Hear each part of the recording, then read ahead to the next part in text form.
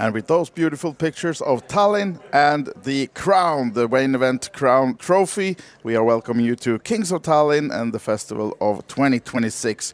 I'm Wise Guy and I'm joined by Rasmus Sivonen, Finland. Welcome to the commentary table and the booth. Thanks a lot for having me. I'm excited to be here. Yeah, and did you enter the main event yourself? Yes, I did, but this time, not good for me, but can't always win. No, you can't always. We're going to talk a bit more about Rasmus's wins because he has a lot of them as well later on. But I think we're ready to head over to the table, the feature table, when we come to day 3 here in the main event, the €1,100 buy-in. And this is the first table that we will familiarize ourselves with today. And for those of you who tuned into the streams earlier this week, you will recognize one at least, I think even two that we had on the feature table the other day. But in seat number 1, we have the winner of the 555 Championship that we live streamed till the end on Tuesday. So was that an event you entered as well? Oh no, I actually got here just after that event. Yeah. So I was looking at the stream and Martin was very convincing in his play actually. Yeah, yes he was. And he put on a nice little clinic almost for us on that final table. So it'll be interesting to see how he fades here today in this field. And he's coming in about an average stack. He's a bit on the shorter side of this on this table with 130,000 in chips.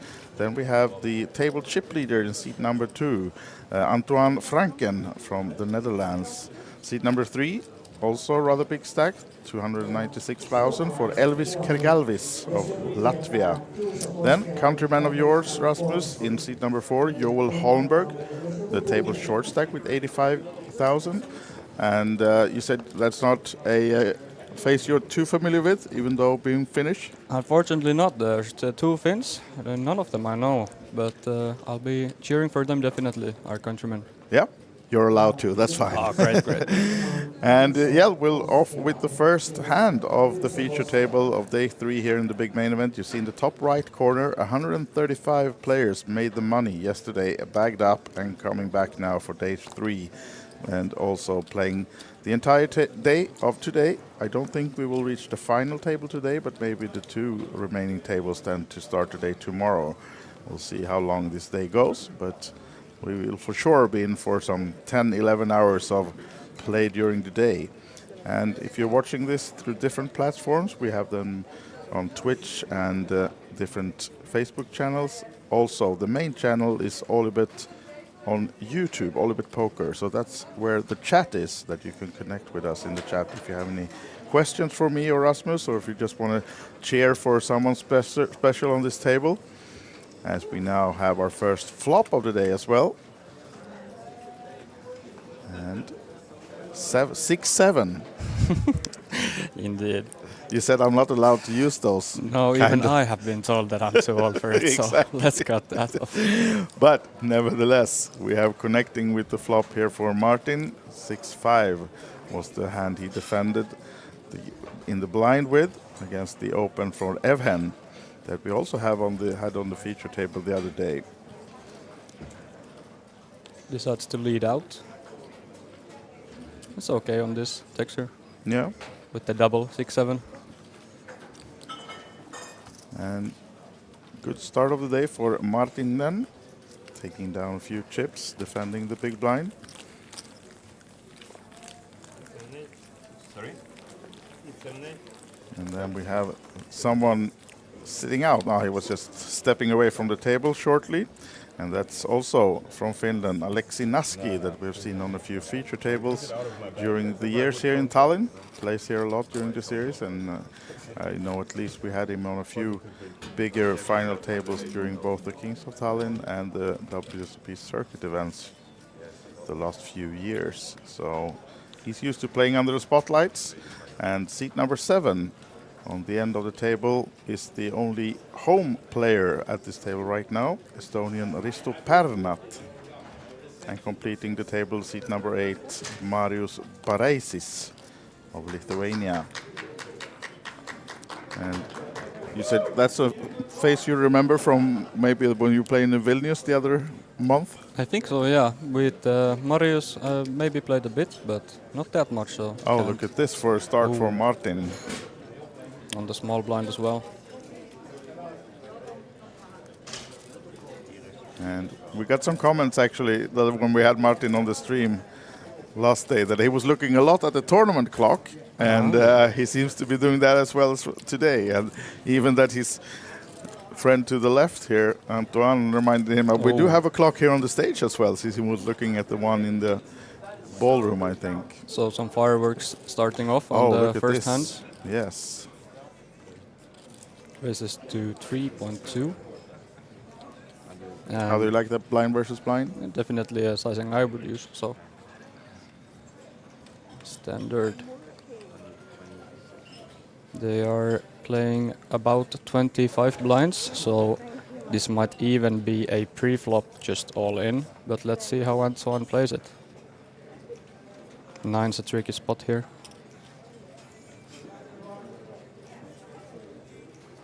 On the start of the day, maybe some players will tend to play it more passively. Don't want to go out on a start, but he decides to do that and call it off. So blind versus blind, and Queen 8-2 with 2 spades. No spades for either player here. So let's see. Most likely to see a continuation from Martin here, right?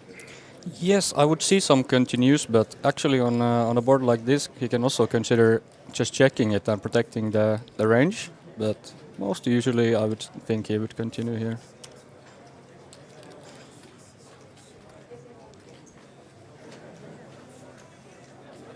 Especially with no spade on his hand.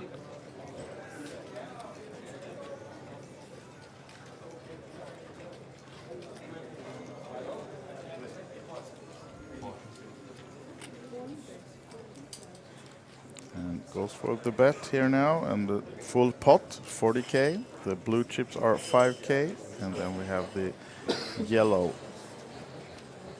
50k chips as well.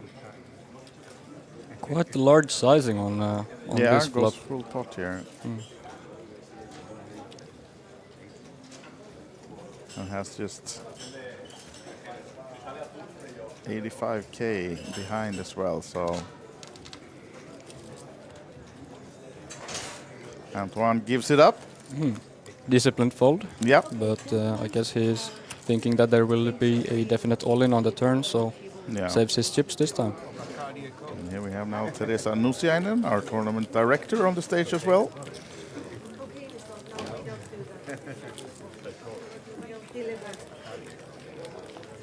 And as we said, this is the first hands of day 3, so we haven't missed anything. You can see on the screen below, behind the players, that we are down to 132 players. So we lost 3 players on the outer tables on the very first hands. And of course, there will be a lot of quick eliminations because there are people just folding their way into the money yesterday, coming back with just a few blinds for day 3. Indeed, the players will be dropping like flies on the start. Yeah, maybe that's also why some of the players think they will be playing more passively on the start. Yeah, because there are pay jumps, of course, coming up. And this blind especially was looking quite short in general in the chips. Yeah. With just a few players above average. And the buy-in for the tournament was 1,100. These players all locked up 2,000 euros by making it into the money. And then once we're down to 119 players, we have our first pay jump of the day when we are up to 2.2k. And if we look at the big numbers at the final table, 9th place will take 16,200. And up top, third prize, 77,150. Second gets 112,900 euros, and up top 169,500 euros. So big numbers, both in terms of number of players, over 1,000, and of course big first prize to be conquered by someone tomorrow, because this is ending tomorrow and we will live stream it all the way till the end. As now Antoine limping in the small blind, finding the 9. And Elvis, with just not connecting with that board, decides to just fold. And we're on to the next one. Some quick hands here. Yeah, absolutely. They are maybe settling in still on the table, seeing how the stacks are and waking up basically. And here we have it. Confirmation of the payouts I was just referring to. So 169 on top is great money to be had on this tournament. Yeah. It's a 1 million guarantee, so just about the numbers with 1,000 players, then 1,033 entries total.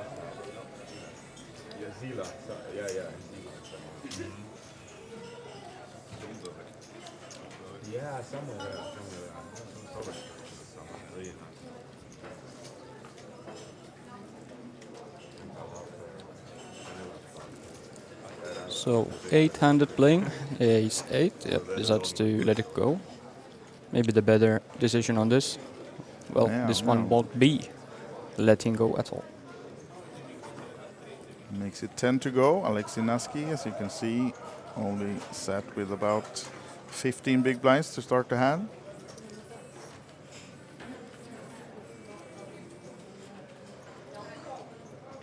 And Marius not entering his first pot of the day just yet, and I don't think Martin will either. 9-7 on the button for Antoine.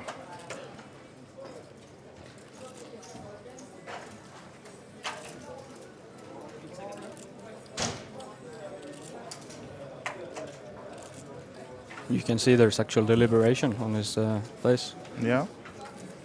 Eventually decides to let it go. Elvis 3 high has folded, and it's just a pickup of blinds and ante for Alexei Naski. No resistance. Yep. And we are playing with the big blind ante format, which means that the player in the big blind will pay, in this case, then 5,000 big blind and 5,000 for the ante for the entire table. And we are 5 minutes off the next level. We are playing 1 hour levels, so shortly the 3,000 and 6,000 blind level will come into play. Nice to see some table talk going on as well on the table. We're usually rather quiet, these tables. Players that haven't been too familiarized with playing under the lights on the TV table, but it's always nice when we get some chants going and some talking on the table as well. Yeah, it does actually affect, in my opinion, the play a lot when you're not used to the lights and the final, well, not just the final table, but a feature table in this case. Yeah. Ooh. Martin. Wow. Waking up. Hijack on the kings.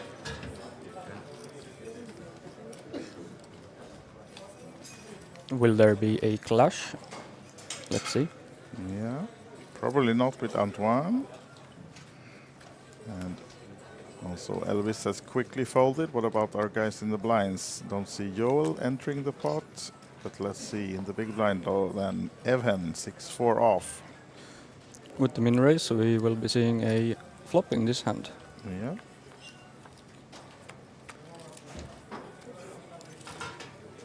King in the window. Always nice to see. Always nice, and small connection for Evhen as well. Finds the bottom pair and the backdoor flush, but of course Martin looking at that tournament clock.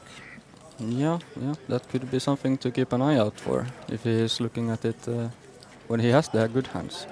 Last time he chose a big sizing when he was pretty nutted, so we will see how he plays this, especially with top set. Don't need too much protection, but obviously the board is pretty wet, so he decides to go very small, 25% here. Gonna be a quick call, is that so? Or he raised. Wow. Yeah, I actually like the raise here with the bottom pair. It's good. It's a good combo to sometimes raise, but the timing definitely is not on Jeven's side here. No, not this time. Maybe he has also some information from the previous final table where they played together, thinking that Martin will be folding here quite often with the small sizing especially. And now then, if you put yourself in Martin's position, we just flop the top pair and we've been checked raised on this flop. Oh, definitely slow play it. Yeah. Should 100% only call.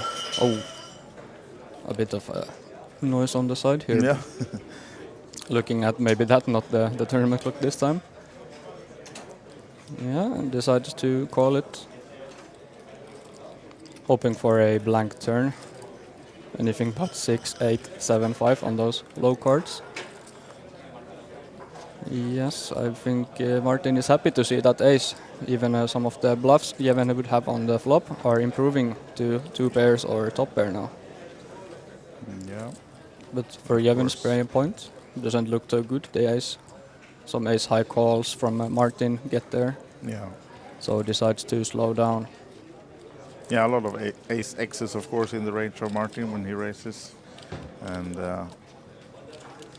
not a dream card for Martin either to get the action from Jevin. Of course, he would have seen something else to get Jevin continuing to bet on this one, but probably now this is the last thing that will happen in this hand before we see Jevin folding, but never know. If he bets tiny, I can see some chances of Jevin trying to steal it off, but maybe he will just let it go and take the safe route out. I would also prefer that, but in the end, was just that. And we were talking about the YouTube chat. We can see that Christopher Carlin is in there, our live reporter. Seems like he's having fun in the chat as well. But we also have the Matrix, who wrote that I heard he's a solid Lithuanian pro, emperor of the Vilnius, they say. And then I don't know if you're talking about Marius in the 8th seat or if you're talking about Rasmus here, because he's not Lithuanian, but he's for sure the emperor of Vilnius poker at the moment, right? Well, not the emperor, I'd say, since last time the main event was won by a different Finn. But true. But yeah, I have been doing very well in Lithuania, and I'm always happy to go there. Yeah. And now we had, was it the showdown the other month? I think it was Acebreaker or Acebreaker, Showdown. yeah. And you took 2 trophies. Yes, 2 trophies. Wow, what a bad run with 2 second places. Okay, of course I'm kidding. Yes, two first places, and one of them being the 555 Championship. That was a 3-day event, so a big field. I'm very happy about that. Yeah. And the opening event, Texas as well. So no limit tournaments went very well. Yeah. But you also played, I know you played Sweden, but do you play the mixed games regularly as well? I'm mostly a NL player, but I did want to dabble in Sweden over there. The field was looking pretty fun, maybe not the softest, with some prominent names in actually Sweden players. Yeah. Back to the game. Will most likely be opening this. He's very short, so decides to go it. And with just 14 point something blinds, a very borderline decision on the small blind. It would be a big hit to his own stack. That's also something to consider, leaving him very short, but let's see. Let's let it go. And Alexei folding the Jack 5. So pick up of blinds and ante for Joel Holmberg, Finland. We'll be happy to see this result. Yeah, for sure. And now we can see in the background that we are on the new level. So it's 3,000, 6,000 blinds. And big blind ante 6,000. And we also see that we've lost a few more players. We're down to 129, but as Rasmus said earlier, we expect them to exit like flies in the beginning here, because there were, I think, about 20 players with 10 big blinds or slightly less coming into this day. So of course there will be a lot of all-ins on the outer tables as well. The pay jumps also not being too big. I'd imagine all the medium stacks as well are not too afraid to collide. Exactly. And looking at the overall chip leader, Shaul Weinstein, Israel, 795k coming into day 2. And second place, home player Magnus Puk of Estonia, 723k. And there are some big notable names, of course, in this field still. We do know that Juha Helppi is still in the field on about an average stack or slightly below. And looking through the list as well. We have Johan Storåkers of Sweden, prominent player as well. Martin picking up a very good hand again. Yeah, he's Is this really get the momentum here now. Is this the hand that we were told about? Maybe Ace Queen with cards. Maybe, I think maybe it was later, but we'll see what develops in this one. But nevertheless, a very strong hand again for Martin.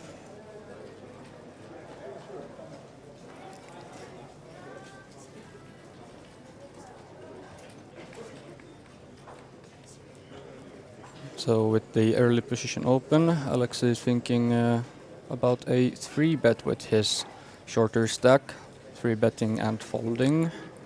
And of course, for us who have seen the hands, we know that Martin hasn't done it with just air. No, he's not had a few big hands, but Alexi doesn't know that. Oh. Oh, look at this. Good morning from the blind. Wow. So 100k stack will be just sent into the middle. Yeah, absolutely. Just trying to look a bit weak Oh, before yes. shoving. You can see he's trying not to smile, Yeah, I think. exactly. But with Ace King, it, of course you feel good, but you always have those horror stories of, oh, what can they have? It's like 3-bet already in there, and you're looking usually to flip when you get called. And Martin now double checking his cards. Even if it is Ace Queen, it's an interesting spot, but with the 3-bet in the middle.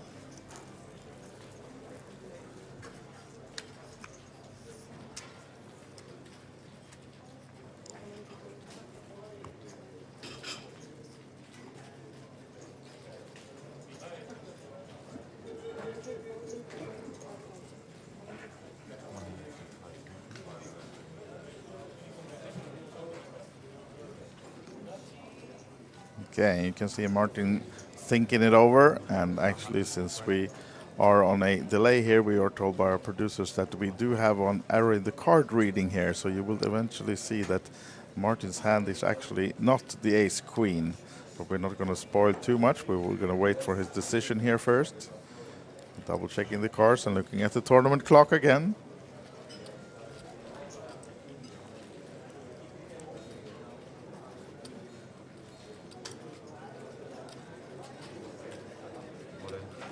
And decides to ship it all in, which of course makes the decision very easy for Alexi now.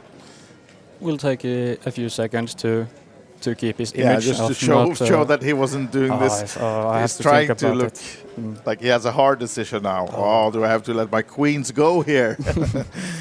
But he folds the Ace-9, and now you will see the error we were talking about here, because it's actually not Ace-Queen for Martin. He has the aces.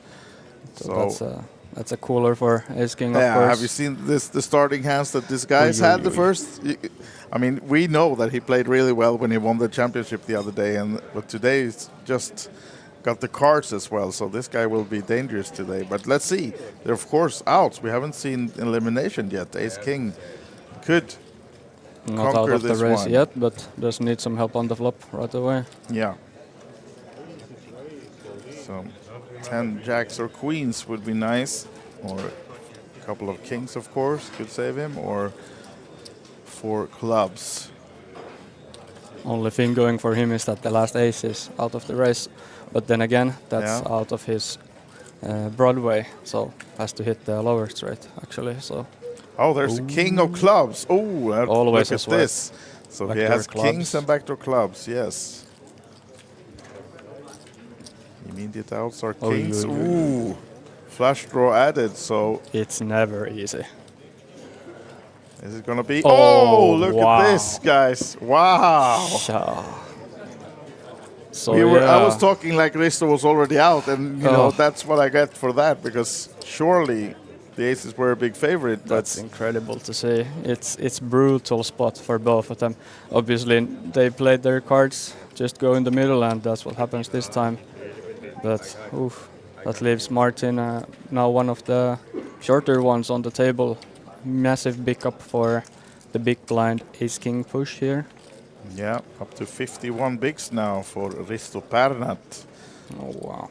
Nice double up and more, because of course also the race of Alexei in the pot. So nice hand for Risto Pärnat. And for those of you cheering for the home country, that's good news. And if you're on the side of Martin, unfortunately he's lost big chunks of his stack, but still in. Seem to be changing the deck now, so Yeah. hopefully we will not have any more of those misreadings. Exactly. Normally it works just perfect, these, but of course it's technique that we are working with, so might happen. But now at least new deck is in place, and maybe a bit. That's good for Martin, because there was a cold one for him. Yeah, I was even thinking. though flopping topset with kings previously, but that last hand was not what he expected and wanted, of course. So while we wait for the next hand, Rasmus, have you been? You said you came to the series a bit late, but you've been playing a few tournaments before the main as well. I actually came straight to the main, so that was on first day. One of the latest 1C. Okay. I went into that and hopefully was gonna get a stack. I did get one, like 66k, which was below average. Made today too. Unfortunately, Westerlund took all of my chips on the first hour. Jenny? So, yeah, Jenny. Okay. Jenny being a very good player. Yeah. Did both up on me, and I was out of the race that time. Jenny Westerlund winning the main event of the WSOP circuit events in Tallinn last summer, and just being confirmed that it's coming back in July as well, the circuit events to Tallinn. So see if she gets a chance to defend the crown as well. Hope so. But maybe you don't want it yourself? Of course I want it, but Now then, Alexei, slightly better hand than he had when he tried a 3-bet with ace-9. Now opening with the ace-jack off. again picks up the blinds. Yes. His stack almost reaching playability now, with especially the table dynamic. His position looks okay, as the later stacks are bigger than his. But on front of him, a lot of shorter ones. Yeah, and down to 118 players, as we can see now in the top right corner, which means that we have made the first pay jump of the day. 2.2k is what they are guaranteed right now, and from the early exits this day we have Sami Puljainen of Finland and Franke from Schweiberg, among the notable names that are out of this tournament, coming in a bit short today, and also Carl Robert Falk that we saw on the feature table the other day is out of this one. I'm looking at the list. There's too many Finnish players for my liking. Yeah. But there are many still in though. That's Should say that as well. It's a very international field. It is for sure, and yeah, this table we have here has a lot of nationalities. The feature table. And one of my countrymen has put their chips in the middle. Early position, Jack 10. Yes, Jack 10 suited for Joel Holmberg. See if we have any takers. Martin with the Queen Jack. So, Martin, not the easiest decision, definitely. He's not covered by the stack, but I think he might let this one go. It's a strong push from early. Queen Jack, not prime candidate, but he might be a bit steamed up from obviously that bad beat. Can see some frustration on him, definitely. Yeah, of course. Big spot to get your aces cracked on day 3 in the main event, and if he does find the call, he will be very happy to see this exact holding. yeah,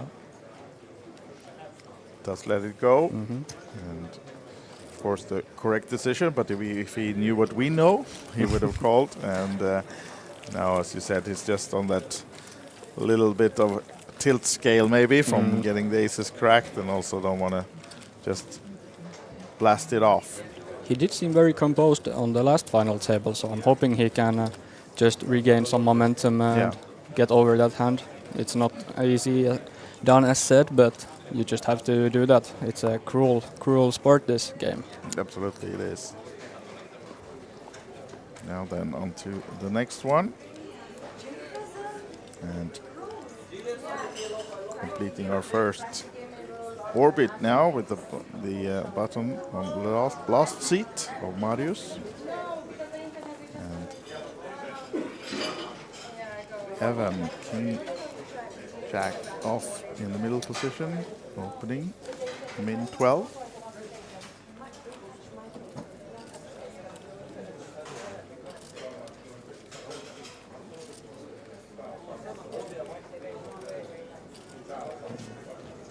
On the button then with King Queen for Marius. Don't think we've seen play the hand yet, right? Not yet, no, but his holdings have been those that you just look at and throw away. So Yeah. this one he will take thought into. Basically all the options open to him. Decides to call it with position. A good play. Let's see if we can make it a threesome or just two players.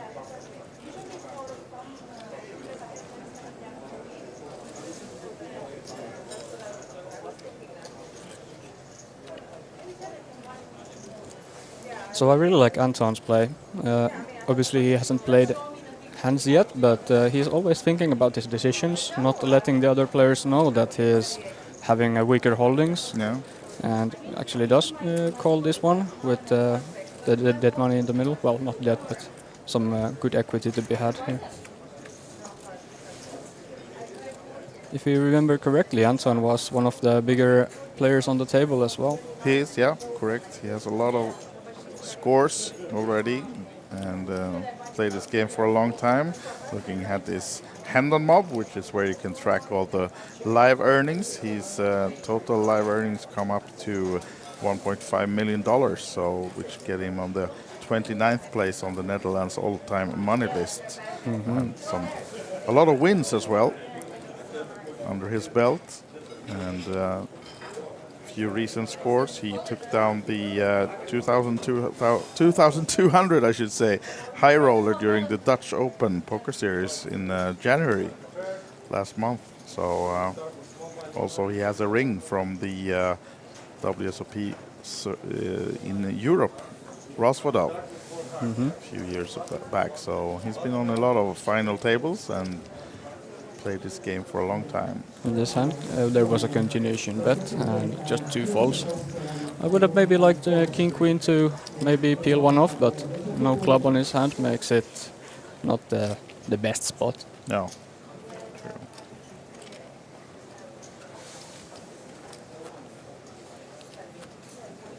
And here we have now the updated chip count of the feature table, and you can see that Martin, after those aces cracked, are down in the bottom of the chip counts.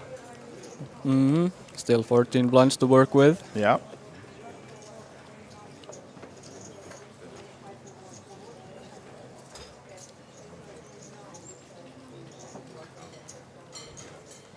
Joel and Antoine having some conversations as well. So yeah, nice to see that their table is opening up a bit and players are talking a bit to each other as well between the hands. As Marius now with a decent hand in the cutoff position, ace-6 suited, unopened so far.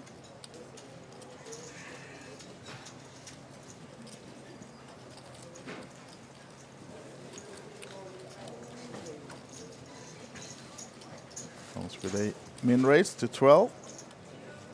And Martin with another premium hand now. This time it should be ace-queen for real as well. So we'll be just sending it into the middle. Yeah, for sure.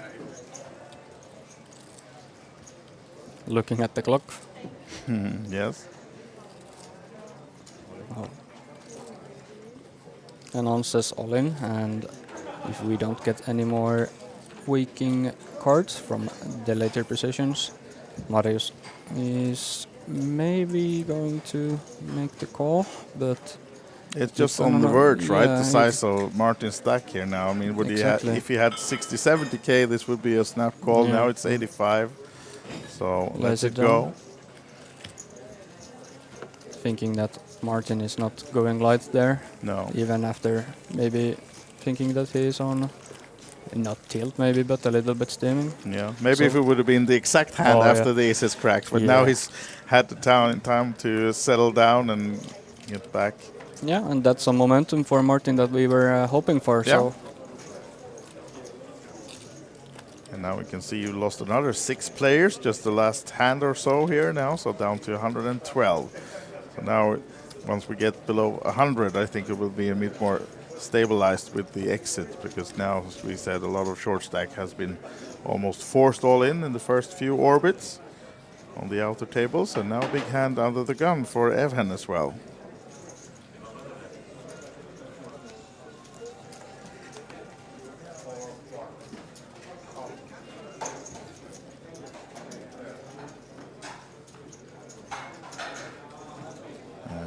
While we wait for the decision of Risto, we have some interaction in the chat here. So, for example, we had a question from the US who says, good morning, and we are in Tallinn, Estonia, playing the Kings of Tallinn. This is the day 3 of the main event here with the €1,100 buy-in, and this is our feature table.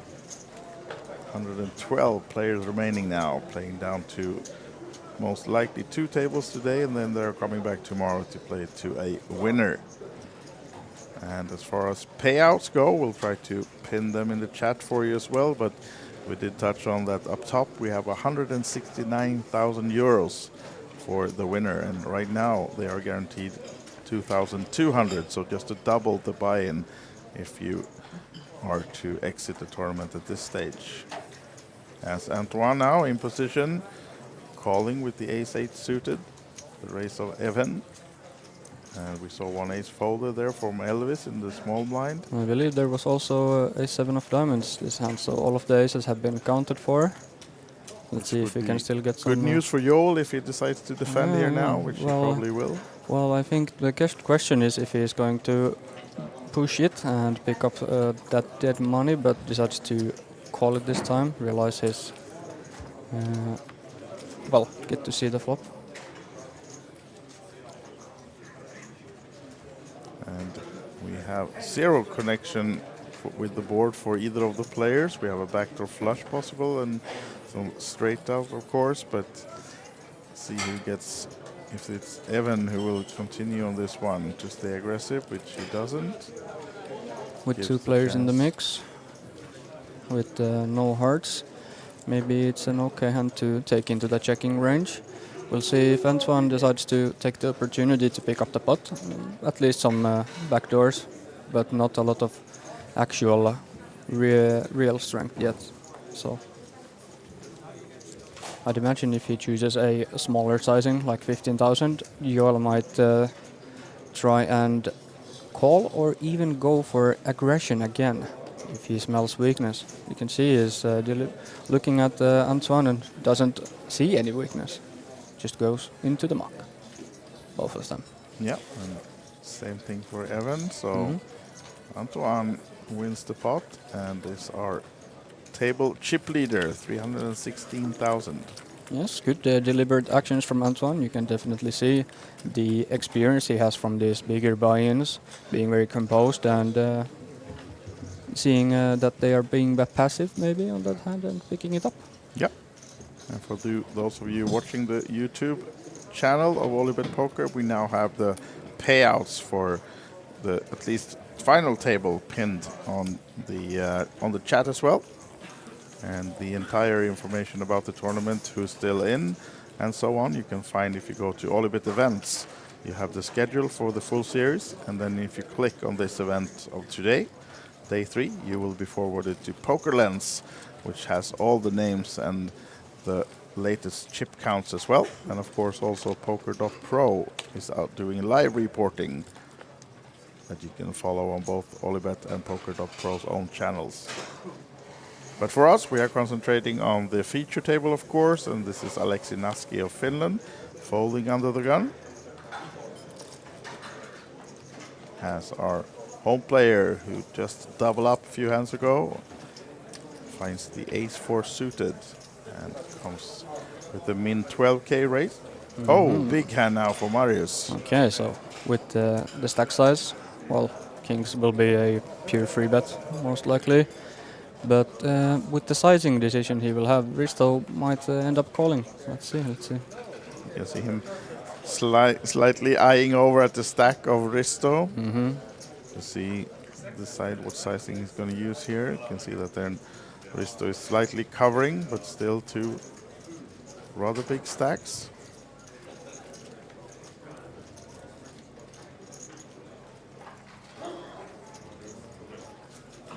Three bets small-ish, so allowing Risto to continue or make some aggressive moves. 30k and 6s for Martin, but easy decision now that it's been 3-betted, I guess. Well, from this position and this stack size, I would say personally it's a snap fold. Yeah. There's not too much worse holdings that do this, and even some of those bluffs that are 3-betting will be calling your all in here. So and having quite a lot of equity against sixes. Yeah.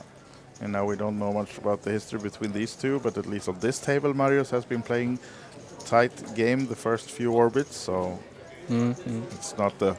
If it would have been the 6th time he 3-bets in 2 orbits, maybe he would have thought about it, but now he goes into the muck, and Antoine has a nice queen 10 suited, but he won't be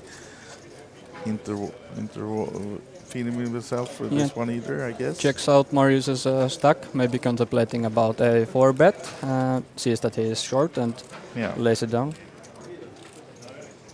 And we will see if there will be the call or some other shenanigans from the ace-4. Yeah, back to Risto now. The cameraman anticipating the same thing as me, that there will be a flop. Yeah, exactly. But we're not there yet. We need a call from Risto Paramount first if we are going to see that flop. And we'll see what decision. Now actually decides to lay down. So Marius has to settle for smaller pot. Still some additional chips, and now we have it down to 111 players in the main event. Interesting to see. Risto, last hand, he folded ace-7, I believe, suited from an early open. Maybe could call it on that spot, and this time folds the ace-4 to the small 3-bet, so keep an eye on that. Maybe he is thinking that the other players are playing too passive for it to be a profitable call.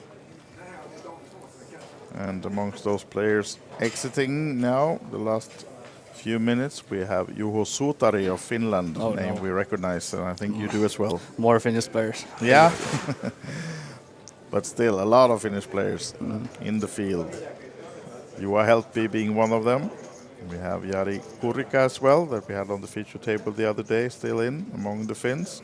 And Lukas Sorainen, that we also had on a few feature tables throughout the years here in Tallinn, is still in this big 100+ players still in the main event. Okay, so now open from Antoine gonna be probably from hijack. Let's see how he plays as the aggressor now, being in the role of calling on the previous hands. Yeah. Gets the players from position to fold. Now has to play against the Evan, and I believe it's Mr. Penttinen now on the big blind. Who is that? Which one of the Finns was that on the big blind? Aleksi Naski. That's Alex, yes.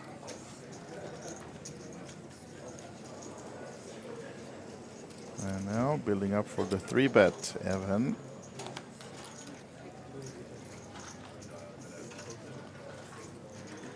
Out of position, makes it 42.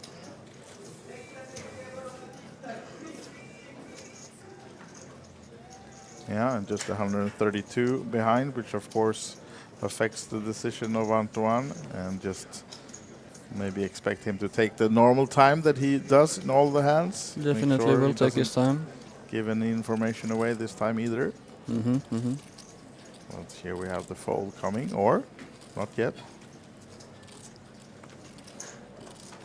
There it is.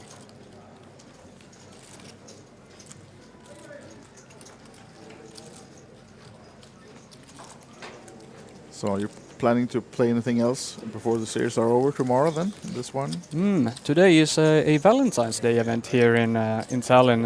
It's looking like a fun one. Is it a tag team version? Yes, it's a tag team. So 2 players have to play together. And well, I was actually asking Jenny about teaming up, so I'll have to see if we can make that duo happen. Yeah, okay, on that. nice.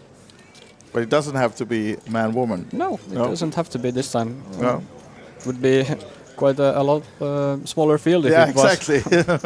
Not too many women here, but no. actually quite a lot of women players here in Tallinn.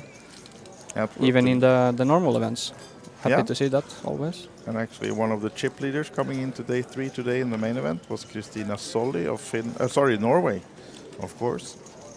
And she sat with 610k to start the day some hour ago. So, and a few more female players still in the main event. And of course we also had 2 women's event throughout the week. We had the 555 ladies event the other day with 2 tables. So it was nice to see. At least some 20 players in that one as well, as we now have Elvis. We haven't seen Elvis play the one hand, right? Yet? No, we have not, but again, not too nothing crazy on his hands. No. I think this has been the best hand so far. Yeah. And Evan calling. Takes the passive route. And last time we saw Alexei with an ace-x like this. He 3-betted, but this time out of position and 2 a raise and a call in front of him. He decides to lay this one down. Doesn't look too happy about it, but makes it walks over a to the disciplined phone. one. Yeah. And Risto defending with the 8-7. Mm-hmm. So 3 ways to a flop then. I haven't had too many of those yet.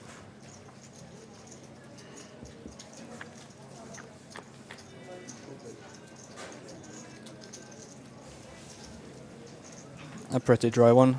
Yeah. Let's see, probably Elvis will be making a standard continuation here, and the hand should be over pretty often, unless Evan decides to not believe or something, but most likely it will be a continuation and just folds.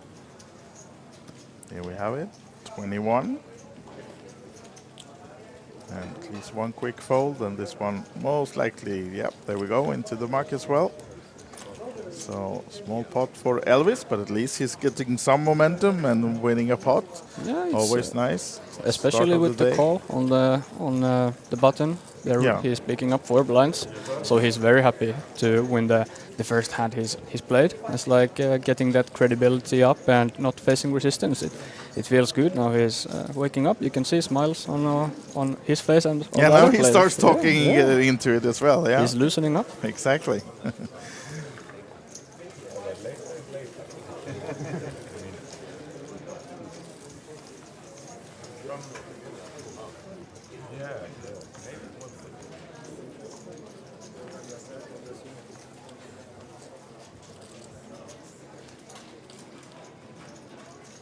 So far on this table, pretty standard play. Nothing crazy is happening except for those big hands that have been colliding. Let's see if UL has to collide with something now. Moving with 8s. Oh, it's the Finns colliding. Oh. I would imagine if these 2 have been playing together, well, if he knows UL, he will just have to call with this holding. But it's not that monstrous of a good spot for Alexei to call with 7, so let's see what he decides. He's on the verge.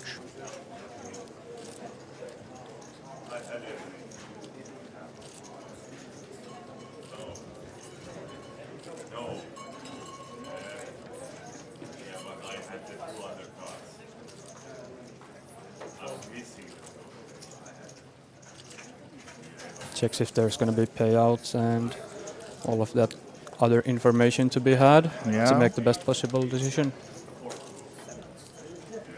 Some 15 more players to go out before we have the next pay jump, so he doesn't have to stall for that reason. But of course, tough decision with 7s here now.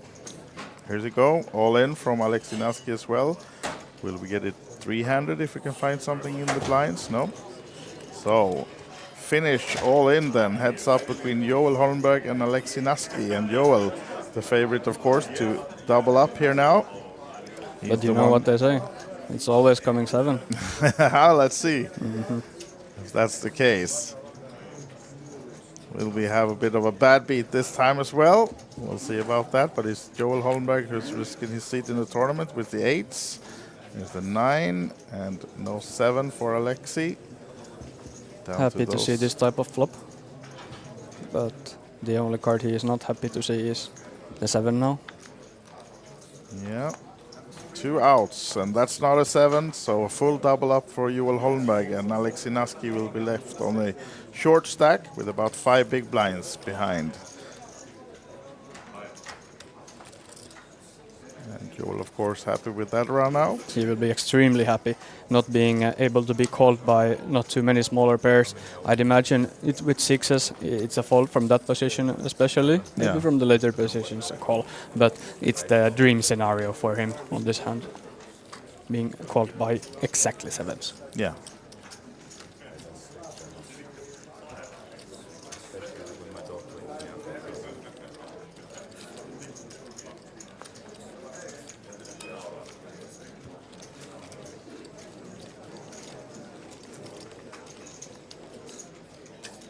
Yep, some trouble for Alexi Naski, but he's not out. And as we said, a guy that we have had on many final tables here in Tallinn. We saw him win a high roller in the Festival Tallinn 2022, and he has some other big wins here as well, but then also some big scores. He was second in the six-handed high roller during the Kings of Tallinn Summer Showdown 2023, amongst other scores. And he has a big third place, of course, from the Kings of Tallinn main event 2024 as well. So not new to this place at all, like a lot of the players here, coming back always to the great festival here in Tallinn. Yeah, we do get a lot of Finnish players here, and of course I know the chances to play in Finland are not that many, right? Yeah, unfortunately no. There's only one casino we have in Helsinki, and there's unfortunately not that many tournament series, so we have to travel. But here in Tallinn it's easy to get, and the people here are very nice. So yeah, now the home player Risto has opened to 12k with the queens and picked up the blinds. Yes, Martin folding to 6-3. Yeah, and you should say that if you are listening and not totally familiar with the easy way of getting here from Helsinki, it's a 2-hour ferry ride, right? Indeed, yeah. So those go like all the time. Yeah. So it's you just get on the ferry and take it here.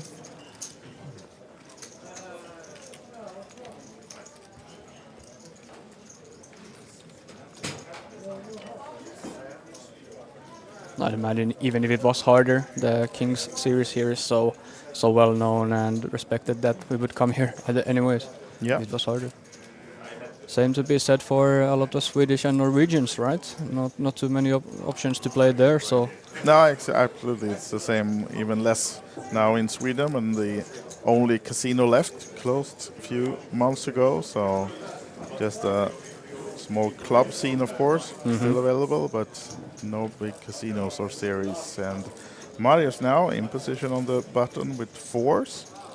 Surely will be targeting the blinds with a 12k or more raise here. Makes it 12 to go.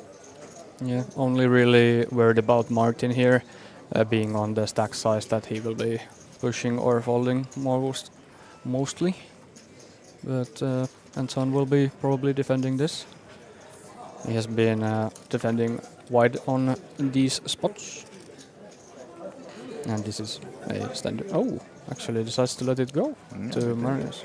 Maybe thinking he doesn't want to play against this stack, being one of the largest on the table, but or maybe showing some signs of strength. I don't know. Nevertheless, lets it go. Yeah, it does.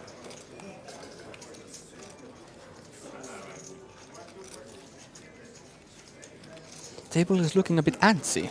They're waiting for something, it seems. The overall atmosphere here is very nice, but it's anticipation is what is in the air in the main event room, it feels like. Players it's almost like you're approaching a bubble or something, yeah, right? Yeah, kind of, yeah. It's like players are dropping and the money is rising, so it's to be expected as well. Yeah. And now we see our colleague Jason Glatzer arriving as well. I think he might step in together with you in the booth here shortly. And I know he's been busy doing, he also does the daily recap. So in case you want to read all about what happened yesterday or the days before on poker.pro and OlyBet events, you have all the daily recaps, not only about the main event, but also about what the other events ongoing and some other fun shenanigans may be happening in the room or in the location of Hilton and Olympic Casino as well. Always a good read that. Yeah. There's some personalities here. They make it almost like a show in the festival, not even on the tables, but outside of that too. Absolutely. Yeah, a lot of fun stuff happening throughout this whole festival of 10 days. Which, of course, also will end with the player party on Sunday. Are you attending? I might be, yes. I know there is going to be some good action there, so to be said as well. Exactly. And now Elvis flopping the middle pair, and Marius not connecting. He was the one who opened this one, though, so let's see if he stays aggressive. The board of 9-10 queen, of course, favors his range more than the defender in the big blind here now, but... It's a pretty shared flop texture, so bet small and probably will be shutting down unless there is some great scare card on the turn. Elvis's hand also not the easiest to play here. Well, the 7 does make it easier to play the 10-8. Yeah, adding the gut shot as well. I expect this one to go check now, as Marius probably gives up. With no hearts or clubs, he would have the combo to actually bet here, expecting Elvis to have more of those draw hands. Yeah. But it would require quite the large bet here. We'll see what Marius decides. I'm also thinking there will be the check.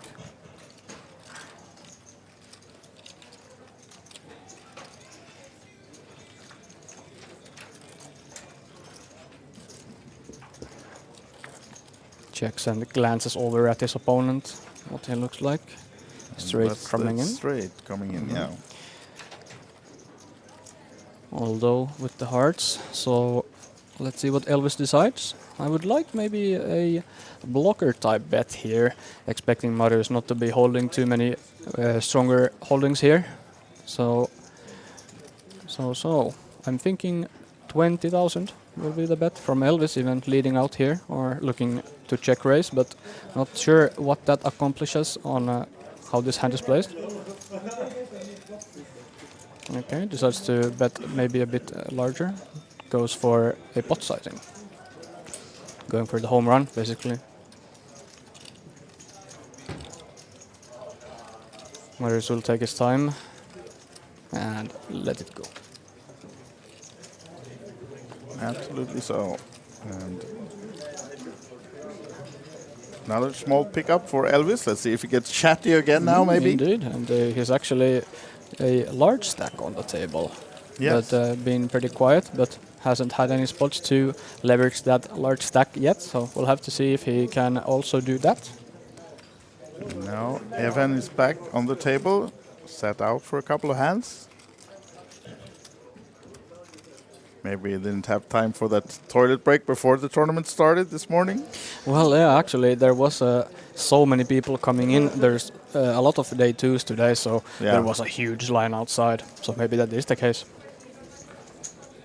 Yeah, because even though we are on the second floor of the Hilton, you need to register in the casino before coming up to the poker area. So all the players has to go through the casino registration each morning. And knowing poker players, you know, they're not arriving 2 hours before. No, it's 2 minutes more like. Yeah, exactly. So we had a few players running for the first hands of today.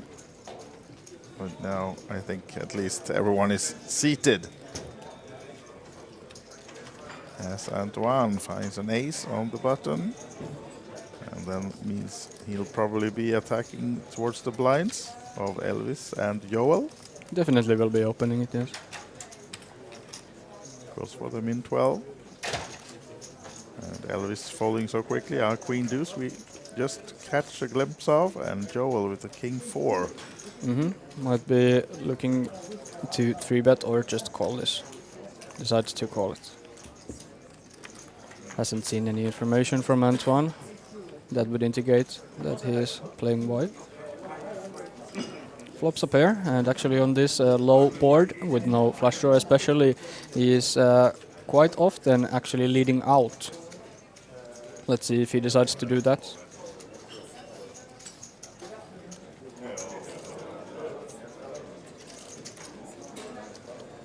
Should be a smaller size usually. Exactly, 7,000. And with Antoine, Ace-5 is an easy call here, but it doesn't feel too good, obviously.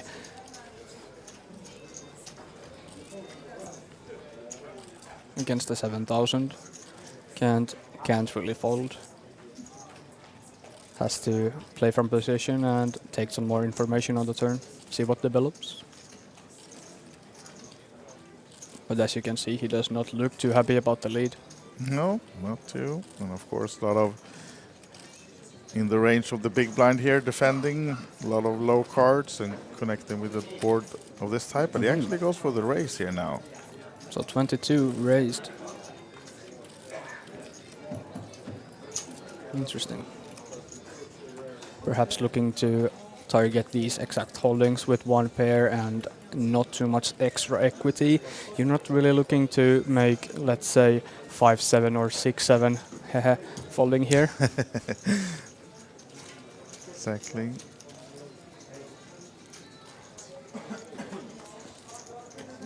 Yellow continues against the smaller raise.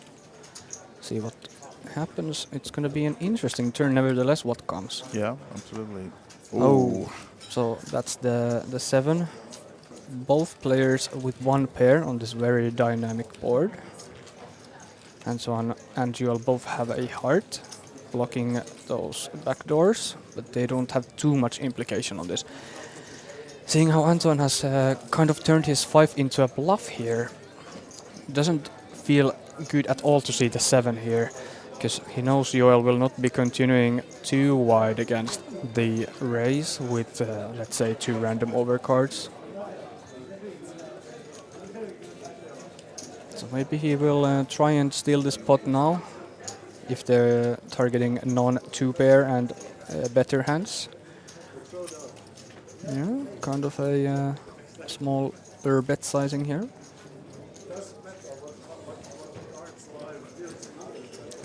But the stack size on Joel makes it incredibly uncomfortable for him. If he continues here, it will be under 1 SPR. Yeah. On the river, so that in itself might make Joel actually just send his cards into the dealer. Can see that he's not believing Antoine, looking at him, and just call still with his pair.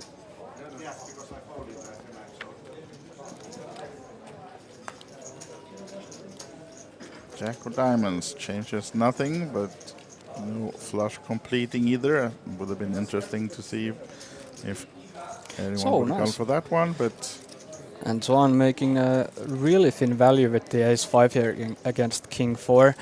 Maybe he wasn't expecting to see this type of hand, even kind of just giving up, but will definitely be happy to see this. Absolutely. Celebrating with some still water as well. Yes. And our field is now down to 107 players, but as we said, still a long way to go, and also some 6 or 7 more players to go out before we are on the new payout level as well, as we have a dealer change. And what's your feeling about the table so far for the first hour that we've seen now? Have you? Yes. So obviously they are playing quite short, and there has been a lot of these action hands happening with a lot of the stronger holdings, but in general it feels like they're a bit reserved, just looking for the spots to make the good plays. Nothing crazy happening. So far I've loved what Anton has been doing with his mannerism on the table, definitely, and all that. Now then, Alexei here with just 5 big blinds in front of him. Oh, okay, easy decision. But where do you draw the line for where you push in this case? 5 blinds is awkward. You're looking to pay the ante next hand, so it's like you should be going in pretty wide. But again, with like you said, 6 or 7 players dropping more, will be a money jump. So he might try and leverage that to get some more. Get a pay jump. Not a big hand for Marius now, as it was Risto to his right, opening to 12k, and Marius finding the queens. Marius has been in these 3-bet positions a lot. He's been choosing to go for the 5 blind sizings. I expect him to go for that same one now. Seems like he is, right? And Martin looking interested, but now he hasn't looked at his cards yet, so he will be folding this one. Yeah, look, I like about Martin that he is engaged with the hands, even if he doesn't have the greatest cards or whatever. Yeah. Well, at least until he has sent his cards away. Jarl folds the king jack from the small blind, facing a 3-bet. Yes.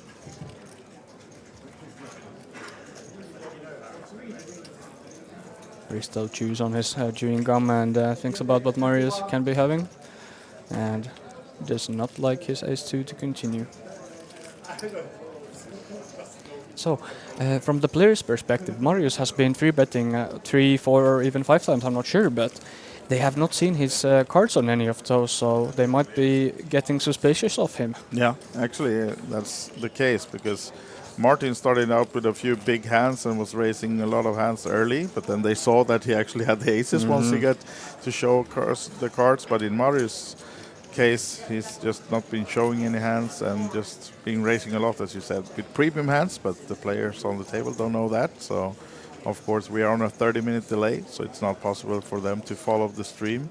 They might get updates in, say, the next break or something like that from their friends that he's doing it with big hands, but... I hope I'm not ruining their game. Talking about big hands and openings. Wow. But you can tell Marius also he is very calm on the table. He's doing the same mannerisms no matter what hand he has, unless it's a snap fall. So not taking anybody's time up. Very respectable on his game. Yeah, and of course, as we then said that he's been playing a lot of hands, makes the chance bigger that someone is going to go 3-betting against him now. Let's see if Antoine decides to. Suited more often will be 3-betting. Antoine will send it. A lot of these shorter stacks behind him and does not... Yeah, now it's Alexei. It might be bad news for him because he's already committed 2 of his blinds and jack 5 off. He was looking at the payouts. If he folds now, he's left with just 3.5 bigs in front of him. It's very problematic to pay the ante and just have this type of hand that has basically no connections if you decide to check a flop. Yeah, what would you do in this case then with jack 5 off? To be honest, I would also call and basically play like a stop and go type of game. If you see a jack or a 5 on the flop, then you just push and hope for the best.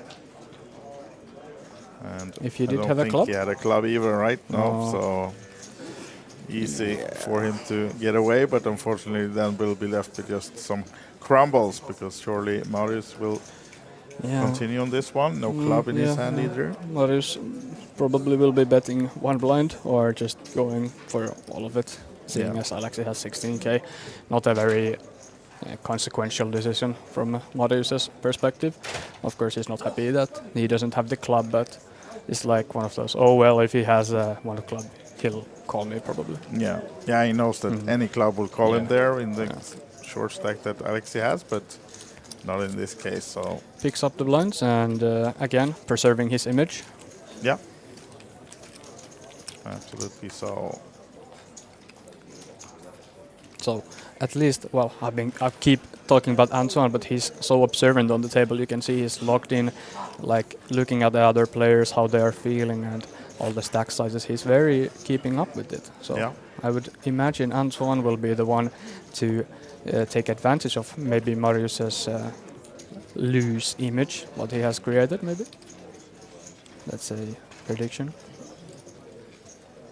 Yeah, because in that last hand when he had an ace and folded against the open of Marius, they also, of course, he took into consideration that the big blind was fairly committed, so yes. he didn't want to do that either with ace 4 in this case off. So Indeed.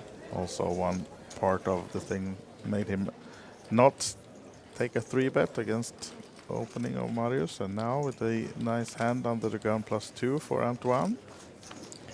Alexi on the small blind with crumbles, but then again 10-9 is a good hand still, so it doesn't really matter what the small blind decides to go or not.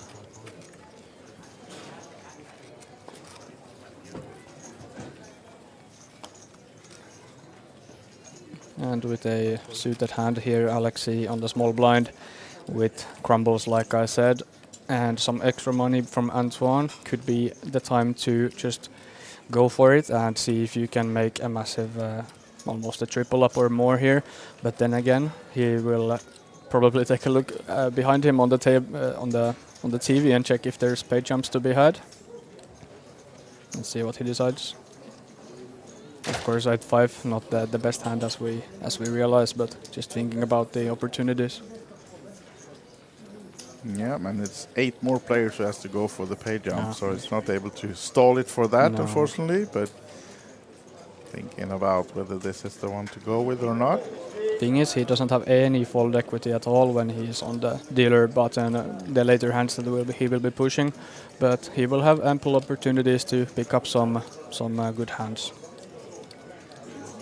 And Risto also folding, so Antoine steals the Bison ante, and as we're down to 104 players, unfortunately one of the players we have lost is Juha Helppi, out in 107th place. The Finnish legend. Yes, also Jari Kurika is out from Finland. Meelis Aman of Estonia also exiting the tournament, getting 2,200 euros for his effort. So approaching the final 100 players then in the tournament.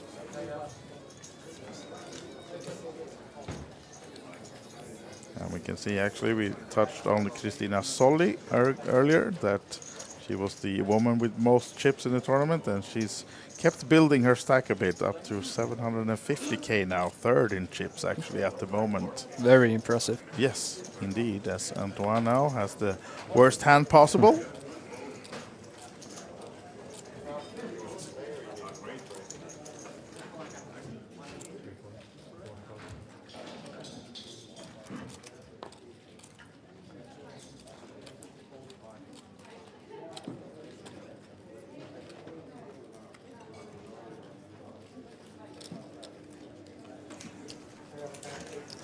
So Evan now with the King 8 gets active, and Alexi has to fold this one. And no big hand for Marius this time in the big blind. Yeah, could defend it. Yeah. But those extra chips from Evan, he's opened to 15, not 12. Oh, yeah. Might change Marius's decision, as the table dynamic has been that there is always just a min raise, but he makes the call with the suited hand. Yeah, so heads up to the flop between these two. And for the 9-5 suited, not much connecting, and Evan with the top pair. Now we will see a continuation and a fold. Well, if he chooses a tiny sizing, Marius could consider with the backdoor clubs, but not now. Yeah. So now, as I mentioned a bit earlier, we have Jason Glatzer coming back in the booth as well. So I'm going to step out for a little bit, and then Rasmus, you're staying on until the next break at least. And so far, thank you for being here with me, and enjoy the next stint with Jason. I will.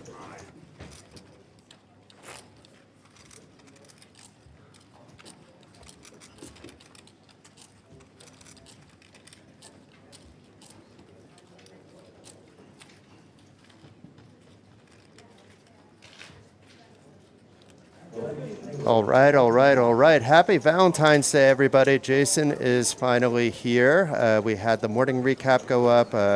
Met an interesting fella that now is talking to me about photography quite a bit, and here we are with just 103 players remaining out of the 135 to start the day. So there must have been some action on the stream, and must have been some action on some of the side tables too, Rasmus. Yeah, let me tell you, Jason. Welcome to the table here, and it has been quite the interesting table. A lot of collisions between big hands. We had aces versus ace king and stuff like that. But like you said, 30 players already out, many of them being the shorter stacks on the tournament, but a lot of fireworks. And we see some familiar players on this table. So we have Yevon, who was playing on the featured table earlier this week in one of the Omaha matches, and Alexei Nasky is obviously a familiar face to everybody. I didn't see him come up on the photo, but Alexei N can only be one person this deep in a tournament. So ace-4 for Alexei, so far ahead. With his tiny stack is inside there and will be called by somebody definitely here with Marius on the... Oh, he's actually been raised already, yeah. Marius coming along for the ride here, it looks like, with just a call. And Martin priced in, but not with the short stack, opting to fold. Martin winning one of the high rollers earlier this week. Oh, yeah. German from Estonia, that lives in Estonia. We're talking about Martin... Zobel. Yeah, didn't he win the 500 one? Was it the five? No, it's the 555 he won. Yes, You're right, it not was the that high one, roller. yeah. Sorry, thank you. After 10 days of non-stop poker action, mine begins to get a little bit mushy. The names go all out there. But, I get Martin did win a big title this week. So he's familiar with the lights of the stage and has been actually seeming like that. He's like very confident on the table and taking his time. I like to see that always. And Maris is a familiar face to me back locally in Vilnius. I imagine maybe you've played with him before I think as well. so, yeah. It's not one of those ones that I remember especially, but I believe we have played, yes. Quite an international table. Yes. Risto Parnat I saw is on here too. Let's see if we can still have the Finnish lead on the table after this hand. But it's not looking too good on the table texture, even with being on the lead still. Yeah. Well, Marius bets and at least gets Yevon to stop this hand. So Alexei in decent shape, but has a lot of outs to fade, the 2, the 6, and any heart. But has a 70% chance of that not happening. And it's the ace of diamonds on the river. He does. Over Nasty tripling up, yes, over tripling. And Maris with the top pair, that ace wasn't what he needed. That didn't cost him too much. No. Definitely the Finn is happy to see this. So blinds are up to 4,000, 8,000 now with an 8,000 big blind ante. So that's 20,000 in the pot before anything happens. You can see Antoine as well from Netherlands as the table chip leader. Joel's on here as well, Joel Holmberg. And Elvis is a difficult player as well. We've seen him before, and also at Riga, where the OlyBet Showdown Riga Voodoo will be March 14th to 22nd. There's actually a satellite running for that tonight too. At 8 o'clock, it's just 80 euros. I don't think we'll be done in time, but I'll be in Riga, so if we were done in time, I would be entering that as well. Yeah, it's a good spot to get your tickets to Riga. It's also a good spot to play some poker over there.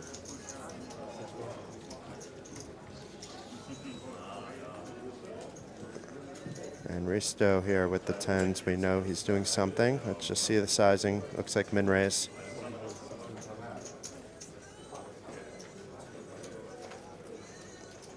And Maris going to fold the 6 deuce.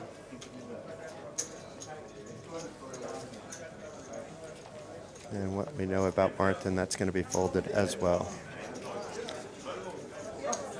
Anton has been pretty good so far here. I would imagine he will check out and develop here. His name has been popping up all week long in yeah. tournaments. He's been busy grinding.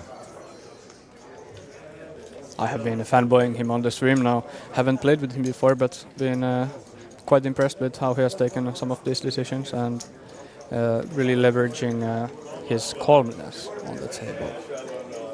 Meanwhile, he respects Risto's open and opts not defend with the king 5. Yeah. I suppose that's a fence-like hand, depending on situations. It is a cutoff open. Indeed.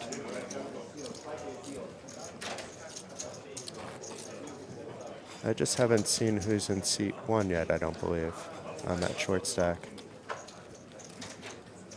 Seat 1 is, I believe, Martin. It is Martin, okay.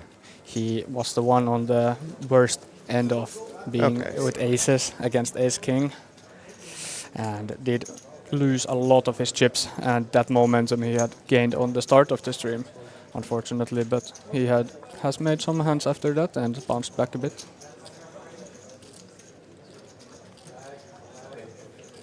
But the table now, all of the players not too deep stacked. I would imagine soon we will see fireworks one way or the other. Yeah, Martin on 8 bigs with queen 8 has a decision to make. And he's already made it. He's going to Goes jam for the it, lot. yeah. Easy fold for Antoine, I think. Yeah. And let's see what Elvis does. Not as easy as of a decision, but can go either ways. Let's see. Not sure about Elvis. I have not played with him, but so far he has seemed pretty good on this table. He's sizable. 10 blinds to his stack would be quite bad to lose, but then again, if you don't defend this, you're bleeding. Let's see. And Elvis makes the call, so Martin flipping for his tournament life.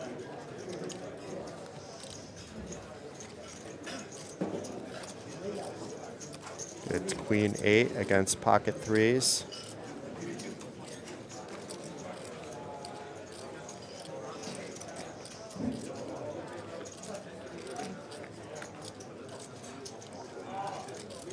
No love on the ace king flop, but it does add a potential king out as well. And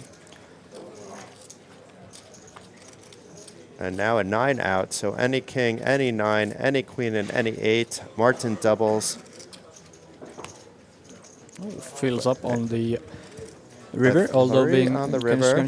It's kind of like the explanation point, but Martin's had a good week, including a 99th place finish here for 2,200 euros. So nice run, and there's a full slate of events today. I mean, there were not only the 3 multi-days ending, I think you might even still have time to hop into the day 2 of the 1K progressive bounty, but there's the 3K starting, the 2-day one of that, and 4 or 5 one-day events as well.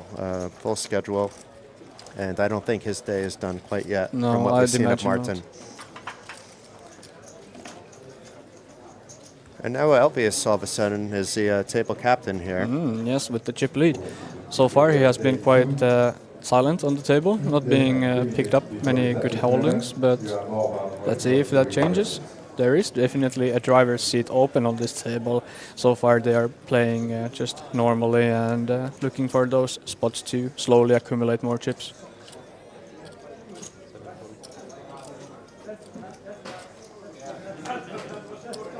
Maro's contemplating whether his king 8 is good enough to open on his 25 big blind stack. I love the hour blind levels because you could just always think purely in big blinds and not like blind levels are coming up fast and that type of stuff. You can slowly build or you can quickly find a spot. It's I need to find the time to play a 4-day event. That's my issue. It's always the 4-day events. But meanwhile, hello to Yol here on the short stack. Is he going to slow play this, or is he going to fire a 3-bet, or is he going to 3-bet shove? He's going to opt with one decision, jamming it for 97,000. Fair enough, 12 big blinds. And Maris now, I can't see him calling, but maybe he's played with the old before and has a different idea in his head. Perhaps it's just like 13 blinds here will be a fold with King 8 definitely, but not that far away from it. I'd say even with King 10 he would take his time and think about it, already committing those 2 blinds, but he can just fold it and pick up those blinds when the shorter stacks don't have these good hands to just push. And as you said, it's and as both of us said, I said the hour-long blind levels, and you said you liked when you saw certain players think a little bit. It doesn't. You're not talking about people that are tanking a minute for each decision. You're just talking about people taking the extra 5 seconds, so they're able to make the correct decisions and breathe in, breathe out with the lights coming down on them and the pressure building with just 98 players remaining. Oh yeah, definitely. It's not about taking time from others. It's exactly like you said, thinking about the decisions and just making sure that when you have these harder decisions, you're not 100% about that you would make instantly. You have that time to think. You take those 5 when you have the easier decisions, and you look like you know what you're doing always. Nasky really looked like he wanted to jam. He was very frustrated about folding that 10-4. Yeah. But he has to make a move. You can't really blame him getting frustrated. He's a solid player with a big stack, but he knows how to play a short stack as well. Indeed. But with 98 players remaining on 95th, there will be a pay jump. Might some of those Yeah, let's shorter look at the pay stacks. jumps, actually. I think it's 95th for the next jump. You are correct. So it's another 350 euros, which is another reason to softly, strategically use a few extra seconds. But if you're caught abusing it, you're going to get a time bank on you. And if you are extremely short, don't have to push. Although 350 euros is not that big of a jump yet, but Yeah. it is always. But for those Worth of considering. people paying attention to that, to breathe in and out, let's say 1 extra time is not going to be a violation of the rules. But if you're incessantly tanking and wasting everybody's time, lately they're just putting clocks on you, which is great. I like this. So you'll sensing it was a dealer open and jamming it in for 15 big blinds with the king queen.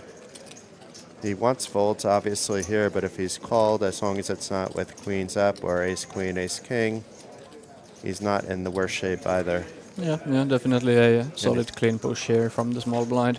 Could be even called with worse hands with the stack size, but yeah, all around takes the blinds. The and easiest the result open. there. Indeed, yes.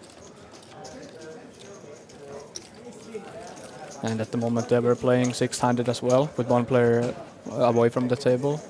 I'm not sure if he received the cards last hand, but still, it's not a full table, even with him here. But now we're back to 7. Looks like that was Antoine.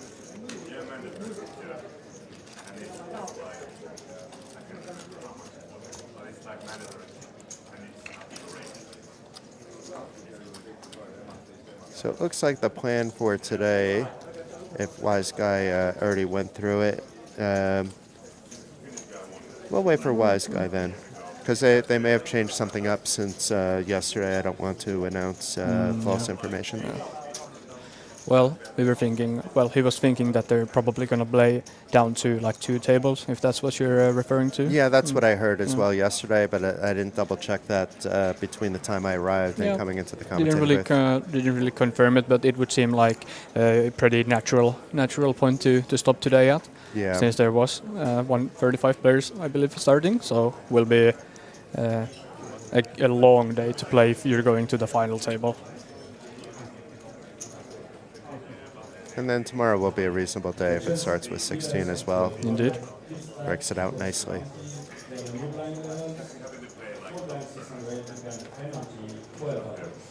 Joel again, facing an open on a button with this marginal hand holding, 20 blinds. I'm guessing he's going to respect the positional situation here, but...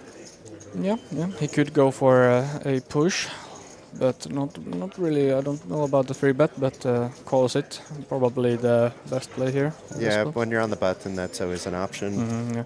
Marius has been opening and 3-betting quite wide, but hasn't been showing any of those.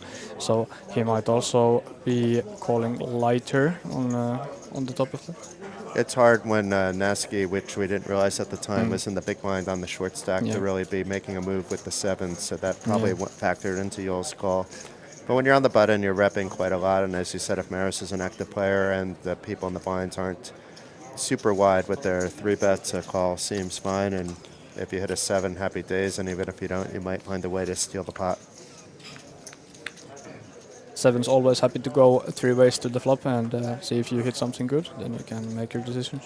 Flush draw for the 7s, actually. Otherwise, we have Maris connecting with top pair, but Also he has with a the better flop. flush draw. Yeah, he has queen of spades. He's living large.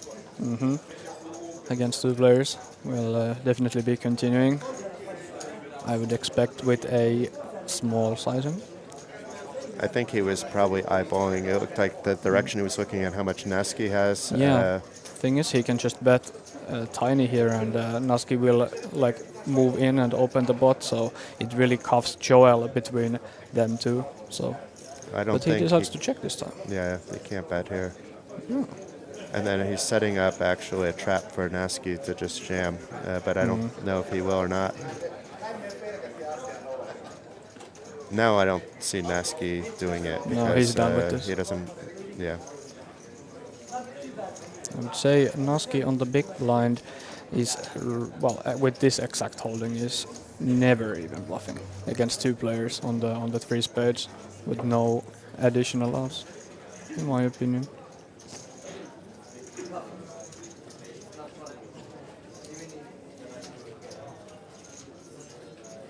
I forgot to see if Žalgiris won, but I'm guessing by yesterday that they beat. They had a home game yesterday the against the Lithuanian. Israeli team. Yeah,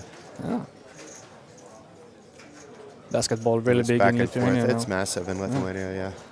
I've always looked at the games when up there. It's like the casino is full of fans even, and they make it such a big event, and rightly so. It's they've been doing quite well, right? It's in the EuroLeague. Yeah, but it's always been the case where it's basketball and then there's everything else. There's some random Olympic sports that some Lithuanians are good at, but you know when you're talking about European football, for example, there's not even a proper stadium. Yeah. This hand though has been checked to the river with 2 players having a flush.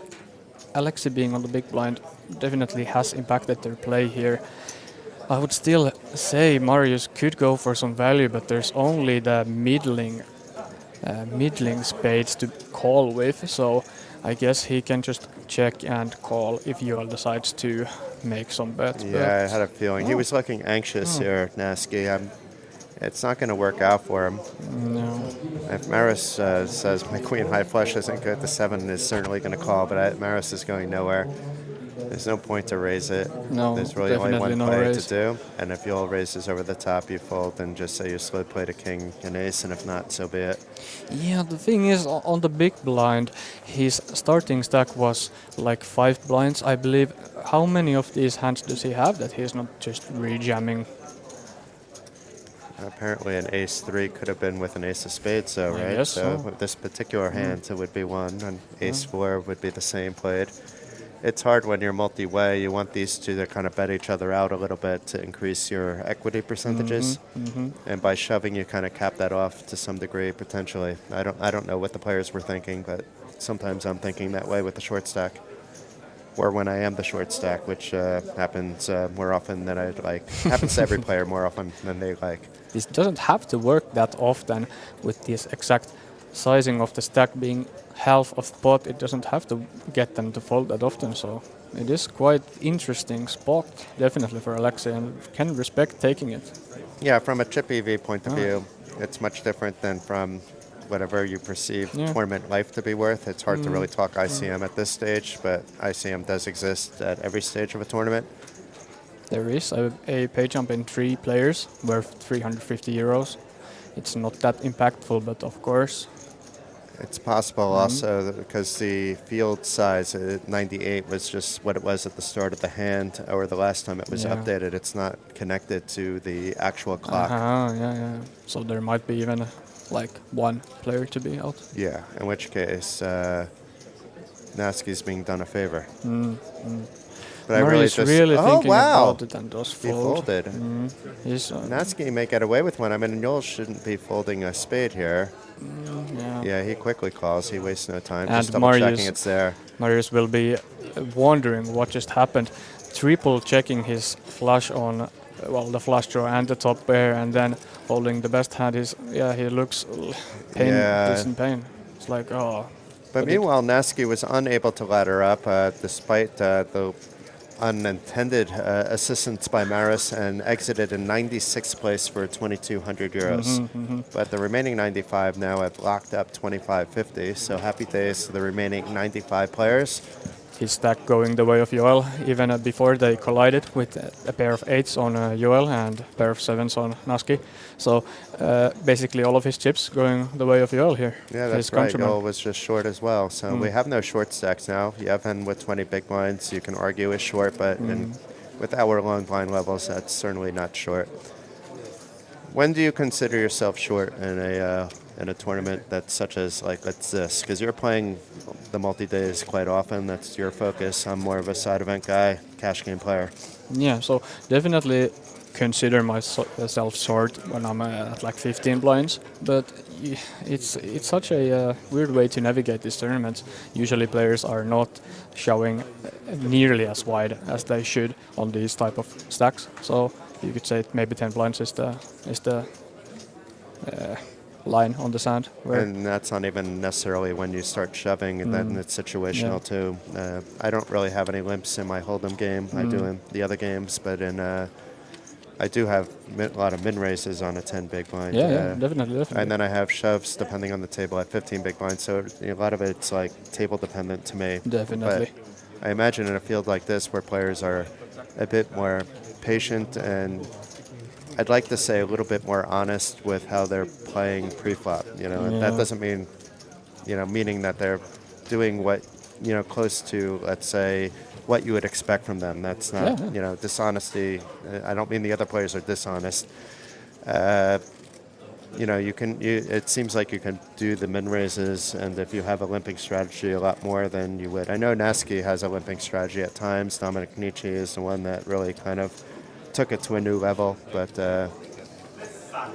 it'll be interesting to see. We are getting a new player at the table. Let's see who they bring in, as they are 6 left only on the feature here. We have 2 new players coming, not just one. 2 for the price of 1. Another. And I know the player in seat 1. A Lithuanian, right? No, Are from Latvia? from France, but he lives in Latvia, so you have a good read on the Latvia. Yes, I have played with him a lot. His claim. He's got a bit going on social media. You can check him out over there too. And we will find out soon. Number 6 is from United Kingdom. So even more I've played nationals now. with him in London. I've covered him a few times in London as a reporter. But we'll wait. And now they are arguing about the button. The new player being on the small blind, if he is allowed to play. The thing is, I can understand if this player is from United Kingdom and is who I think it is, I understand him, because when you go to London, it seems like to me like the rules are different sometimes.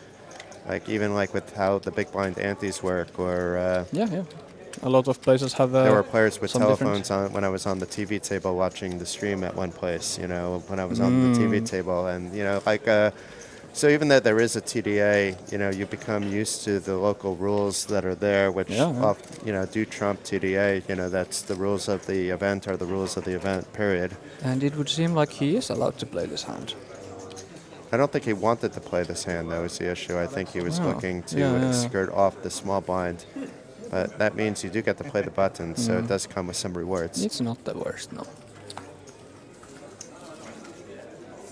Maris Back to the game now. It's not 6-handed anymore, but it looks like he wants to open. Yeah, they have to adjust to the new player count, being 8 now. 6-handed, I would agree with this. Under the gun, it's a little bit borderline, but being their new. The other thing is there are new players at the table that don't know he's been opening Indeed. wide, or wider than the rest of the table. Not that King Jack is that wide. No, it's not suited that it's bad. still an Definitely open no. actually, and here it's maybe an open, depending on. So yeah, you were correct. It's Gary from the UK here. Gary Fisher. Fisher. And this I is did the cheat problem. and know already Yes. that second time, but the first time I recognized him. And this is the problem with opening the King Jack. You will most likely get just called by Ace Jack here from blind, and if there is the Jack, you will be in a big trouble. Meanwhile, neither player hitting the flop that hard, but Risto with that ace of spades has the nut to the backdoor flush at least, nut flush. I would expect Maris from the under the gun to continue on this kind of flop because it does hit his range of those pocket pairs quite high. Yeah, and Even an there's not ace too king much. suited would be betting this kind of thing, even if it was in diamonds with confidence. Yeah, not too much from the big blind to be had here. A lot of just folds, although expecting Risto to not let this one go. No, it's a small bet. He should at least see a turn, or even if he senses some weakness from his player, opt to throw in a small raise, check raise, which would look very strong in this kind of flop from the big blind. It's also an option.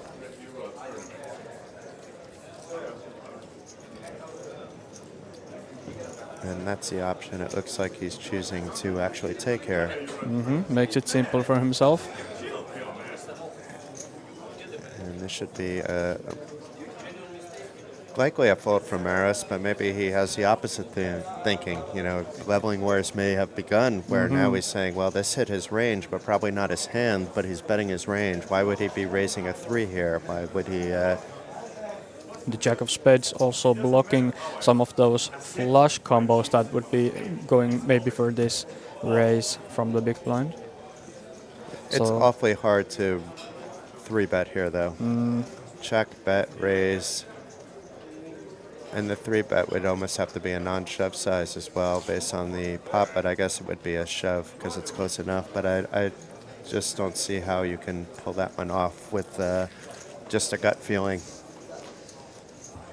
I miss poker sometimes back in the day where, you know, you really had these 5-6 bet leveling wars going on. Not too much of that going on anymore, no. No. Especially on tournaments. There were a lot of egos involved, and players have toned that down, at least in Europe, to really just go turn their ego into confidence versus needing to beat a particular player, you know, type of thing. That mentality still exists quite a lot in the U.S. Is that so? But I mean, not necessarily to that extent, but it's also, you know, the ego gets in the way of people improving. You know, people want to have others believe they're good rather than believe that they're good themselves, you know, if that makes sense. You know, Yeah, and the first thing you need to do is be the best version of yourself. That really makes sense. Baptiste, our new player, here opening sevens from early. Jevon has been active on the table, usually opting for the more passive routes on having the position. And you get away with that more in this structured tournament with our blind levels than you would in a turbocharged affair. Very often there you just see your stack bleed because of, you know, it's actually a little bit higher variance to just be playing a lot of pots because your stack can bleed faster. But He has also been going for raises. It looks like he's sensed something and is going for a 3-bet. This may be player dependent as well. I would imagine he has some Hello. decision that impacted Welcome to the table, Gary. Okay. What do you think, Jason? Is he gonna just flat call this? It's such a weird spot, right? You have an under the gun open. You have to assume one of these guys has something. I'm just shoving it actually and making it look like I don't have aces. I just have ace king and don't know what to do. Also, the just calling seems very strong in this. Even maybe Risto even working with ace queen. This is a weird The decision. shove kind of saved him, but I think he's already out of the way with the ace queen. Yeah, with so much action before him. Exactly. I mean, he still had Baptiste start this all off with an under the gun open. Yeah. He's upset now, but when he sees that 3-bet, likely saved him some chips. If it's a call by Jevon and it's just a normal 3-bet then by Gary, yeah, now all of a Jevon sudden will you're ask priced for a in call. with the sevens. Jevon probably then sees that there's enough to just call and come along and you're 3-way to a flop. Instead, Although Yeven must be thinking this is never ever usually a light all in on this not being on the blinds or ever, so just let it go. not without additional information on Gary at least. Gets caught, and it was gonna be a good free bet, although I expect we would have gone to the flop if this push would have not have happened. But with the king ace queen on the blinds, maybe Yeah, the he would ace have queen shoved as maybe well. would have shoved. I don't think so though, but the ace queen may have actually called a 3-bet because him and Baptiste have played a lot together over the years. You know, Baptiste has been coming up now for a couple of years. He plays everything. Risto is a hardcore grinder himself when the events start over here. I'm not sure what he does in between events. The chances of them not being deep together are close to zero. Well, Antoine. No, Nobody's going to 100%. believe Antoine. You said Antoine was opening, playing some interesting play before, right? No, not interesting. I was impressed by his composure and this. It's like you can definitely tell he has played a lot before, and even this higher stakes. It's, Okay, so this hand looks like what it is. It's queens under the gun. Yeah. Like his, He hasn't done anything crazy. It's just those spots that a lot of people miss, like raising these smaller pairs and stuff like this. So really respected his play so far.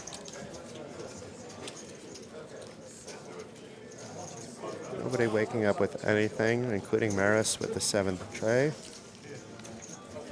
And Baptiste respecting our just going to fold to anyone with that 9 deuce suited, but and Baptiste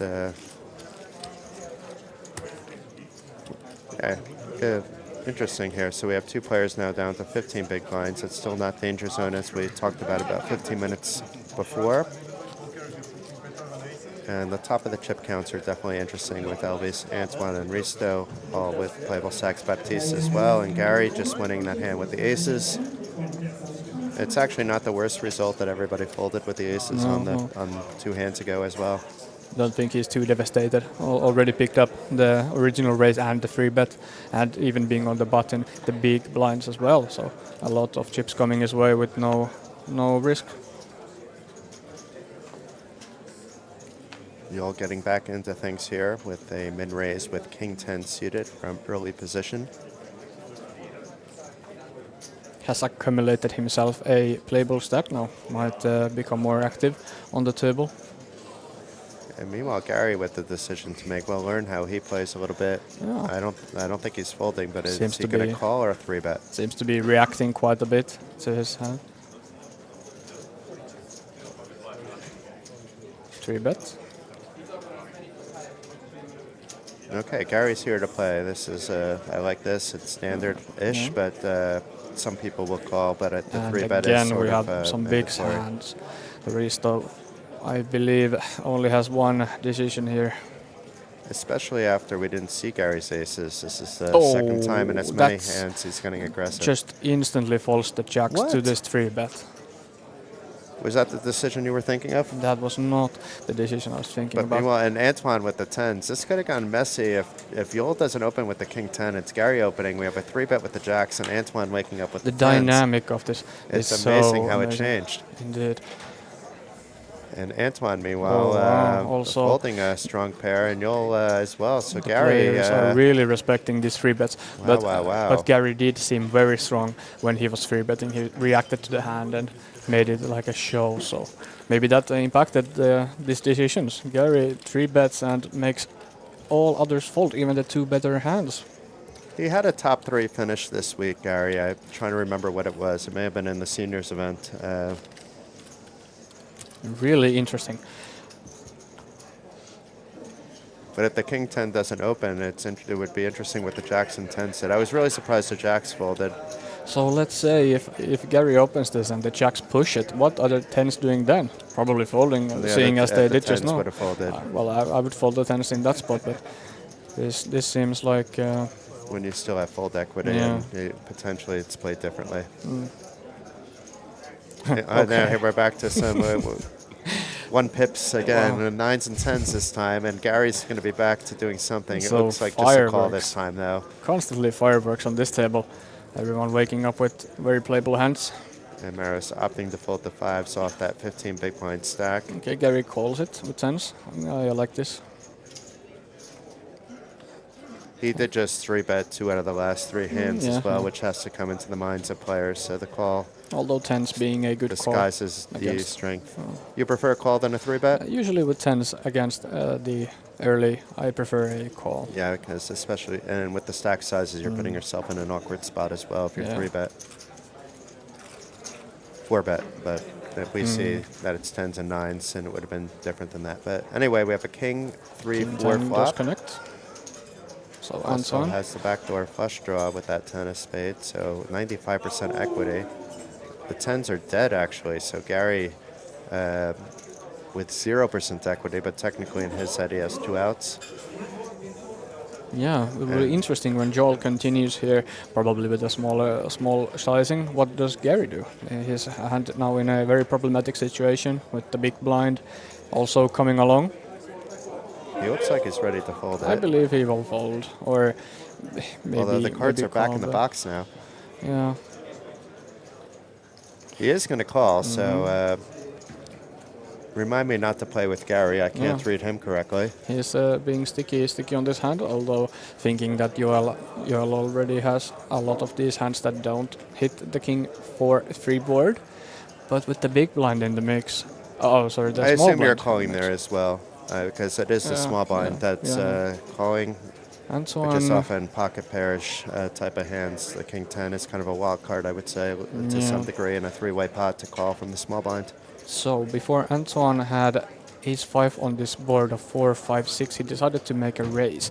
Now with king 10, he could do the same if I'm following his play correctly, to fold out some other equity, and I believe like he is you're going right. for that. I'm not sure if I would do the same thing, but It it might does. be because there's 2 spades on the board.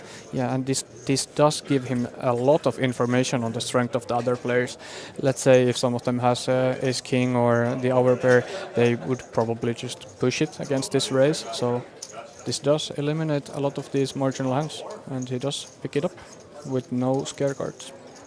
Obviously, if he knew that Gary had 10s and Joel had 9s, he is just calling in, trying to get them to milk it, but Indeed.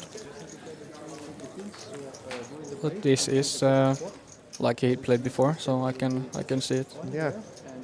And there's some merit to it. There is. So it would have been interesting if the 10s 3-bet there, because the king 10 never calls, No, and yeah. then the 9s and 10s can have a little bit of a leveling war. Maybe it just checks down, though, and not so interesting. A lot of action on this before the break. Still 24 minutes to go before they go on that, but it definitely has been heating up with the 2 new players coming into the mix.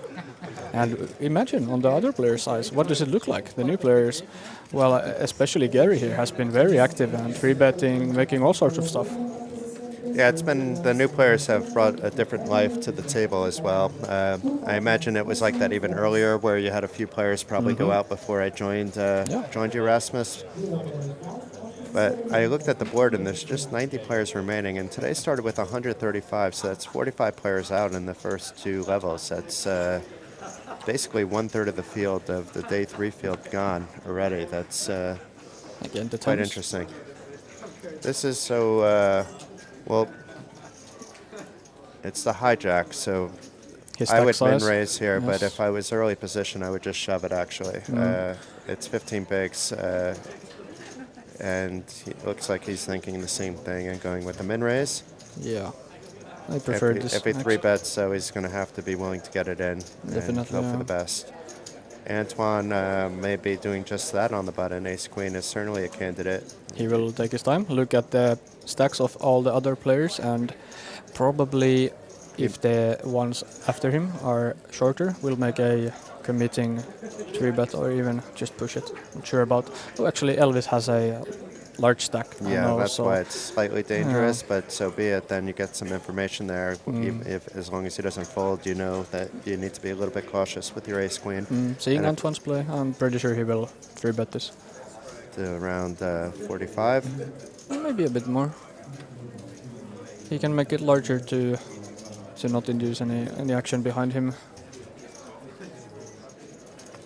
Looks like 43, in fact. 38, so it is small.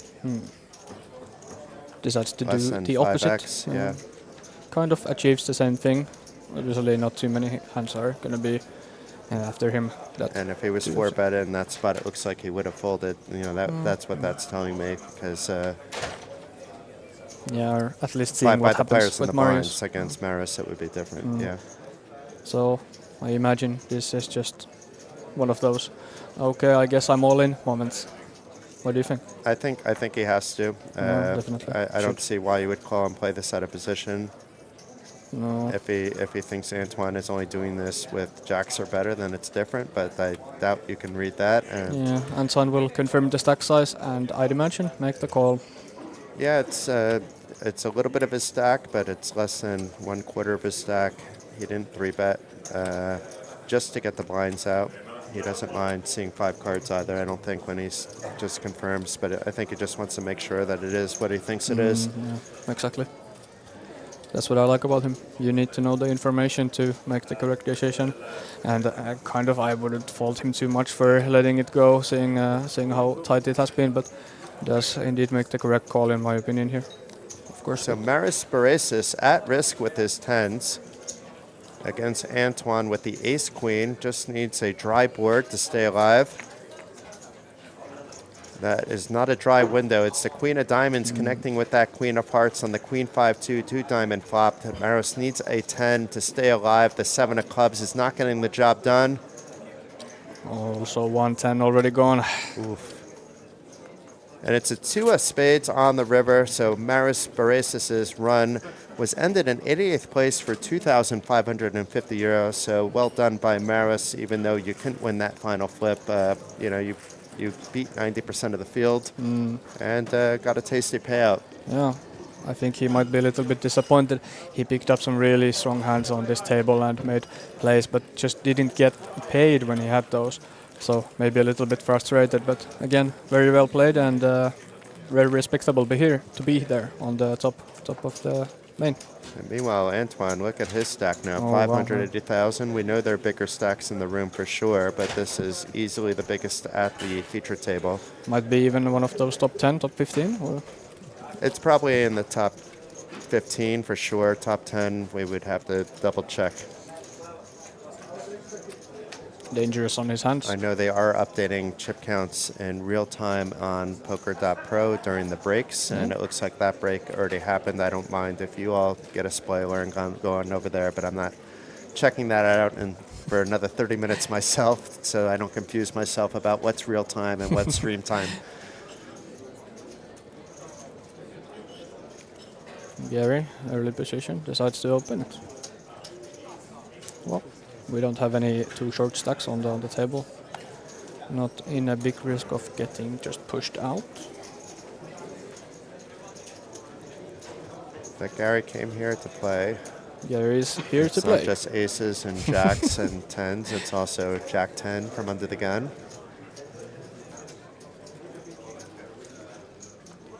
Antoine, thinking about it. Disciplined.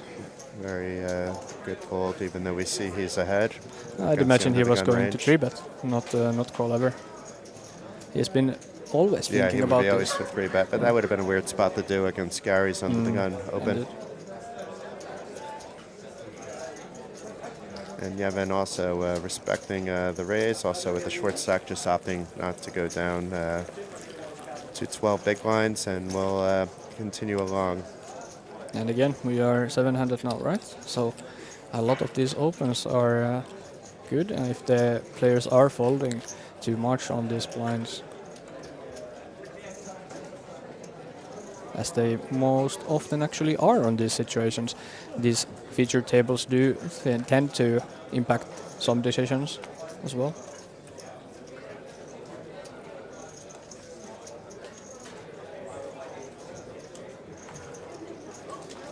Cristo with a decision to make under the gun.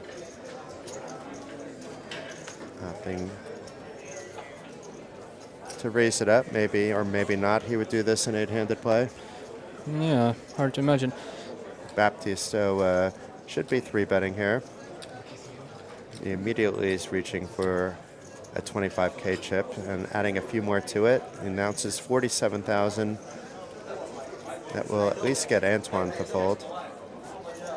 And Elvius has left the building as well.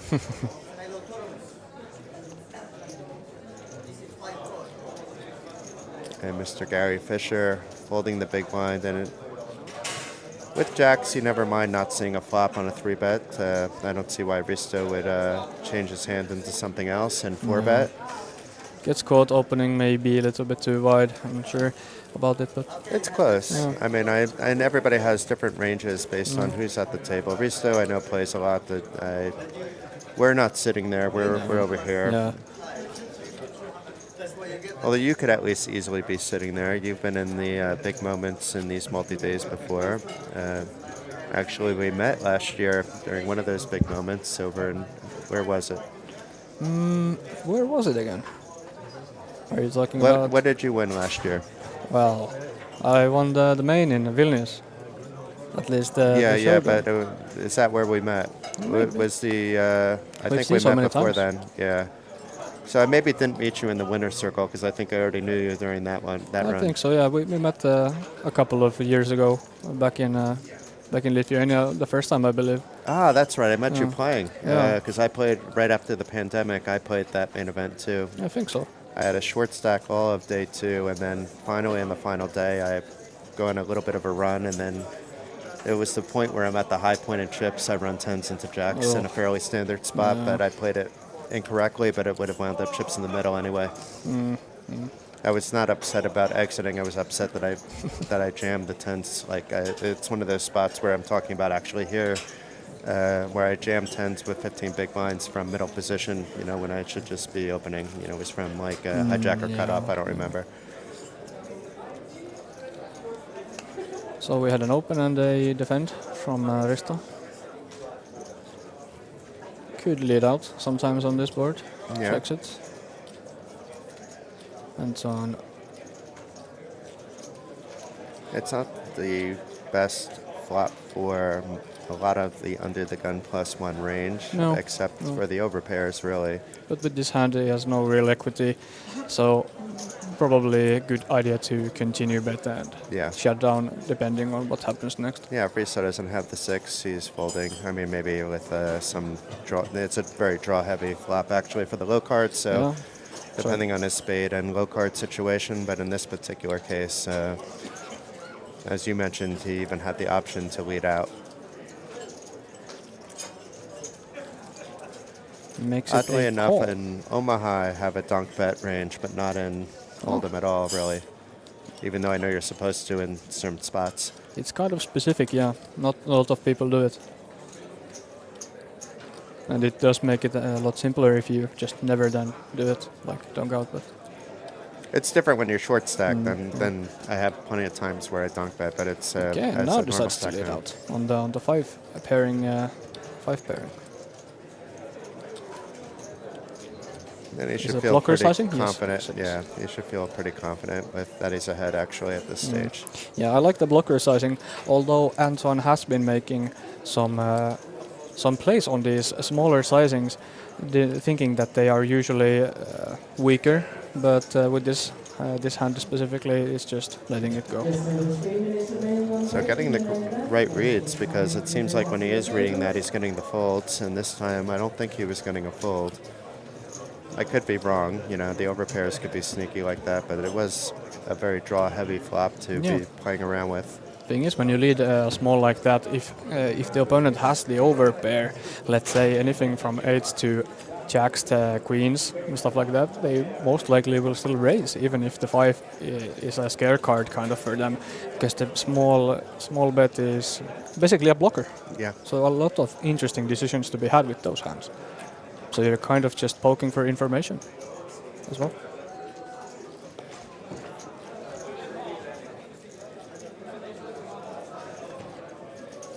Did you decide your plan today, Rasmus? I know as of yesterday you were thinking about, do I play a little bit? Do I stay and do maybe come back into the comms booth a little bit? Do I go home today?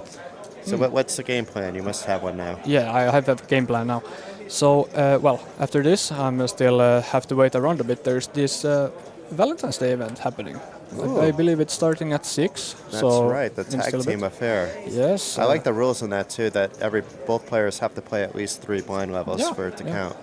Because very often you see a guy just play one hand and then run off to play another tournament. Yeah. And Preferably. it takes away from the theme of the event, actually. Yeah. I would even like if it was a level at a time, or let's say a few levels until a break and then have to change. I would maybe even prefer that, but yes, I'm still seeing if I can convince Jenny to tag up. And Jenny Westerlund, Yeah, are you talking yeah, about? The WSOP Circuit Tallinn main event champion. Exactly. We were already talking with Wise Guy about it potentially happening, and so hopeful about that. That's a better choice than Wise Guy. Although then that means I get Jenny in the booth, right? Because she'd be free. So,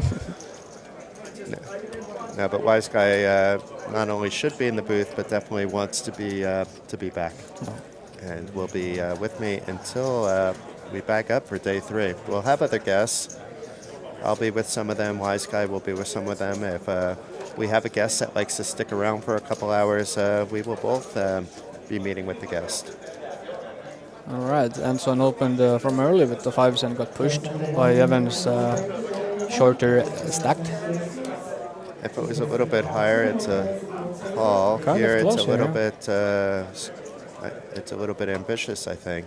Yevon has been, not just today, but otherwise he's been kind of in line with when he's it's short. 13 blinds in GTL. I'm pretty sure it's a call, and Anton does call it. Not afraid of the monsters in the closet. So Yevon at risk now, and maybe the Terminator Antoine takes out yet another opponent. Yeah, looking to grow his stacks into new heights. But let's see what is to come. And so far the 5's ahead on the 8-7 King of Diamonds flop, but the Queen of Diamonds on the turn brings a gut shot to the Royal Flush. Can we see it one time, Jack of Diamonds? Even a 9, there's so many outs, maybe even too many. It's not the Royal, but it is a blank 10 of Spades that connects with that 10 of Diamonds. So Yevon survives and doubles up to 214,000. Happy days for him. Antoine is all smiles knowing he's on a coin flip, and you can't win them all. He did win a couple before. But Yevon should remember this hand, shall he advance to the final table. A very important one for him. Picks up extra blinds as well, and now not the shortest one on the table. What's the average? It's about 350. 360 it says, I can read on the screen there back it is, there. yeah. So actually we have only 2 players above that and all these medium stacks, but still at 27 and above blinds, so they're not short at all. The tournament in itself is pretty deep still. With the 1 hour levels, it's very good for the game. I really appreciate this kind of structures. Yeah, and blinds are going to go up after the break. We have a break in 10 minutes, and it's only going up to 510. So, the big blinds will go down a little bit effectively, but it is, if not a single other player is eliminated, we're looking at an average of 36 big blinds.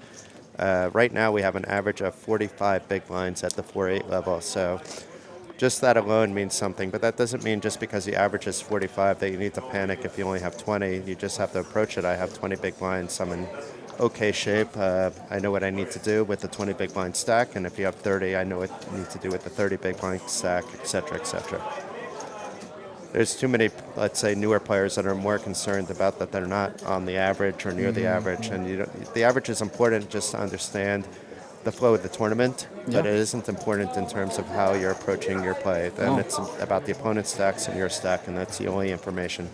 Exactly, Jason. You just have to see what your own situation is and make your decisions based on that. Can't be dreaming about being the chip lead if you're not. And the chip lead, although nice, doesn't really matter that much at this stage. Indeed. It obviously means you can keep going with the lead. It gives you a little bit more buffer room to lose a few flips like we just saw Antoine do. But a lot is going to be determined on that end of the scale near the end of the day, where we're going to see some bigger pots. Right now we're at 4-8. When it's like 10-20, all of a sudden the chips are moving at a higher frequency. Yeah, you can usually on that spot, you can feel the tensions rising and the players maybe even tightening a bit more, and there's you can feel the tension. It does affect the players on these long days. They're grinding out, and you can just feel it.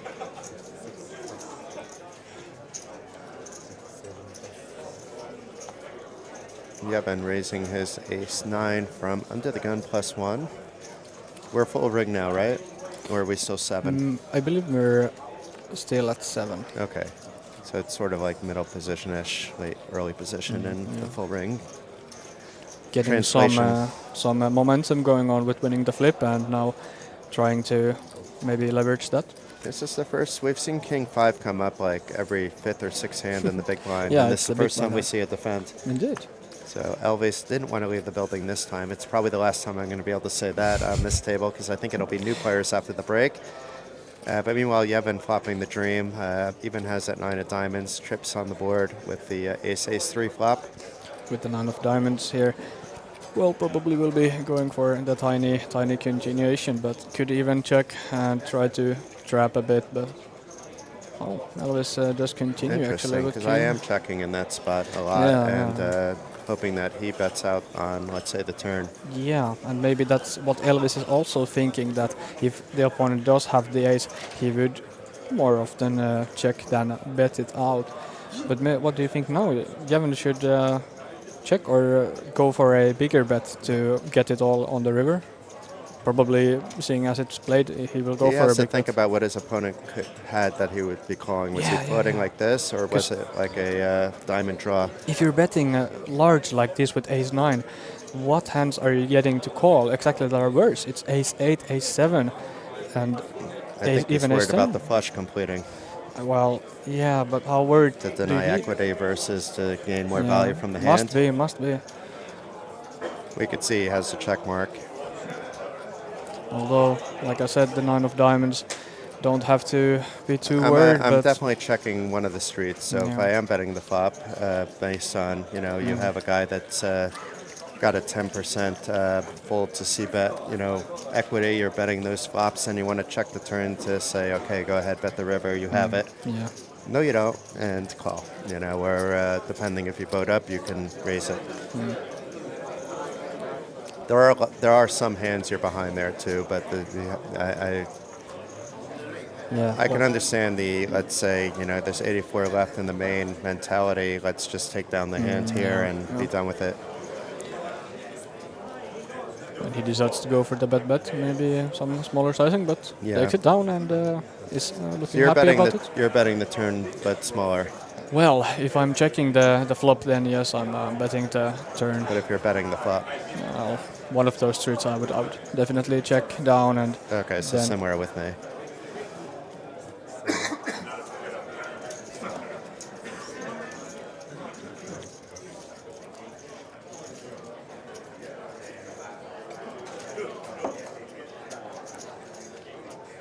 Antoine taking his time with the queen 6 of diamonds from the button, but is be reaching for opening. chips. Yep, more than fine to Yeah, open of wide from the button, especially against Elvis and Yol, actually, in particularly. let's see if Joel does go for the more aggressive route against Antoine's big stack. Most likely opening even wider than some of the other players. I would prefer a 3-bet or an all-in. It is an all-in, and Antoine will take, Baptiste is smiling about that, but Antoine with this little bit of a smirk going on. I believe he will ask for a count and think for 7 seconds exactly and then release his hand. Let's see how close I am. No, he's not even waiting this time. He has to contain his image on the table, although it's quite obvious. He's not wasting any more time this time, and Yeah. nice awareness there by Joel near the break time, in fact, up to 185,000. A good pickup. He was one of the short stacks not too long ago, found the spot, and now maintaining. Yep. Keeping up the solid play, and the Finnish flag is waving. So as a Finnish poker player yourself, do you find yourself navigating to root for other Finnish players when you're out and you're kind of following the event soon, or it's more like you have friends from a lot of different countries, so I imagine that might trump, the nationalism, rooting, but maybe it's more like Olympics. It's hard for me to understand as such like a nomadic being myself, even though I've been in Lithuania for 17 years. I do root for the random Lithuanians, but if I have a friend on the table, of course I'm rooting for the friend. Yeah, it's definitely a thing. As Finns, we have this camaraderie always when you meet another Finn in anywhere. It's like instantaneous. Oh, okay. I guess we're friends since we're here in Finnish. I guess we're friends. Yes. Yeah. So I definitely root for the Finns in that scenario. But yeah, if my friend was playing here, I would be more on their side. But yeah. So Risto waking up with the first big slick I remember since I've been in the booth on the entire table, in fact. There may have been only one other, if that at all. No, I believe he opened the ace-9 from early and then got free No, I'm bet. saying I don't remember any single player having ace-king in the last hour. Oh, no, Which there is hasn't rare. been much. Oh, we're getting some waves from Mr. Glenn Brown from Alice Loss, the marketing manager for OlyBet. Did I pronounce your name correctly, I hope? And from, although she's hiding, we're going to give her a shout out anyway. Lisa has arrived. She finally arrived. It was a long journey just to be here for the final weekend, perhaps to spend Valentine's Day with Mr. Glenn Brown, but it's great to see all three of you. And we'll be on a stream break soon, so I'll catch up with you guys in about 5 minutes. It's all smiles here in Tallinn, especially from Mr. Glenn here, and actually from the floor as well. It's like you're looking out there and everybody's having a good time. Usually it's always like that in Tallinn. And Baptiste with the ace-5. From what I know of him, this is not going to go in the buck. No, should be opening. A solid player in this regard. Solid, and I would say fearless as well. You know, like if he thinks it's the correct decision, he's going to go with it. Yeah, definitely he has this confidence in his own play. I've played with him quite a bit, so I have my my own ways of working him, I would say. So. But not going to share your secrets, No, I can see by the way that was explained. Yes, that was in between the lines here. So Yevon with the decision now. Let's see. He decides to jam the lot, so this is a very hefty, chunky shove of 30 big blinds. You can see it on Baptiste's face. It's like, oh wow, it's a big all-in. He will think about it for a moment and just let it go. In a way, I can almost understand it. If he's facing an ace-5, an ace-5 suited, you know, I would have to see somebody run the numbers, but very often in spots there is a frequency to be 4-bet shoving yourself. Yeah. But just seems a bit wide. You know, you don't worry about that one little instance where you may get shoved over by a 4-bet. Yeah, well. So we are on the break now, and blinds will go up to 5,000, 10,000. We are coming to the studio. And there we are. Here we are, Rasmus. Yes. We're on the big screen. It was an exciting first couple hours. We witnessed the 135 remaining players go down to a field of 82. Now they've locked up 2,550 euros with more to come. We're going on a 20-minute break, but I want to thank Rasmus for joining both with Wise Guy and later with me, and wish you the best of luck on Valentine's Day and the Valentine's Day special. I hope Jenny becomes your tag team partner. That will be a team that I expect to see near the top of the leaderboard, or maybe with a trophy. I would hope so, yeah. Thanks for having me. It was a great actual start of the tournament today. It has been a lot of great hands and a lot of nice play as well. So happy to be here again, thanks, and I'm hoping the best of luck to all the players. Thank you, and Wise Guy will be back with me to kick back off the action, and see you all very soon.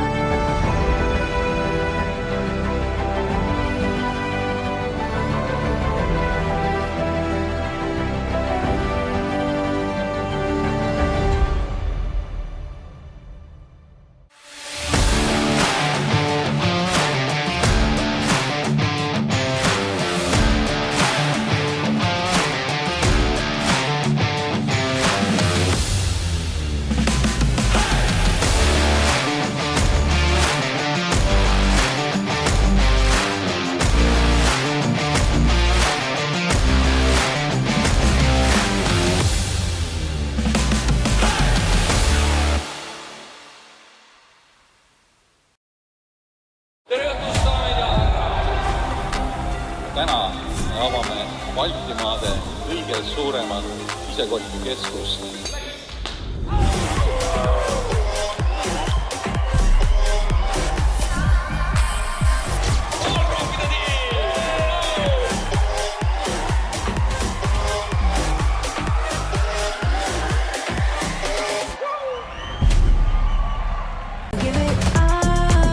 When a woman realizes that she's not alone in this big poker world, she gains motivation, confidence, just becomes a strong warrior. A lot of people think that in women-only poker tournaments, the skill level is not the same. But a lot of people keep on forgetting that anybody can beat anybody. Women play poker a little bit differently than men.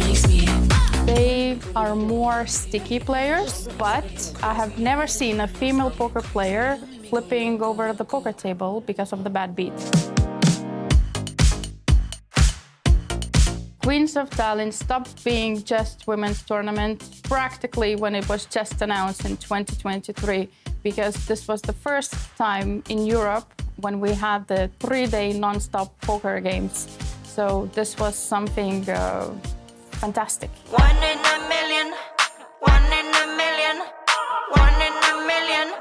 I really hope that the future players, when they hear the Queens of Tallinn, they will feel this warmth that comes out of the players that we have over here, and that this is something that they will be, trying to participate and achieve and get that crown.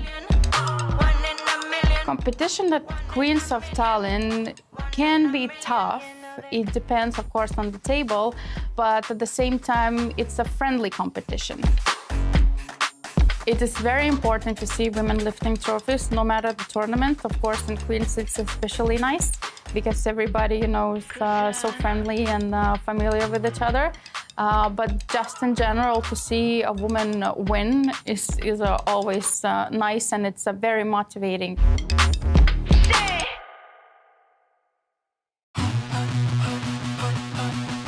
I'm very, very happy that we're coming back to Estonia, back to Olympic Casino. We will do 2 stops here in Tallinn, one in the summer and one in the autumn. And then we will have a stop each weekend in Vilnius and in Riga. So I'm very, very excited coming back home.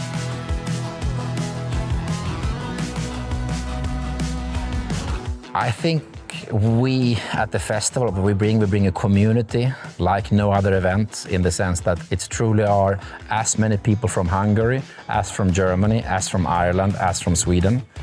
Somehow with the mixed games, but still a lot of Texas, but with the mixed games, the road is open to get to know people from all walks of life, from all countries. So we bring a different community.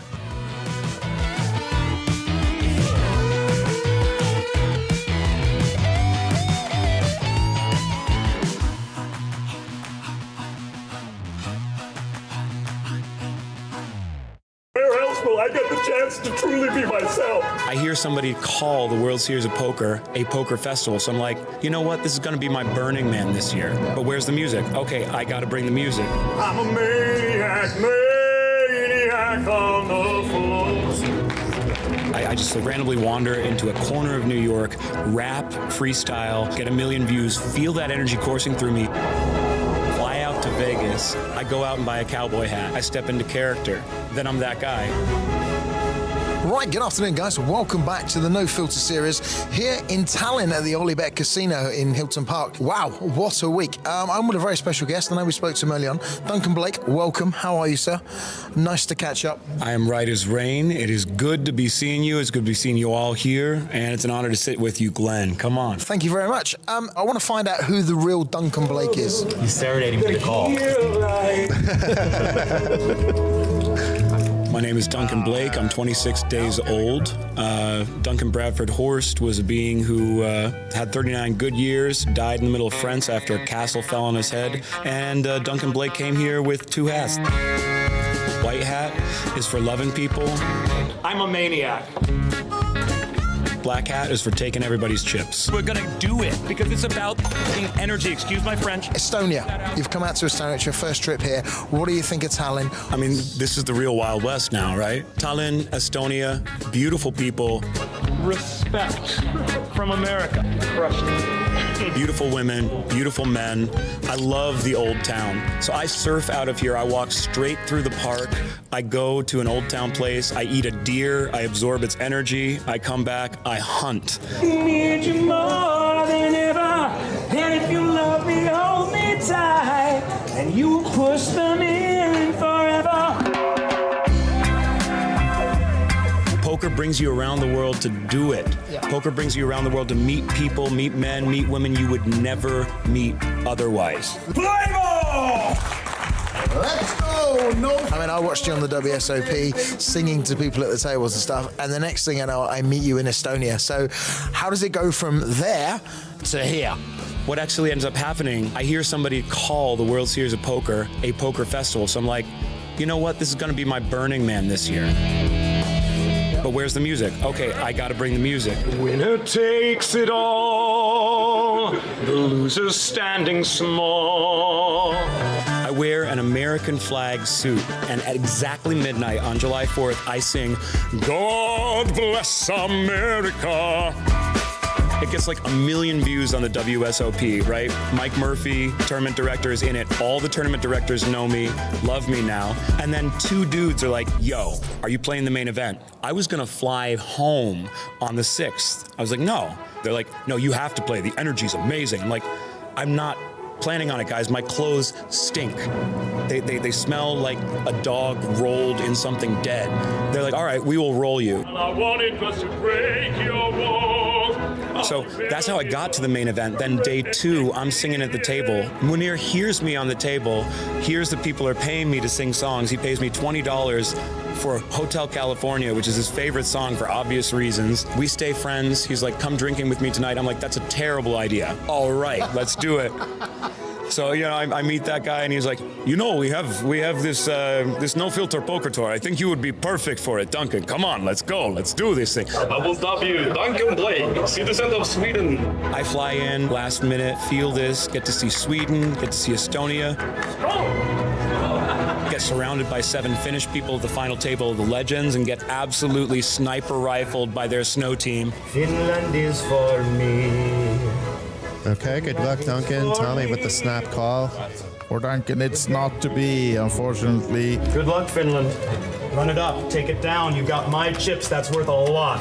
If you don't win it, I'll be disappointed, sonny boy. How did that feel? Because you did really well at Legends as well. So you've turned up here, not only singing to everyone, entertaining everyone all week, which is just, I know you're pulling the energy from everyone else in, but exhausting. But you actually made the Legends final table as well, which was great fun. How did that feel to make, knowing like people like Mizrachi's here, Scotty's here, Helpy's here? I mean, it feels phenomenal to actually have the results to back it up, to play with some of the best here, to get to know the world, to get to know the players, to get to share my unique brand of love and fire to everybody who's here. It makes me a bigger person. It makes me a better voice. No filter. The jam is it's about love. Poker is the best form of therapy for men. If you can get it, I'm in. We're in. Tallinn. It's been great to get to know the real Duncan Blake. My honor, Glenn. You absolutely bring it. You're here for the long haul and you're here for the right reasons. All the best, man. Safe flight home. Guys, Duncan Blake. I need not say anymore. Lose your filters right now. We're playing poker, baby.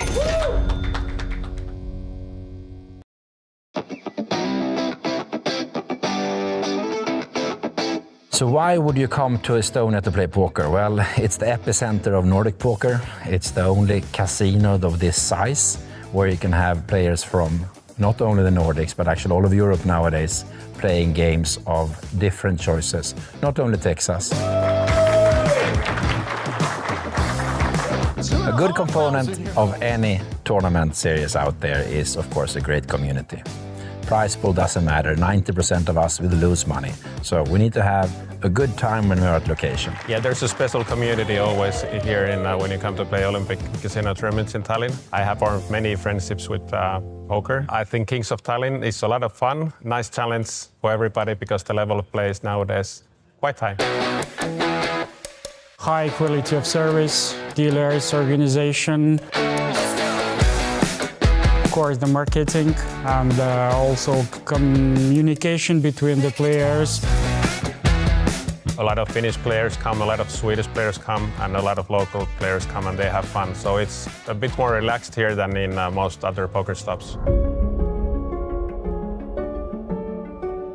It means a lot to be a Kings of Tallinn main event winner. You get your name to the stairs here, and you're appreciated in many ways when you're the main event winner here, and you get invited to special events, so it's a very nice thing. It's a great pastime activity, it's a great hobby. You use your brain, you meet people from all walks of life. You can travel a fair bit, and wherever you go, most people knows the rules, so you meet people in different cultures, different settings, but they play all the same game, and we all love the game. That's why poker.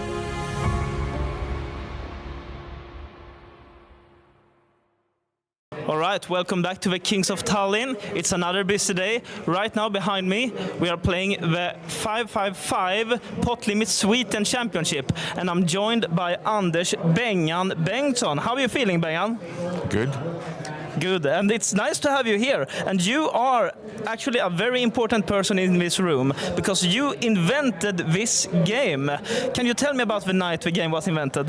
Yes, it's what very, very drunk, very, very late. We were 4 guys, and we thought mix some games, and we invented Sweden. Amazing, and what an amazing invention it has been. You know, during the WSOP Circuit Tallinn back in August, they actually had, it was the first ever time it was played as a ring event, and you weren't here. Where were you back in August? I was working. Well, you were getting married, wasn't you? Oh yeah, that's right. Yeah. I was getting married. Yeah, he was getting married, and we shot a celebratory video for him, and that was amazing. Yeah, that's right. Yeah, everyone who's been playing Sweden says that it's so much fun. Everyone who's played it think it's their personal favorite game. Why do you think that is? Because it's such a social game. Everyone is having fun. It doesn't matter how much it costs. It's always fun to play. I agree, and compared to Texas, there's a lot more action, of course. So how are you getting along in this tournament so far, being the inventor and everything? Let's not talk about it. Let's not talk about it. Well, to be fair, right before we started, he actually split a pot here. So a split pot, that happens, that's very rare in this game, isn't it? No, it's not rare. No. It happens every hand. So Sweden, obviously, it has become like one of the most popular games in Sweden, I think. What do you think is the reason that Sweden has been able to spread across Europe and the world? Franke. Franke, yeah. Of course, Franke, who's a big poker entrepreneur, one might say. He's been taking the game across the seas and everything. There are many Swedes in the field here. Who would you say, as the inventor, is the best Sweden player alive? Everyone say Peter Laterra, but he sucks. So I would say Jari. Yeah, okay. And where do you rank yourself in this? In the bottom 20%. You're being modest. I think you're playing great. So, if you can't choose Sweden, what is your favorite game? Because you don't strike me as a Texas guy. No, I hate it. Do you like deuce to 7 triple draw or 5-card draw or something else like that? Nah, not really. So, maybe Omaha. If I'm supposed to play anything, I play Omaha. Which is as close to Sweden as it gets, right? Yeah. So let's actually talk about one more thing. You were playing a Texas tournament yesterday. You bought into the 200 progressive knockout. And what happened then? I sat down at the table and I got my chips, and I thought everyone was playing really tight, so I picked up a lot of blinds and did a couple of bluffs. Worked my stack up to, I don't know, but it was going great. And then you came and said, hey, you're playing main event. That's right. So he actually registered for the Texas 200 progressive knockout, but then he was seated at the wrong table, the main event table. And when we realized, as you said, you had 40,000, I think, and starting stack was 30,000. So you were on a roll. Yes. And when was the last time you played a Texas 1K main event? I've never done it. You never done it, and maybe we won't see you do that anytime soon. Never. Never. So now you are here in Tallinn, of course, during the Kings of Tallinn. What an amazing event this has been. Do you travel a lot for poker nowadays? No, not really, not anymore. It was a long time ago. And you and many Swedes, you basically only came here to play the Sweden event. Is that correct? Yeah. Yeah. That is. Do you have any more future trips planned ahead? As long as it's Sweden, I'm going.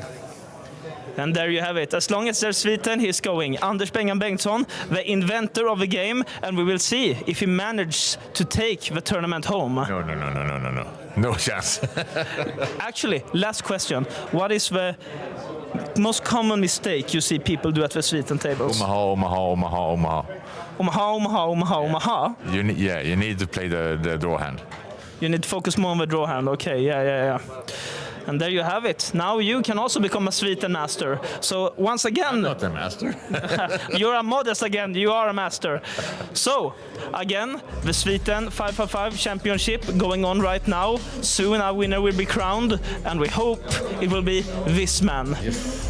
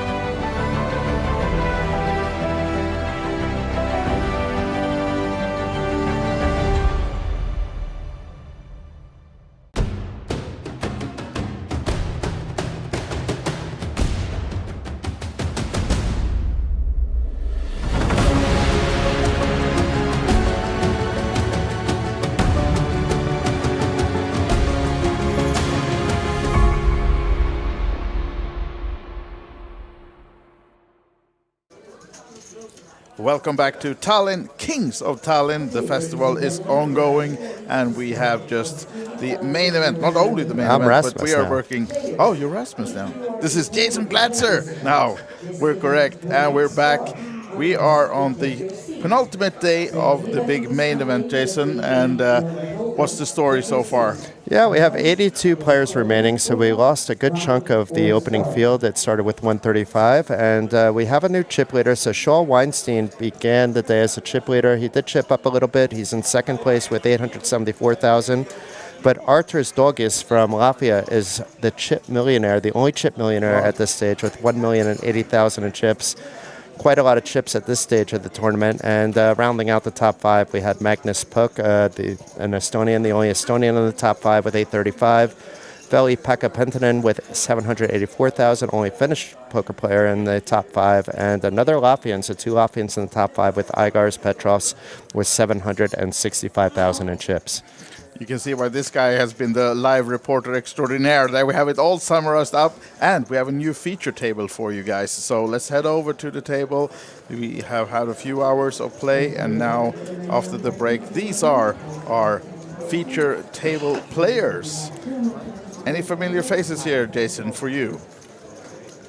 Let's see who's here. Actually, other than Luca is going to be a familiar face to a lot of people. Luca Sorainen, yes. And Rudolph, who we've seen playing, I believe, in the 555. Might have been the PLO, but I think it was the 555. Is also, it was the 555 high roller, I believe. No, the 3K PLO high roller. And if you're wondering why we have one person named AK, that was on the player's own wishes. He didn't want his full name on, and who are we to say no to a player? So our Greek friend, going under the alias of AK, And then we see that we have another Israeli player on the top of the counts on this very table with 537K in front of him, the biggest stack on this table. But as Jason just said, the biggest stack in the entire tournament is above the million mark. Average stack right now, 387,000, 80 players remaining, and we are playing down to 2 or 1 tables today. Depends a little bit on how long this day will go before we reach. The goal is to reach the final table, but it might take a bit too long in the night to get there. We'll see about that. Yeah, my guesstimate is that it'll come back with 2 tables. They're not going to have the players playing at unreasonable hours, with the final day actually being where the money counts. Right now, of course, they're getting some pay jumps in, but tomorrow is the big pay jumps, and of course the 170,000, nearly 170,000 euro top prize. And we are back with cards in the air. Blinds are now 5,000, 10,000, and also 10,000 big blind ante. This will be interesting because about half the table I don't think I've seen play before, both as a reporter and as a commentator over the years. Luca is not one of them, though. Luca is a beast, Luca Sorjanen. If he busts this, you will see him in the 3K, most likely, for example. He's not afraid at any given stage of a tournament, and approaches things both psychologically and mathematically, it seems, nearly perfectly. He's definitely a tough opponent to be facing against at this stage of the tournament. And we have the table captain, at least with the most chips, Tal. He's folding the king deuce, and he has been raised under the gun +2 from Luca with the 9s, as you can see. Christian Hoffman here. Another old school player in C3, and Mr. AK. Defending from the big blind.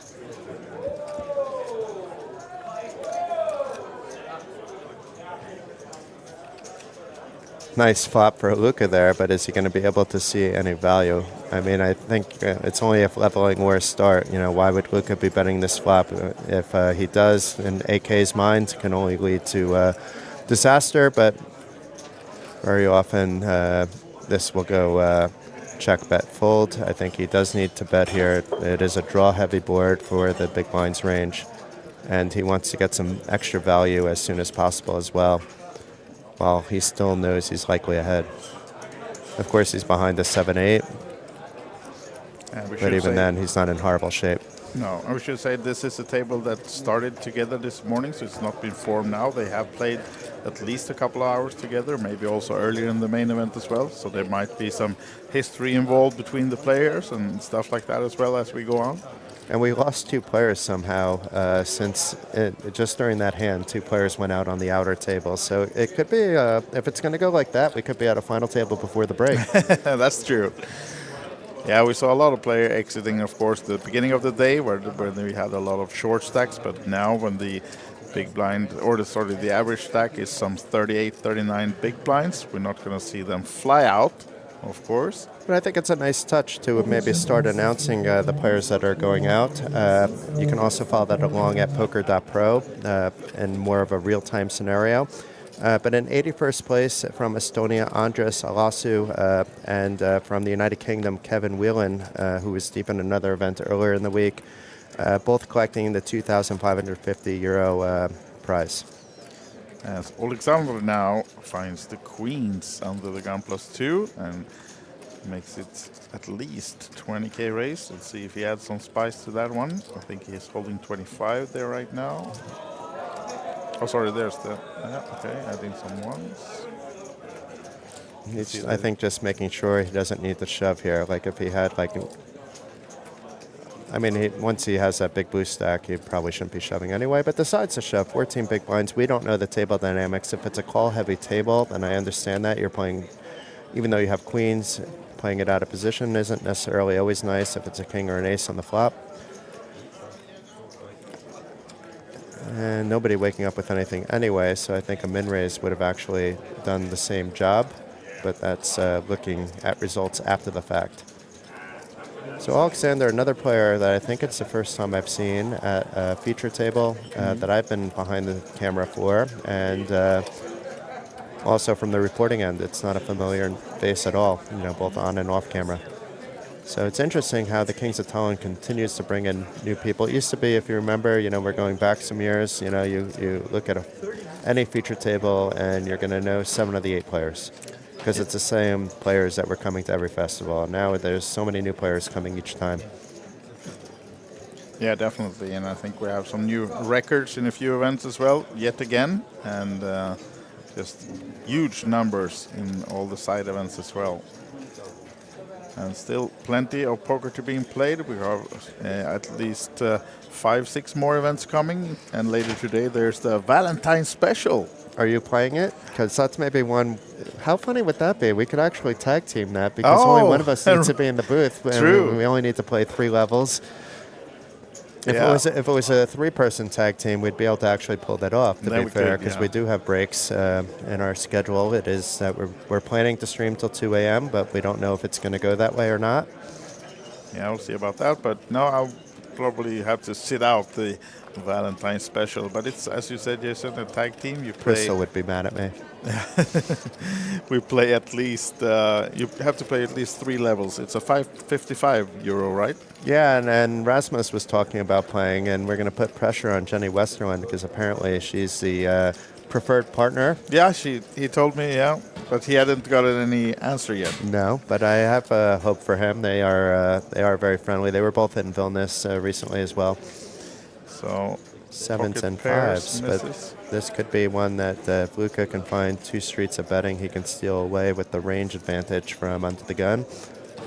But on the other hand, it's going to be hard if Miro is sticky on his 7s. There's 2 overcards to that, but it's more the king he'd be concerned about. He probably would need to fold to another street of aggression, and now it's a 3rd heart on the board. So maybe not with the 7 of hearts, which isn't that strong, but may be something. But this is very often going check, check. Yeah. Are you going to pretend you were on the flush draw?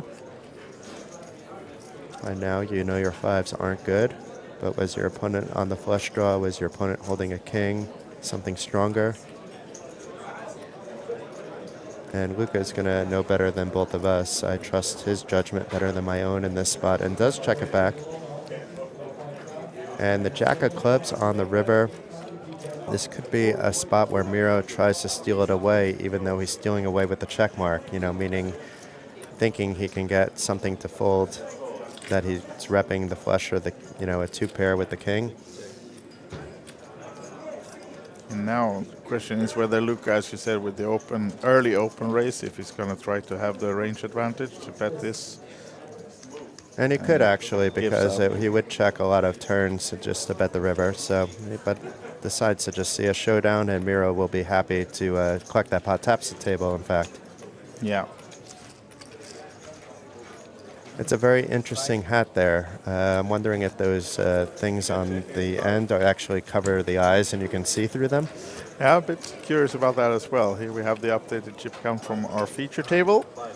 And Rudolph's, the short stack on the table with just less than 10 big blinds now, since we are on the 10K big blind level. And also Alexander's with a rather short stack, even though getting the shove through and picking up some blinds and ante recently. And here we have the top heavy payouts, 169 and 5. Yeah, but right now we're going to be on that tomorrow. Right now they've locked up 25.50. The relevant information you need to know for the very short term is when there's 71 players remaining, there'll be a pay jump to 2,900. There are a lot of pay jumps after that, and you can see the top heaviness of it. So eventually, when it gets to the final table, this 25.50 turns into 16,200 for the final 9, and it just goes up there and there. 11 times that, in fact, for the winner. Nearly. Yeah. 10.5. Decent payday, yes, as we call it. Meanwhile, it's Christian's turn to open from the hijack with the king 10. A min raise, it looks like, yes. And Rudolph's from the button. This could be a shove, but he opts to fold, maybe if it was suited. It's hard to actually know if Christian's been opening a lot from the hijack or not as well. And I think the fold is not so bad. And Luca opting to defend with the queen 8. Does have 2 live cards to the king 10. And the 4-7-6 flop hits the big blinds range. Does give Luca a gut shot. Still has his 2 cards. We'll see how he reacts if Christian decides to continue. Or maybe Luca's thinking of betting himself. Yep, we have a lead out. So Rasmus and I were talking about how I don't fully understand when to donk bet and when not to.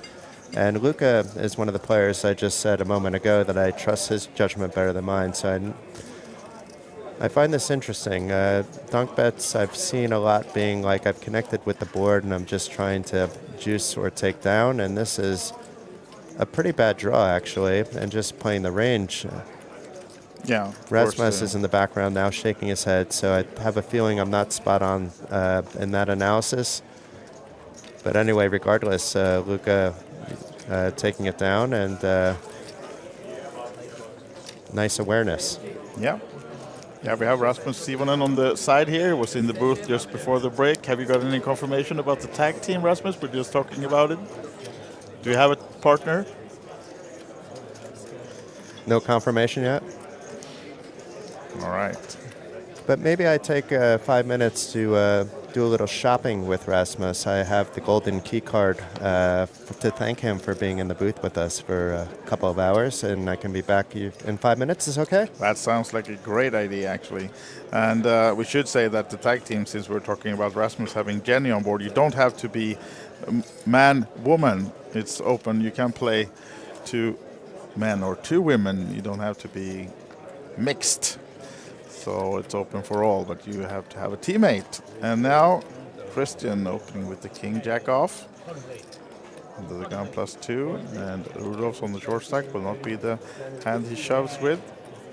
Over to Luca, who's we've been seen being fairly active at this table, and as often he is, of course, playing a lot of hands. And Alexander's now with just 14 bigs behind. Maybe not defending with the 10-9, even though you normally would, but seems like he's thinking about it at least. Here comes the call. So heads up then between Alexanders and Christian.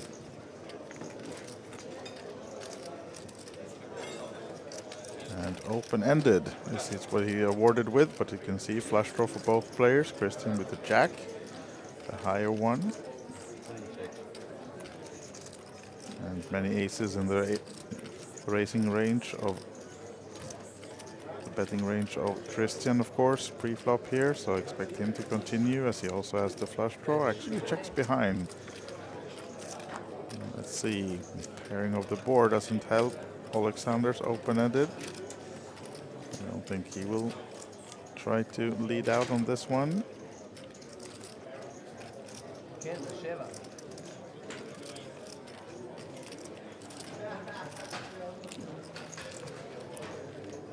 Checking his hand. Maybe trying something with the open-ended and the flush draw as well, since his opponent checked behind, but check from him. And now then, question whether Christian is going to try to represent something on the turn instead, or if he still stays the. Let's come for a bet. 20 into 55.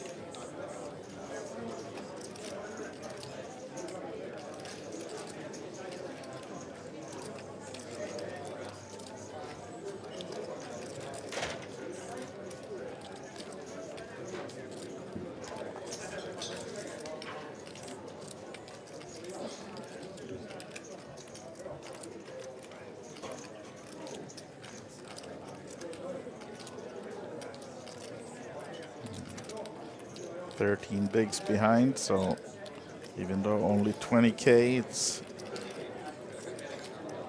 costing him almost a tenth of a stack, or more than a tenth of a stack, to call this one.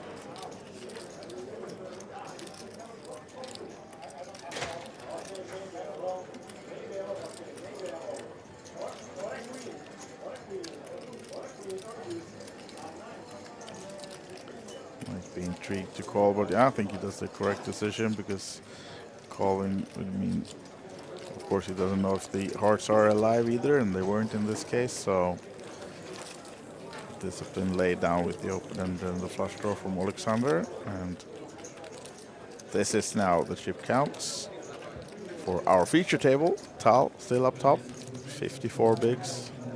Then the two Finns, Miro and Luca, 40 and 37 bigs respectively. Christian now chipping up a bit with that pot, 34 big blinds. And 77 players remaining now, so we lost a few more on the outer table as well.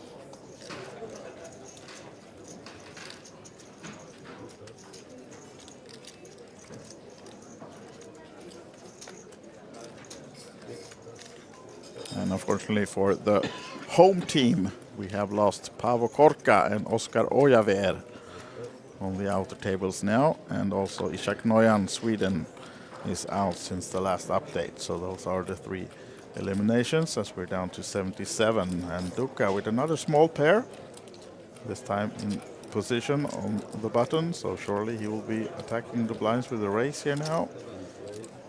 Seems to be sizing up a bit, making it 22, and Alexander won't be involved in this one.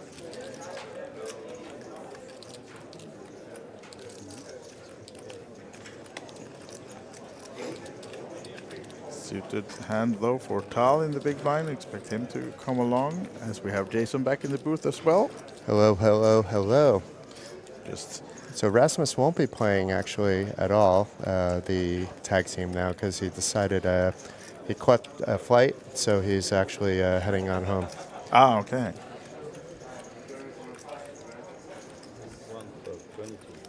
But I want to thank him for the first 2 hours of joining us. Definitely, yeah, it was fun having him. I think he enjoyed it as well. And he will be coming actually to Vilnius, I believe, at the end of May. As he should. I mean, that's he's the king of Vilnius. He's the king of Vilnius, yes. Yeah, we talked about it with him earlier as well, the start of this broadcast, that he took 2 trophies and another 2 final tables, right? Was it even 2 heads-up positions? Yeah, and then he's also won he's only won a main event before, yeah. Small things. Small things, as we all. No, he's quite a good player, and definitely not nervous about being in the big spots. Yeah, you mentioned Vilnius in May, but we also have Riga coming up, right? Yeah, I'm going to be in Riga on March 14th for the OlyBet Showdown Riga Voodoo Spring Edition. There's a 1K main there as well. There's a satellite for it today, an 80-euro one at 6 p.m. or at 8 p.m., I believe. But I will double check that. And here's a look again at the final table payouts for tomorrow. None of these players can collect that now, but you can see what they have their eyes on because, right now they've locked up 2,550 euros. That's nice, but this is nicer. So the goal today is to go to tomorrow with a decent enough stack to be able to make a run at those payouts. Today is positioning for tomorrow for at least 9 and likely more players that will advance from today.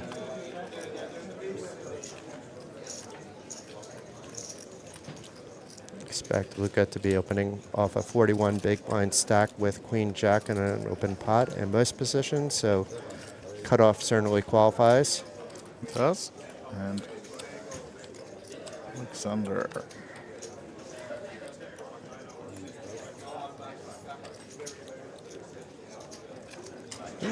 Interesting spot here for Tal.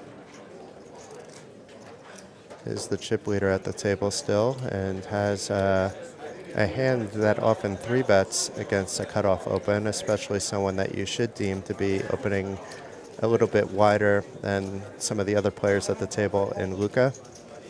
Yeah, and even though he wasn't maybe aware of Luca before today, they've sat from 3 hours together at the table already before going to the feature table, so he probably knows that Luca is opening a lot of hands. And showing no fear, it's a 3-bet, it looks like, to 55,000 from the small blind. That would be not such a small slicing from, let's say, the button, but from the small blind, it is a smallish sizing, at least giving Luca some food for thought. It is kind of one of the hands where you have some playability, but not necessarily against a 3-bet. In this case, it has a lot of playability for just a call, but I'm not going to be surprised if he gives up on this spot. When Luca's thinking, you know it's not a easy decision.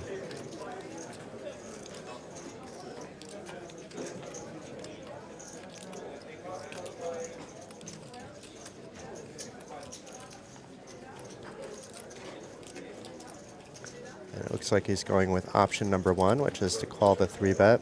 He was maybe priced in, and maybe if that 3-bet's a little bit bigger, it gets out that queen-jack.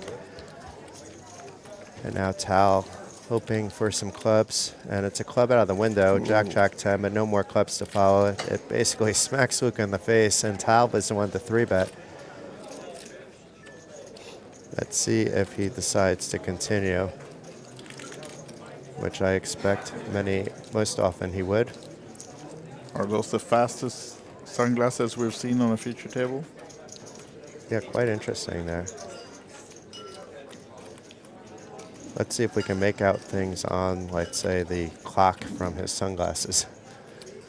Or the cards, the Kardashian way. Yeah, that's interesting. I wonder, I imagine if he's this deep, if people could see his cards, then that would have been a problem already.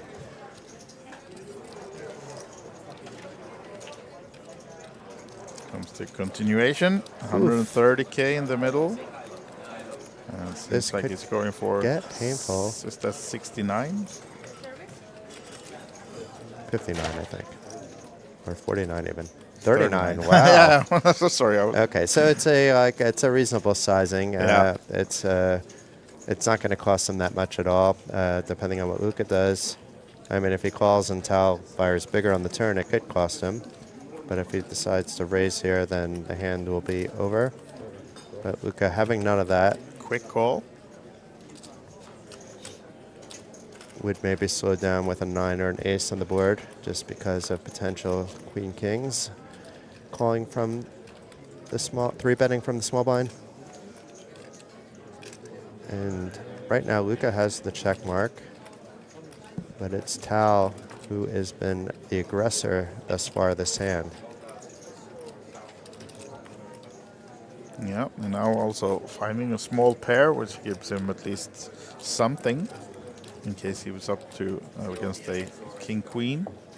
It gives him at least some showdown value, which makes it slightly less likely to bet both these streets. But I don't know if he's even going to bet here. I think he's going to be checking, but he's going to be betting.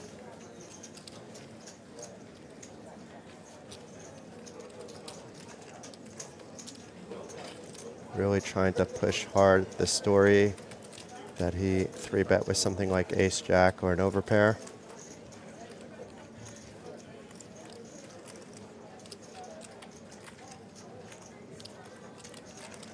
And the sizing was, once again, not that big. So it's not that he's going to, but this time he would get more information from a call.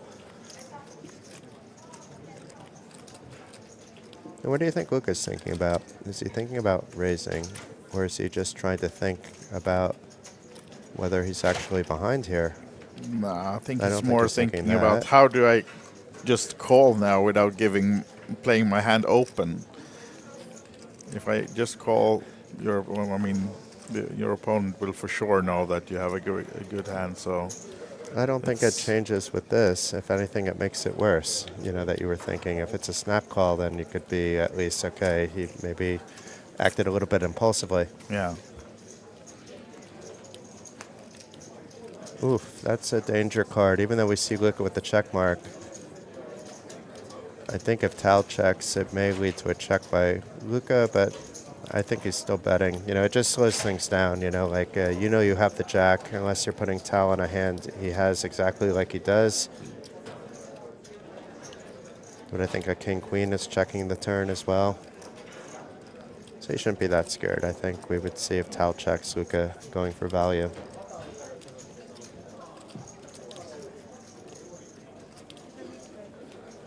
Tal doesn't look like he's ready to give up on the hand yet, though.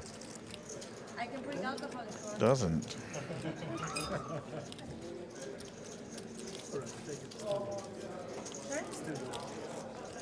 And has a pot-sized bet left in his hand. Luca with less than a pot-sized bet, so very often the sizing on a bet here would just be a shove.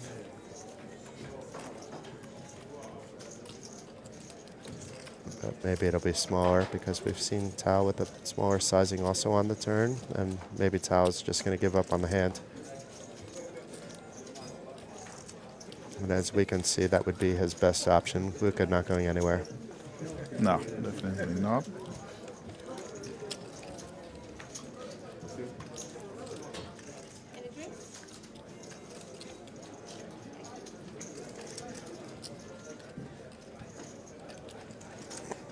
Yeah, a lot of thoughts going That's through a Tal's massive head. stare down. Yeah.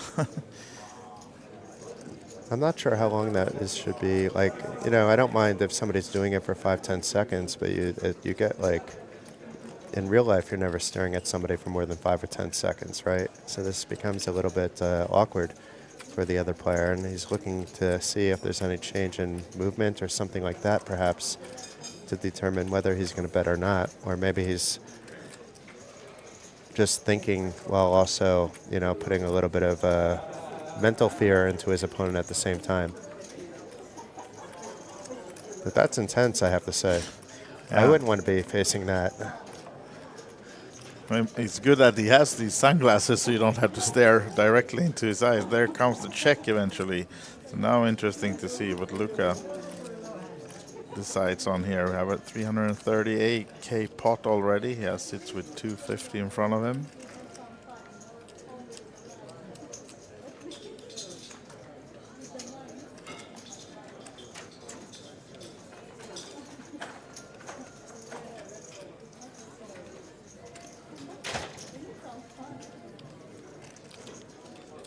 We both know that Luca is likely to not get any more value out of this hand. Yeah. But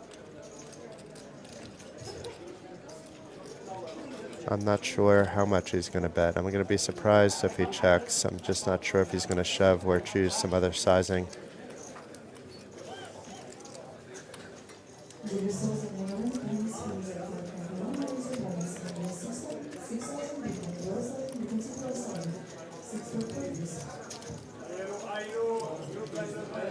Because we don't know exactly how Tal was playing on the other table. Maybe he's been in a couple spots where he's had hands, and then he hasn't had hands, and when he hit his draw, that's when he checks. Yeah. There are some players that play like that try to trap you into betting into their made draw. But Luca not concerned. That doesn't look like a shoving size, though. That's coming.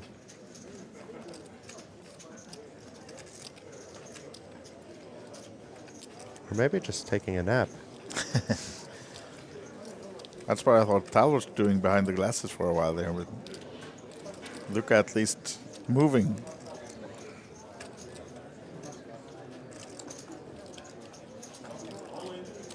Meanwhile, we're looking out on an interesting field of PLO high-low 4 and 5 cards in front of the booth here. Yeah, some action there, some familiar faces.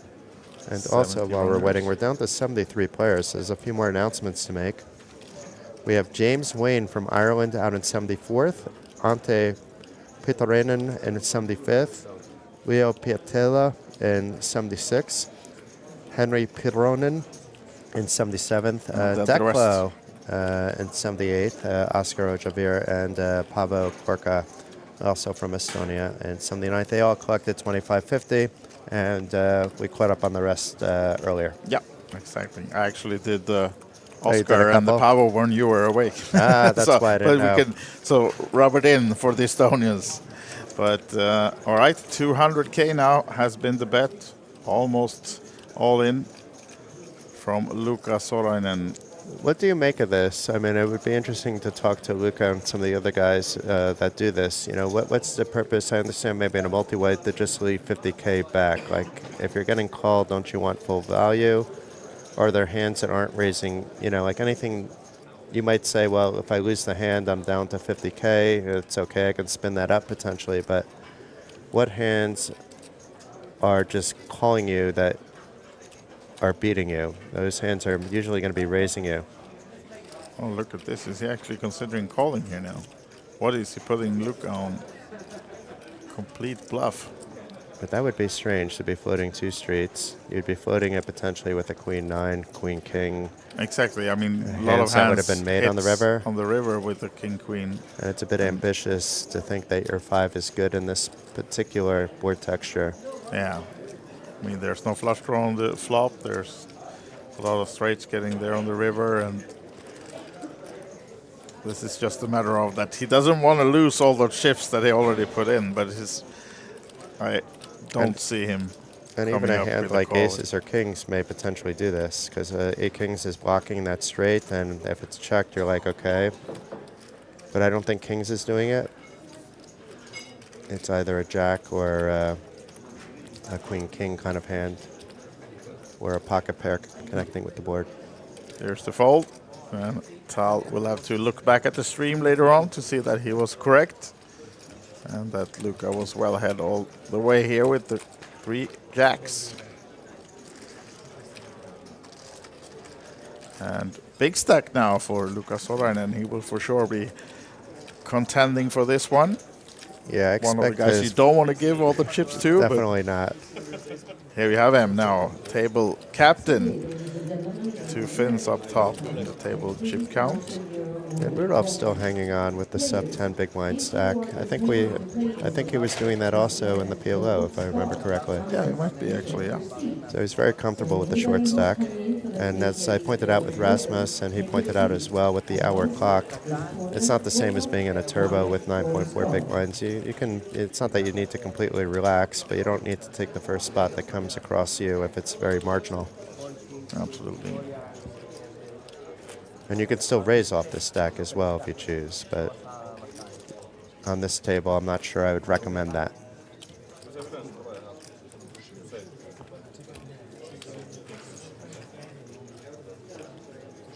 But to make the final 71 players is already a nice accomplishment, so it's something that these players can be proud of. A lot of these players have been there, done that before.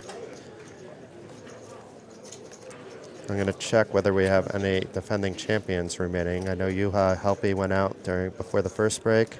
Now then, decision time for Rudolph, because now he wakes up in a fairly early position, but decides to shove it in with the king-queen suited.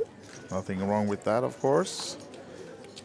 A nice hand. We'll see whether Luca wakes up with another pair. Does not. King-jack off will not be choice to defend in the hijack from him, and neither will Alexander be the one going up against Rudolph. Tal is out as well, so what about our guys in the blinds? No, Junel, we haven't seen him play the hand yet. And Christian with the Doyle, suited but not good enough for 10 big blinds. So it's some blinds and antes added to the stack of Rudolph's. That'll carry him through another orbit. Absolutely. Meanwhile, it doesn't look like we have any former champions remaining. We don't? Okay. No, Juha went out on 107th. Any other notables still in? And there's a lot of notables. Notables on every table. Yeah. Frankie went out on 124th place, one of the earlier eliminations. Yeah, I heard something about a bluff gone wrong. Sounds about right. Martin Zobel, who we saw go out on the stream, a Kings of Tallinn side event champion. Yeah. And the last, I think, champion, I looked at the list really close just now, so I'm about 99% certain to go out, was Rano Sutla, the first ever Kings of Tallinn main event champion, out in 89th place for 25.50. Oh. Rano flew special out to come out to play this event. He is from Tallinn, but he was busy piling up trophies in Asia. He won 4 in one festival. We don't have to mention that maybe 1 or 2 had just 1 table of players, so maybe 1 just had 3 players. That doesn't matter. He did win 4 trophies, and it would have been nice to see him make a deeper run in this one, but nothing to be ashamed about, getting a more than min cash in at the Kings of Tallinn main event. For sure. And now Lionel with the 4s decides to shove 26 big blinds straight in against the blinds, and for sure he's getting Christian away. What about AK? Seems like he was a bit interested, but not when he found out how much. We saw him show one card, I'm not sure what, but some 25 minutes left of this level before we raise them up again. As Jason said, we are on a 1-hour clock and 70 players remaining, and this is the payouts for tomorrow, the final table.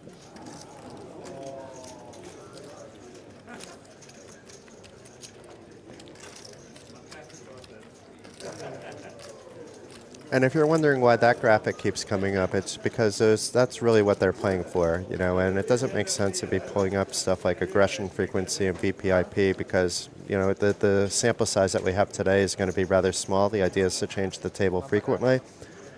So the relevant information is actually what they're playing for. And the chip counts, which also comes up on the screen, I think, every other graphic. Yeah, exactly. Now then, 13 bigs, ace-10 suited. Mid position, wouldn't be surprised to see it go in here. On other tables, I would foresee even an open. On this one, I tend to agree. And we've seen him shove even bigger than this previous time, so not going to be surprised if that's what it is. It's not unusual to shove 13 big blinds. Double checking his own chip stack right now.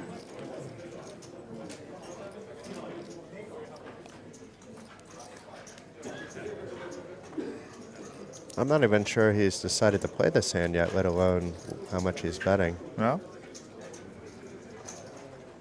I'd be surprised if he folds, though. I would be surprised too, but he hasn't been counting his chips. He's not looking down at his chips. He's looking kind of out there, but he is going to jam it. I think he was thinking about when my jamming or folding, but I could be wrong. And Tal's going to be forced to fold a weaker ace. Nothing doing by him now, and Christian will be quickly following suit. Mr. AK. Seems interested in every hand, every spot. But doesn't play no. all of them. Exactly. Just want some TV time. But he doesn't. He wouldn't give us his name. We know his name, but we're using AK. That's true.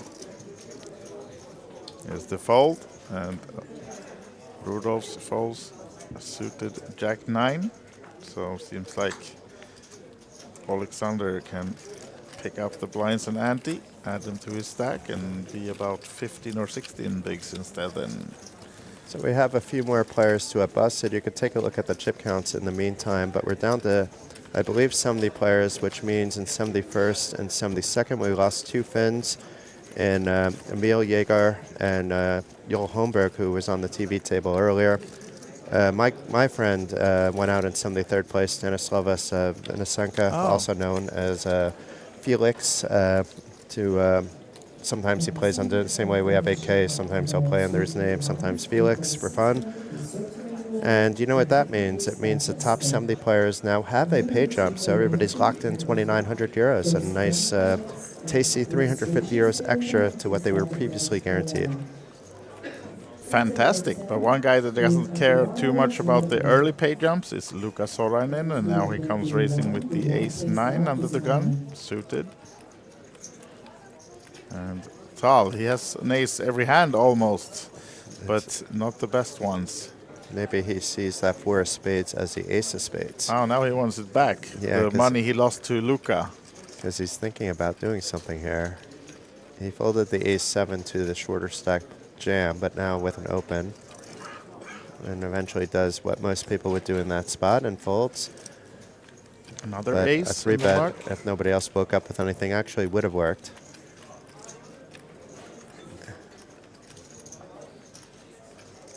AK folding quickly that time, and Rudolph's with Jack-8 offsuit off the short stack from the small blind, and Miro quickly folding his king 3. I'm not sure if we've seen Miro play a hand yet. I don't think we have, right? I think Frankie just played a hand, though. I heard him in the background How was yell it? something. Uh-huh. It sounded like he not only played a hand, but lost a hand because he's standing up. I thought it was a yell of joy and scream, but I think it's a yell of another re-entry, because you can still enter that one, I believe, anyway. Yeah, we are seated outside the ballroom, so we can't see the TV table, but we do have the PLO 4-5 high-low in front of us. Some 8-9 tables maybe of players here. 71 players I see now entered this one so far. And Frankie, it's close enough where we could play it and commentate at the same time in theory. But almost, yeah. Almost. We just have to move the camera once in a while and the screen a little bit. Although I wouldn't enter this one, but complicated. the high-low is your game, right? Yeah, high-low is my game, but I like all the games. But just have a biggest ROI over the years in the high-low. Now then, back to our table short stack, but 4 high, maybe not shoving from the button against these fins. But if it worked, Miro it wouldn't. Would have woken up and snapped that. But ace-9 is going to raise and not play it tight against a tricky Luca. But it isn't a big raise. It's 25,000, and I think it's not going to accomplish anything other than jacking up the pot a little bit and playing it out of position. It does prevent you limp and having to call a raise, so the pot could be bigger. But meanwhile, it's middle pair on a dangerous all-heart 9-king deuce flop. 5 of hearts for Luca is actually a live out, and the only live out is the flush right now for Luca. Meanwhile, it's Miro to bet, and Luca really shouldn't be overvaluing that 5 of hearts. But it is a small bet, actually, and there are some backdoors, so let's see what Luca decides to do.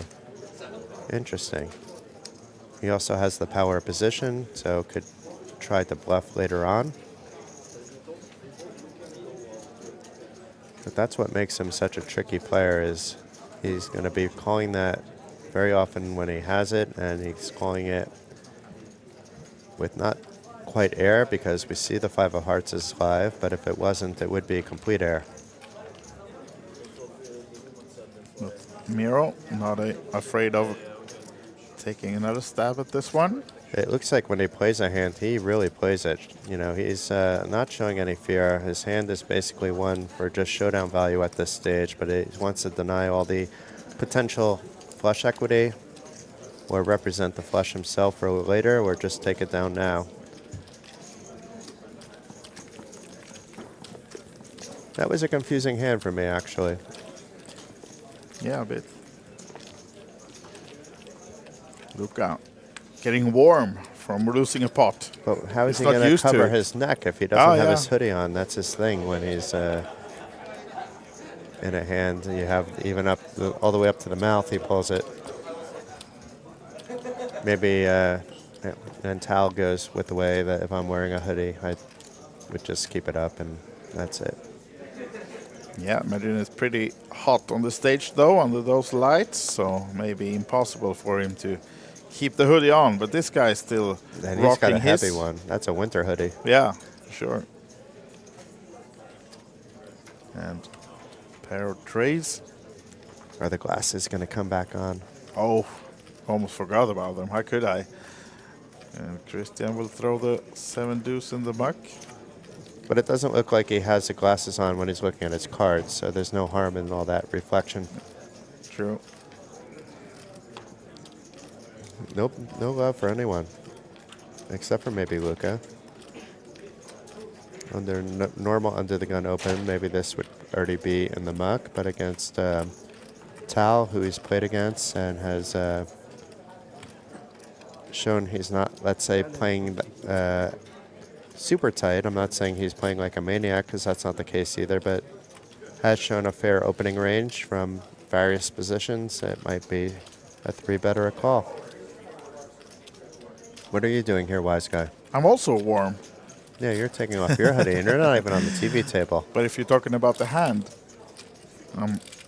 if I'm Luca, I'm probably calling here with the history with Tal, all the little history we have seen, but I think they may have been playing a few pots already today because Tal was on a bit shorter stack earlier today, I think, and then he came into this feature table as the table captain, and now Luca's back in the driving seat. So I think Luca likes to play a pot with Tal, and they also got Alexander's coming along for the three-way flop.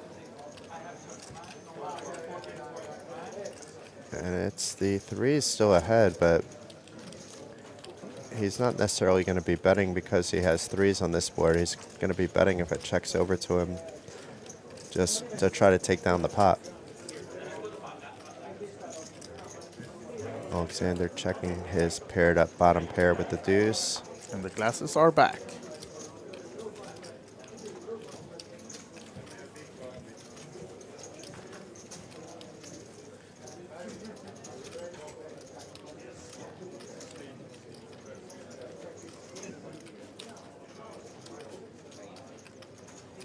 So maybe he wasn't staring down before, because now I think he's just kind of looking into space and thinking. It's hard to tell with these glasses. Yeah. But that first hand, I definitely would take it as a stare down. Yeah, me too. But now it doesn't look like he's actually looking at either of the players that you'd be up against. Now he is. Maybe The just head turned a little bit there. staring at the flop real hard. He does check. Yeah, goes check And he around. lets the jack-8 pull ahead. It's not jack-8, sorry, king-queen. Nothing pulls ahead on that 8, so 3's still ahead, but this may embolden Luca or Alexander to wrestle this one away.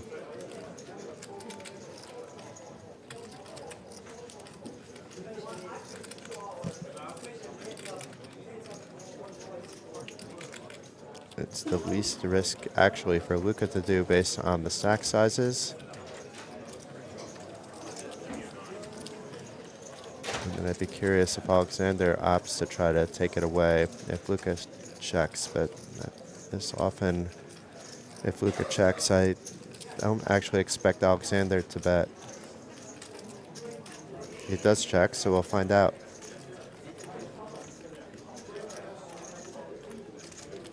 He has showdown value. It's been cheap so far. However, 73,000 added to his stack would be nice as well. So does he turn his hand into a 7-9 type of situation? 10-8, 10-jack would also be betting big. Anything with a 10. That might check the flop because you're in the big blind. You would check pretty much every flop.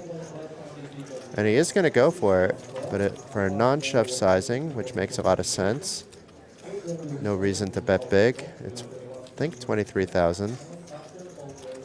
Yeah, interesting to see the short stack trying to steal this one, and why shouldn't he? But this time also, it should actually it should work because Tal, even though we see is ahead, he's not really drawing to anything, and he's often far behind. So yeah, and same for Luca. So nice pot for Alexander. Gets to keep his blinds and ante and add a few more chips instead. Almost 20 big blinds now in front of him. To stack some color matching chips to his shirt and the flag. And here we have the updated chip count. Even though losing a bit in this spot, Luca still with the most chips at the feature table with 544. But as we touched on earlier, we have a chip millionaire. At least we did when we started. There's a few of them floating around now because the floor is updating more frequently, but they're not timestamped, so it's like an accidental, peak, and then I can't really announce it because of the delay. But there were 3 chip millionaires, or there will be 3 chip millionaires at a minimum. Let's see. One of them being the Arturs Dogus, who we can say is a chip millionaire because he was at the break.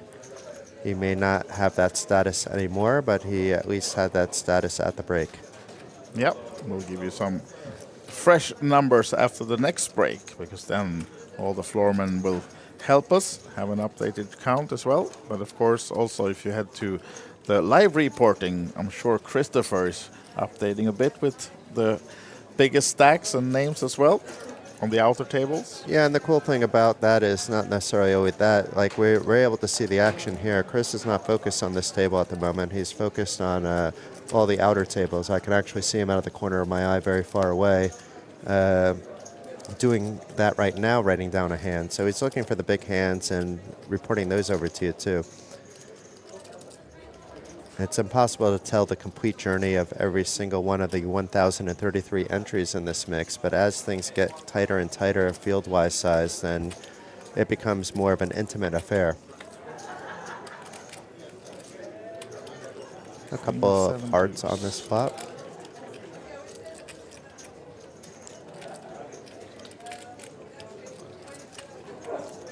Let's see if AK finds a continuation, but I'm assuming that Tal is going to be checking here. Then checks it back. That was a pretty firm check back too. Yeah. 7 of diamonds, so 2 diamonds, 2 hearts, but no flush draws for either player. And maybe Tal wants to rep the 7. The check on the flop made a lot of sense, both range-wise and also card-wise.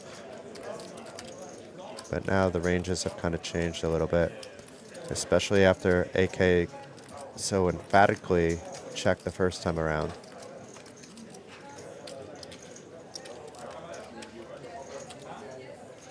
And this time laying out a small bet. And Tal calling the min bet. Interesting. I don't know what he's expecting, unless he plans to steal it away on most rivers. Oh. Now this can spell trouble for Tal. He's going to likely have to call. AK should be slightly concerned about the diamonds, even with the jack of diamonds, but not so concerned that he's not going to bet here. It would just be if he's raised over the top, then he has a lot to think about with the 7 paired and the diamonds.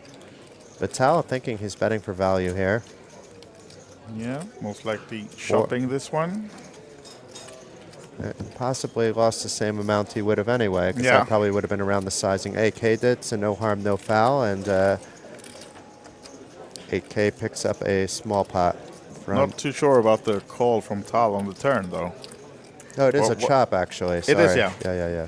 But, I mean, the call on the turn was what surprised me a bit. And see if he wouldn't have hit the king. I'm interested to see what the plan was with that call. But we never know, because he hit the king and bet for value, but had to settle for the chop. Yeah, I mean, we saw he was throwing to 2 outs for the chop, and he got his 2 outer. So it wasn't. There must have been something else at play, where it's everybody misclicks. Like I misclicked even here just now in the comms booth, missing the queen for the chop on the paired board. So that's it's easy for the players to do after playing for so long. Just go to show even the best can sometimes slip. Oh no, the best commentators are going to slip once in a while, but. AK now running away from the table after the fold, probably checking his phone, because they're not allowed to have them on the table, so they are just aside of the stage. But George would have not made that mistake. He's fantastic, but it's not flawless. No, he could have made that mistake, but it would have been like 5-6 hours from now after seeing exactly. pink elephants on the screen, because he's on hour 10 after doing a few other days. Yeah, shout out again to Mr. Sanford in Brazil, hopefully enjoying life, and hope to have him back in the future for our stops, as Alexander's now comes from the button with the ace-4 suited, sizing up a bit to 23, and enough to have quick folds from our gentlemen in the blinds. Even Tal can fold a hand every now and then. It's good to see. You should have a full button in the mix there. And it looks like how many we're down to? 66. So 4 more players out. Yeah. We'll hit a refresh for that. Let's do that while we have a dealer change coming up as well. So in 67th place, it was another player that we saw on the feature table, and he actually remembered me as well and waved to me from across the room during our break, and that's Elvis Kervalis in 67th place. Glenn Cole from Ireland in 68th. And a familiar name here, and Peter Jaksland from Denmark and in 69th, and Sander, another local, Sander Ligre, and I'm probably butchering your surname, in 70th place for 6,900, for 2,900. All those players cashed for 2,900. Out of the Estonians, there's a few left. For those of you watching locally, there's Rano Kivalu still in the mix. It looks like with a shorter stack. Same with Otto Puck. Risto Parnat, who we saw on the feature table, is hanging along. Henry Jorgen Rautitz is also in the mix. And with one of the bigger stacks, actually, is none other than Magnus Puck, a very familiar name here in the OlyBet circles, not just in Estonia. Yep. So a few Estonians. We do always appreciate at least one Estonian on the final table. Absolutely. We definitely want at least one. The final tables lately in the main events here have been quite international affairs, with Estonians sometimes actually shut out from that. And we've had a lot of final tables with big Spanish rails. How are they doing? Do we have any Joel chances Jimenez for that? is still in, yes. I didn't see a lot of Spanish flags, but there's another one here, Alberto Martinez Gonzalez. Yeah. So still a chance that we, by this time tomorrow, have a really loud Spanish G. rail. Gordo is in as well. Guillermo Gordo Cifuentes. Oh, he's super sick. He's got a stack as well. Yeah. Did he win the other year, or was he just top 3 in a big event we had? I'm not sure, but definitely He's been on the feature table before. And that's it for the Spanish contingent, but they're basically almost Estonian at this stage. When they first moved here, they didn't know a word of English, even, a lot of them. I mean, I have my friend David Lopez. He was in that mix. He's back, not living here anymore, and I would talk to the guys through David, actually, but now they all speak pretty good English. And it was Tal opening this hand from the bottom position, and Christian calling, defending the big blind with Jack 10. Swing and a miss for both players, but backdoor flush for Tal, and Christian has checked in over to him. It's just gone into the tank again between those glasses a bit, so expecting, though, a continuation bet shortly, maybe. No, checks behind. I might not agree with every single one of Tal's plays, but I like the way he feels comfortable doing the way he's doing, right? So he's not always wearing the glasses. He puts them on when he wants to go into a different mindset, I believe. I don't think it's also about people not picking up tells, but you're not picking up that many tells from the eyes these days. It's other movements that are picking up tells. The eyes can lie pretty easily. It's also very bright on that table, too, so when you need to focus to get some of that light out, if that's what makes him comfortable, great. And Rasmus would like that he's taking, a little bit of time to, time things correctly, both for when he has it and doesn't, to balance that along with being able to think about what your best move might be. And now then, Christian missing his outs. It would be a bad timing to try to steal it now. He could have done it on the turn. And comes to the same conclusion, and Tal will probably try to get a little bit of value. It is a dangerous board to be attempting that with, but you have to assume Christian would have bet his 2 pairs and straights just to get some value at this stage with a going check on the turn. And while we wait for the bet from Tal, we can hear that the spin and gold area has opened up for today. So are they still running opening flights? Now I know 6 o'clock is supposed to be day 2 because we played one yesterday, won by Mr. Teddy. Yeah, we both succeeded to lose a 3-way sit and go to Teddy, but I think they are doing more day 1s today. It's €110 buy-in. You play a 3-way short fast sit and go, And then if you win, you're on to day 2, which is 6 o'clock local time today in a few hours' time. So still think there's a chance if you're watching this stream from a nearby location to get in that one and maybe find yourself in a day 2. Yes, and it doesn't take very long. They're No. just a few minutes long, and if you have a couple of friends, you can if you all sign up at the same time, chances are you'll get on the same table, or you can stick around and wait for some slow stragglers to walk by and compete against people that aren't your friends. I found it fun competing against Wise Guy. Even though I took third, I found it fun playing with Wise Guy and Teddy. Yeah, a lot of fun. Short but sweet, as she said. Now then, Miro folding. Luca actually been a bit quiet for a few hands, but now finding something that he could potentially open with. Reaches for chips and make it a min 20. And this is actually the last hand that he can do that, because we will have a new blind level after this one. Where min racing is not allowed. Exactly. No, but not to 20. Not to 20 at least. It wouldn't be fun if you just didn't allow min races at certain levels, and you have to at least 3x. Exactly. And Tal with an ace. Sorry, again. guys. Next level is push fold. For a full hour. Well, one choice only. And AK throwing the chips in, so no takers. Interesting non-defend there by AK. Yeah.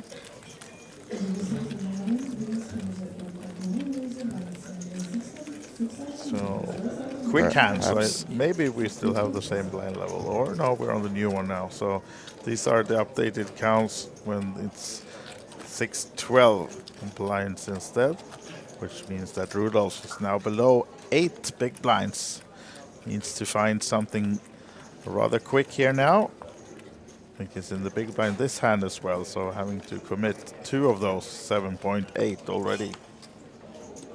Might see his chips going in. If someone chooses to attack, will it be Luca again? Maybe with the ace deuce. Not against the short stack in the big blind though. And it won't be Alexander either. Oh, Tal, he just has one ace, a weak ace man.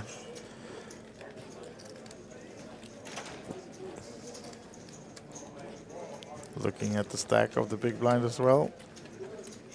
Tal, weak ace, Barasovsky.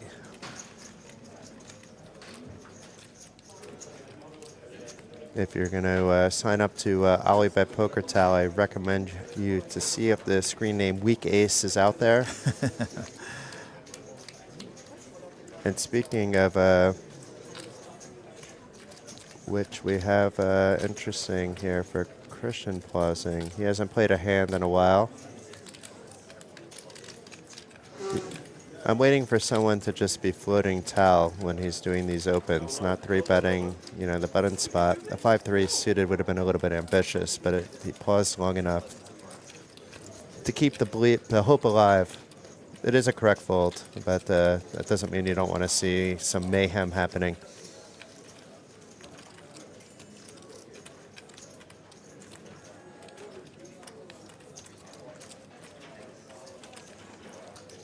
And Rudolph's might now be thinking about that. Tal's been opening kind of a lot.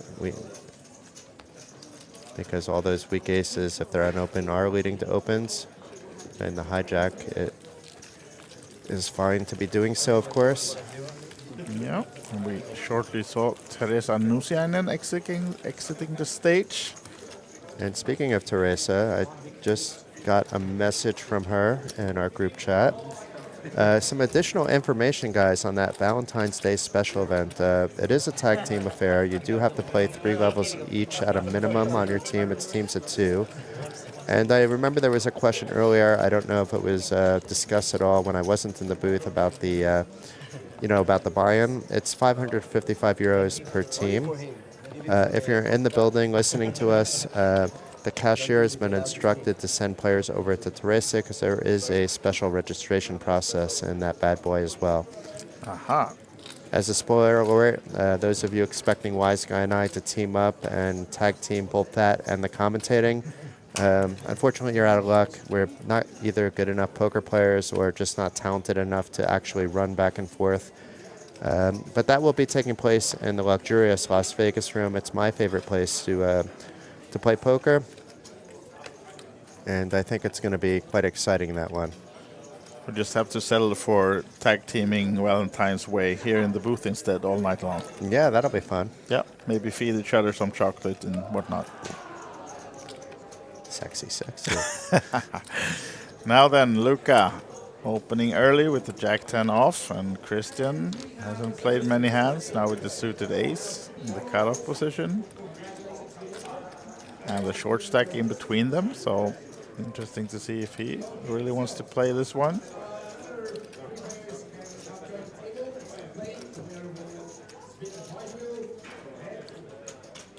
Decides to lay down. Yeah, I mean, it's under the gun. And this will not be the hand that Rudolph's invests his last chips with. What about Miro? Ace 10, surely defending in the big blind. Against a normal under the gun open.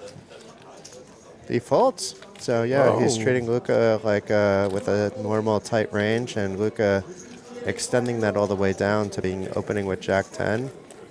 Gets a dominating ace 10 suited to fold from the big blind.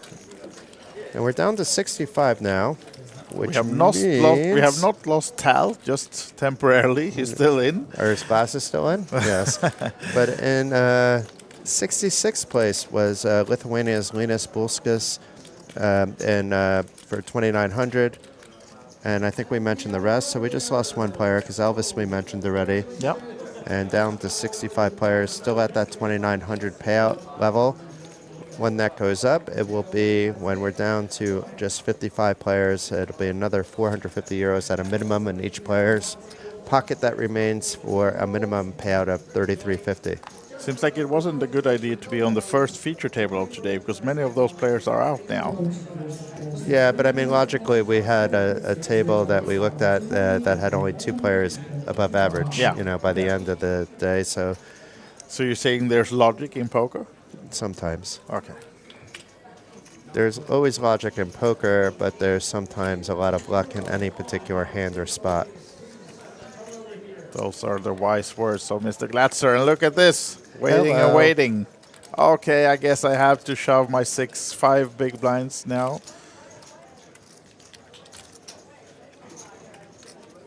I'll try to look weak when I do it. Here we go. This looks so strong, though, the way he did it.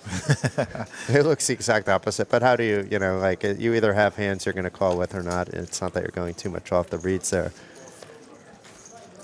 But when you exaggerate it as much as you do, it does look strong. But we are calling here with King 9 if we're Luca, right? Yeah, here we unless go. he got some kind of read. Yeah, maybe, yeah, he saw that, what you saw. But anyway, here we go. It's queens against king 9, a great spot for Rudolph's, but he still has some outs to fade and maybe some backdoors. Yeah. He would love to see a queen out of the window. Does not, but is there a king? It's not. But it is a safe flop. Was that an 8? An so 8 some on more the turn? outs. Oh no. But it's a 10 pairing. Yeah. Smiles from Rudolph's as finally gets that double up. Back to 12 bigs now. And even Luca with smiles, knowing it didn't really cost him that much there. It's okay. And it's Chips are almost a still on the call with table any for 2. Luca. If it was a little bit less, it's a call with any 2 anyway, with the dead money already in the pot. Yeah.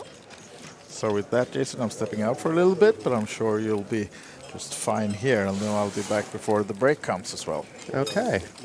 So thank you, Wise Guy. Let's have a little bit of fun, me and you. And we can take a look at the chip counts.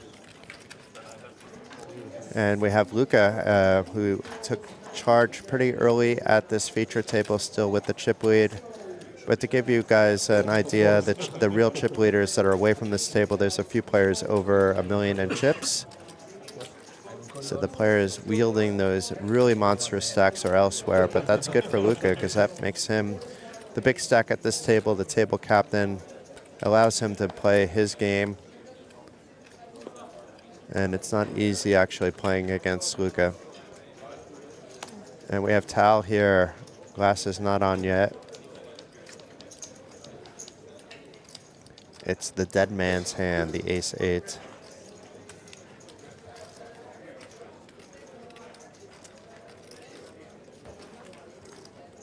Quick full bound now. And Christian will follow suit. And 8K. Already looked at his queen four, so that was a very fast fold for him. And Rudolph's, is it going to be back-to-back shoves? I mean, this isn't queens, but it's still a pocket pair. It is from the cutoff, but opting to not potentially cough up his chips so early after gaining them. But would have it worked? Luca would have folded. We saw Miro would have folded previously. But now Luca thinking about whether he wants to put some pressure on the big blind. And it does look like there is a raise incoming. And Alexander, what's he got? Not in the box yet. 7-4, so they were in the box before. So the 3 shove would have worked, but hindsight is 20/20.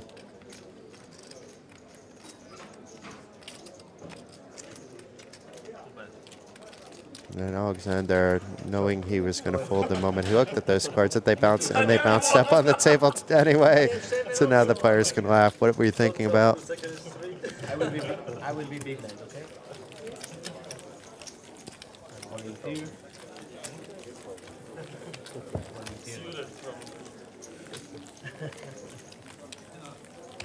There's still a few women left in the field, too. Somebody that I've really admired the way that she approaches poker, and we've had a couple nice chats away from the table, and Christina Soli is near the top of the chip counts.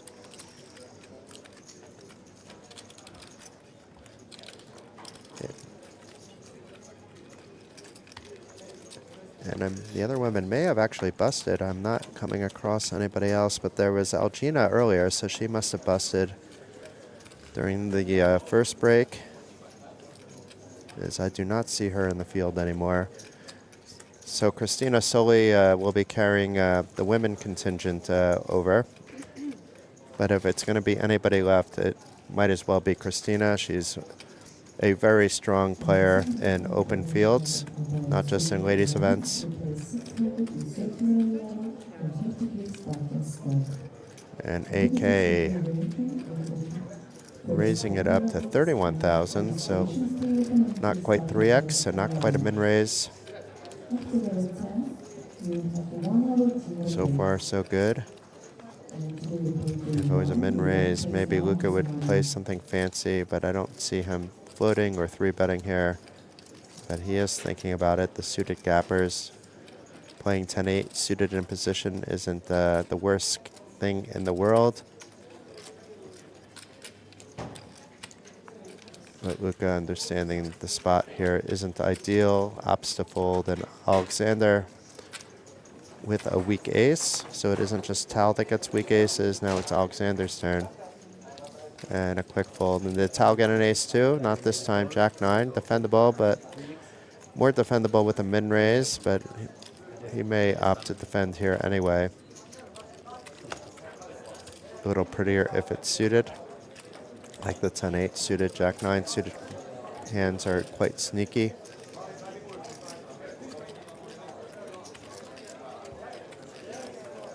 And Tal going back into the tank.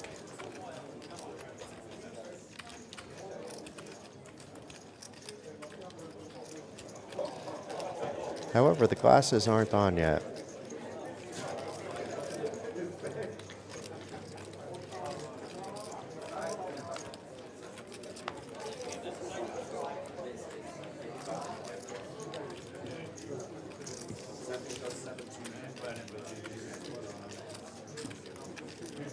Taking his time, Tal.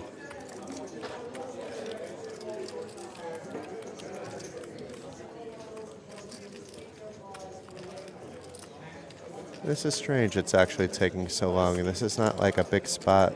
It's not like you're facing, you know, a monster 3-bet. This is pre-flop, a single open. I'm wondering what he's thinking about here.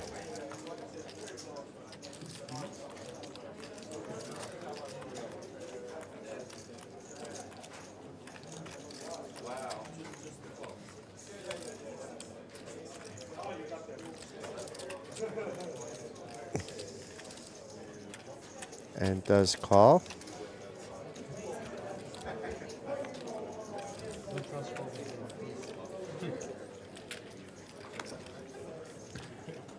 Jack 9 flopping a gut shot, but AK is still ahead with the 7s, but some scariness to the board with 2 overcards. And sunglasses on for Tal as he checks. At AK, it looks like a small bet of 15,000 into 80. Indeed it is. And Tal, with no black cards in his hand, has the gut shot. Lots of kings in AK's opening range from under the gun +2. However, it is a small bet, so let's see if he decides to see another card. That's what he decides to do with just a call. No fold, no raise. And the 8 of clubs on the turn opens up more out possibilities for Tal. Now it's not just the queen, jack 9, but also the 2 7s that AK doesn't have. And in Tal's mind, that's 4 queen outs.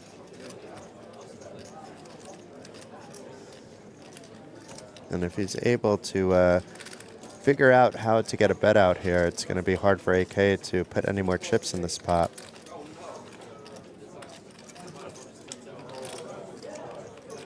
And I think very often he will be checking here. Nope, he is going to bet.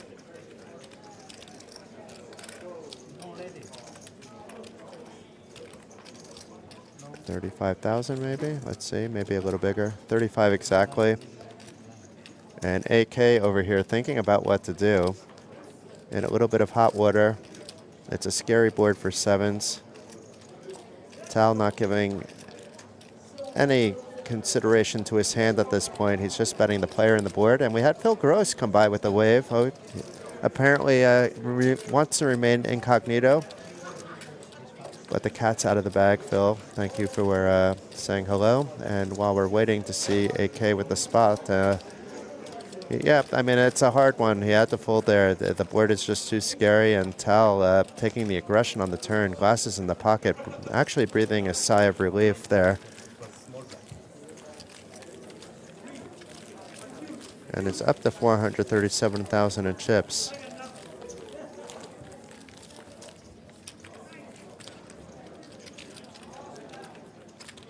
So we have 2 players down to 12 big blinds. Rudolph has spent most of the time at this table under 10 big blinds, so he's used to being able to hang around with this kind of stack. Alexander with 16 bigs and everybody else with 22 and up. Meanwhile, we lost a player or 2. We're down to 63 players, so out in 64th was yet another TV table player from the first round, which was Baptiste Came from France. And in 65th place was Pekka Ikonen. Both players still on the 2,900 payout zone range, so they collected 2,900 euros and now are free to play the many other events starting today, including the 3K high roller with late registration open for quite some time on that.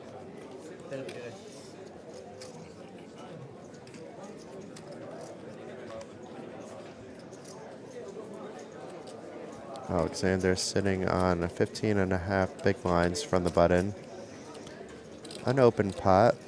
I'm sure he would rather see something a little better than Queen 8, but beggars can't be choosers, and he is opening to 25. 29. Ooh.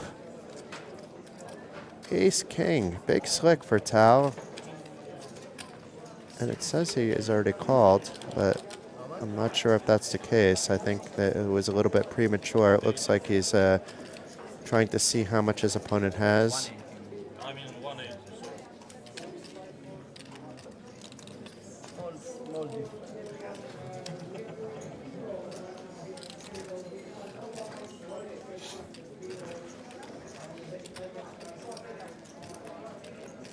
And Tal who took time on just making a single call the previous hand. This is actually a spot where it makes a little more sense to take time. You have a player after you. You see the stack depth of the other player. Do you want to 3-bet big? Do you want to 3-bet small? Do you want to call? I don't think that's the best option. And it looks like it will be around 75,000 the 3-bet, so 3x the open. And that should force Alexander to fold. And Tal realizing all his equity now, picking up some more chips, and should be at around 500,000, but let's see. Yeah, it's close to 500,000 now, 486,000. Coming close to the table lead of Lucas Sorianen.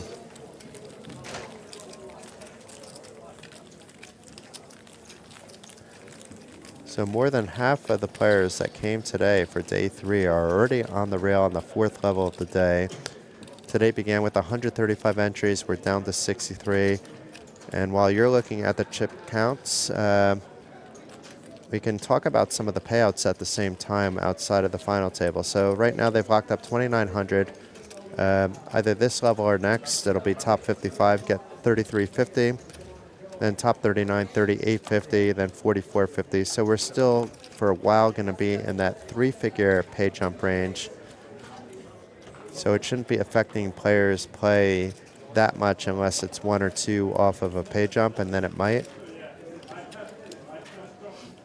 Because tomorrow, the final table alone, the top 9 are guaranteed 16,200, which is a lot more than the 2,900 now. And of course, that 169,500 top prize awaiting the winner, that will be tasty for anyone, and the honor of becoming the latest Kings of Tallinn main event champion and getting your name added to those steps, occasionally invited to some special events as a member of Kings of Tallinn royalty.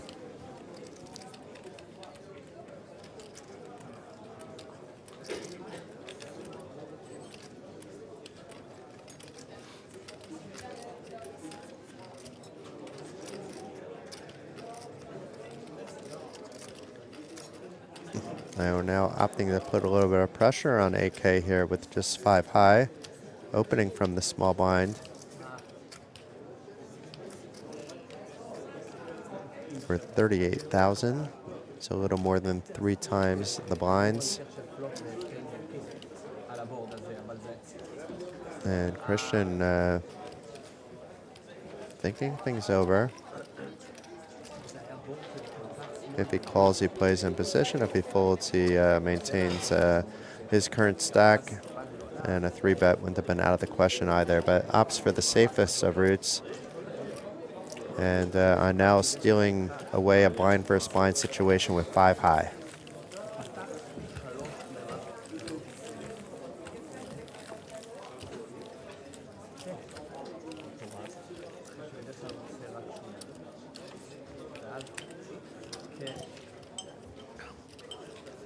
Not much change in the chip counts from the previous hand, but you can see some movements with AK after folding, going down to 142,000. And Ionel, who could have been under 20 bigs, is now at 22 big blinds. That's the main change from the previous hand. And we are down to 62 players, which means we've lost another. Who did we lose now? We have lost another player from Latvia, and Edwards Rakus, in 63rd place for 2,900 euros. So I expect now the eliminations to happen at a slower pace. The field is smaller, first of all, but the seriousness of advancing becomes more real at this stage.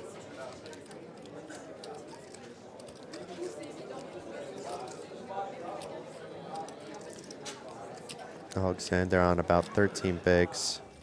14 bigs.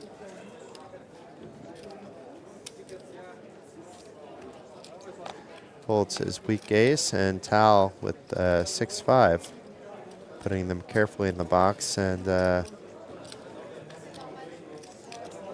perhaps is thinking about what he wants to eat on dinner break.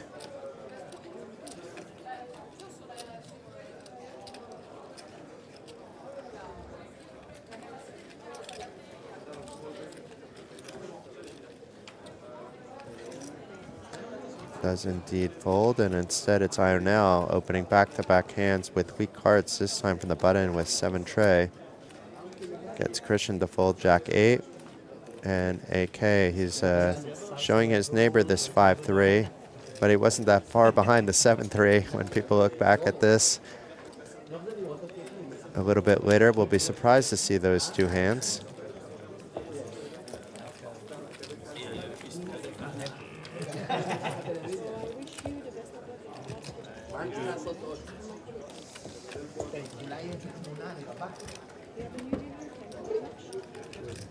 Thank you very much.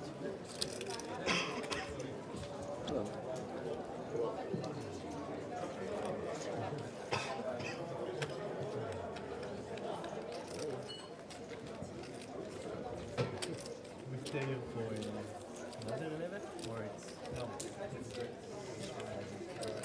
Yeah, I also believe, but you know, they tell us. I want 11. For those of you just tuning in, this is the Kings of Tallinn 1100 euro main event with 1 million guaranteed. Just 62 players remaining from the 135 to start day 3.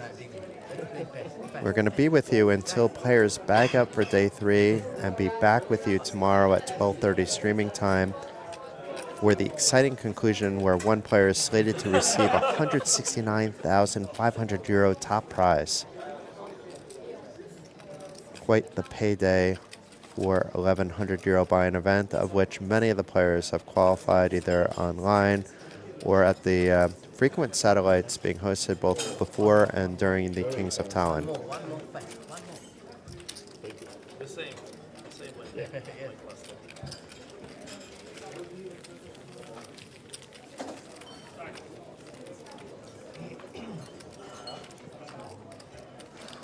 So now AK, after having to fold through the blinds, is down to just 9.3 big blinds. Luka and Tal leading the way. Several other short stacks, well, 2 others, and Alexander and Rudolph's, and the middling stacks could become short rather soon with a 24 and 21 big blind stack listed on the board. And the hoodie comes back on for Luka. It's been a while since we've seen him really play a hand post-flop, so perhaps he's sensing something to get ready to prep his face if it's a big spot. And Alexander here finding a spot with his 162,000 stack.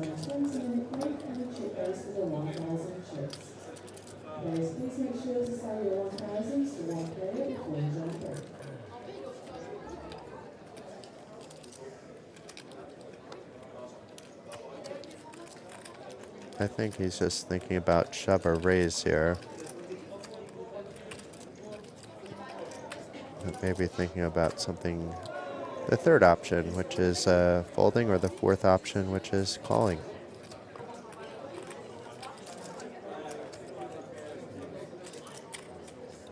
And opting for a near min-raise open of 25,000.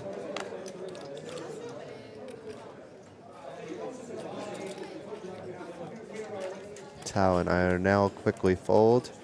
Expect Christian to do the same, and he does. AK quickly into the muck.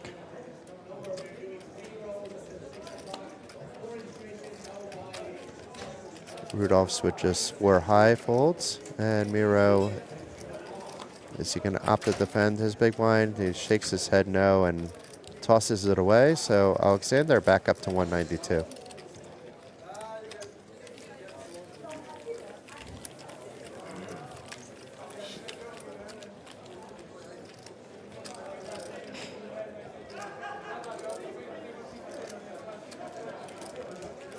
The average stack is approaching 500,000, so we're winding up with a dynamic similar to what we had at the first table, where most of the players at the table are going to be below the average. But it really just matters how many big blinds you have in your opponents when you're approaching hands. What happens at the other tables will matter later. Can only control what's in front of you.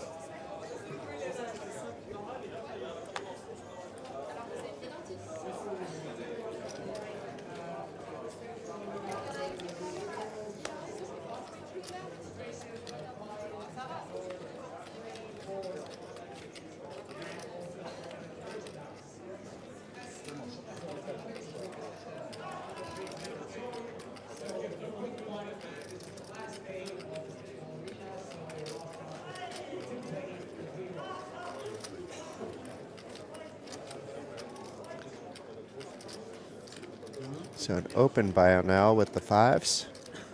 Christian with the fold with the king 8. AK already pre-checked his hands, whereas in the muck it almost as fast as Christian's fold. And Rudolph's will follow suit with just 4 deuce. He's been pretty card dead. And Miro will do the same with the jack 6. And Luca, who I expect to defend a lot of big blinds, this is one I do expect him to defend. And being up against pocket 5s with 9-8 gives you basically coin flip equity, but he doesn't know what his opponent has.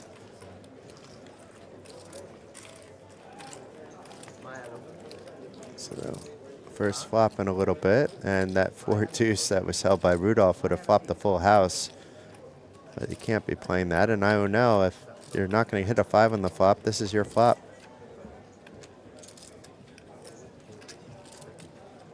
A little more than half the pot. And Luca with the snap fold. No connectivity at all to the 8-9.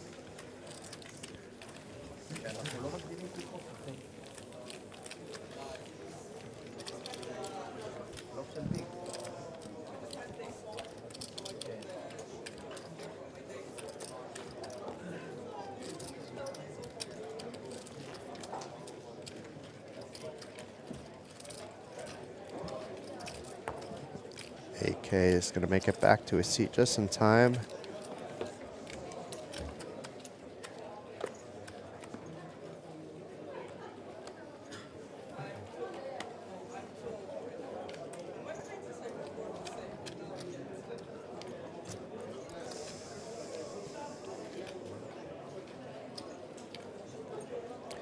Tau folding under the gun. I am now likely to do the same from +1 with the jack tray. Although not right away. We have seen him play worse cards than that, but that was always from the small blind or the button. And Christian, he's been a little bit quiet lately, hasn't had much to play with. Will open for 24,000, and the timing couldn't have been worse for him, because hello Cowboys from AK, been patiently waiting for something. And you know something's up if the cards weren't instantly folded when it was his turn, because that's been his pattern.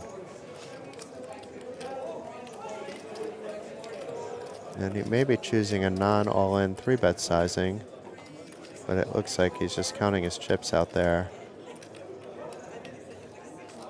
And it looks like it's all going across the line. There is 1 chip behind, oddly enough, so it's not an all-in.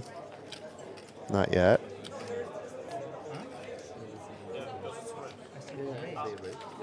And players are pointing, you still have a chip, you still have a chip, thinking maybe he said all in, but he clarified that he only said raise.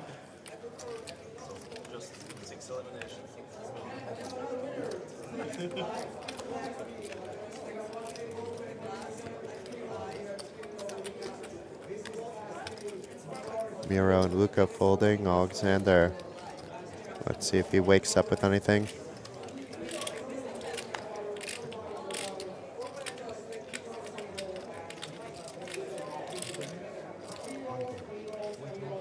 And now Christian is going to have to fold here.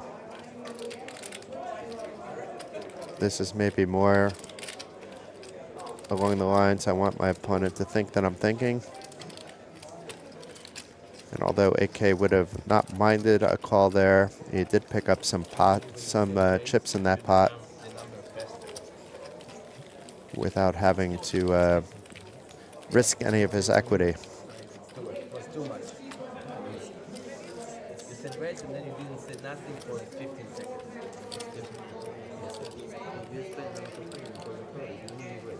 So right now it's actually just 1 player at this table above the average, and that's Lucas Soryanen.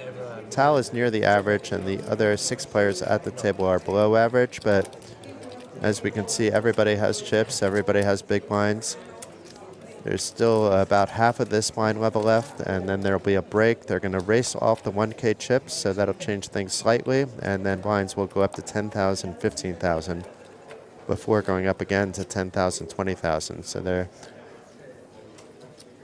we're going to be looking at things moving a little bit quicker. I'm not sure whether we're going to return with this table, but my guess is that we're going to get a new table after the break.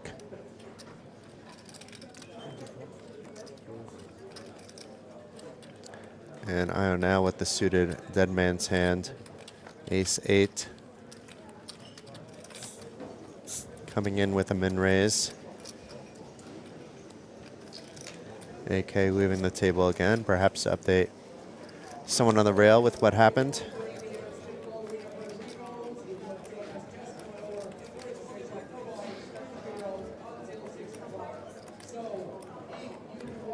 Alexander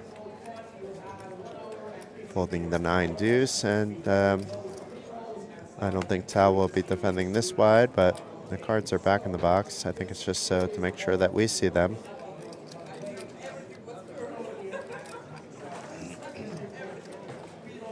He would have 2 live cards if he wants to play it differently, but the fold was expected, and I am now up to 364.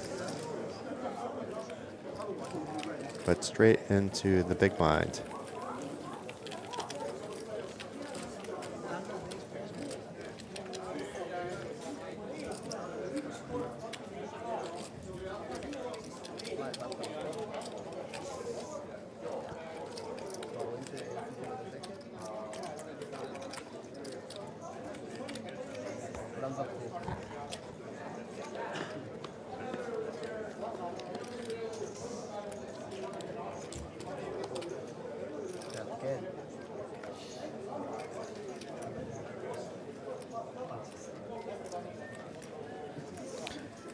I can see some of the players on break right now as that's about to come back, and the game I would be loving to play if available, which would have been the PLO high-low, 4 or 5 cards, and one would be trophy winner Fabien Bartouche, who seems to be running deep in everything that he plays. He also won a trophy over in Vilnius and one over in Asia this year.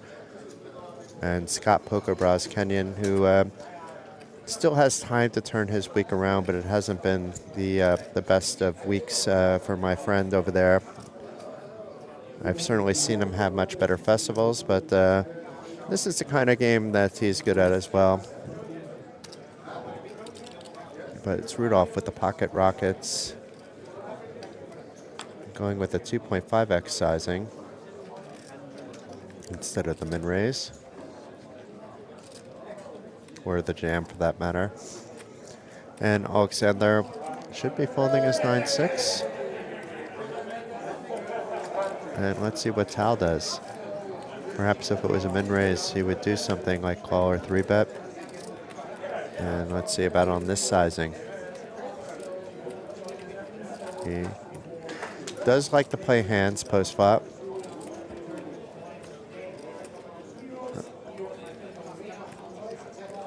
It's not the perfect 3-bet candidate from an early position open that has been quite tight and doesn't have a lot of fold equity. Does have some, obviously. Certainly never folding aces.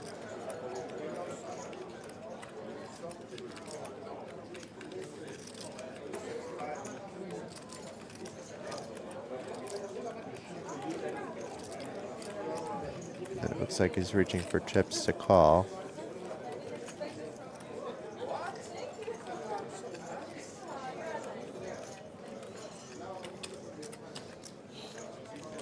Indeed calls, and that may give Lionel an excuse to come in with his pretty queen 9 suited. So if a queen comes, it could spell trouble for 2 players, not just one. But instead, it's a set of aces for Rudolph's here on the ace, jack 8, 2 diamond flop, and even has that ace of diamonds for the backdoor. Lionel has a backdoor of his own and a gut shot, backdoor flush draw, and the 10 for a straight. And Tal even has a draw of his own, as weak as it might be. The king of diamonds isn't the backdoor for him, but the 10 would give him Broadway. So some cards still to hurt, and it's Tal leading out with his Broadway draw. And Rudolph's got to be like, what's going on here? I have top set. What the heck is he betting? I even have that ace of diamonds. It often smells like a 9-10 situation doing this, and we see it's king-queen. And I'm only saying that because the aces block some of those other hands to immediately go towards thinking draw.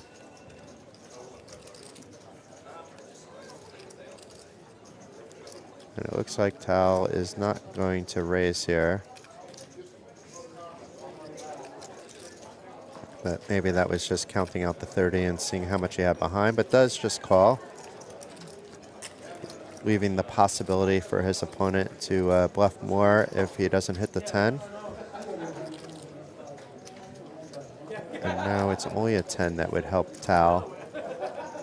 And he should put his opponent on at least top pair, if not better. We see it's top set. The current nuts on the board.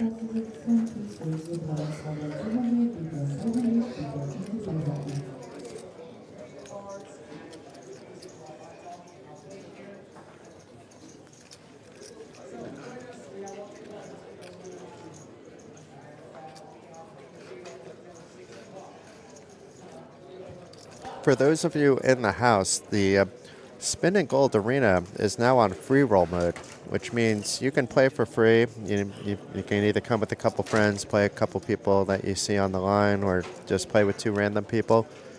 And the winner of that gets to spin the wheel and get a random prize, so that's quite fun. There's a bunch of things on there, some tickets and some merch. We have an OlyBet towel now in our apartment thanks to one of the roommates winning that, and that's rather nice. It was used temporarily as a blanket, but it's good enough for the beach and good enough for the shower.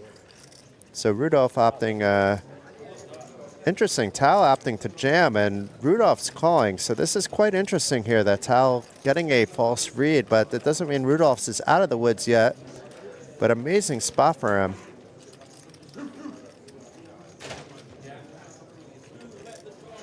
And Rudolph's, who has been short stacked all feature table up. Oh no, wow. And Tal rubbing it in a little bit. I mean, I can understand being excited there, but Rudolph's, I feel your pain. I hope at least Tal shakes his hand as, gentlemanly there. That was brutal. Absolutely brutal. Wow. So Rudolph's Sadrin's out in 62nd place, so it's 2 Latvians in a row, as we earlier mentioned. In 63rd place was Edvards Rakus, leaving just 61 players remaining. And I can understand Tal's excitement there. It is a very competitive game at this stage, but it's still also a gentleman's game at the same time, or I'd like to think.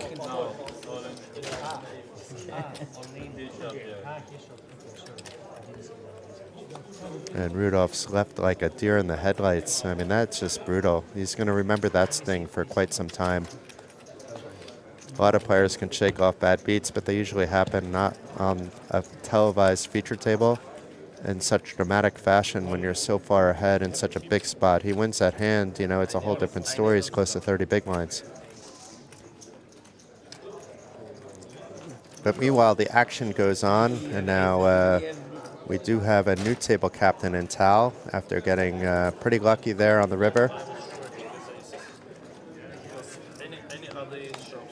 And yeah, another ace for Tal, but it's not weak ace. It's a decent suited ace 10, and isn't going to 3-bet, but he's opting to try to play position here with his ace 10 against Luca's open, and we'll see if Christian opts to defend. And he likes the fact that they're suited, I believe, and would have folded if it was offsuit and makes a call, but if it is hearts, he'll be in trouble to Luca's better draw or made flush. But no hearts here, and a flop stop pair on the 3-4 deuce flop. Tal with a gut shot to the wheel, 2 overs, and Luca just with the 2 overs. It checks all the way around. And the 2 of diamonds pairing the board on the turn. Let's see if Christian tries to take it down here. Both players, Luca and Tal, have live cards. Tal has a few more with the ace 5, 10, and 5 all live, and Luca with the 9-8 live. But meanwhile, it's a 7-4 ahead at the moment, and the 7-4 Christian leads to a bet of 26,000. And I think we have a really special guest coming in. I'm rather excited if this is the case. And the headset is coming on. And it's none other than the Kings of Tallinn TD, the big boss. Assistant TD. Assistant TD, but big boss. Oh, yeah, kind of. At least in my eyes, it's the big boss, Olivier. Of course, it's Teresa as the TD, but you guys are like water and more water, or wine and steak. I don't know how we put this. Like a nice compliment with each other. But fantastic festival, fantastic event, Olivier. Well done. Thank you. Thank you. I just wanted to know how it feels to be on the commentator side. How does it feel with the headset on? Do you feel like a commentator, or are you still worried about whether tables are balancing correctly and things like that? I feel like an imposter. An imposter. You know, the staff has been fantastic all week, and now I can actually thank you in person, even though I would later on. But it's, you know, it's been a flawlessly run event. The professionality and the patience with dealers, Floor, and of course yourself and Teresa, regardless of the stress and pressures of running, you know, sometimes 13 events in a day. You guys make it look easy. Okay, thank you. That means that the job is well done, and we. Yes, of course, because what's behind making it look easy is a lot of planning and a lot of proper execution, of course. Organizing, see where we're going to put that tournament, organizing locations. People getting sick all the time because it's that time of year as well. It's minus 10 outside. Yes, and that's a heat wave actually, minus 10. Yeah, I was in Helsinki like 10 days ago. It was minus 18 or minus 20. It was crazy. But it was minus 28 in Vilnius the day before I left, and it never gets that cold in Lithuania. I mean, it does in some parts of Lithuania, but not Vilnius, which is fairly south. It was the coldest I experienced in 17 years living there. Meanwhile, we have an interesting hand developing, so maybe we try talking hand. I think I'll leave that to me. I leave that to you. Okay, so we'll walk through this with you. So Luca with a proper min raise open from early position, and I'm now here with some options on the button, opting to call and play in position, and actually isn't in the worst of shape against eights. We get to see your flop. Yes, it's exciting. And the eight's ahead over here with the 7-7 deuce. Two pairs, okay. A backdoor flush draw. Backdoor flush draw, obviously. But very often, Lucas should be betting here, and very often I now will just say that's not my flop, but may opt to float a street depending on the sizing and his reads on Luca. He looks very young. Yeah, for his age, he's one of the best. I mean, he's one of the best players in the world as things stand. But for his age, most certainly. Okay. If I'm giving my own personal opinion, he's the strongest player at the table. Yeah. And one of the strongest players remaining entirely in the main event, for that matter. Oh, okay.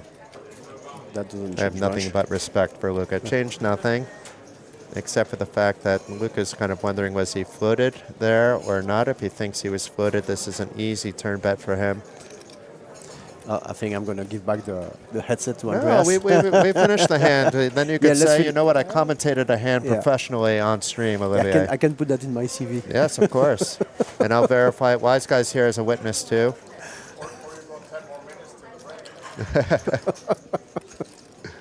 No, Olivier has also other responsibilities. I believe, anyway, there's 1 or 2 tournaments running, or maybe 7 or 8. Yeah, something like this. Yeah.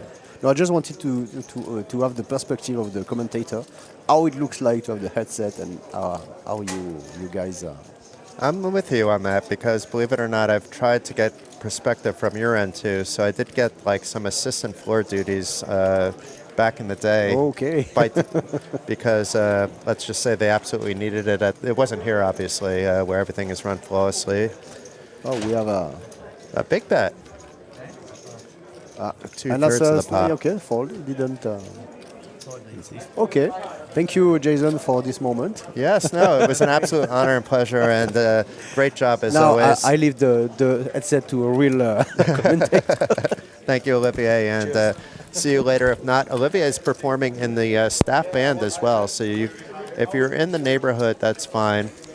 And Wise Guy's coming back, but there's something sticking out of his head, which is quite unusual. We don't have a camera on right now, but What's going on here, wise guy? Welcome back. What were you up to that you have something sticking out of your head? I got pimped by Teresa.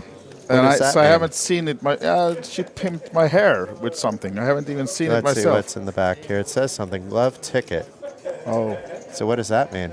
I don't know. Does that mean if I take it, I can kiss you full French style on the stream, on the camera? I don't know exactly what it means, but I don't know I don't it think doesn't my wife mean that. and your fiance would appreciate either of that, but I don't so we're think not they going would to mind. do that, but maybe that's what it means.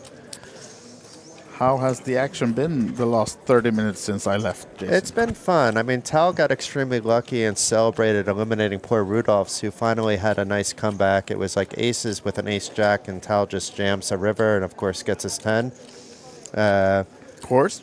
And, we've had Luca, just playing solid poker. And it's been fun, but it's not that there's been, like, any really crazy play. At this stage, you expect there to be a more disciplined approach to the game anyway.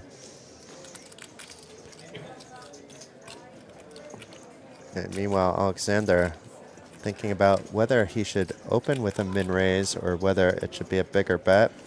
It's going to be a bigger one. It's going to be the whole thing except for 1 or 2 chips, actually 3. So they're marking as an all-in, but it looks like it's for 159,000. Something like that, yeah. Now they're going to correct it. See, it's coming back. He can actually opt to do something else according to the graphics, but it's not the graphics that dictate the play. The graphics are just catching up with the fact that it wasn't an all-in despite it appearing like one. But Tal looks really confused. Does he have a hand? Yeah. Another ace. You know what? He didn't have a single weak ace when you were gone. Okay. So it's me. It's you. It's not you. It's me. Yeah. It's him. It's not him. Okay. But he has more chips than when I left, at least. So. Yeah, because of that bad beat that he delivered and celebrated to Rudolph's. All right, so the bet non-all-in from Alexander's is, as you said, Jason, 159. And it's going to work. It definitely is, because... Alexander been sitting on a similar stack pretty much the entire way, plus or minus a little bit, but hanging around doesn't hurt, especially there's a pay jump in 4 more spots. But we lost a couple players since the last update, since Rudolph's hit the rail. And... I'll do a quick refresh and let you know what's happening there. We see 59 on the big board there. So in 60th place was Christopher Vernon from the United Kingdom. Edvinas Balchunas in 61st place. And Rudolph's, as we already mentioned, was out on the stream in 62nd place.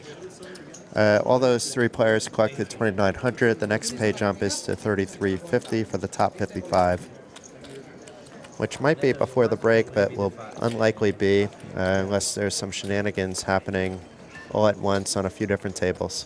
Yeah, and talking about shenanigans, there's a lot of love in the air here in the rooms. I've been walking around a bit, and there are these lovely little balloon hearts everywhere, and people are giving flowers to each other, and we saw Frankie give each dealer a rose earlier today. Oh, wow. It's a lot of love in the air, for sure. So, discussions. Tal with the dealer here, not sure what he's asking, but... I'm just getting the impression that this is a fairly... Oh, there's a shenanigans there too. Okay. Everywhere. That Tal is, I was trying to look him up a little bit too. I don't think he's been on the feature table very much. We see him wasting a lot of time, I have to say, like needlessly, not the normal timing or thinking. We waited 2 minutes once when there was like just a min raise and he was in the big blind and just needed to put chips in to defend. And we're a few minutes off the break, so why not have a dealer change first?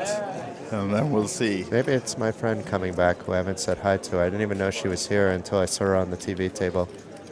But it's not her. It's not her. Yeah, you should. And if we see Alice from France in the dealer circle, it's going to be 30 minutes in the past, so it's just going to have to be a random meeting perhaps before the end of the festival. There's so many people here, it's often hard to even see people, that you really want to see.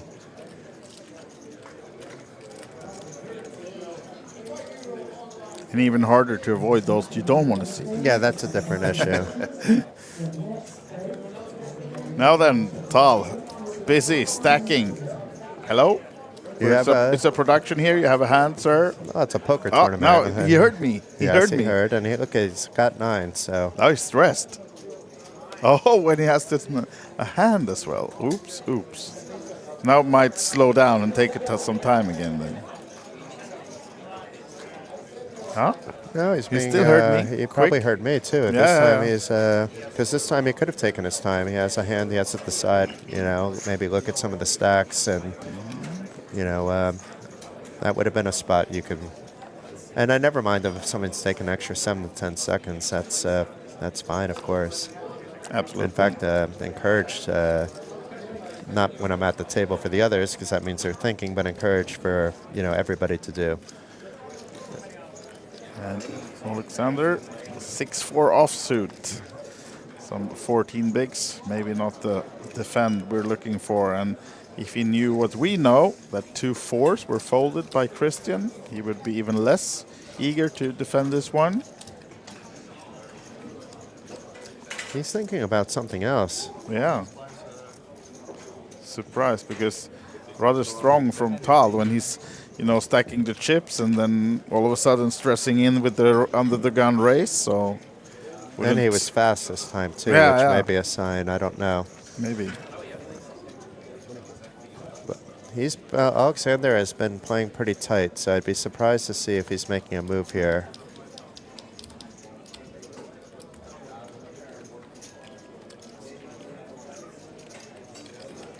This might be more Hollywooding, saying, if you do it again, I'm going to do this. Yeah, one of those. Thinking I've had enough. Yeah, I think it was that, but maybe he was really thinking about it. It would have been a bold move. It wouldn't have probably worked this time, especially against this particular player with what he's holding. Probably any player with what he was holding in that spot, but Tal would be, like we've seen him call lighter. So just 3 minutes before we're in the studio. Yes, and then we're going on a 20-minute break. So if you're watching from home, maybe need a little break yourself, you'll get the chance in just 3 minutes time, because then we'll send these players off to a little breather. What's your plans for the break, Jason? Are you having a snack? If it's long enough to get a chicken pesto pasta, I may have that, but I may wait till we have a longer break. Or if we have a guest coming in, then I can wait for that guest to come in and leisurely eat instead of opening up mouth and shoving food down it. Yeah, it's not a mukbang channel, this. Not yet. Might be if we go long today. Yeah. We have to eat something eventually. But there is actually a planned dinner break around 7 o'clock local time for these guys for a full hour. So if not before, we will get the chance. So I'll probably hold off until so that will be extended stream time then 7:30. Yes. Local time. So not too much further. That'll be the break after this one. Yeah. And 9s again, but this time for Miro. Miro has been fairly quiet. Yonel has stolen the hands of Tal. Weak ace, although it's at least suited and connected. I don't think he folded the 9s there. I was surprised. I was to say, did he? But did he really fold the 9s? No, because he called. So this graphic is wrong. No, the graphic is wrong. This card's still in front of players and a flop coming. Oh yeah, exactly. That's so we know it's 9s against ace deuce, and Miro with the 9s when it comes back up. So Luca is not in the hand, no, right? No, Luca's not in the hand. It's Miro with the 9s. And there's Miro now. That is not Luca, fellas. That's Miro. Yeah. But we're nearing a break, so if the chip counts are off, it's actually the one time it's not a big deal. So the 5 Jack Queen flop leads to a queen pairing on the turn, and Inel not slowing down.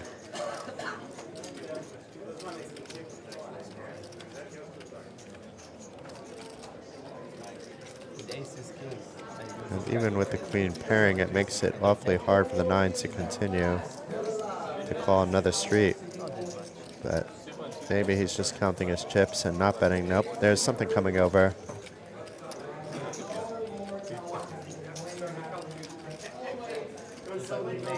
50,000. So around 40% of the pot being bet. And as mentioned, it's not Luca, it's Miro, and he has pocket nines. If you're wondering why this player is thinking, he's actually ahead in this spot, but has a troublesome board.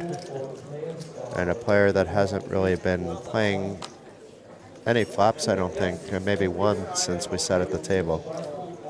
So it may be hard for him to get information how this player plays post-flop, depending on how long they were playing together previously to joining the TV table. Yeah, there's the mark, and it That's was the job actually done. Well done. Miro then that folded, not Luca, because he was not involved in this one. But now it seems like we are getting one more hand. Yeah, AK tried to run away and leave before, but there should be another break, another hand coming, and then we will have a new feature table once we get back. So it will be interesting to see. I'm yet to learn which table it will be, but we'll all get to see that after the break, starting shortly. But there is one more hand coming up. So Tal looks eager to go to this break as well. But here first, one more hand coming. In the meantime, we can also tell you that out in 59th place, while this is going on right now, it went to break, I believe, with 58, is Igars Petrovs, another Latvian, for 2,900 euros. And we can talk about some of the chip leaders at the break in the studio, but there was maybe a chip lead change, but I can tell you that Arturs Dogis has near 2 million in chips now, and he had a little bit over 1 million at the last break and is the clear chip leader. But let's see if anything develops here. We'll have a small minute or two in the studio, I'm sure, to talk about the top five, or we bring it in when we get back from the break. Yeah, let's bring it in when we get back, actually, because now I think we're ready to just come quickly into the studio, as the last hand before the break is now finished. And here we are, me and Jason. This is what we look like in case you just tuned in. And Jason, it's been a nice ride this first hours of the feature tables. Yeah, it's been a blast. Some good poker, some interesting poker. And we're going to be seeing some of the legends of the game throughout the day. It was nice to watch Luca play, for example, a very experienced young player. It's always good to see how some of the best players in the game approach such a serious stage at this point in time. Yeah, absolutely. So, with that said, here on the Valentine's Day, let's send you off for a little break and maybe go use this little love ticket then. Love from us in Tallinn. See you soon. 20-minute break.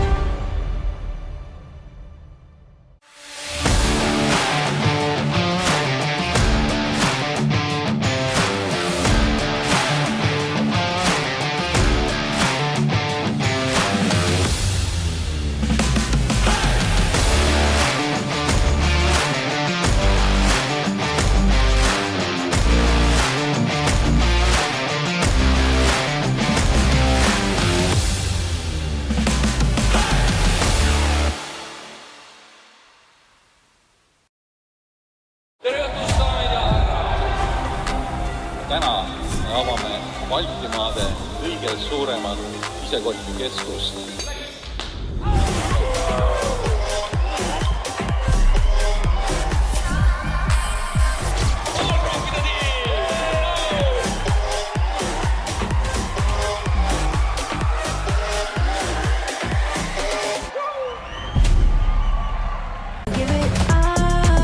When a woman realizes that she's not alone in this big poker world, she gains motivation, confidence, just becomes a strong warrior.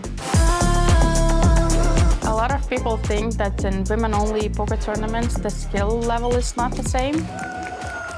But a lot of people keep on forgetting that anybody can beat anybody. Women play poker a little bit differently than men. They are more sticky players, but I have never seen a female poker player flipping over the poker table because of the bad beat. Queens of Tallinn stopped being just women's tournament practically when it was just announced in 2023, because this was the first time in Europe when we had the 3-day non-stop poker games. So this was something fantastic. One in a million, one in a million, one in a million. I really hope that the future players, when they hear the Queens of Tallinn, they will feel this warmth that comes out of the players that we have over here, and that this is something that they will be, trying to participate and achieve and get that crown. Competition at Queens of Tallinn can be tough. It depends, of course, on the table, but at the same time, it's a friendly competition. It is very important to see women lifting trophies, no matter the tournament. Of course, in Queens, it's especially nice because everybody, is so friendly and familiar with each other. But just in general, to see a woman win is always nice, and it's very motivating.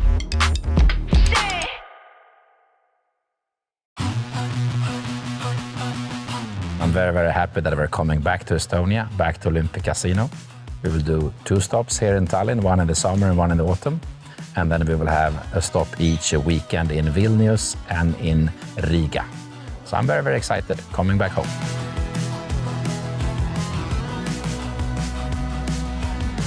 I think we at the festival, we bring a community like no other event, in the sense that it's truly are as many people from Hungary, as from Germany, as from Ireland, as from Sweden. Somehow with the mixed games, but still a lot of Texas, but with the mixed games, the road is open to get to know people from all walks of life, from all countries.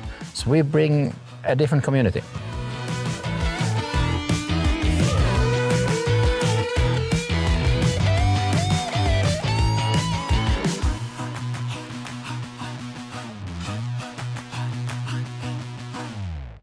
Right, good afternoon, guys, and welcome back to the Kings of Tallinn. I'm here with an absolute legend, Rana. 2015, you were the previous champion. Must feel like a lifetime ago. Yeah, that feels a long time ago for sure. Yeah. My beard was not even growing then. Like I was like so young in the picture. I just recently looked it up. It was actually like very important tournament for me, because that kind of was the starting of my like a live poker scene area. Yeah, okay. And that gave me a lot of confidence, and winning at my hometown with all my friends there, it was like amazing experience. I mean, you've been known as an Estonian legend. Obviously, I met you in the summer. You were introduced to a legend. I mean, how is it going? First things first, how's it going today? Because your day 2 has started. Yeah. I'm cruising. I have a very good stack, like almost 2 times average, and just chilling. Yeah. So you've actually been in Asia for 2-3 weeks, something like that? A couple of weeks? Actually, more. I was a month and 2 weeks. A month and 2 weeks. The results were really good out there. I saw your results. How did you enjoy Asia? Was it fun? Yeah, it was fun. It was like completely like it's a very different culture, and how the game plays, it's very different. So I have to adapt, and you see things you don't normally see, like the aggression from the local players, and it's just like it's a completely new world out there. But it must be nice to go and experience new worlds, not just play your local players. Absolutely, it widens your perspective, you know. What I love is the fact that you've actually left Asia to come back here to play the Kings of Tallinn, because that's how much it means to you, because you are a champion for that many years ago. But I know you came back just to play this main event. So Is that something that is in your heart? Is this the sort of heart that Kings of Tallinn is always going to be there for you? Yeah, for sure. As I said before, like I had this very beautiful experience of being fortunate enough to be the first ever Kings of Tallinn champion, and that stays in my heart forever. And you know, this series, I hear it actually from everybody, even when I play like in other places in the world. All the people say the Kings of Tallinn is the real deal, and for me it's also like the people, the fun, like it runs so well. Teresa does amazing work. Everybody does great work. It's just an enjoyable series, you know. It's a fun with over 70 events now. It's getting bigger and bigger. I'm going to ask you one more thing before you shoot. I know you're on a break, so I know I've quickly grabbed you. I've got to ask you a question. And a lot of poker players have different routines. How do you prepare for a tournament, a big tournament like this? Do you have a routine you go through? Do you just go, right, I'm going to go play poker tomorrow?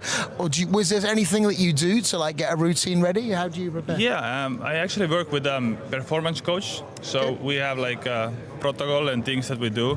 Like one of my things for me is that I just write down some like notes or some ideas, like things that I want to keep like connect myself connected with, some thoughts, reminders, and then during the breaks or like during the game I might sometimes review them. Also like getting in some exercise, you know, potentially doing some Elliot Row MP3, like listening some stuff, getting my mind prepared, and you know, things like that can really add up long term and can avoid you like burning out and like staying focused more on the process, not so much on the result. Because you know, as a poker players, we don't have like so much control of short-term results, and if we try to do our best to be focused more on the process and things we can control, then it's just gonna be much like easier to take up the losses and like carry on with like a healthier mindset, you know. I love that because it's more than a passion, it's a job. Yeah, it is. It's a job. So at the end of the day, it's your business, you're running it. And if you can control that business the best way you can, you're going to take every advantage that suits your head as well. Because as poker's a funny game, as we know. It's a long game, and we have ups and downs like everyone else. And if that's how you control it, I think that's brilliant. Absolutely, yeah. It's every edge matters, you know. In a game of pressing small edges, every edge matters, and being prepared mentally can give you a pretty significant edge, I'd say. I love that. Thank you very much for opening up and telling me about that. Next time I enter you, Rana, I'm going to get some platform shoes, all right, so I can actually jump up on the stair.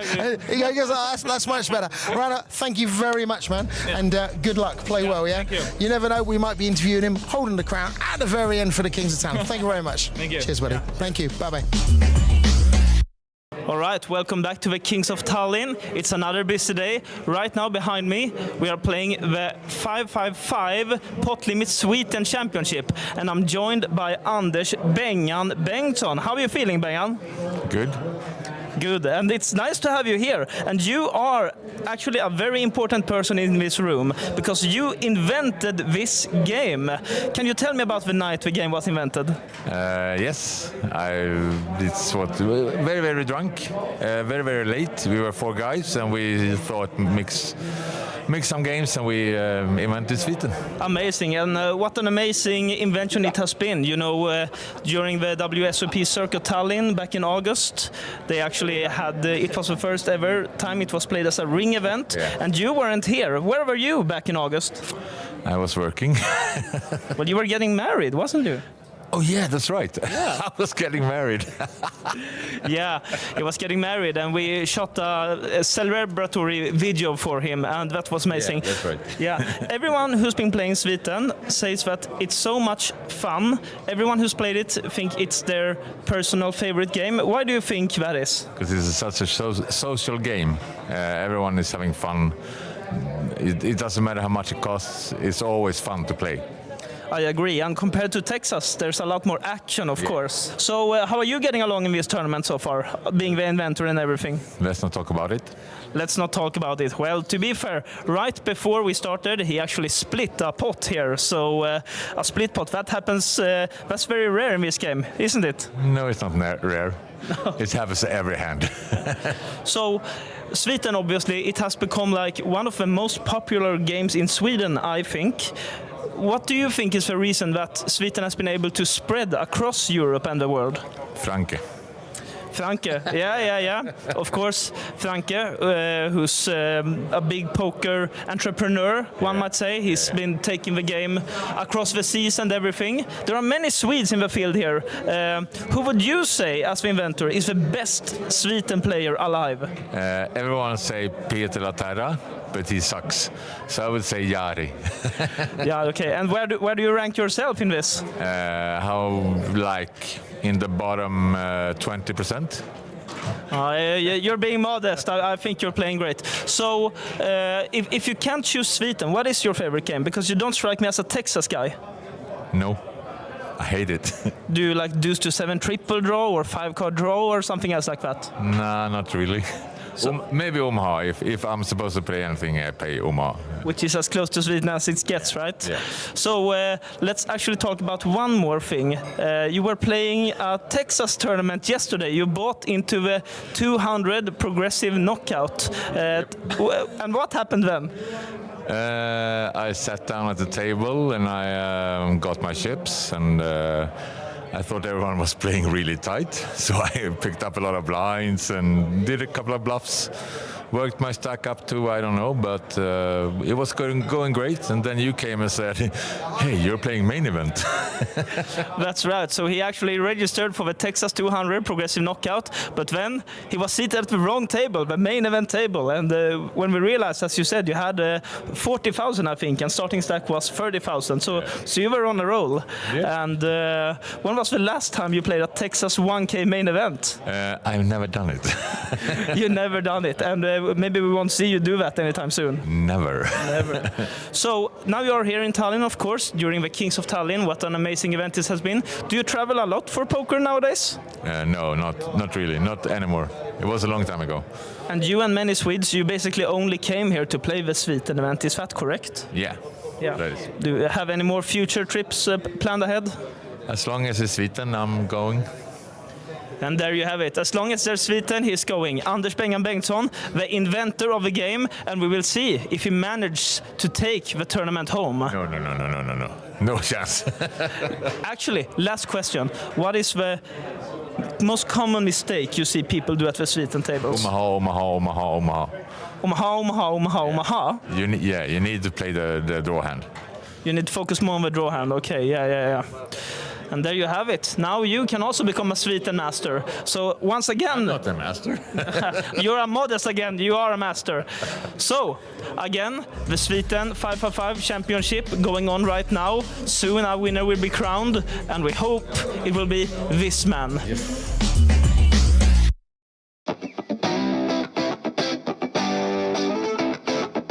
So why would you come to Estonia to play poker? Well, it's the epicenter of Nordic poker. It's the only casino of this size where you can have players from not only the Nordics, but actually all of Europe nowadays playing games of different choices, not only Texas. A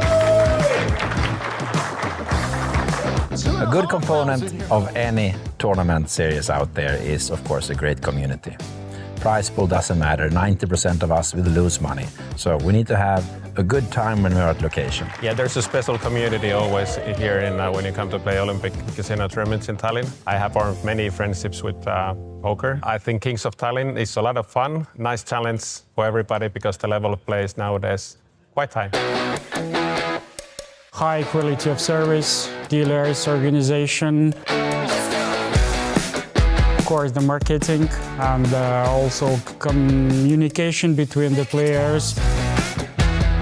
A lot of Finnish players come, a lot of Swedish players come, and a lot of local players come and they have fun. So it's a bit more relaxed here than in most other poker stops. It means a lot to be a Kings of Tallinn main event winner. You get your name to the stairs here, and you're appreciated in many ways when you're a main event winner here, and you get invited to special events, so it's a very nice thing.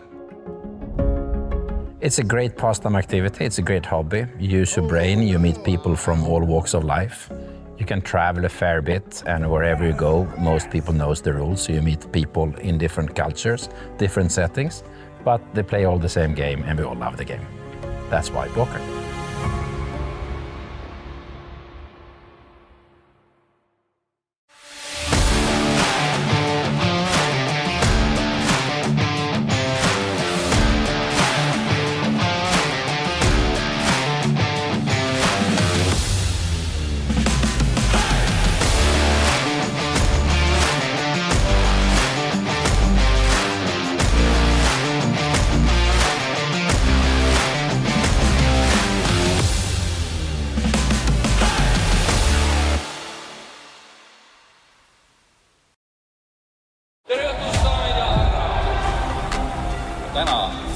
tahame Baltimaade kõige suuremat isekotikeskust.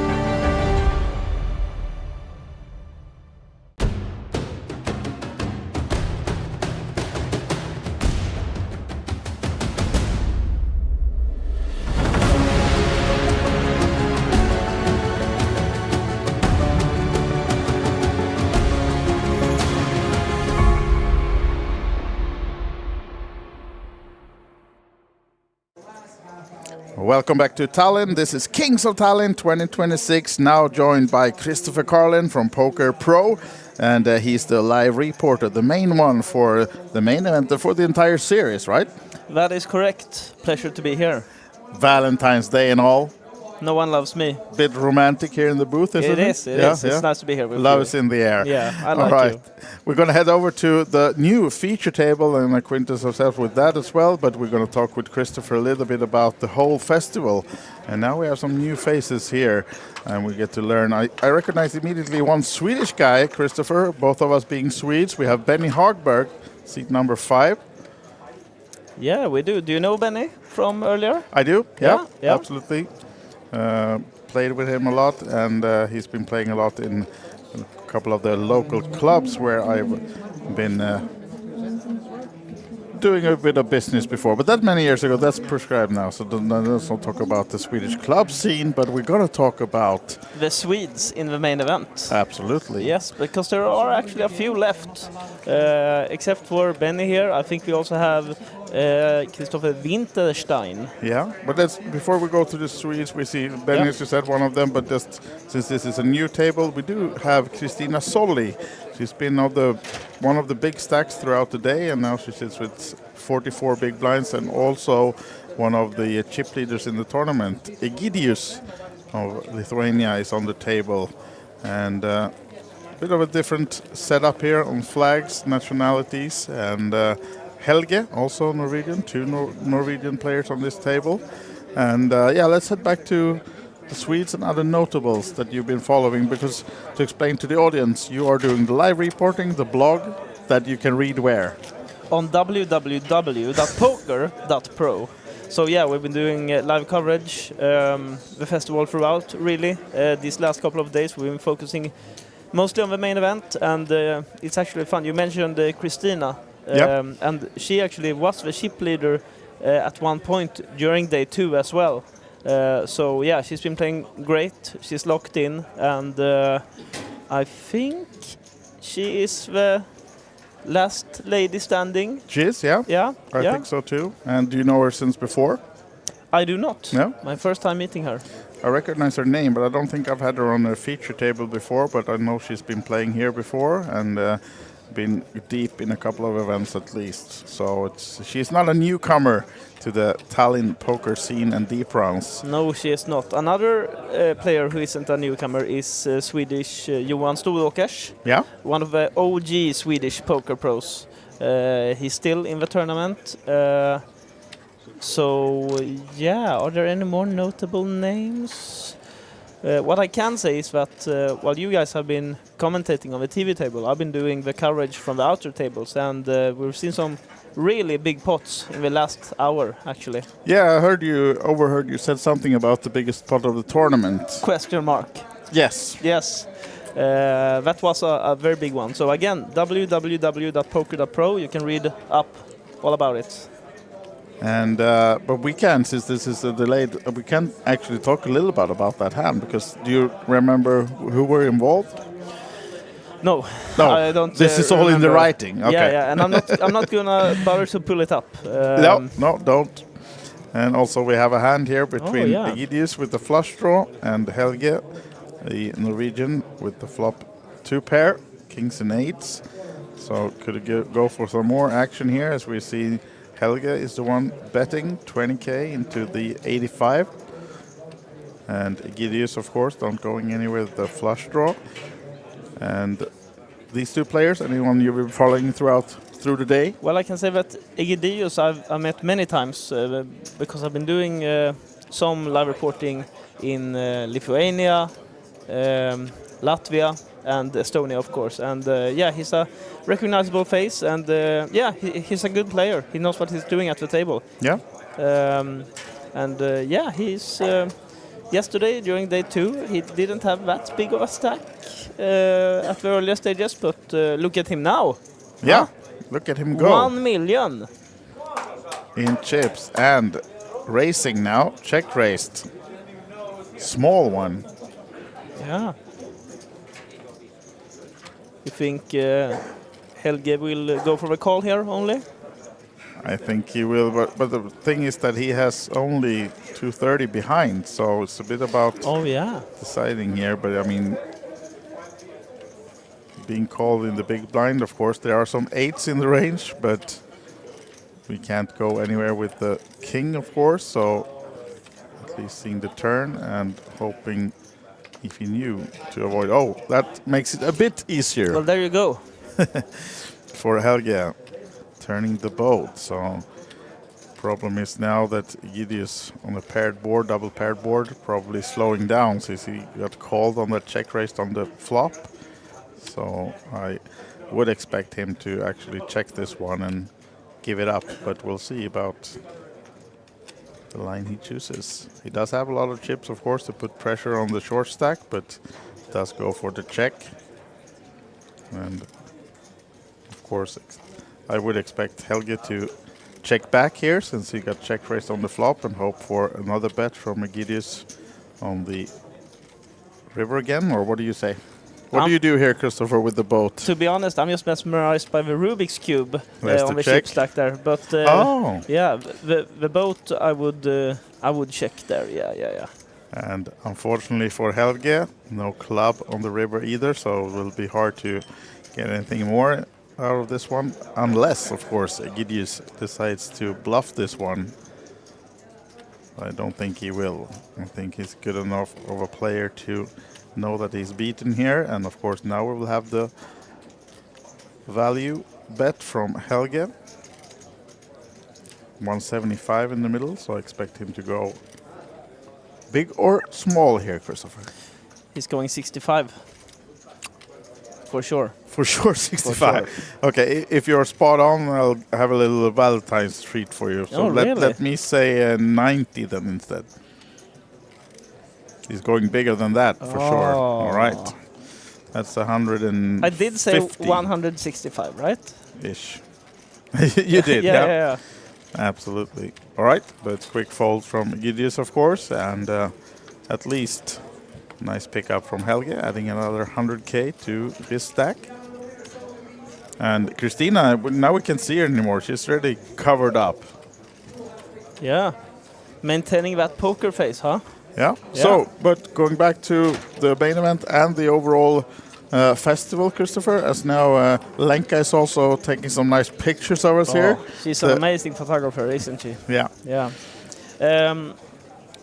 If we should go away from the main event a little bit, we can talk about our common favorite game, maybe Sviten. Yeah, let's do that. Yeah, because the 555 Pot Limit Sweden Championship. It kicked off yesterday, right? Yep. With day 1A, and it concluded maybe 1 hour ago. Oh, it did, and I don't Yeah. know how it went, so please tell me. Well, we had 3 Swedes on the final table, but it didn't come home. Do you remember like 6 hours ago when I said who are going to be heads up in this one? No. I did say Lebedevs and Mehonen. And you were correct. I see now that I was. Yes. Who did you have as the winner? I actually had Lebedevs, so I was wrong there, right? Yeah, Jari Mehonen won it. A very experienced player. Indeed, Yeah. and he always comes to these series, goes deep in a lot of events, plays them all, I guess, as much as he can at least. Yeah. And now, although I think this is his big first Sweden win, or? Could be. I wouldn't take poison on it, No. as we say in Swedish. But that could be the case. Yeah, at least an accomplished player that knows a lot of plays a lot of the mixed games. So Yeah. even though maybe he hasn't won in Sweden before, he's familiar with the game and played it a lot. So nice win, and it wasn't coming home to Sweden then. Third place Swede or not? Yes, I think so. Yeah. Yeah. Yeah. We'll take it. The bronze We'll medal take it. is good enough. Yeah. Speaking of more notable names in the main event field, we had Finnish poker legend Juha Helppi. Yeah. He made the money, but is no longer in the tournament. The same goes for Ranu Sotla. Is Yeah. that how you say it? Yeah. Yeah. I think so. Sutla, maybe? Sotla, yeah. And he actually won the first ever Kings of Tallinn He did, main yeah. event. Yeah. Now then, we'll get back to that soon, but we have Egidius now flopping. It's his turn to flop a top pair. Yeah. And nothing much than a gut shot for Davis, who we see here. We haven't seen him play the pot yet, but now he has the option to go at this pot from calling the big blind with Jack-7 of hearts.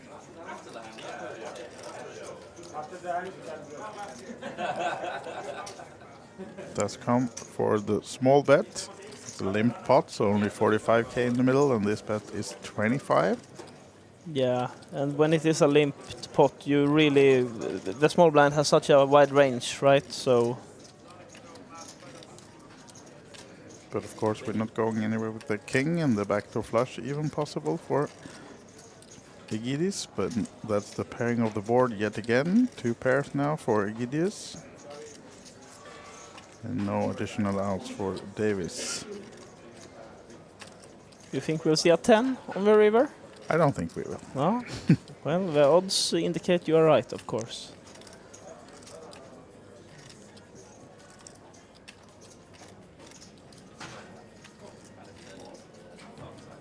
Let's see, check again from Egidius. And check back from Davis. So on to the river then. Almost a 10. Almost a 10, yet so far away. So queens and 9s on the board, but Egidius has the king. Yeah, 3 pairs, huh? Is that a hand? I wish it was. So you're covering, of course, the main event now, but are you also, do you have other events today as well, or is the focus on the main? Well, focus is on the main, really, but there will probably be some general updates about what's going on in the room as well. Maybe about the Valentine's special? That's a very romantic tournament. Isn't it? Yeah, Huh? yeah. Has it started yet? I'm not sure, but we have to give that some love, actually. And then we also have 5-card mix tournament that is played today, and that's an interesting one. What's that? Well, it's button round each, I think, and it's Sweden, PLO 5, and 5-card draw. Am I correct there? Let's actually double check that. We do have a PLO high-low. Oh, you mean it's... Oh, there we go. There we go. There's the 5-card mix. It starts tonight at 9. Sweden, PLO 5, and 5-card triple draw. Yeah, that is correct. All right. Yeah. That's a fun one. Triple draw. All right. Yeah, so if you like 5 cards... Yeah, this is the one for you, right? Yeah. Starts at 9. And this Valentine's special that we're talking about starts in just 14 minutes It's a 555 euro buy, and then it's for the full team of 2. You have to be 2 players, and you're taking turns playing 1 stack. Each player must play at minimum 3 levels. So that's an interesting one. Tag team version on Valentine's Day. How more romantic can it get? Oh, it can't. And we should say, because we've been talking about Rasmus, who was here earlier, who was supposed to play maybe with Jenny Westerlund, and we were talking about if Tele and Ranno would play, but you don't have to be man-woman playing. Could be 2 men or 2 women. Of course, yeah. Or us, could be us. Yeah. But we're here, so can. Yeah, and I don't think we would have a good chance. I didn't say that, absolutely, no. And also there are some shenanigans going on in the middle of the room here, because we have the finals of the Spin and Gold coming up, I think. Those short little 3-handed sit and goes has been ongoing the entire week, and it's a lot happening here, right? Yeah, it is. And you know, I joined you here in the booth a couple of days ago, and I expressed how much I like this event, and how they just what they've done with the place. It's just amazing, really. Pleasure to be here. Yeah. Likewise. We like having you, Christopher, and we like reading your reports. And now, Benny, the short-stacked Swede with 11 bigs in front of him. Okay. Is it a race or shove coming? What do you reckon? Well, I would shove here. As does Benny, although it's the bet non-all-in. Yeah. Saves 1 little chip behind, just in case we have some laddering going on, maybe. Exactly. And do we have a hand here now for Davidas? No, I don't see him calling with King 7. Just want some airtime. Egidius might have a hand. Oh, he can call sorry. With, okay. Yeah. Ouch. This is trouble for Benny Hagberg then, running into aces. We saw aces cracked in the start of the day today. Oh, really? For Martin, who won the 555 the other day, and got cracked by ace king. But it will be hard for Benny to repeat it, although the chance is there, of course. And now, if you're wondering why Egidius is taking his time, it's just because he would like to look not as strong as he is, of course, to get maybe 1 more person on board on this all-in train that is coming soon, or at least 3 betting.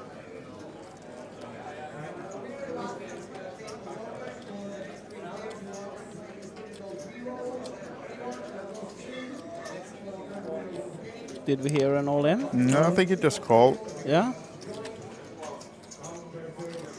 Might wants to invite Christina if she happens to wake up with a hand, but I don't think she will be interested with this. But could have been. Also, as we saw her fold a jack, of course, there are less outs for Benny. Jack 10, 2 of the outs that would help Benny either form a trips or a straight. So now then, we're not seeing the cards on the back, because as we know, Benny has saved 1 chip. Oh, who had the hearts? Oh, it's Egidius. Yeah, but so still a 10. gut shot. Yeah. 3 outs, 1 10 is folded, so 3 10s remaining in the deck for Benny, as they, of course, managed to end up all in. And now we can see why Benny is not calling yet. I think we are on the money bubble, so that's why he's stalling a bit here now to be able to make the pay jump.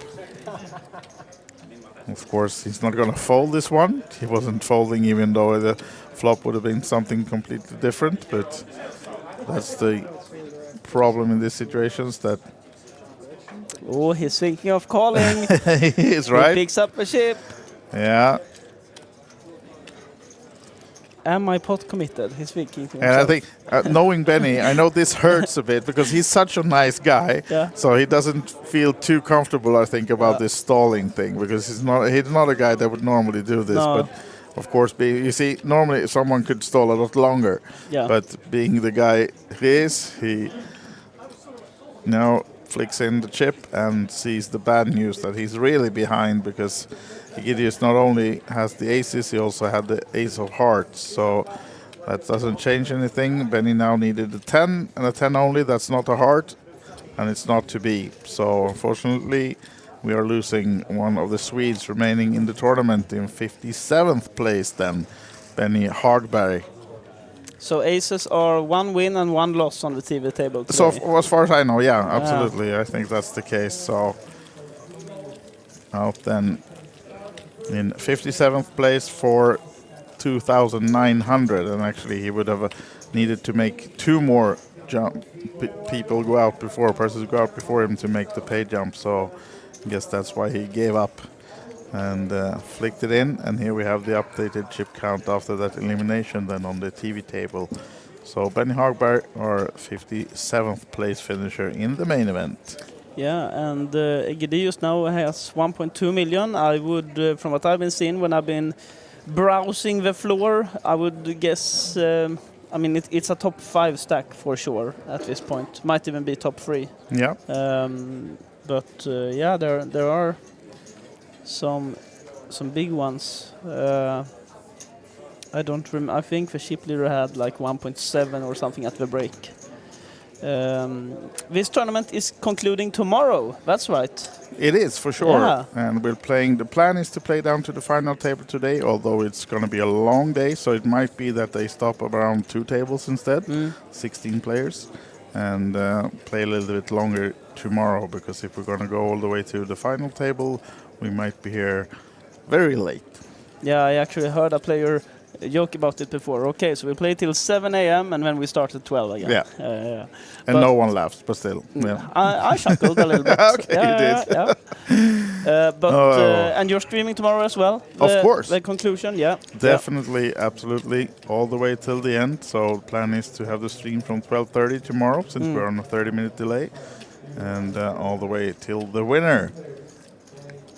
The winner takes it all.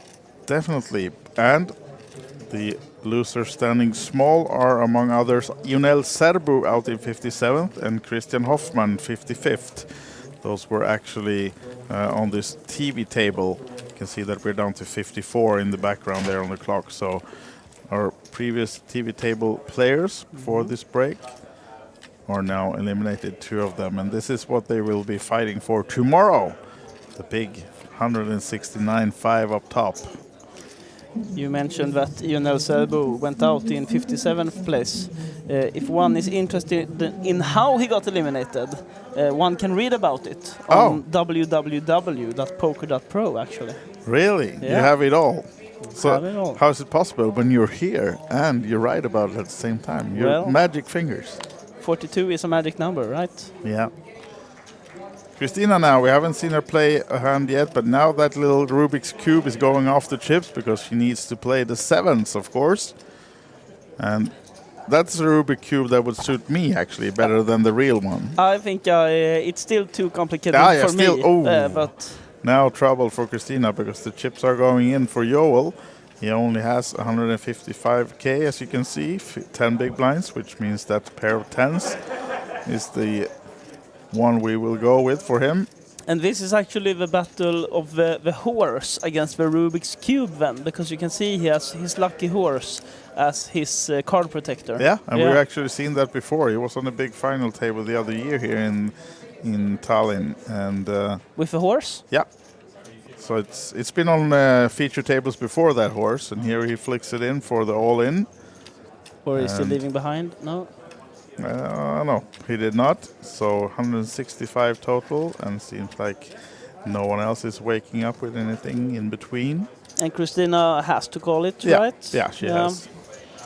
If it would have been north of 200, she might find the fold, but 165, which is 11 bigs, is a call snap. Here we go, just confirming that it was not more. And then she sees the unfortunate news that she's trailing. But of course, we haven't seen any 7s folded, so should be 2 in the deck and maybe find some other way to beat the 10s. But let's see the flop. Oh, that's one way. Bad news for Joel, or Joel maybe. That's no 10 either. He needs to find one of the 2 remaining 10s. Does not, so unfortunately, Joel is out. And Christina Solli chips up even more than as Joel Torres Jimenez, maybe a little better than Joel. I don't know, but pardon my Spanish, but he's unfortunately out in 54th place then. That was amazing pronunciation, I must say that. I felt like I was in Barcelona for a second. Barcelona. Yeah. Yeah. You wish. Although it's rather nice here in Tallinn as well. Oh, Just it those is. minus 15 outside might be a little less in Barcelona. Barcelona. Have you been to Barcelona ever? I have, yes. Yeah. Thank you for asking. Yeah. Nice city. Have you covered any events in Barcelona? No, I have not. No? Not yet? No, I actually don't think I've been there. I've been in Madrid. Uh-huh. Yeah. But being a former tennis guy, Yeah. did you go around playing anything in Europe or did you mostly play in the Nordics? I played solely in Sweden, actually. Okay, Yeah. And mildly successful. So, Mildly? Yeah. And now then we also have Jason Glatzer coming back in the booth, so that means he's going to send you off to do the blog, I guess. And we all know now when we can find the updates, as we have Egidius opening to 30k and Christina in the hijack. That being said, I refuse to not see this hand. Yeah, of course. Yeah. You may. Because, you know, when I see the King Jack of Diamonds, I don't leave. Oh, and Christina likes this as much as you do. She gets it raised up to 110. Oh, and with a perfect all-in stack, Rauno wakes up with the ace-king suited. A big slick, right? Yes, that's what they call them. Yeah.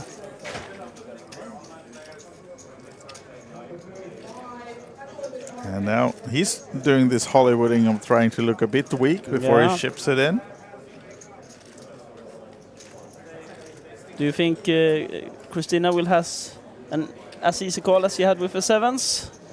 This is a 250 more, so and she just I don't think she's gonna call this one off once we get back to her. I think she's just now regretting that 3-bet when this happens. Here we go, all in 360 total. And same thing here. If it would have been like 260, she has to call, of course, but 360 with just King Jack. You're dominated so often, so. And now Egidius has to do some Hollywooding because he doesn't want to let it go. Show that he was raising light. And back to Christina. See what the Rubik's Cube tells her, but just as the last time, she just wants to have the chip count first, but this time it's probably going to be a bit too much, but you never know. Might be, sounded like King Jack was your favorite hand, maybe it's hers as well. Well, actually, it's Queen 10 of clubs that is my favorite. Oh, that's a very specific one. Yeah, but there's the fold. There is the fold. And I'm going to fold as well then. Okay, thank you, Christopher. I'm folding to Jason. And where can you read the live updates? I think it's poker.pro, All right. Yeah. I'm going to check it out. Check it out. And welcome back, Christopher. Until next time. I'll see you later, wise guy. And here we have them. The feature table players. Are we getting a new face in here as well? Balancing some tables. When we're down to 53 now, actually, which means that in 54th place, yes, we have Joel Torres Jimenez leaving us. And in his seat, we have a new player. I think I recognize this guy, but I'm not certain of the name. I think he's been on a feature table or two before. Is he a familiar face to you, Jason? Seat number 3?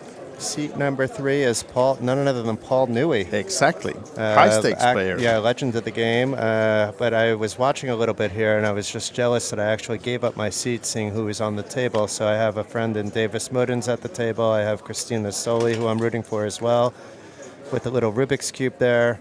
Not afraid to make moves, as we saw in that last hand. Davidas as well. I mean, and Egidius is a local player. So, you know, it's exciting, actually. And Ranu Kivalu, who we've seen before in big spots with the local flavor, now here with the Queen Twos. Now, I'm getting excited by having you coming back in excited about this. So yeah, this is good. It's quite good. Davidas is quite a good player as well. So it's... Has the day 2 of the spinning gold started? It's about to start. While I was on break, I was coerced by none other than our day 2 qualifier, Teddy, to play a free roll. So we did free roll flip with Ane, and Ane won not a towel because I ran out of towels, but one of those nice gold card decks. And then I played another one because people asked me to, and I had queens twice in 4 hands, so it's easy game. That one was in Hold'em.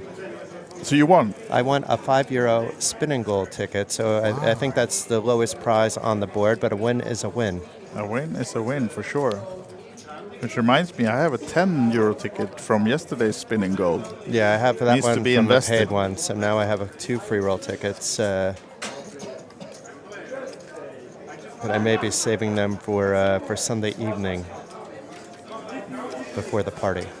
Yeah. Along with a glass of red wine. Oof. Alcohol-free, of course. Yeah, I mean, that's without saying. Now then, we have seen a turn here. Some betting and floating and I don't know what here between the blinds. 6-3 and King-Jack. No diamonds. Neither player's hand, so now it goes check. There's going to be a mutual respect between the 2 local players as well, and they may know a little bit more how each other play. Now, when you say local, you mean Lithuanian local? Lithuanian local. We could see the nice, pretty yellow, green, and red flag that I had on my shirt yesterday. Yeah? Yeah, you were fully Lithuanian dressed yesterday. Now then, trying to get Aegidius of this one, but it's not going to work. No, not right now. It was mistimed by Boot Norris. He could have gone away with it on a turn bet, but not the river. Of course, he doesn't know that Aegidius nailed that jack. So the timing is still good in a vacuum, but not good in reality. A bit surprised he just didn't snap call there, because would you ever raise that jack on a paired and flushed board? Maybe he was thinking that his opponent doesn't really have bluffs here for a second, because it was 3 diamonds on the board as well. A paired queen, I believe. So it wasn't like all you really actually had was showdown value. So of course you're not thinking of the raise, but I don't think he was thinking of the fold either. No. So how is Paul's stack? I didn't look. Paul's often on these tables, no, not with a lot of chips. Here we go. He's the shortest one. He's a lot like Rudolph's from what we've seen. That it seems like every time I see, there's been a couple times where he's been healthy, but it's usually like he's happy enough sticking around and finding his spots, especially in a well-structured event like this where you actually have time to do so. And we've had Paul on a few feature tables here in Tallinn before. Do we know, because he goes around the world playing, does he live here or have any other connection? Are we aware? No, I remember the story I think I heard last year, which is, he came to a Kings of Tallinn right after the pandemic, I believe.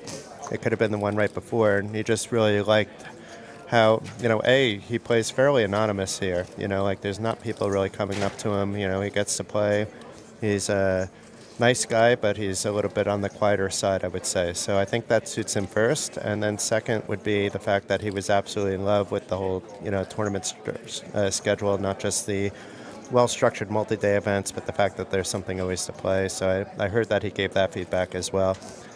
But it could be something else.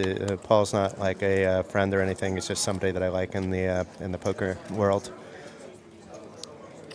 We need more, Pauls around. That just, enjoy the atmosphere. Not everybody needs to be flamboyant. For example, we're very happy to have Frankie in this world, but I think we don't need 2 Frankies. Are you calling him flamboyant? Of course. Not in a bad way, though. No, I agree that one is enough. A neutral word. Even though yes. I love Frankie, but one is enough for sure. Exactly. That's just an extreme example. Interesting now, because Christina with the 3 ladies, 3 queens on this flop, and Davidas with the flush draw. Yeah, he was floating off a reasonably sized stack, but it's still afloat with the 9-7, and now has the flush draw. Christina, in a vacuum or undergun range, is quite strong, but he's been now playing with Christina for a bit of time, and I assume she's been as active as she normally is, in which case this is a well-disguised queen. And I'm not surprised Davidas, actually, if you're going to be calling with speculative hands like 9-7 suited even in position, you got to try to be a little tricky with them at times. It's just not going to work. However, he has outs. He needs a spade, just not the 10 of spades. and the 4 clubs. And another thing this accomplishes is if you want to slow down the action, you very often, if you get a call there, you get a check to follow.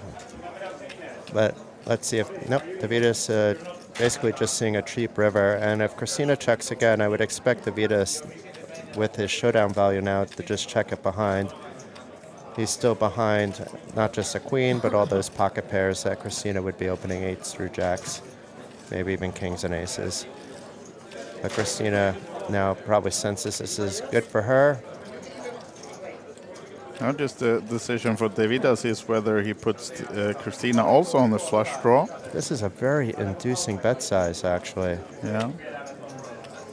And Davidas doesn't... I like this by Christina because Davidas has likely been very active based on what we saw on the flop, that it's inducing another one of those small, clickbacks, to like, even to like 140 is enough. If she doesn't have the queen, she's very often folding, we see. She does have the queen, but you don't have to go all in. There's not much more that's going to fold from an all-in that's not going to fold to just a raise, but the likely scenario is just to call, not to turn your hand into a bluff, and does call. Yep, so Christina building a bit more. It would have been a little bit ambitious for him to raise just to get out those 8s through jacks, and Christina would have called, obviously, with the queen there. Who's hiding from us? Is that it's Mr. Bangham? Sweden, yes. Yeah, it's Bangham, like half showing himself. Yeah. The inventor of Sweden Special. For those of you that don't know what he looks like, just watch during the breaks. Christopher Carlin is interviewing him. So Bangham, although he's being shy, his face has been coming up every 2 hours on here for extended periods of time, thanks to the interview with Chris. Where you can see him being very modest about hardly knowing the rules of the game he invented. No, I don't have a chance against this field. I'm not going to win, which he eventually didn't. But still, I don't think, unfortunately, he made it today. If he wins, he wins, and if he doesn't, he doesn't. That's like only 2 possibilities. Exactly.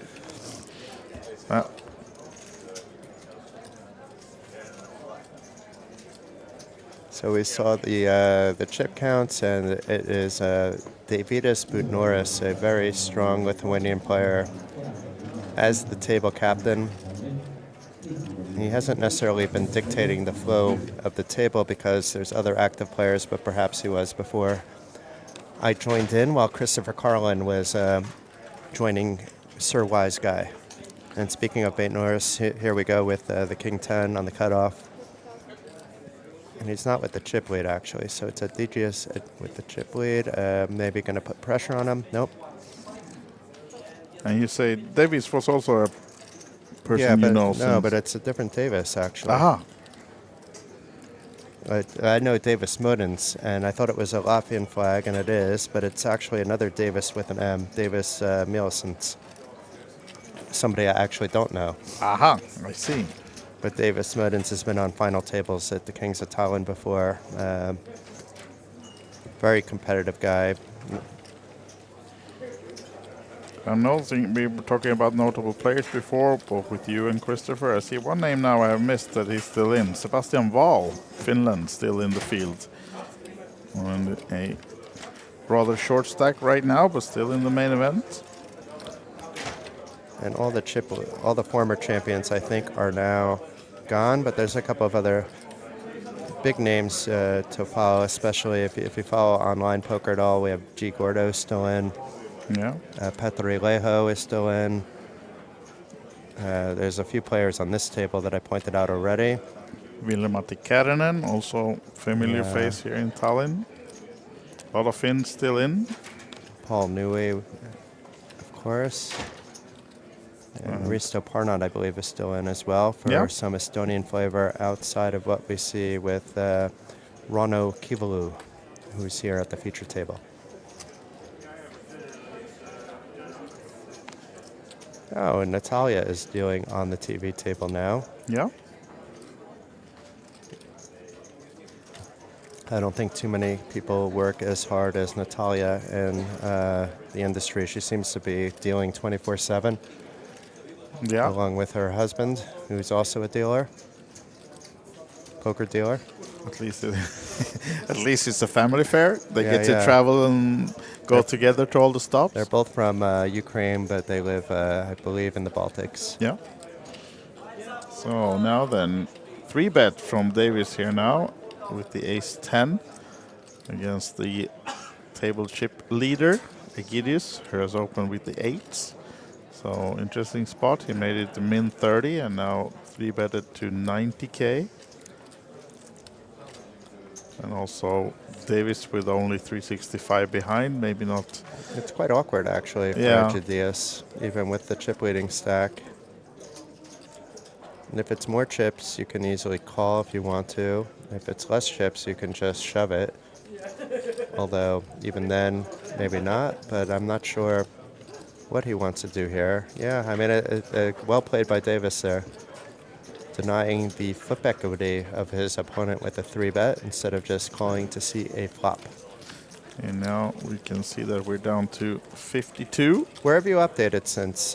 Because I think we lost Joel Torres Jimenez in 54th on this very table. Okay, so that's tracking. the latest one. And Christian Hoffman, who was on the previous table, was out right after. Oh, and then we have a Lithuanian friend of mine, perhaps a friend of yours, a friend of many, in Algiris Savekas.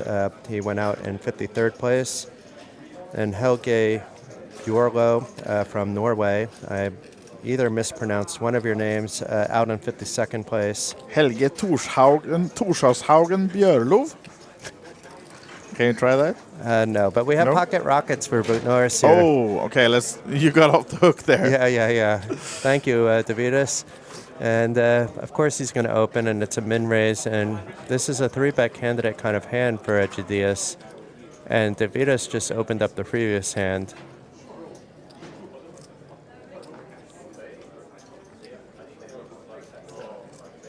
Actually, it was Egidius that opened the previous hand. Yeah, with the 8s, yeah. No, is that a call or a 3-bet? It looked like a call. It looked like 2 chips.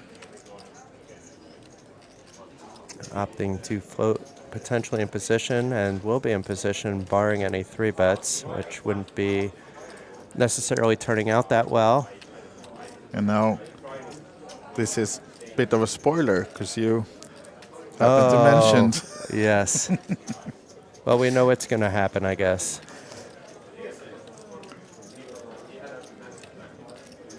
He's counting his chips. It actually is a fairly good squeeze spot, other than the fact that you have the Vitas off a shortish stack.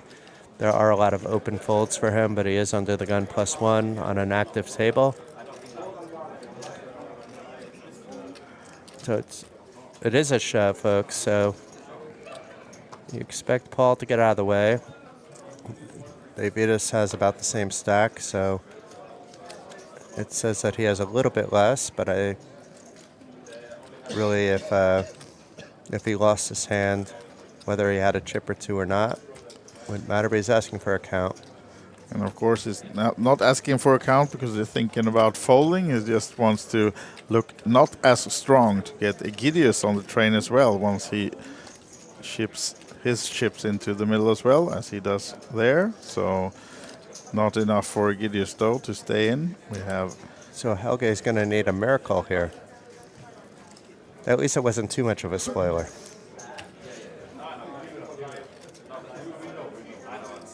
Aces again on the feature table.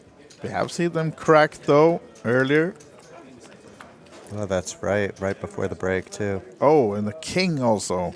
Finding more outs for Helge Torshaugen Björlo. Turn doesn't help him.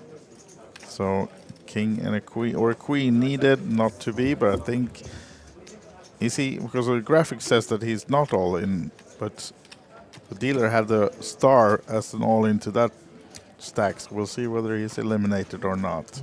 I mean, fair enough if it's off 25K, that's just 2 big lines at this point. It's hard to keep everything perfectly to the exact chip. The fact that it happens so often on the streams here at Olympic Park Casino is a good thing, but let's see if Helge gets a rebate or not.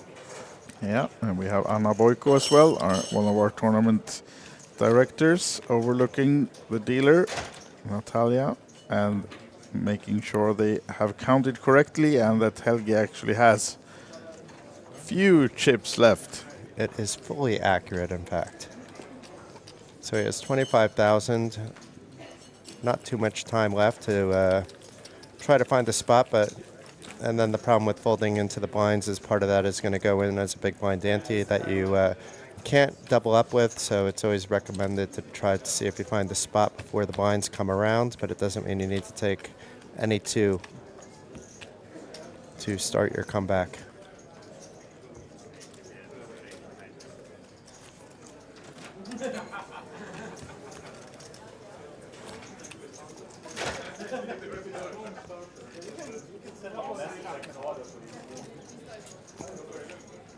Now then we can see also in the tournament clock behind the players, 1 hour and 17 minutes till the next break, and that's going to be the dinner break for these players.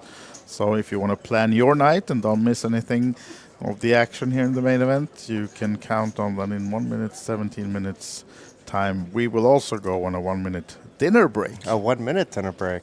Not 1 hour, did I say 1 minute? Okay, sorry, 1 hour. That would have been an awfully fast dinner. Yeah. Done that before. No, we're going to have a full hour, so some time for some protein maybe to keep us up all night. We can see what's at the OlyBet grill buffet today. We could, actually. I'm not aware. Are you? No. Be a surprise for us.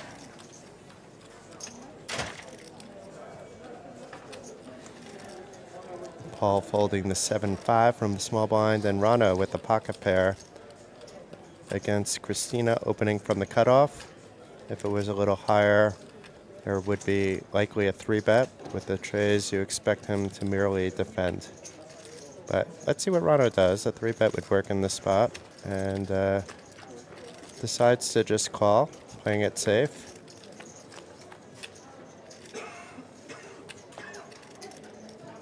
And a 5 out of the window, so already ahead of the 3s for Christina.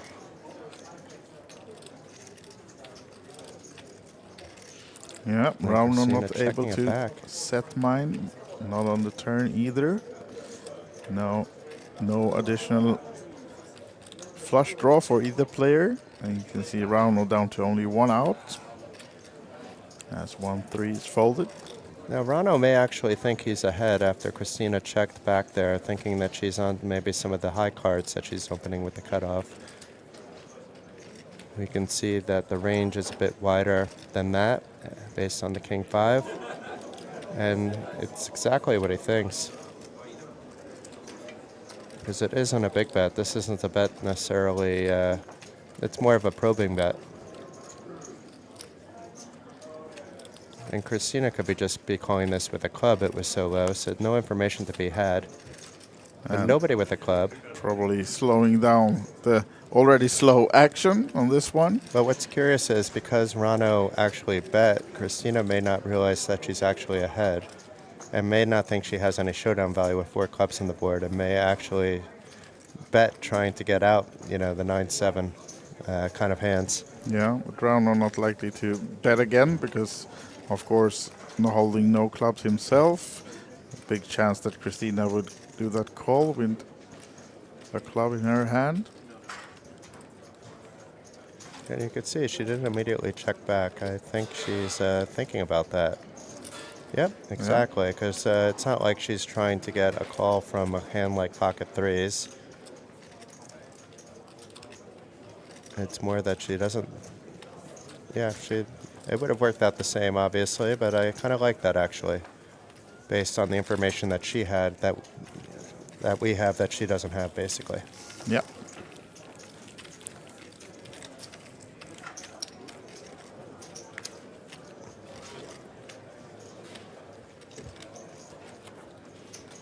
And here's a look at the chip count. So a bit of a different dynamic than the other tables where we have a few players above average, 3. The last 2, we were lucky to have 2 at times, and sometimes it was just 1 player. Yep.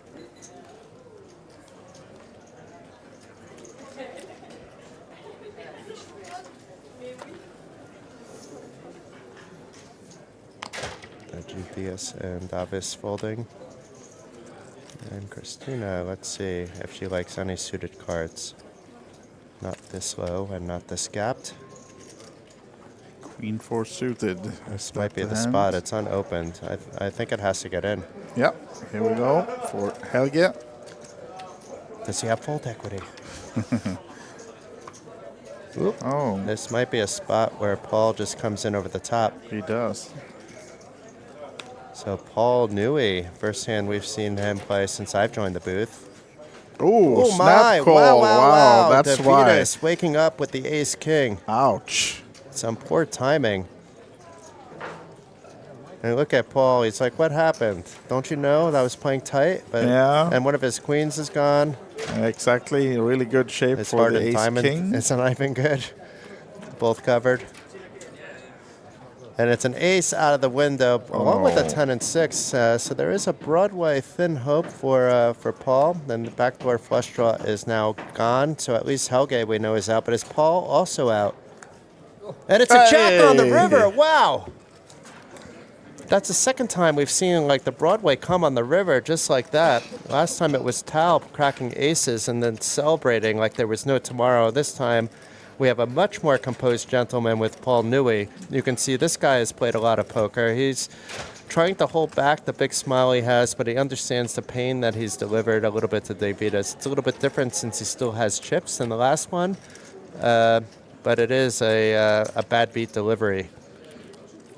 It is, and we lose Helge from the table. We have one Norwegian left of this table, Christina, and down now to 6 players. So we might be getting an additional player coming in soon, but at the moment this is our feature table with Gideus still up top, 1,000,002, and Christina on the million. Paul still the table short stack, but now with 27 big blinds, so no danger on the roof for the Englishman.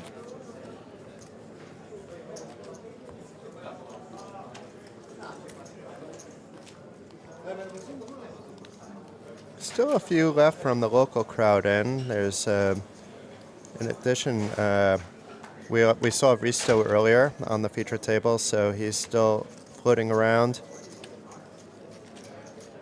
Yeah. With a short stack, I believe, on one of the side tables. He left anyway with the short stack. Otto Puck is still in. And of course, we have Rano Kivalu here at the feature table. So 3 Estonians left.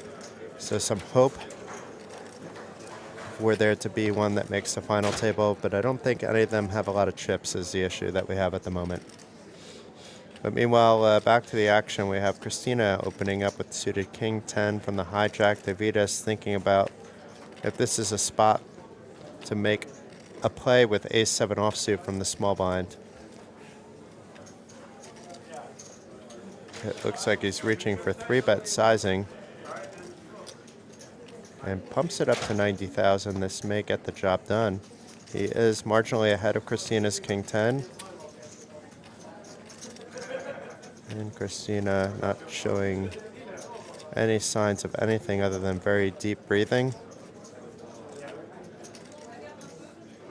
Now she woke up. I think she's asking to take a look at what Davidas has behind. And if Christina calls, she's in position. If she 4-bets, we would see what happened. I think she would get a fold. But she opts to call. Folding was also an option many players would have chosen. But no love for either player on the 9-4 deuce flop. And let's see if Davidas can continue.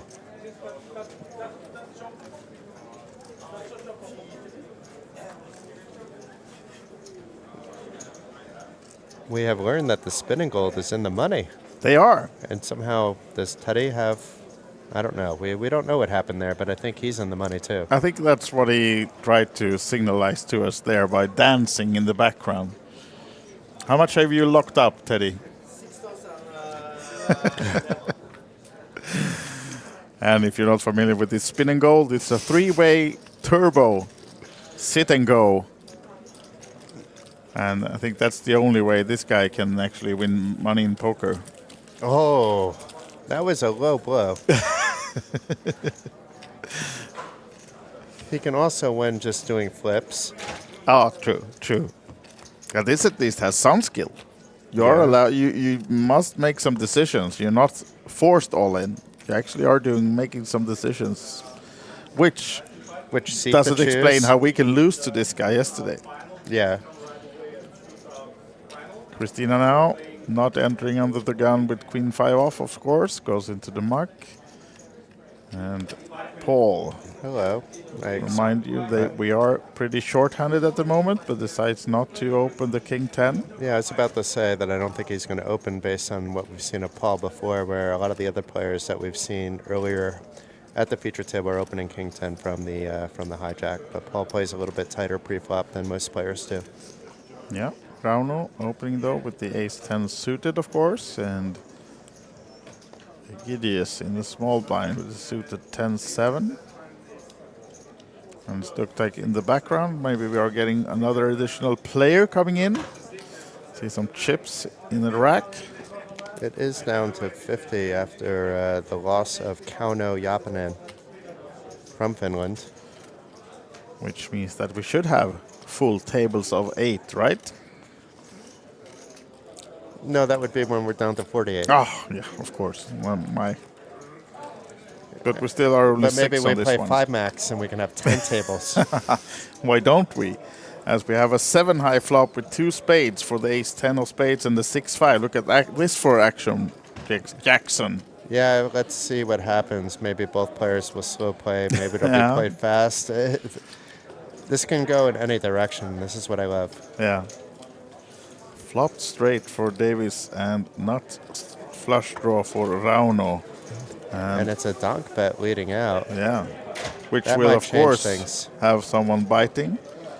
But if it was a check by Davis and a bet by Rano, then I'm expecting Davis to check raise quite a lot. Now with Rano, he may now just wonder what he's up against. He has to at least see a turn, but whether he wants to deny his opponent to see a turn is a different story.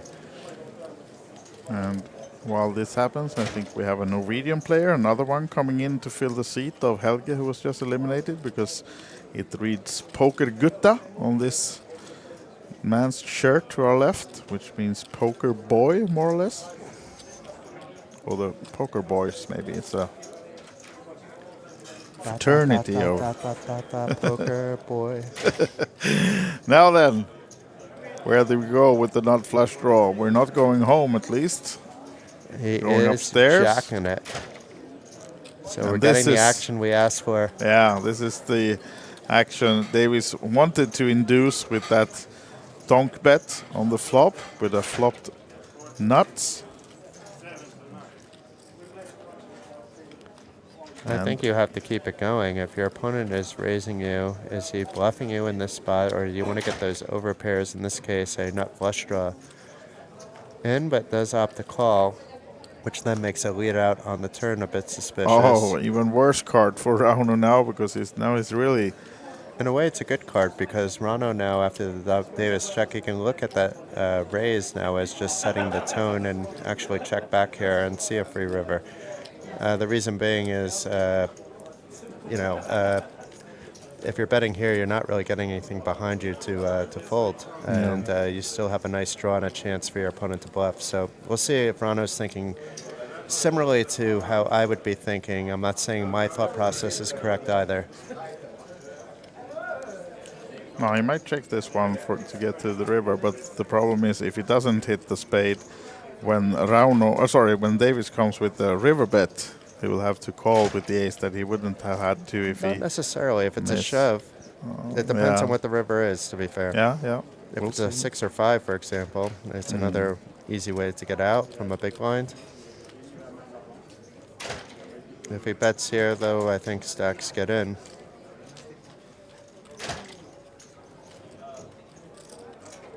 Whereas you can make that decision on the next street, potentially.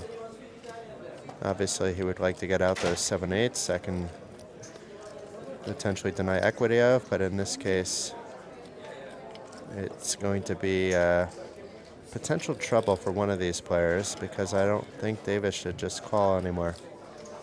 There's 2 flush draws out there.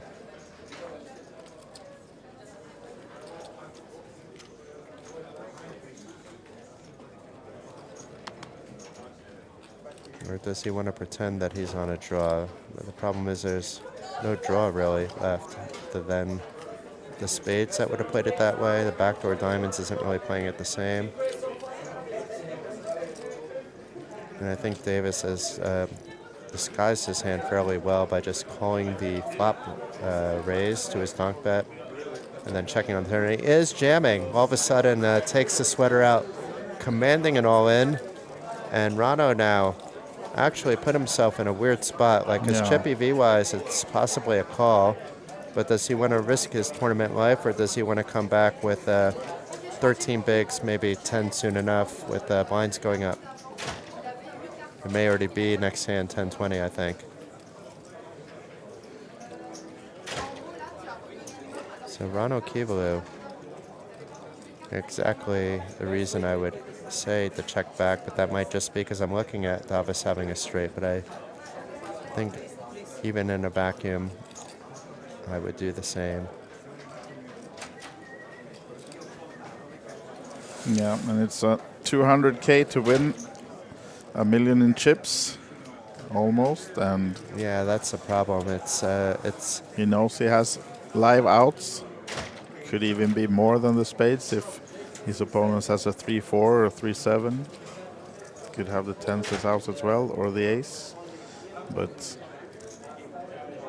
does come with the call. So showdown in the big pot now between Davis and Rauno.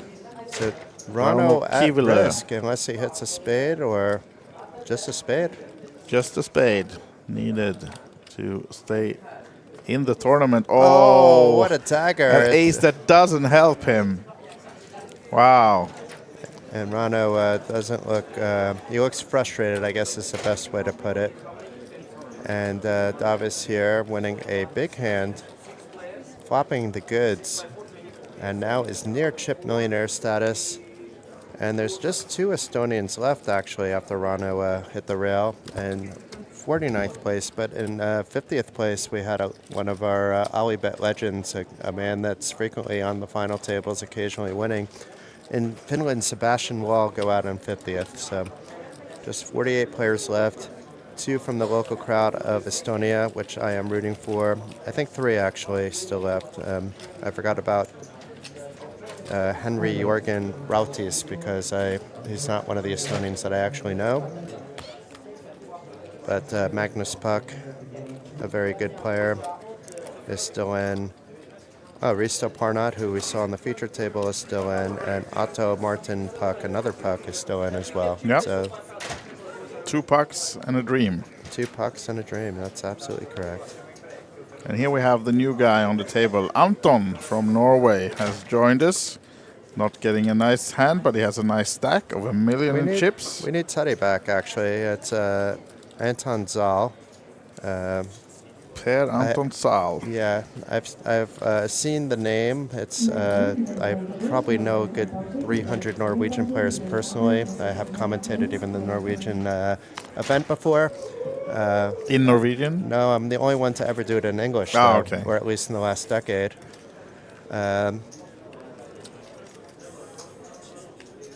And it isn't a player that I actually know, so maybe we can quickly look him up to see his success stories, or lack thereof. Yeah, why don't we? Jason finding his way into the mob. So he's Anton on here, and I know they're asking his names. In Hendon Mob, he's actually Pirzal. Yeah, but he just joined, so they might not have time to ask him, actually, because he just joined from another But then table. they would have chosen Pierre, because it was Pierre Anton. True, true. He's been to the Kings of Tallinn now at least twice before. But sorry to interrupt you, but we have a 3-bet. As we had Egidius with the min raise in the bottom position, and 3-bet from the small blind of Davis and Christina with a decent hand, but not in this position. And after these actions, and unfortunately for Davis, he's not going to get any more action out of Egidius unless he totally goes bananas with the Jack-6 suited. Does he look like a player that's willing to He go bananas? does not struck me as a player who would, no. I've seen stranger things happening at the poker table before. Yes. Not this time, though. So back to our new player, Yeah. Pierre-Antoine Zal. It looks like he's actually a Kings of Tallinn regular, actually a regular casher, and he only has 7 cashes on his hand mob, and 2 of them come in this very event, the Kings of Tallinn main event. Oh, and those okay. are his only cashes in Tallinn. So I think he's a main event specialist. Yeah. Took 54th place back in 2024, so he's already one up that. We see 46 players, so we'll update you on the 2 that are out shortly enough. And last year he took 80th place, so this is his 3rd straight top 100 finish. So Wow. a rather strong type of results. He has a couple final tables in Norwegian events, and otherwise his biggest score came in October during the Norwegian event that was only available to Norwegians in Norway that they're able to do once a year. Yeah. So he's also probably gotten some local attention from that as well. So maybe has some fans watching him now. And welcome And maybe if he's you are. poker boys, poker gutta. Poker gutta, Yeah. poker boy. Ta, ta, ta, ta, ta, ta, ta. Are you warming up for the karaoke now? Are we doing karaoke? I thought there was a house band. There was both, I think. Oh. Or I can get you on with the house band, maybe. Can I bring a keyboard with me to do the karaoke? I have I've to been draw the line practicing at quite a some lot. point, so I'll say no. I've been doing a lot of. I've been learning through like 80 songs. Oh keyboard yeah, by I saw a myself. photo of you with those. Yeah. Yeah. That was not with me playing, obviously. I was staged. I was doing an aha type of thing because it's one of the Take On Me is one of the ones that I've learned already. Ah, okay. They're Now more you see basic why to you learn. shouldn't miss the player party tomorrow if you're in Tallinn. You might have Jason doing aha on a keyboard.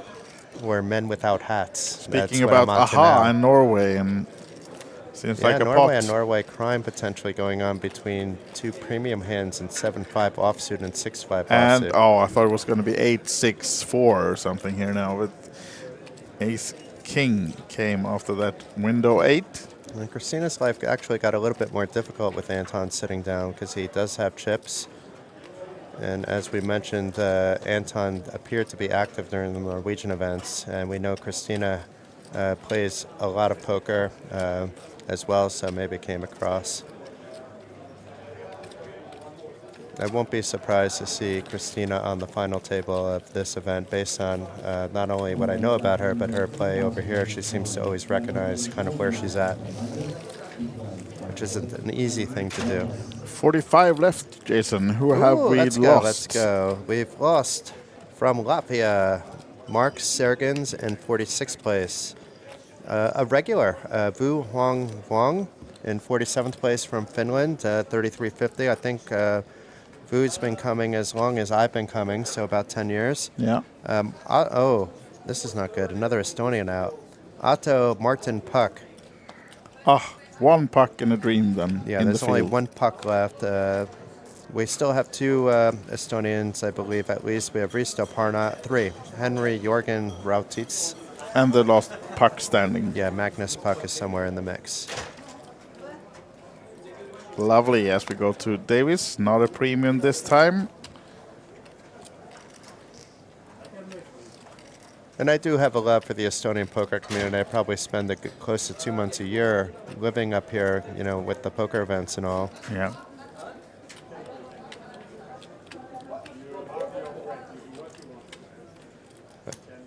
But it doesn't mean that the trophy needs to stay home. We just want to have the sweat that it's staying home.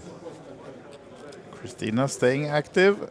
Seems like Paul is not letting this one go, though. We said he was a player on the tighter end of the radio, but this would be a tight fold too. I It mean, would, it's, of course. It's a dealer, a button open, and you have Queen 5 suited. It's. I And think he's- even it would be too tight to fold. Yeah, and he's not afraid of seeing a flop. Of course, has some post-flop skills in his arsenal. And now he goes quickly check as neither player has hit the board. And now Paul can wrestle this one away if he bets because he has such a solid reputation. Yeah. But he's not opting to try to take it away. Maybe will on the river. But the river timing may not be good because now Christina, you let Christina get the hand. Paul could have bet on the turn there. I'm actually surprised he didn't because Christina is quite active. she's capable of setting a trap, but her go-to so far has been, pound, pound, pound versus, whether you have it or not, versus trap, trap, trap. Trap, trap, trap. Now then. Ooh, Enzo. Who's Enzo? We have another new player. And Antti, right? We have a lot of new players on the table. Okay, so let's first check Enzo. Enzo may be, I think they're picking up wrong names because it's the second name. And it's Alexis Lucarini. But Enzo is his middle name, so maybe that's correct, but it's just too coincidental that we have that. And let's see, Ante Rasu from Finland. Not a player I'm familiar with at the moment. No, me But if neither. he runs deep and we're on break, I'll message the administrator, Juhani, and maybe he has a lowdown, the encyclopedia of Finnish poker knowledge, who played in the celebrity event, but unfortunately couldn't make it with us for Finnish coverage this time. But much love to the administrator. Absolutely, all the love to Juhani. In fact, we didn't do prop bets this week in honor of him, which was a big sacrifice, as it turned out. Yeah. But we kept our word. So for far, now, yeah.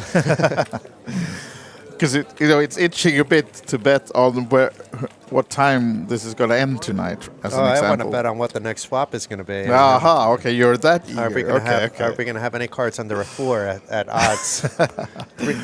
three adult beverages to 1. Yeah. If there's a deuce on the flop.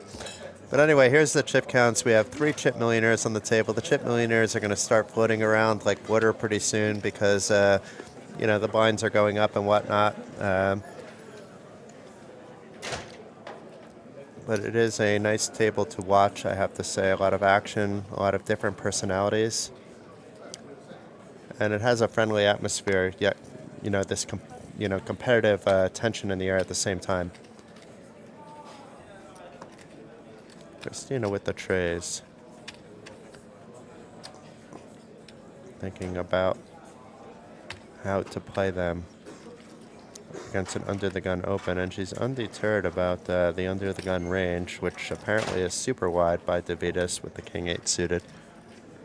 He's a very successful player, so perhaps has had luck with this hand before. And meanwhile, Paul Newey with a dominating pair to Christina's. In a weird spot, actually, after Christina flats. Yeah. I mean, he can flat behind, but you don't really want to do that on 330 stack. He could shove, but Davidas opened under the gun and not from mid-position, and opts to fold, actually. He usually takes, when there's these kind of choices, the more conservative approach 9 times out of 10. We have seen him on final tables before opening things up. It's not that he's incapable, as a wise guy said, of making these moves. But meanwhile, it's Ante instead making a move himself. And we got a quick fold from Boot Norris, but Christina now is priced in, I think, to call. Yeah, I would think so, right? We may see one hand and one hand only out of Ante if he doesn't win a flip. This is assuming Christina calls, but I don't see a fold by her. No, 10 big blinds and a pair. Of course, so many times this will be a flip. If she didn't open, then it's an easy fold. Yeah. But the fact that she already put 40K in and there's dead money in the spot. Exactly. Rasmus would want to see a call. I would just not be playing the 3s. They would have been in the muck and the hijack, but I'm not as good as Christina. And then if I was Paul, I would be thinking about what I knew about Davidas and probably fold anyway and not take the risk, to be fair, but I would be thinking about it a little bit.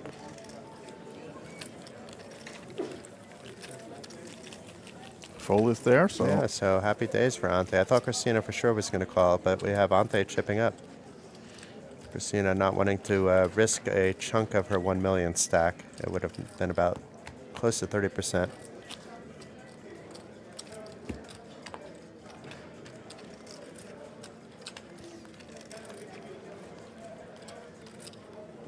So we're down to 45 players. Yeah. We lost a couple more. Let's see who we lost. Oh no, we were already updated from 45, so we didn't lose anybody in the last little bit actually. You're right. As we updated. What happened Mark with the ace Sergens. queen? Yeah, I thought can't be folding. No, here we are. Opening to min 40. I Or think was it it 48 we opened to? Because I think we actually said Wu Hong Wang was still in. No, you said him that he was And out, but the 46 is Mark 40. Sergens, I started with Latvian players, so it was. Yeah. We're caught up. Yeah, we're updated. And we have a spoiler internally about who goes out next, even. Because we are on a 30-minute delay. Exactly. As Anton now calls behind with the queen 10 dominated, and unfortunately some clubs are folded by Antti. Unfortunate for Anton, who needs them to get ahead, but we'll see what the flops brings us. Oh, there are some clubs and a gut shot as well, so not the worst of flops for Anton. Let's see if Davis opts to continue or not. We have some cheers in the chat as well. We have the YouTube OlyBet Poker chat open. Let's check that out in a second because I'm curious how this plays out. If Anton, there's some scary spots, but I mean in general he has that flush draw, the jack to the straight. And I'm not sure if he's pure or Anton. Maybe there is a Norwegian in the chat. I can't read your laptop that can tell us whether they have his name correctly. Anton is correct, yeah. We Okay, have that's his very friends from Poker Gutta. The Poker Boys are cheering for him in the chat. Can we ask whether they have the song that I've been singing about the Poker Boys? We can ask if they have a theme song. Oh, another king on the turn. Yeah, this makes things difficult for Anton if Davis was able to find the bet there. But as things stand, this actually, in a way, favors Anton whether he realizes it or not, because the next bet should get through. So who's in the chat here while we're waiting? Because I think we this had previously missed some comments actually. QCC so showed up in person, so I don't know if she's in the chat. No, but it was maybe very nice not. meeting her. And we have also Drea Carlsen cheering for Christina. Yes. So a lot of Norwegian chants right now in the chat, and we had the question earlier about whether we have any Happy Swedes Valentine's Day, Drea. I wish I could wish you in person, but it's nice that I can wish you at least a personal greeting, a personal Valentine's Day greeting on the stream. And hope you are enjoying the action, not just by Christina, who has been playing a very solid and tricky game. Oh, Vivian, happy Valentine's Day to you too, Vivian. And a heart thrown by Wise Guy. Wow. We won't tell Crystal about that one. You can tell as much as you want. Now then. So I don't know what Davis is still contemplating here. It's like you could be actually just drawing to that ace and drawing dead even to quads, but you know, it's still, maybe he realizes that there's not too many hands that actually could have connected with this board. And he's going to maybe make a move here. We haven't seen a move like this in a while. Wow. Turning his hand into a bluff more or less. Wow. This is like a bluff when you think you're actually even good. You know what I mean? Like you're trying to just deny equity maybe, but maybe it's to get like these lower poker pairs out, eights and lower, that could have just footed from the hijack. And Anton is doing the calculations. He knows he has at least one out. Yeah, no matter what, he has one out, actually. Even if Davis had ace-king for the quads, the jack would be a straight flush if it's a club. As it stands, he has a lot more than one out. And you can see all the outs up top. It's 16 outs, 12 clean ones. Strong play from Davis here now. And he winked to the camera. I don't know if that was intentional, but that's what it certainly looked like. Yeah, exactly. So we're being asked, I think, about the Swedes. We have Alabas, Cape Sakase.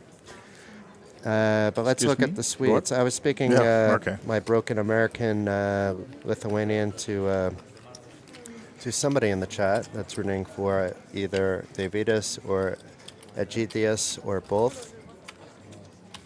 Oh, it's not looking very good here for Sweden. I mean, Benny Hagberg went out in 56. Let's see if there's anybody that's still in. We have there one, Anton. There's one. And then I think... Habib Brahim, do you know him? I don't know. He's still in. And Anton Burval, do you know him? By name, yeah. By name. But we have lost Johan Storkers earlier.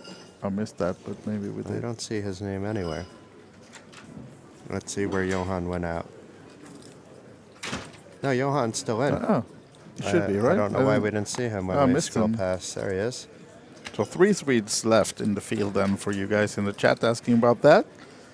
And at least 2 Norwegians because they are seated next to each other. But do we have anyone else from Norway? Yeah, Vidar. Vidar, all-around nice guy. Vidar Asserson is still in. Teddy is still in, but not in the main event. He's still in the flip and go. Doesn't spinning count. gold. It's flip and go is a different kind of game at OlyBet actually that I enjoy, but right now it's mirroring the spinning golds. And Teddy made round 3, I believe, and is in the money. Wow. First time ever. Miracles Teddy has do a lot happen. of nice cashes over the years. We like to give him a hard time. Yes. And you see, I gave him a chocolate Valentine's heart. He ate it in seconds. Wow. So Such a sweet tooth, that guy. We have the 2 Lithuanians. Boot Norris now is calling, and are we going to have some pressure put by Egidius? It looks like that's exactly what's going to happen.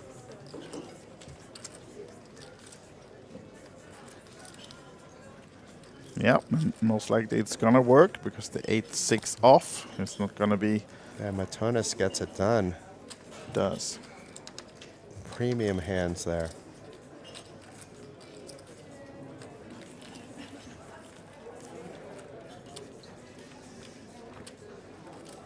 I'm not sure who I would root for on this table if I had to be a fan versus a commentator. I mean, I really like the way Christina plays. It's always nice to watch Paul. The 2 Lithuanian guys I know from around, but it's not like, they're besties or anything. So 43 left. Who was number 45 and 44? Do we know that? All 4 of those on the final table. 45 and 44. Let's see. Oof. No, don't like either of these. Risto Parnot, another Estonian, out in 44th place. We had him on the first feature table.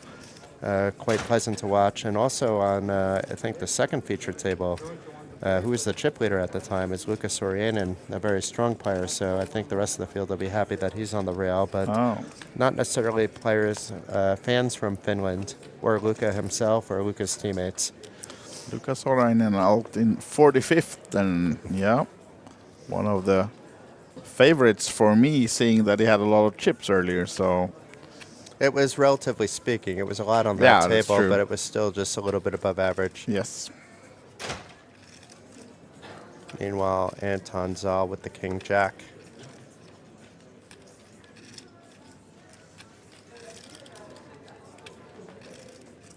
Yeah, lost a bit of chips on that Queen 10 of clubs when he tried to bet Davis off the 3-king board, but didn't work out. Which I thought was going to work, actually. Oof, really now he gets resistance again now, because Davidas is waking up with ace-king in position on the button as well. Too many chips to jam, so I expect a normal 3-bet. Yeah.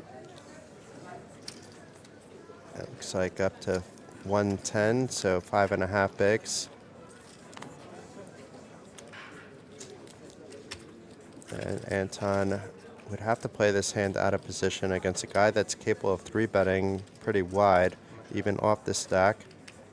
Yeah, problem is it just has 350 behind, so you do indicate quite strongly that you have a hand when you 3-bet 1/4 of your stack, I guess.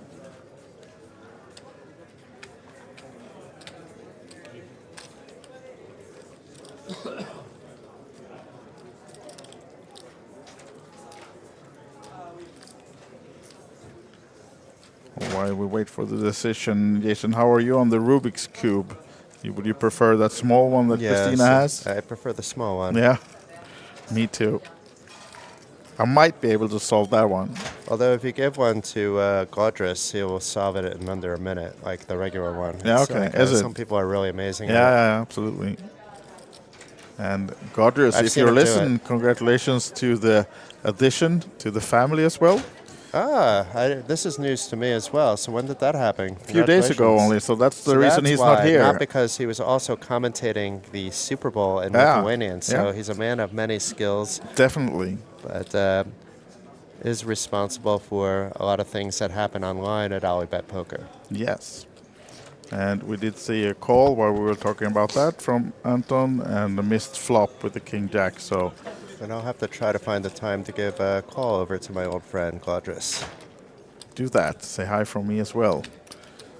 And hopefully he and the family are celebrating Valentine's together with the new. Probably sleeping it through. Edition. If you just have a new edition, you're not getting much sleep. Very hard to also hand off a newborn to the grandparents, quite yet. Yeah. So Most likely something so. tells me there's going to be a delayed Valentine's Day celebration. Yeah, but you can celebrate it as a small family. It doesn't have to be a romantic way. It's still cozy with the newborn and everything, right?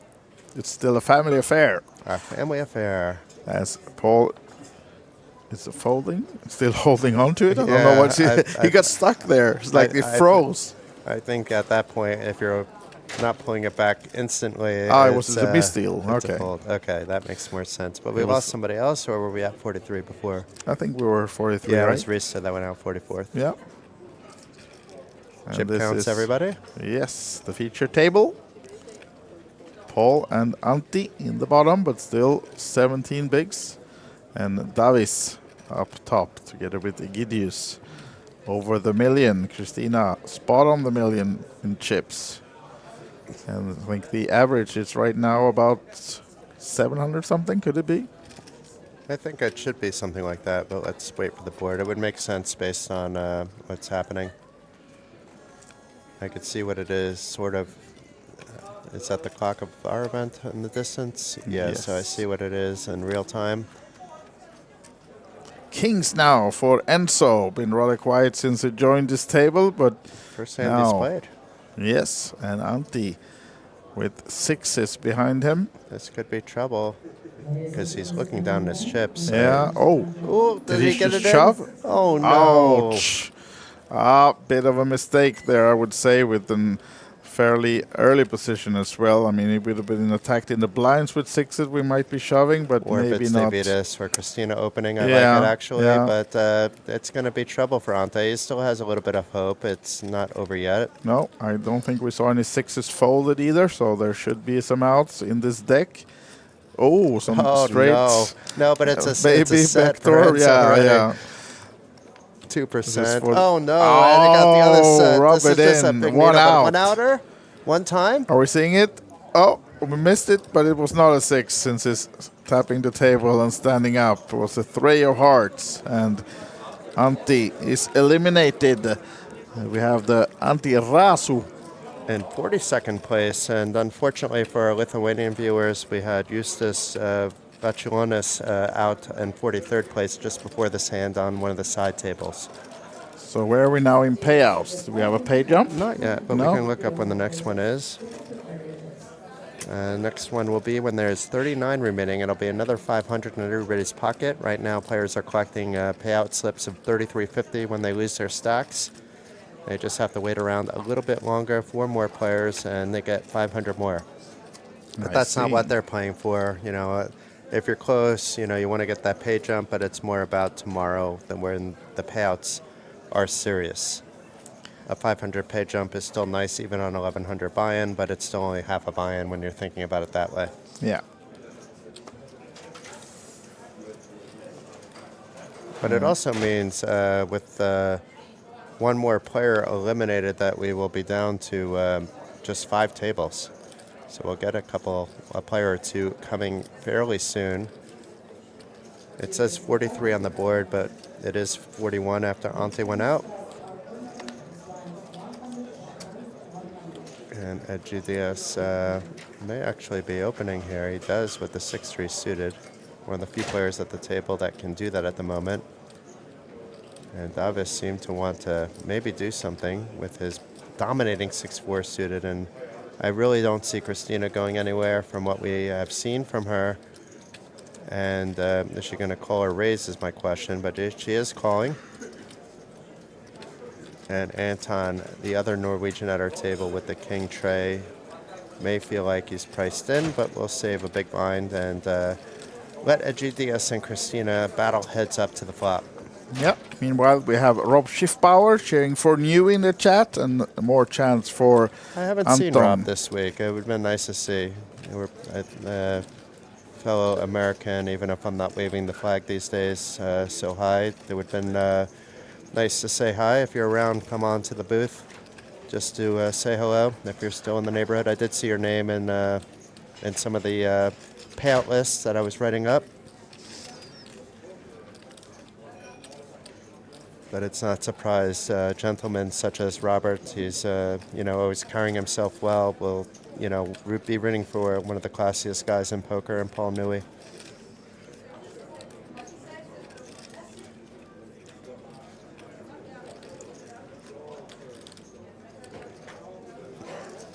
The leveling wars begin. I don't think Christina wants to give up for some reason.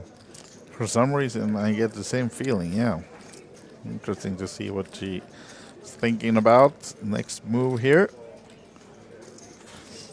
And as we said, she folds. We have some more chance for Poker Gutta in the chat, which seems like maybe it's a community, or please tell us a little bit more about the thing we have on Anton's shirt. And whether you have a theme song, most Oh importantly. yeah, that's still your biggest question about it.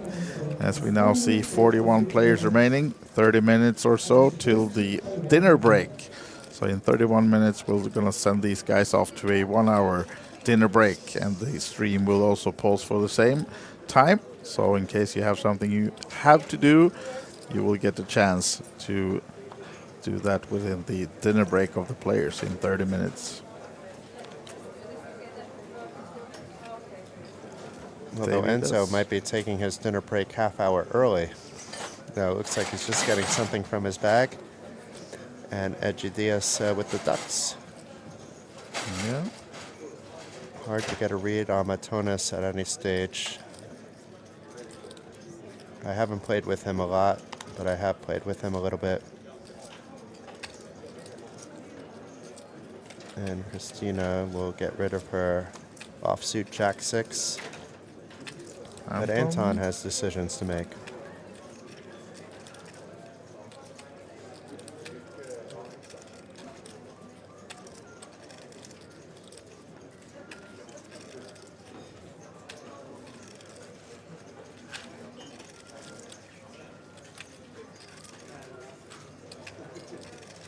Comes along with the call. Paul Newey folds to the big blind.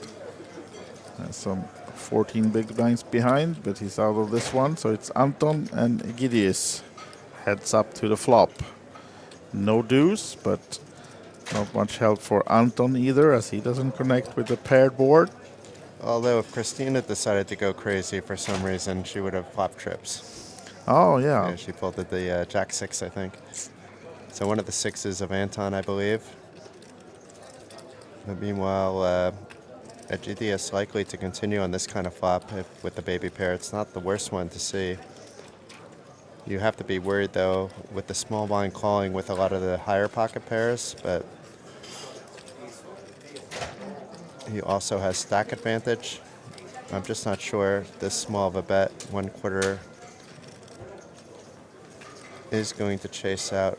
It's going to chase out a lot, but not necessarily this ace-6, so it is actually not a bad sizing. Don't gain that much information, but at least there's not like a 7-8 still in the mix.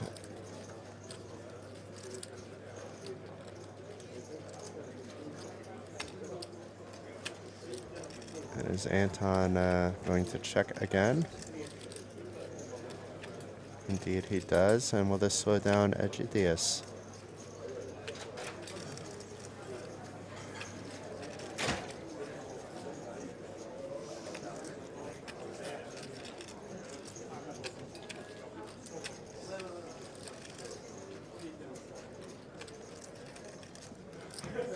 decides to check it back. He's still ahead, leaning to the 10 of hearts river. And is Anton going to try to steal this one away? And if he checks, is Egidius just going to turn his winning hand into a bluffing hand, because it is a scary board and he can rep a lot of what's on there. Yep. We see that he's ahead, but I think a lot of that is calling outside of maybe the 5. So what are you getting to fold? So if Anton checks, I think it's being checked behind. A queen is calling. A 10 is maybe calling. A jack is raising if it's connected to something else. Hearts, of course. Anton does check. He is thinking about it, though, at least.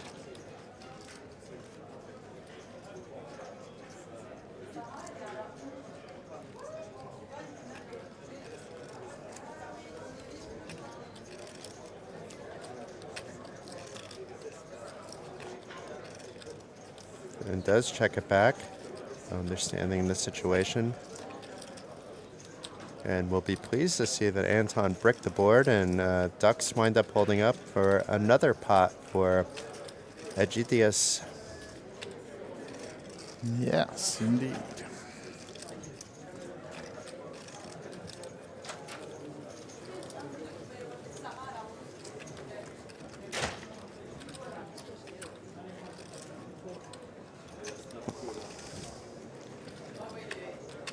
We have a dealer change.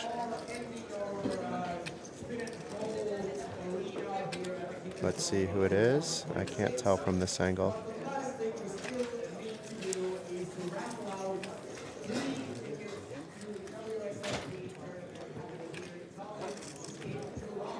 Players from the deep stack progressive bounty or modern wager to take your seats. The tournament will start in less than 3 minutes.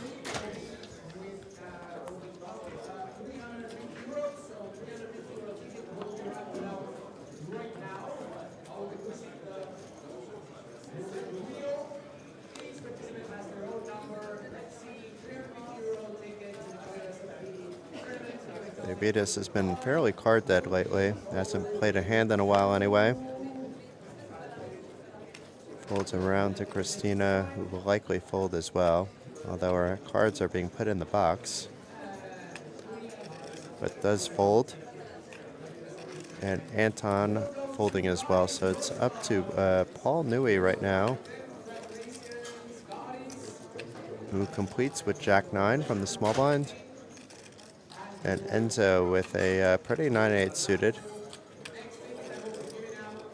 He has a nice stack advantage on Paul, but should be concerned that Paul is setting a trap too. So opts to see a cheap flop.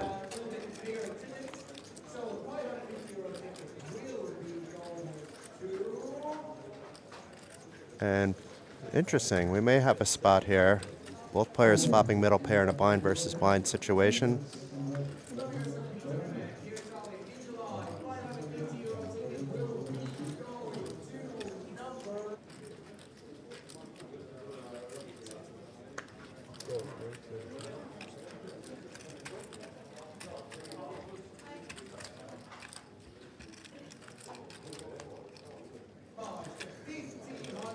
Ace of spades on the turn, so board is getting scarier and scarier, but nobody with premiums. Let's see if Paul thinks his 9 is good. He does have the better kicker if Enzo stays along. And Paul is a very tight player in comparison to the average player in the field.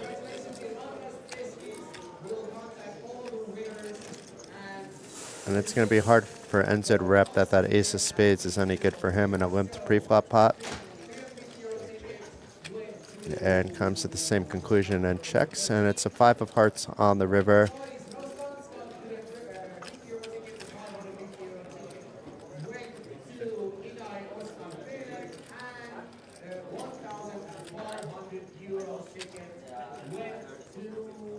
And Paul is thinking about whether he should bet or check.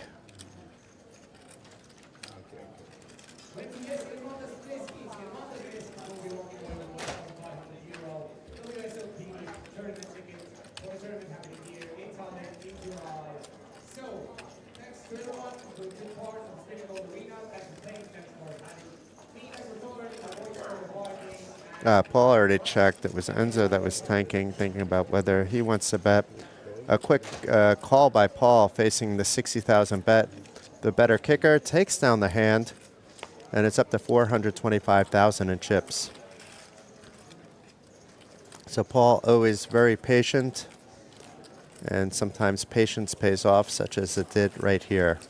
Still 41 players remaining, 22 minutes and change on the clock before the dinner break. Egidius and Davis still table captains with with 1.4, 1.3 million respectively, and Christina Soli is still hovering around that 1 million mark. Enzo, Davidis, Anton, and Paul also with stacks that they can play with. Nobody below 21 big blinds at the moment.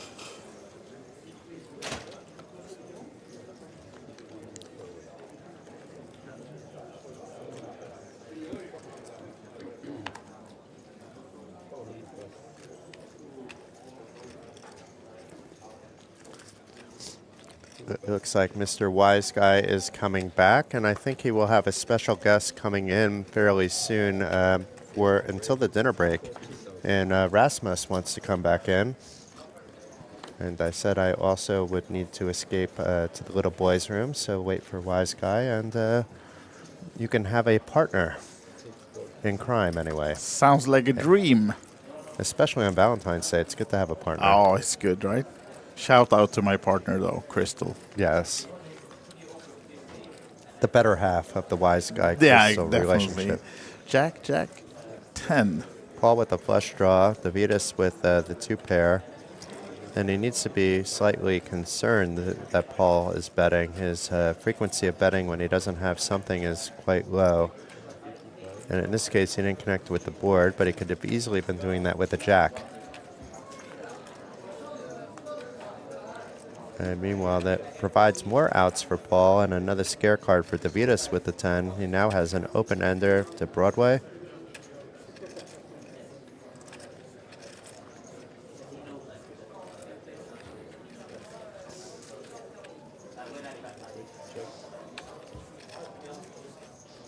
And both players check, and the straight is completed.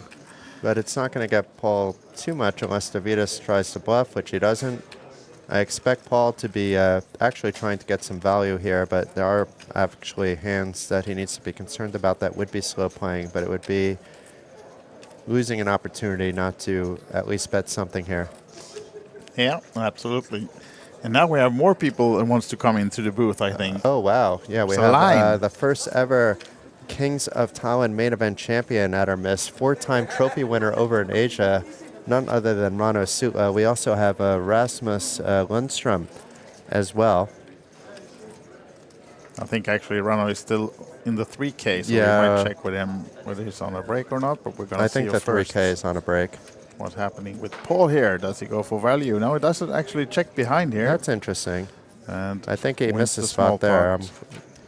I mean, I don't know if I don't think Davidis is calling anyway, but he should still be betting. Yeah, absolutely. Okay, so I'm going to head out for an early dinner break, but guys, stay tuned. You'll have a guest joining Wise Guy. I believe it will be Rasmus because he was first in line, but we'll be checking Rano's availability as well. See you guys soon.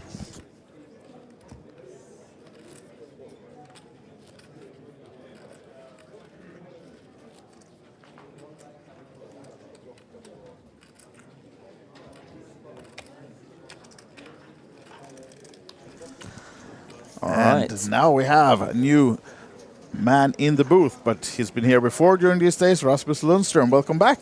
Thank you. Nice to have you. And how's your day been?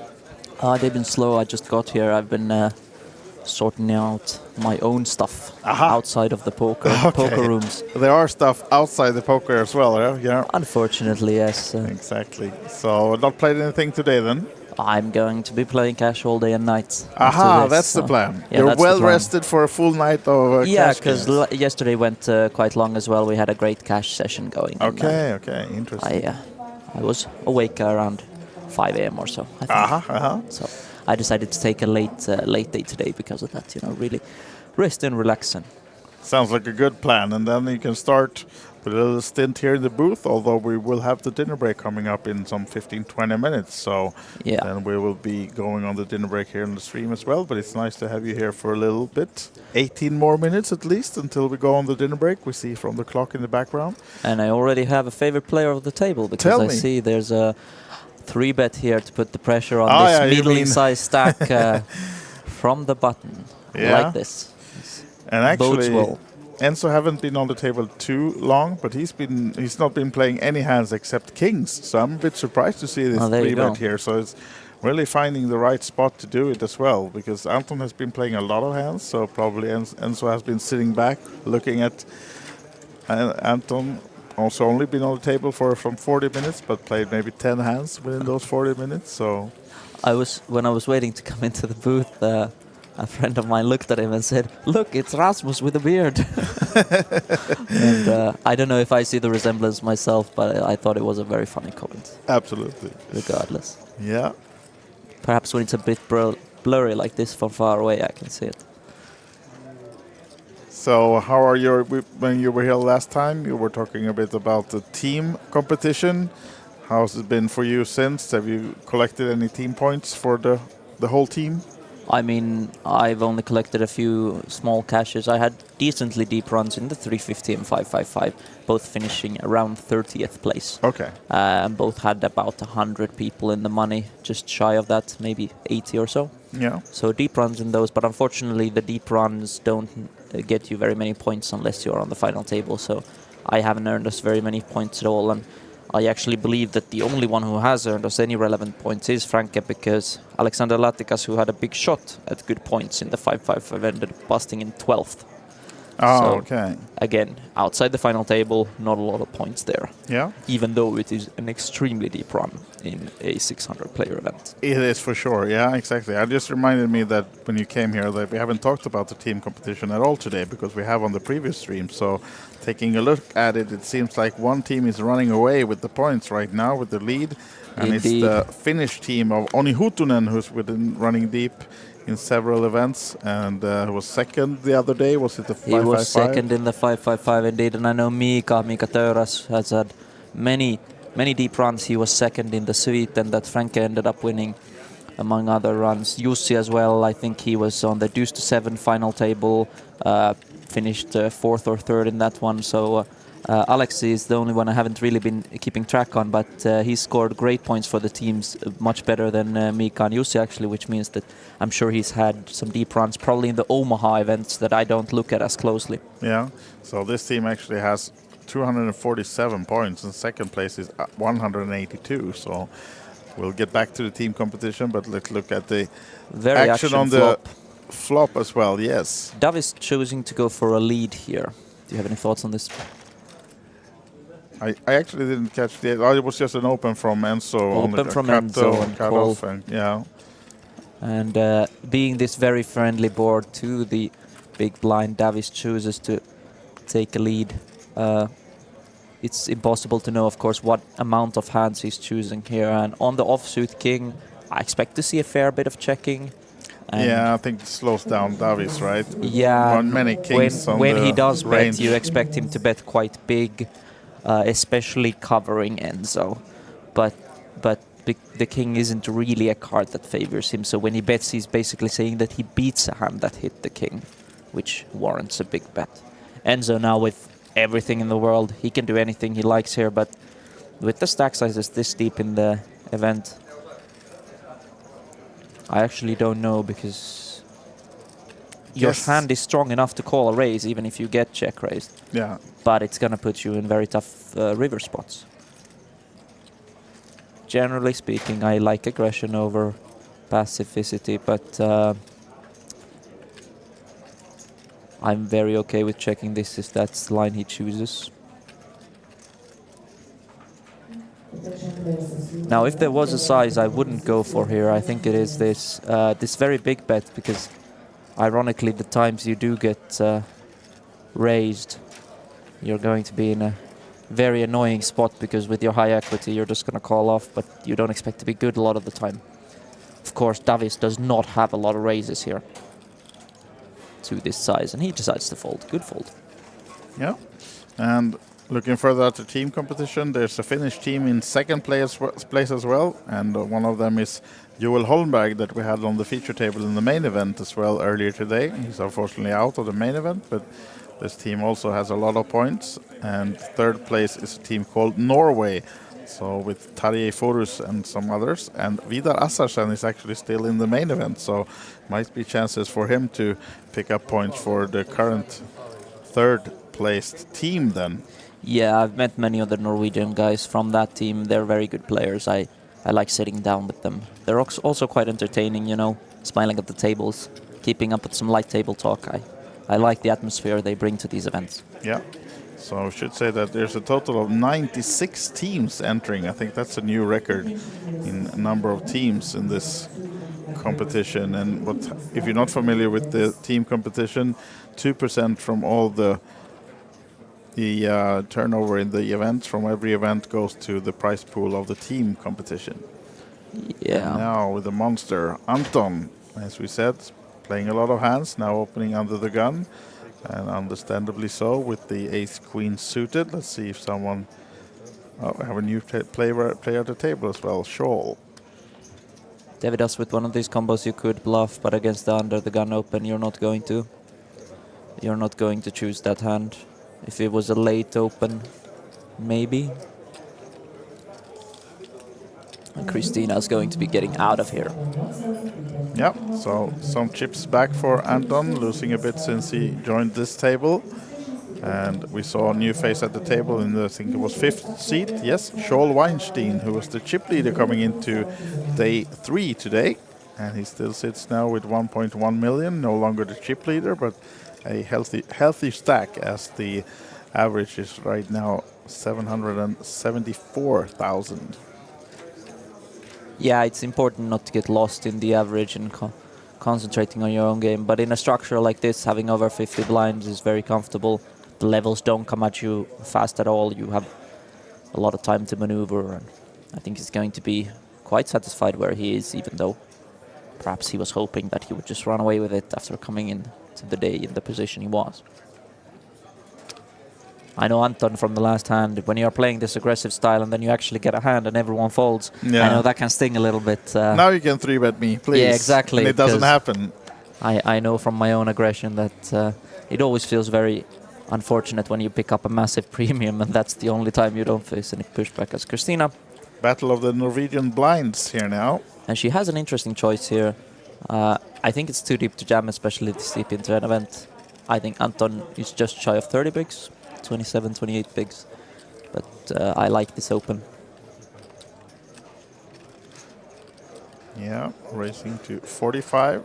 Small blind versus Anton now with the 10-6 suited. What do you make of this?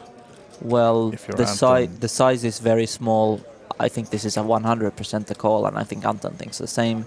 Just gonna take a moment and then put in the chips, so we are gonna be seeing a flop here. I'm actually surprised Christina went for such a small raise. In the blind versus blind situations, you often go for a bigger one, especially when you can put on the pressure on Anton like this.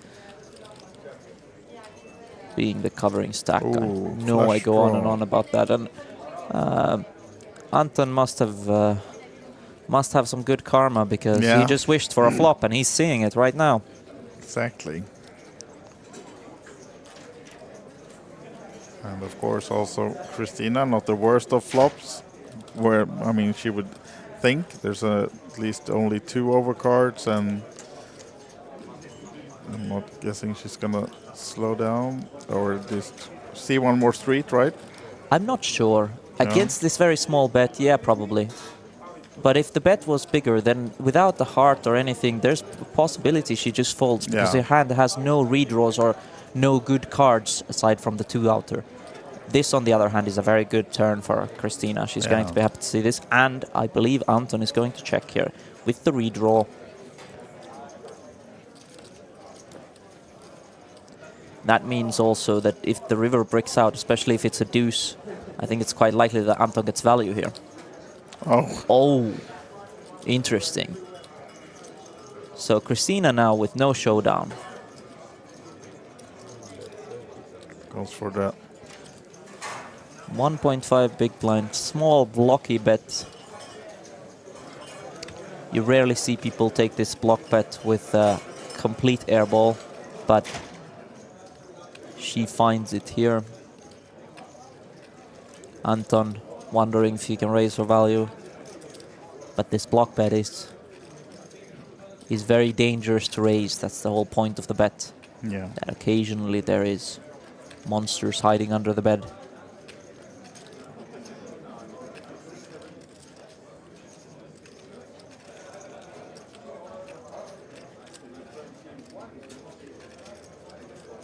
Christina did check the flop, I think is what he's thinking here. She opened and then she checked, called the flop. And I think that removes a lot of the King X combos, and he thinks the same, because he does raise. Strong play here from Anton, I like it. Christina, of course, not going to call this unless she doesn't realize that her pair has been downgraded to a high card. I doubt that's the case. She seems very capable and understanding of the situation. So she's going to let go of that bluff.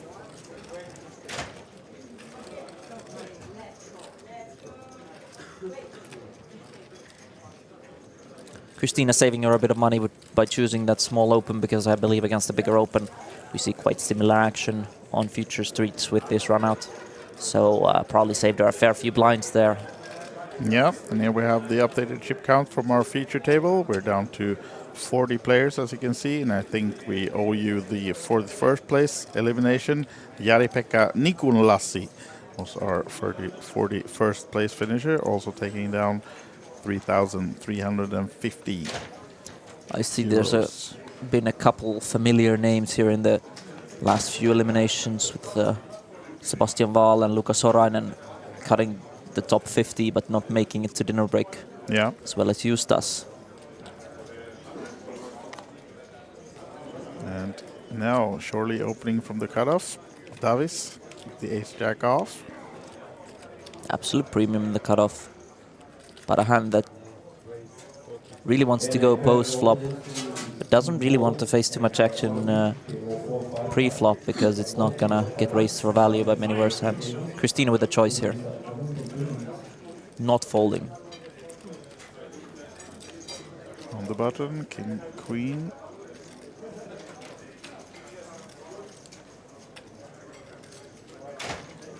I like this. She's thinking about the aggressive route.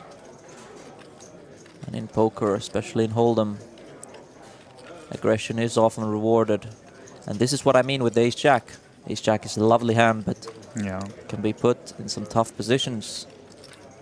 I don't think he's folding just yet.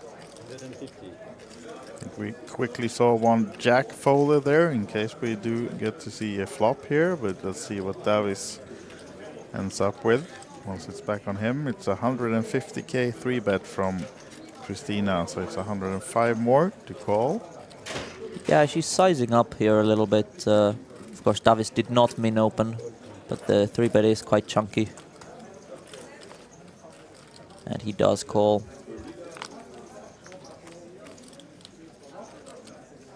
And we see a jack. Oh, what a flop for Davis. So clean. Snap check from Christina, interestingly.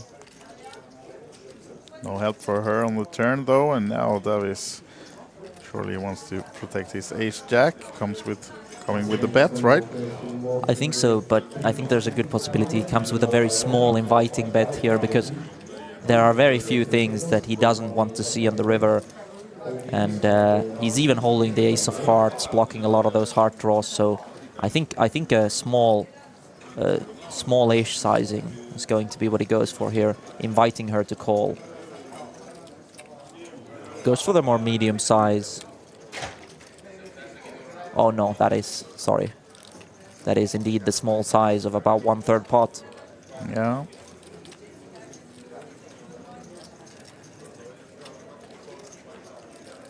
Targeting hands like the ace highs or certain pocket pairs, certain bluffs that have 1 pairs here. Maybe a 7-6 of spades or something along those lines. Wheel ace is going to be calling this every time.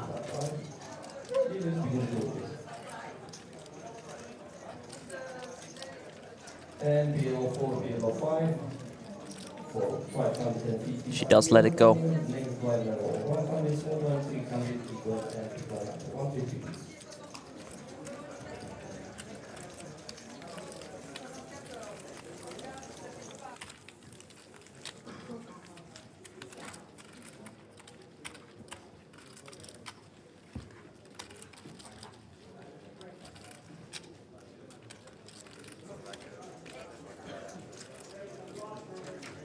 Just 3 minutes left before we will be going on an hour-long dinner break. So presumably one of the last shuffles we'll see here for these players. 40 remaining, 5 tabled in the main event, with that huge grand prize up top of 166 or so thousand. 169.5 even, I think. Wow. Some extra juice. Indeed. Yeah, a big one.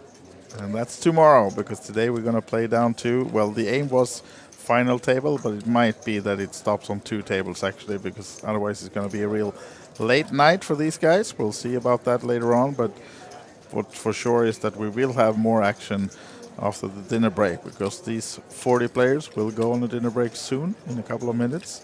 And we will also, in the stream, have 60 minutes off, and then we come back to follow the action all through the night till we have at least 16 or less players left, and then we'll back tomorrow from 12:30 with the final day of the main event. As now it has been raised by Davidas. Anton is just calling behind on the button with the 9s, and Enzo in the big blind with 8s now. Interesting spot after a raise and a flat call. I think this is just an easy call. 8s is not a hand I would raise here. But Enzo did choose a very aggressive sizing earlier with the King 4, so perhaps he chooses to take the aggressive line here. And I think if he does, it might go fold call. That depends on the size, because Anton has a very handcuffed chip size, and a 3-bet here would be north of 180,000. He just jams. With Davida's stack size, I guess this works much better. I didn't actually realize that Davidas was on that 20-25 big blind mark. Yeah. And as such, I like the play. I thought Davidas had closer to 40, but I was incorrect. Now Anton, having flatted such a strong hand, the question is, does Enzo have bluffs? Does he have the 7s, the 8s? And does he 3-bet the super premiums, not all in? Because Anton has a potential call here. We could yet be seeing fireworks before the break on what is more than likely our final hand, as we saw just 2 minutes on the clock, 2:50 behind us before this shuffle was dealt. But Anton does decide to fold. Enzo taking it down, and especially if Anton is going to be folding these quite strong flats, then that play is even stronger, as we see the players getting up for their dinner break. Yes, which means that we are going on the break as well. Maybe we'll come back to the studio just before that. And here we have us as well, Rasmus Lundström in the booth with me, and we'll head off to the break. I guess we'll send you down to the cash game area, perhaps, get your night started. Probably, yes. Yeah, but if you're if you're walking around and have nothing to do, you're more than welcome to join us, because as we said, it would be a rather late night before we have our final day tomorrow and the players that we need for that one. But now, dinner break, 60 minutes, and then we'll be back with more action from the main event, Kings of Tallinn 2026. See you soon.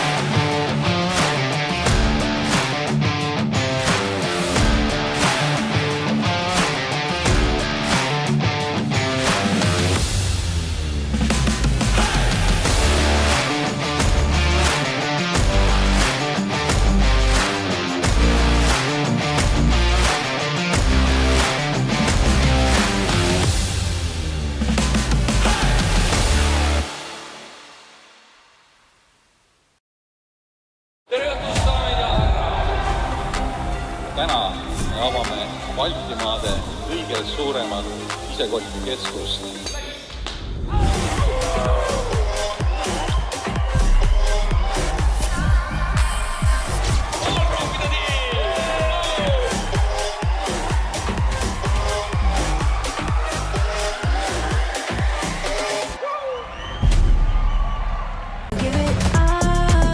When a woman realizes that she's not alone in this big poker world, she gains motivation, confidence, just becomes a strong warrior.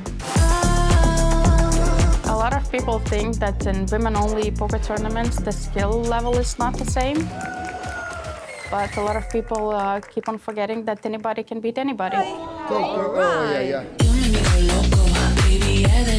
Women play poker a little bit differently than men. They are more sticky players, but I have never seen a female poker player flipping over the poker table because of the bad beat. Queens of Tallinn stopped being just women's tournament practically when it was just announced in 2023, because this was the first time in Europe when we had the 3-day non-stop poker games. So this was something fantastic. One in a million, one in a million, one in a million. I really hope that the future players, when they hear the Queens of Tallinn, they will feel this warmth that comes out of the players that we have over here, and that this is something that they will be, trying to participate and achieve and get that crown. Competition at Queens of Tallinn can be tough. It depends, of course, on the table, but at the same time, it's a friendly competition. It is very important to see women lifting trophies, no matter the tournament. Of course, in Queens, it's especially nice because everybody, is so friendly and familiar with each other. But just in general, to see a woman win is always nice, and it's very motivating.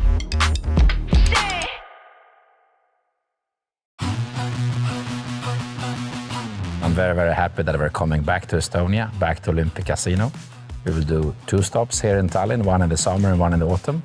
And then we will have a stop each weekend in Vilnius and in Riga. So I'm very, very excited coming back home.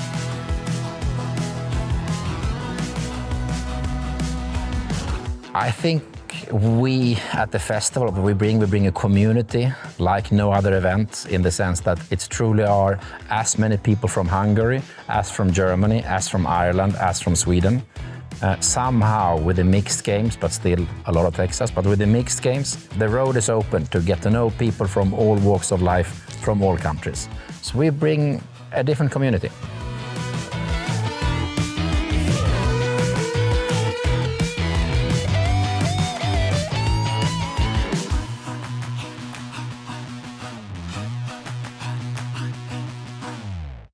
Right, good afternoon, guys, and welcome back to the Kings of Tallinn. I'm here with an absolute legend, Rana. 2015, you were the previous champion. It must feel like a lifetime ago. Yeah, that feels a long time ago for sure. Yeah. My beard was not even growing then. Like I was like so young in the picture. I just recently looked it up. It was actually like very important tournament for me, because that kind of was the starting of my like a live poker scene area. Yeah, okay. And that gave me a lot of confidence, and winning at my hometown with all my friends there, it was like amazing experience. I mean, you've been known as an Estonian legend. Obviously, I met you in the summer. You were introduced to a legend. I mean, how is it going? First things first, how's it going today? Because your day 2 has started. Yeah. I'm cruising. I have a very good stack, like almost 2 times average, and yeah, just chilling. Yeah. So you've actually been in Asia for 2-3 weeks, something like that? A couple of weeks? Actually, more. I was a month and 2 weeks. A month and 2. Okay, a month and 2 weeks. The results were really good out there. I saw your results. How did you enjoy Asia? Was it fun? Yeah, it was fun. It was like completely like it's a very different culture, and how the game plays, it's very different. So I have to adapt, and you see things you don't normally see, like the aggression from the local players, and it's just like it's a completely new world out there. But it must be nice to go and experience new worlds, not just play your local players. Absolutely, it widens your perspective, you know. What I love is the fact that you've actually left Asia to come back here to play the King's Tallinn, because that's how much it means to you, because you are a champion for that many years ago.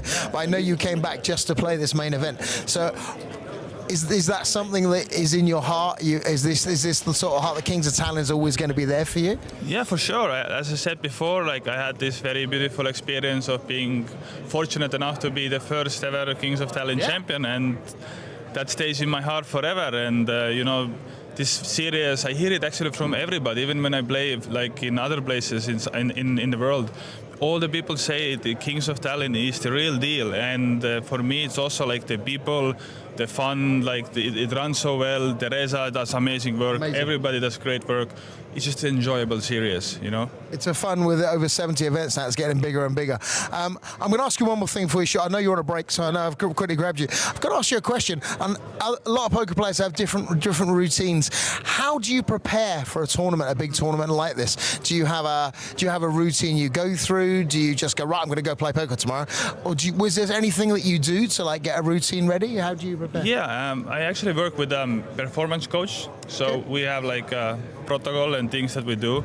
Like one of my things for me is that I just write down some like notes or some ideas, like things that I want to keep like connect myself connected with, some thoughts, reminders, and then during the breaks or like during the game I might sometimes review them. Also like getting in some exercise, you know, potentially doing some Elliot Row MP3, like listening some stuff, getting my mind prepared, and you know, things like that can really add up long term and can avoid you like burning out and like staying focused more on the process, not so much on the result.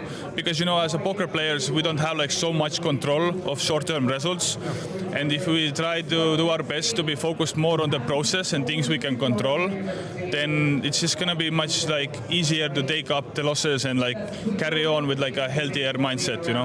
I love that, because it's more than a passion, it's a job. Yeah, it is. It's a job. So at the end of the day, it's your business you're running, and if you can control that business the best way you can, you're going to take every advantage that suits your head as well. Because poker's a funny game, as we know. It's a long game, and we have ups and downs like everyone else. And if that's how you control it, I think that's brilliant. Absolutely, yeah. It's every edge matters, you know. In a game of pressing small edges, every edge matters, and being prepared mentally can give you a pretty significant edge, I'd say. I love that. Thank you very much for opening up and telling me about that. Next time I interview Rana, I'm going to get some platform shoes, all right, so I can actually jump up on the stair. That's much better. Rana, thank you very much, man, and good luck. Play well, yeah? Thank you. You never know, we might be interviewing him, holding the crown at the very end for the Kings of Tallinn. Thank you very much. Thank you. Cheers, buddy. Yeah. Thank you. Bye-bye. All right, welcome back to the Kings of Tallinn. It's another busy day. Right now behind me, we are playing the 555 Pot Limit Sweden Championship, and I'm joined by Anders Bengan Bengtsson. How are you feeling, Bengan? Good. Good, and it's nice to have you here. And you are actually a very important person in this room, because you invented this game. Can you tell me about the night the game was invented? Yes, it's very, very drunk, very, very late. We were 4 guys, and we thought mix some games, and we invented Sweden. Amazing, and what an amazing invention it has been. You know, during the WSOP Circuit Tallinn back in August, they actually had, it was the first ever time it was played as a ring event, and you weren't here. Where were you back in August? I was working. Well, you were getting married, wasn't you? Oh yeah, that's right. Yeah. I was getting married. Yeah, he was getting married, and we shot a celebratory video for him, and that was amazing. Yeah, that's right. Yeah, everyone who's been playing Sweden says that it's so much fun. Everyone who's played it think it's their personal favorite game. Why do you think that is? Because it's such a social game. Everyone is having fun. It doesn't matter how much it costs. It's always fun to play. I agree, and compared to Texas, there's a lot more action, of course. So how are you getting along in this tournament so far, being the inventor and everything? Let's not talk about it. Let's not talk about it. Well, to be fair, right before we started, he actually split a pot here. So a split pot, that happens, that's very rare in this game, isn't it? No, it's not rare. No. It happens every hand. So Sweden, obviously, it has become like one of the most popular games in Sweden, I think. What do you think is the reason that Sweden has been able to spread across Europe and the world? Franke. Franke, yeah. Of course, Franke, who's a big poker entrepreneur, one might say. He's been taking the game across the seas and everything. There are many Swedes in the field here. Who would you say, as the inventor, is the best Sweden player alive? Everyone say Peter Laterra, but he sucks. So I would say Jari. Yeah, okay. And where do you rank yourself in this? In the bottom 20%. You're being modest. I think you're playing great. So, if you can't choose Sweden, what is your favorite game? Because you don't strike me as a Texas guy. No, I hate it. Do you like deuce to seven triple draw or 5-card draw or something else like that? Nah, not really. So maybe Omaha. If I'm supposed to play anything, I play Omaha. Which is as close to Sweden as it gets, right? Yeah. So let's actually talk about one more thing. You were playing a Texas tournament yesterday. You bought into the 200 progressive knockout. And what happened then? I sat down at the table and I got my chips and I thought everyone was playing really tight, so I picked up a lot of blinds and did a couple of bluffs. Worked my stack up to, I don't know, but it was going great. And then you came and said, hey, you're playing main event. That's right. So he actually registered for the Texas 200 progressive knockout, but then he was seated at the wrong table, the main event table. And when we realized, as you said, you had 40,000, I think, and starting stack was 30,000. So you were on a roll. Yeah. And when was the last time you played a Texas 1K main event? I've never done it. You never done it. And maybe we won't see you do that anytime soon. Never. So now you are here in Tallinn, of course, during the Kings of Tallinn. What an amazing event this has been. Do you travel a lot for poker nowadays? No, not really. Not anymore. It was a long time ago. And you and many Swedes, you basically only came here to play the Sweden event. Is that correct? Yeah. That is. Do you have any more future trips planned ahead? As long as it's Sweden, I'm going. And there you have it. As long as there's Sweden, he's going. Anders Bengan Bengtsson, the inventor of the game, and we will see if he manages to take the tournament home. No. No chance. Actually, last question. What is the most common mistake you see people do at the Sweden tables? Omaha. You need to play the draw hand. You need to focus more on the draw hand. Okay, yeah. And there you have it. Now you can also become a Sweden master. So once again... I'm not a master. You're a modest again. You are a master. So, again, the Sweden 555 Championship going on right now. Soon our winner will be crowned. And we hope it will be this man. Yes. Where else will I get the chance to truly be myself? I hear somebody call the World Series of Poker a poker festival, so I'm like, you know what, this is going to be my Burning Man this year. But where's the music? Okay, I got to bring the music. I'm a maniac on the floor. I just randomly wander into a corner of New York, rap, freestyle, get 1 million views, feel that energy coursing through me. To Vegas, I go out and buy a cowboy hat. I step into character. Then I'm that guy. Right, good afternoon, guys. Welcome back to the No Filter series here in Tallinn at the OlyBet Casino in Hilton Park. Wow, what a week. I'm with a very special guest. I know we spoke to him early on. Duncan Blake, welcome. How are you, sir? Nice to catch up. I am right as rain. It is good to be seeing you. It's good to be seeing you all here. And it's an honor to sit with you, Glenn. Come on. Thank you very much. I want to find out who the real Duncan Blake is. He's serenading me to call. My name is Duncan Blake. I'm 26 days old. Duncan Bradford Horst was a being who had 39 good years, died in the middle of France after a castle fell on his head, and Duncan Blake came here with 2 hats. White hat is for loving people. I'm a maniac. Black hat is for taking everybody's chips. We're gonna do it because it's about energy. Excuse my French. Estonia. You've come out to Estonia. It's your first trip here. What do you think of Tallinn? I mean, this is the real Wild West now, right? Tallinn, Estonia, beautiful people. Respect from America. Crushed it. Beautiful women, beautiful men. I love the old town. So I surf out of here. I walk straight through the park. I go to an old town place. I eat a deer. I absorb its energy. I come back. I hunt. Need you more than ever.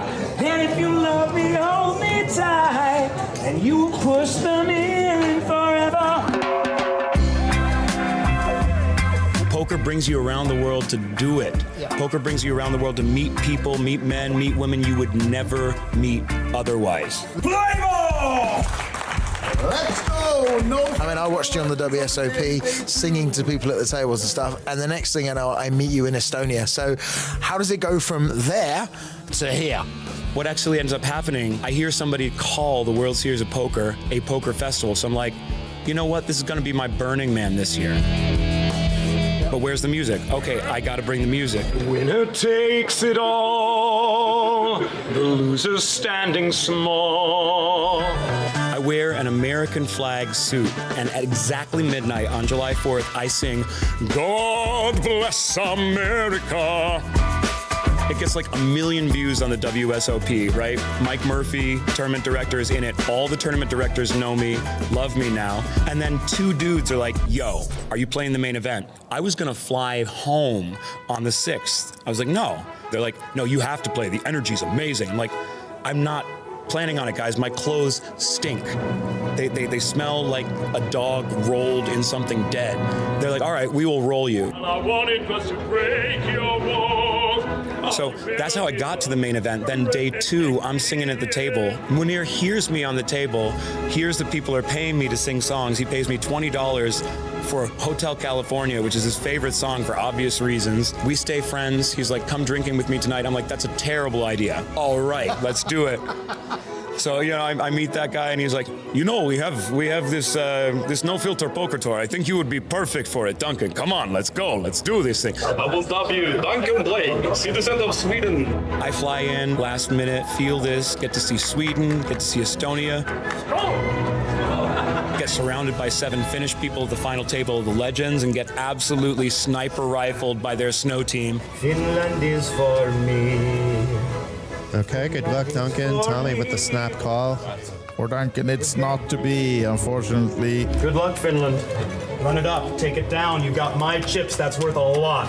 If you don't win it, I'll be disappointed, sonny boy. How did that feel? Because you did really well at the Legends as well. So you've turned up here, not only singing to everyone, entertaining everyone all week, this is just, I know you're pulling the energy from everyone else in, but exhausting. But you actually made the Legends final table as well, which was great fun. How did that feel to make, knowing like people like Mizrachi's here, Scotty's here, Helpy's here? I mean, it feels phenomenal to actually have the results to back it up, to play with some of the best here, to get to know the world, to get to know the players, to get to share my unique brand of love and fire to everybody who's here. It makes me a bigger person. It makes me a better voice. The jam is, it's about love. Poker is the best form of therapy for men. If you can get it, I'm in. We're in. Tallinn. It's been great to get to know the real Duncan Blake. My honor, Glenn. You absolutely bring it. You're here for the long haul and you're here for the right reasons. All the best, man. Safe flight home. Guys, Duncan Blake. I need not say any more. Lose your filters right now. We're playing poker, baby. Woo!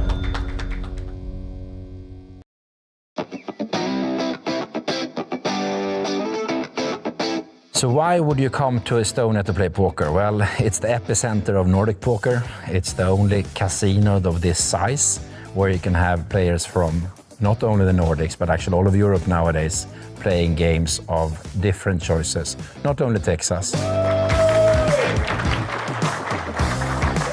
A good component of any tournament series out there is, of course, a great community.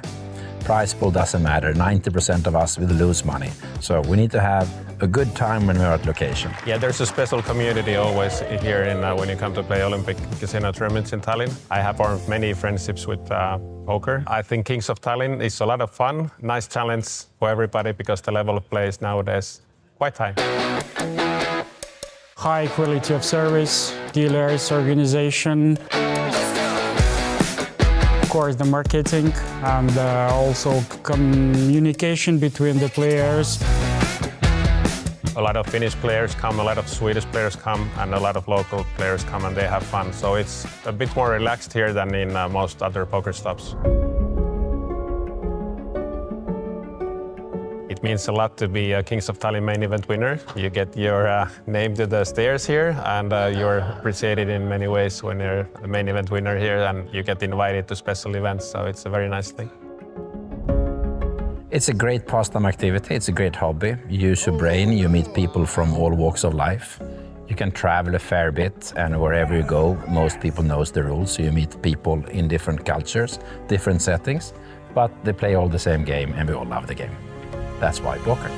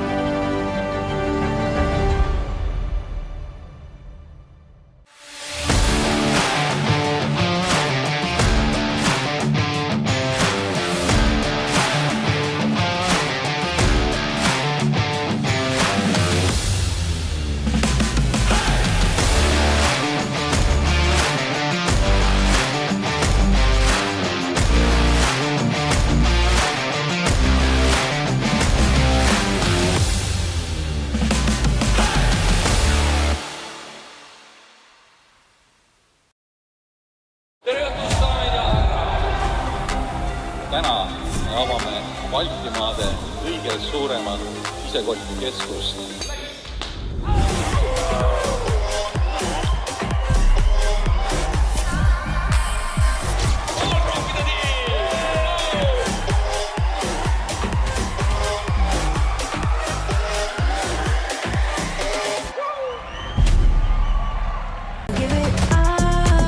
When a woman realizes that she's not alone in this big poker world, she gains motivation, confidence, just becomes a strong warrior. A lot of people think that in women-only poker tournaments, the skill level is not the same. But a lot of people keep on forgetting that anybody can beat anybody. Women play poker a little bit differently than men. They are more sticky players, but I have never seen a female poker player flipping over the poker table because of the bad beat. Queens of Tallinn stopped being just women's tournament practically when it was just announced in 2023, because this was the first time in Europe when we had the 3-day non-stop poker games. So this was something fantastic. One in a million, one in a million, one in a million. I really hope that the future players, when they hear the Queens of Tallinn, they will feel this warmth that comes out of the players that we have over here, and that this is something that they will be, trying to participate and achieve and get that crown. Competition at Queens of Tallinn can be tough. It depends, of course, on the table, but at the same time, it's a friendly competition. It is very important to see women lifting trophies, no matter the tournament. Of course, in Queens, it's especially nice because everybody, is so friendly and familiar with each other. But just in general, to see a woman win is always nice, and it's very motivating.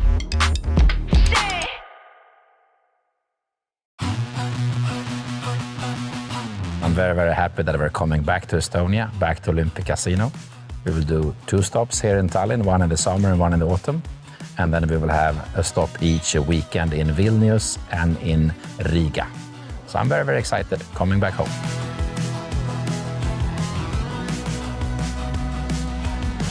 I think we at the festival, we bring a community like no other event, in the sense that it's truly are as many people from Hungary, as from Germany, as from Ireland, as from Sweden.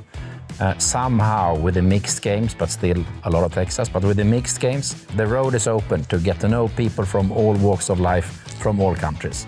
So we bring a different community.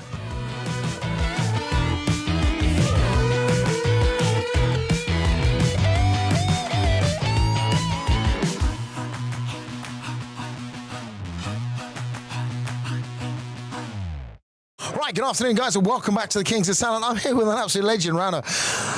2015, you were the previous champion. Must feel like a lifetime ago. Yeah, that feels a long time ago for sure. Yeah. My beard was not even growing then. I was so young in the picture. I just recently looked it up. It was actually very important tournament for me, because that kind of was the starting of my a live poker scene area. Yeah, okay. And that gave me a lot of confidence, and winning at my hometown with all my friends there, it was amazing experience. I mean, you've been known as an Estonian legend. Obviously, I met you in the summer. You were introduced to a legend.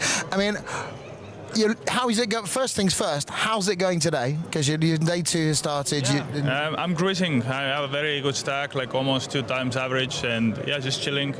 Yeah. So you've actually been in Asia for 2-3 weeks, something like that? A couple of weeks? Actually, more. I was a month and 2 weeks. A month and 2 weeks. The results were really good out there. I saw your results. How did you enjoy Asia? Was it fun? Yeah, it was fun. It was completely it's a very different culture, and how the game plays, it's very different. So I have to adapt, and you see things you don't normally see, like the aggression from the local players, and it's just it's a completely new world out there. But it must be nice to go and experience new worlds, not just play your local players. Absolutely, it widens your perspective. You know. What I love is the fact that you've actually left Asia to come back here to play the Kings of Tallinn, because that's how much it means to you. Because you are a champion for that many years ago. But I know you came back just to play this main event. So, Is that something that is in your heart? Is this the sort of heart that Kings of Tallinn is always going to be there for you? Yeah, for sure. As I said before, like I had this very beautiful experience of being fortunate enough to be the first ever Kings of Tallinn champion, and that stays in my heart forever. And you know, this series, I hear it actually from everybody, even when I play like in other places in the world. All the people say the Kings of Tallinn is the real deal, and for me it's also like the people, the fun, like it runs so well. Teresa does amazing work. Everybody does great work. It's just an enjoyable series, you know. It's a fun with over 70 events now. It's getting bigger and bigger. I'm going to ask you one more thing before you shoot. I know you're on a break, so I know I've quickly grabbed you. I've got to ask you a question. And a lot of poker players have different routines. How do you prepare for a tournament, a big tournament like this? Do you have a routine you go through? Do you just go, right, I'm going to go play poker tomorrow?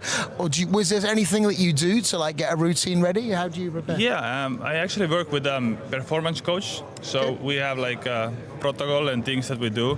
Like one of my things for me is that I just write down some like notes or some ideas, like things that I want to keep like connect myself connected with, some thoughts, reminders, and then during the breaks or like during the game I might sometimes review them. Also like getting in some exercise, you know, potentially doing some Elliot Row MP3, like listening some stuff, getting my mind prepared, and you know, things like that can really add up long term and can avoid you like burning out and like staying focused more on the process, not so much on the result.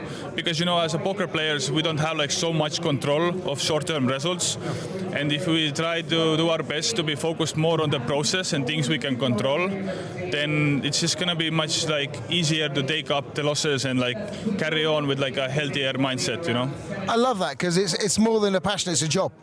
Yeah, it is. It's a job. So at the end of the day, it's your business, you're running it. And if you can control that business the best way you can, you're going to take every advantage that suits your head as well. Because as poker's a funny game, as we know. It's a long game, and we have ups and downs like everyone else. And if that's how you control it, I think that's brilliant. Absolutely, yeah. It's every edge matters, you know. In a game of pressing small edges, every edge matters. And being prepared mentally can give you a pretty significant edge, I'd say. I love that. Thank you very much for opening up and telling me about that. Next time I enter you, Rana, I'm going to get some platform shoes, all right, so I can actually jump up on the stair.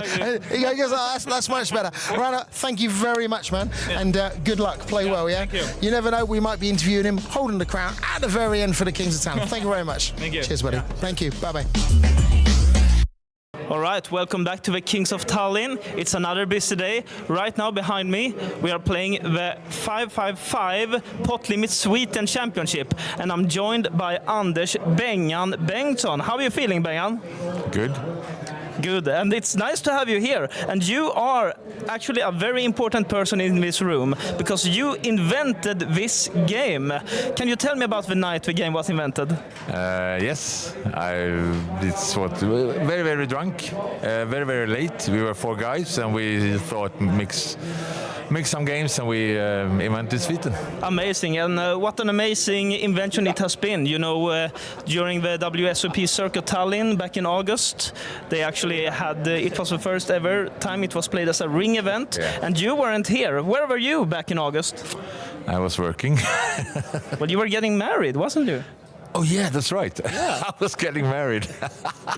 Yeah, he was getting married, and we shot a celebratory video for him, and that was amazing. Yeah, that's right. Yeah, everyone who's been playing Sweden says that it's so much fun. Everyone who's played it think it's their personal favorite game. Why do you think that is? Because it's such a social game. Everyone is having fun. It doesn't matter how much it costs. It's always fun to play. I agree, and compared to Texas, there's a lot more action, of course. So how are you getting along in this tournament so far, being the inventor and everything? Let's not talk about it. Let's not talk about it. Well, to be fair, right before we started, he actually split a pot here. So a split pot, that happens, that's very rare in this game, isn't it? No, it's not rare. No. It happens every hand. So Sweden, obviously, it has become like one of the most popular games in Sweden, I think. What do you think is the reason that Sweden has been able to spread across Europe and the world? Franke. Franke, yeah. Of course, Franke, who's a big poker entrepreneur, one might say. He's been taking the game across the seas and everything. There are many Swedes in the field here. Who would you say, as the inventor, is the best Sweden player alive? Everyone say Peter Laterra, but he sucks. So I would say Jari. Yeah, okay. And where do you rank yourself in this? In the bottom 20%. You're being modest. I think you're playing great. So, if you can't choose Sweden, what is your favorite game? Because you don't strike me as a Texas guy. No, I hate it. Do you like deuce to seven triple draw or 5-card draw or something else like that? Nah, not really. So, maybe Omaha. If I'm supposed to play anything, I play Omaha. Which is as close to Sweden as it gets, right? Yeah. So let's actually talk about one more thing. You were playing a Texas tournament yesterday. You bought into the 200 progressive knockout. And what happened then? I sat down at the table and I got my chips and I thought everyone was playing really tight, so I picked up a lot of blinds and did a couple of bluffs. Worked my stack up to, I don't know, but it was going great. And then you came and said, hey, you're playing main event.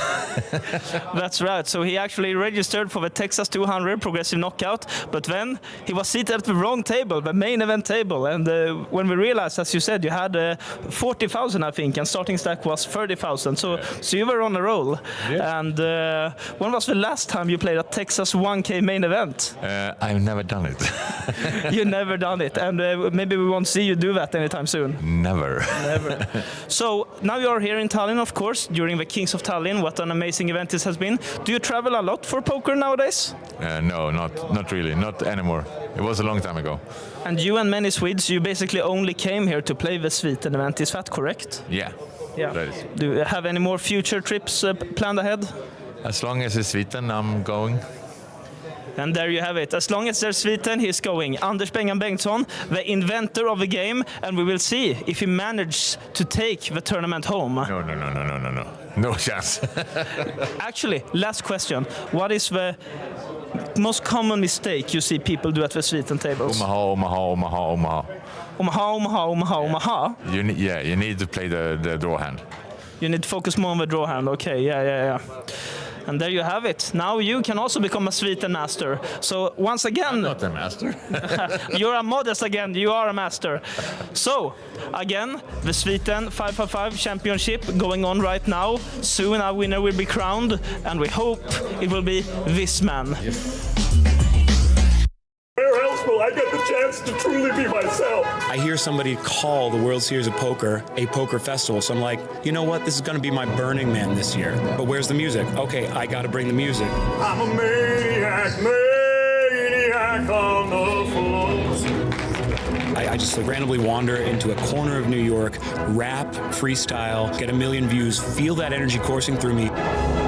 Fly out to Vegas. I go out and buy a cowboy hat. I step into character.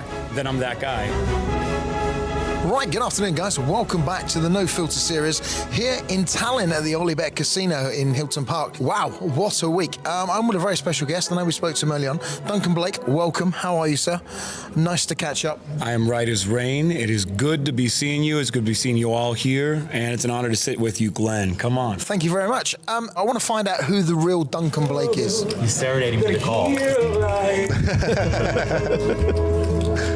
My name is Duncan Blake. I'm 26 days old.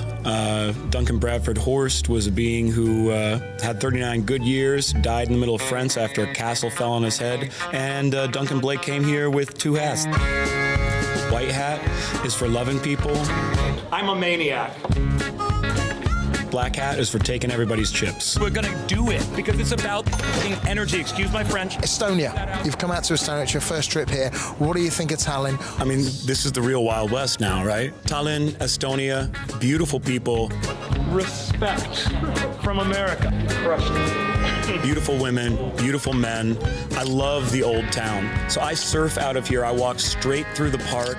I go to an old town place. I eat a deer. I absorb its energy. I come back. I hunt. Need you more than ever, and if you love me, hold me tight, and you will push them in forever. Poker brings you around the world to do it. Yeah. Poker brings you around the world to meet people, meet men, meet women you would never meet otherwise. Play ball! Let's go! No. I mean, I watched you on the WSOP singing to people at the tables and stuff, and the next thing I know, I meet you in Estonia. So how does it go from there to here? What actually ends up happening, I hear somebody call the World Series of Poker a poker festival. So I'm like, you know what? This is going to be my Burning Man this year. But where's the music? Okay, I got to bring the music. Winner takes it all, the loser's standing small. I wear an American flag suit, and at exactly midnight on July 4th, I sing, God Bless America. It gets like 1 million views on the WSOP, right? Mike Murphy, tournament director, is in it. All the tournament directors know me, love me now. And then 2 dudes are like, yo, are you playing the main event? I was gonna fly home on the 6th. I was like, no. They're like, no, you have to play. The energy's amazing. I'm like, I'm not planning on it, guys. My clothes stink. They smell like a dog rolled in something dead. They're like, all right, we will roll you. All I wanted was to break your walls. So that's how I got to the main event. Then day 2, I'm singing at the table. Munir hears me on the table, hears that people are paying me to sing songs. He pays me $20 for Hotel California, which is his favorite song for obvious reasons. We stay friends. He's like, come drinking with me tonight. I'm like, that's a terrible idea. All right, let's do it. So, you know, I meet that guy and he's like, you know, we have this no filter poker tour. I think you would be perfect for it, Duncan. Come on, let's go. Let's do this thing. I will stop you. Duncan Blake, citizen of Sweden. I fly in last minute, feel this, get to see Sweden, get to see Estonia. Get surrounded by 7 Finnish people at the final table of the Legends and get absolutely sniper rifled by their snow team. Finland is for me. Okay, good luck, Duncan. Tommy with the snap call. For Duncan, it's not to be, unfortunately. Good luck, Finland. Run it up, take it down. You got my chips, that's worth a lot. If you don't win it, I'll be disappointed, sonny boy. How did that feel? Because you did really well at the Legends as well. So you've turned up here, not only singing to everyone, entertaining everyone all week, this is just, I know you're pulling the energy from everyone else in, but exhausting. But you actually made the Legends final table as well, which was great fun. How did that feel to make, knowing like people like Mizrachi's here, Scotty's here, Helpy's here? I mean, it feels phenomenal to actually have the results to back it up, to play with some of the best here, to get to know the world, to get to know the players, to get to share my unique brand of love and fire to everybody who's here. It makes me a bigger person. It makes me a better voice. No filter. The jam is, it's about love. Poker is the best form of therapy for men. If you can get it, I'm in. We're in Tallinn. It's been great to get to know the real Duncan Blake. My honor, Glenn. You absolutely bring it. You're here for the long haul and you're here for the right reasons. All the best, man. Safe flight home. Guys, Duncan Blake. I need not say anymore. Lose your filters right now. We're playing poker, baby. Woo!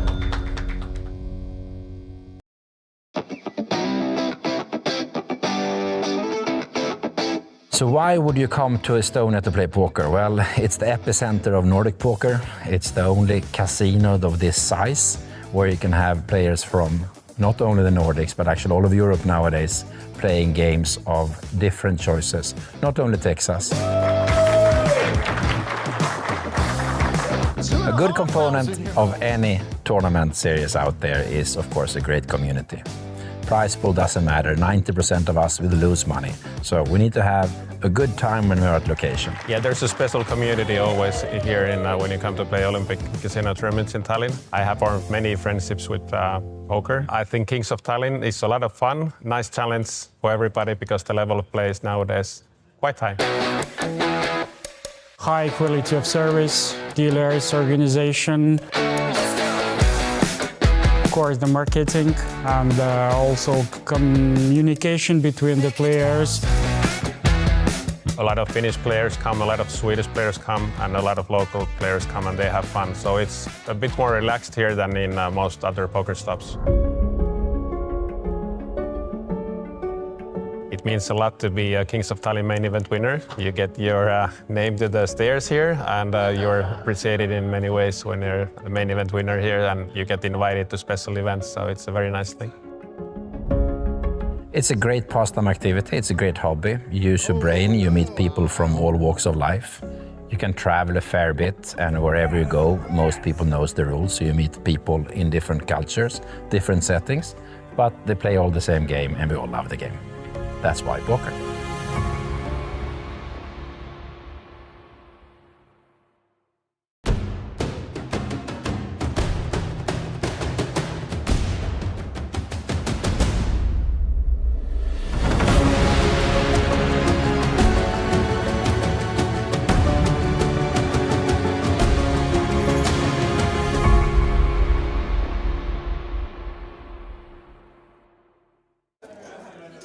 We are back from Tallinn, Kings of Tallinn, the biggest poker festival in the north of Europe. This is Jason Glatzer to my right, and we are in the middle of the mix of the big main event. Yes, we are, and it's been quite exciting thus far. We've had a lot of diverse feature tables with different styles of play. It looks like we had about 10 chip millionaires going into the break. Artur's Dogis was still hovering around 2 million, as was Christopher Bering at one point as well, who's now showing in second place, but at one point did overtake Arturus. Just 5 tables or so left, or maybe 6. I think we're coming back to 41, or is it 40? I think we're down to 40, right? Okay, so, down to 40. So yeah. We're not only going to have a new table, but everybody else is going to be, we may see some familiar players at this stage as well, because of the whole situation of shorthanded play and 2 or 3 new players coming to each table. So let's head over to our new feature table in the main event. 40 players remaining, coming back from the dinner break. And as you can see, we're just a few seconds away from getting started. I do recognize Christopher showing up to greet Johan Storåkers in seat number 8. Some good luck in Swedish, maybe. And then we have some other familiar faces as well that we will get to know shortly. And it was Jari Nikunlasi who must have gone out in the last hand right before the dinner break in 41st place from Finland, 3,350 euros. So I think we've caught up all the way through 40 now. I think so too, yeah, absolutely. And here we have Girts in seat number 1, Henry Jörgen of Estonia, seat number 2, Arturs, Latvia, with the Ducks. He was the chip leader. Number 4. Christopher actually was the chip leader at the break, but Artur's a healthy stack of 1.6 million, as you see there. Was the chip leader throughout most of the day, in fact. Now then. What's Nicholas going to do here? Okay, we have new styles of play, because Nicholas raising off basically a 12 big blind stack with just 7-5 suited. But if nobody lakes up with anything, that was Petri Leho. Oh, and Johan chips it in with ace-10. And quick fold with just 10 big blinds behind, so it didn't work out for the Greek this time. And Johan here to play. Absolutely. I think that's the first time today that we have a wrong name in the system, but if we can get that one fixed up at some stage, he's a pretty well-known player, Johan Storåkers. Or at least in Sweden, he's actually fairly much a legend. Is that how it is pretty much in Sweden? Everybody must know who he is? Yeah, he's a well-known player, and he was actually first known for something. I don't know if he was the first in Europe to do it, but at least in Sweden, he got some big headlines that he was selling shares and going around playing the European Poker Tour and other stuff like that in maybe 25 years ago. Interesting. So he went public, like you can buy shares in his, like today's staking, but back then it wasn't known in the same way. So he pretty much made it like a public company that you bought the shares and then you staked him for a year. And similar to what maybe you're doing right now in a different medium, if more or less. Yeah. But I don't know. It's quite interesting. Exactly. And now Petteri, Finland. Petteri is a very methodical player. I played with him over the course of a few days back in Riga last year. And going with a slightly bigger than min-raise opening size to 60,000, and it's Johan. He's not 3-betting 2 hands in a row. This time he is flatting from the small blind with ace-9 suited. And Gertz from Latvia, folding and saving his chips for another day. It will be 9 levels of late registration. If you are wishing to play, you are more welcome to our stage. And the Jack 10 4 flop doesn't hit either player. Petteri still ahead. Let's see if he continues. If he continues, Johan Storikers has potential, but now it went check, check. And let's see if it's... should we start just calling him Martin? But it seems awkward. No, we'll have to call him Johan, I think. But when we say Johan, we are talking about this guy, Johan Martin, second name then Storokers. And a set on the river, so Petteri shouldn't be nervous about an 8-9. There are some that would call from the small blind, the suited kind, but there probably would have been action on the turn after it went check, check on the flop. And Petteri reaching for some chips. And unfortunately for him, it's going to be a quick fold by Johan. But still picked up a small pot there off of Storikers. Yep. And the other thing that I noticed is that we had a player with an Iceland flag, but I didn't think we had any Icelandic players remaining in the field, and there was a small confusion. It's one letter difference. It's actually John Dwyer from Ireland. So for those of you watching from Ireland, our apologies for making your countrymate Icelandic, but hopefully now everybody knows that he is indeed an Irishman. Right.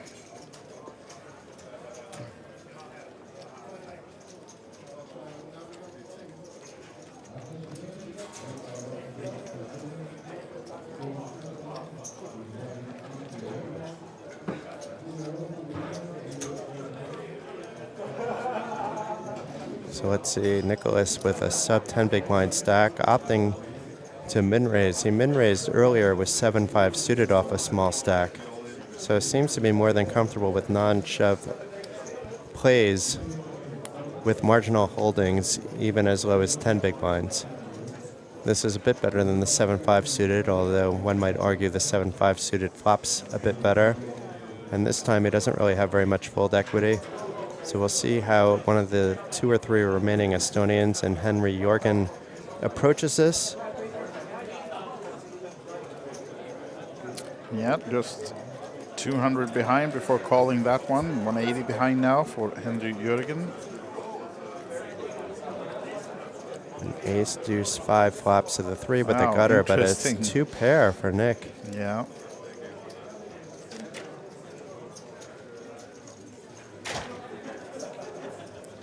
Let's see what Henry Jorgen does here. He checks. Is he going to believe Nick if he does something outlandish like shove even? You know, the SPR, the stack to pot ratio, doesn't really dictate a shove, but it can. You know, you have 1.5x. I would still just bet very small here.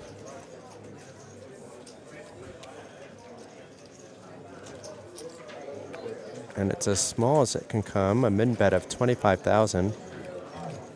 And a disciplined fold there by Henry Jorgen, recognizing not to go nuts, hoping for a 3 or 4, and that his opponent likely has a lot of aces in his range. Yeah.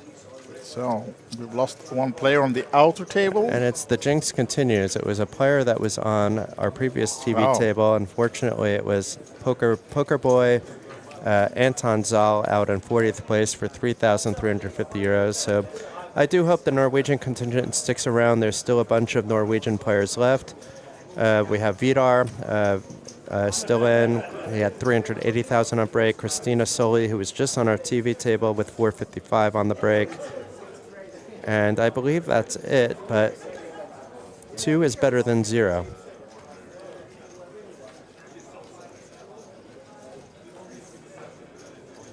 And there's still 2 Estonians left too, Magnus Puck and the player we see over here, the short-stacked Henry Jorgen Rautis. Hello, Jax. Ville opting for a jam. And nobody waking up with anything to call yet. And John Dwyer also winds up folding and Billy picks up 60,000, so a little less than 20% of his stack on a pickup. You don't necessarily mind that with jacks. It's hard to play post-flop, especially out of position on a lot of boards. So at this stage, there's something about also stack survival on top of accumulating chips, from both ends of the equation.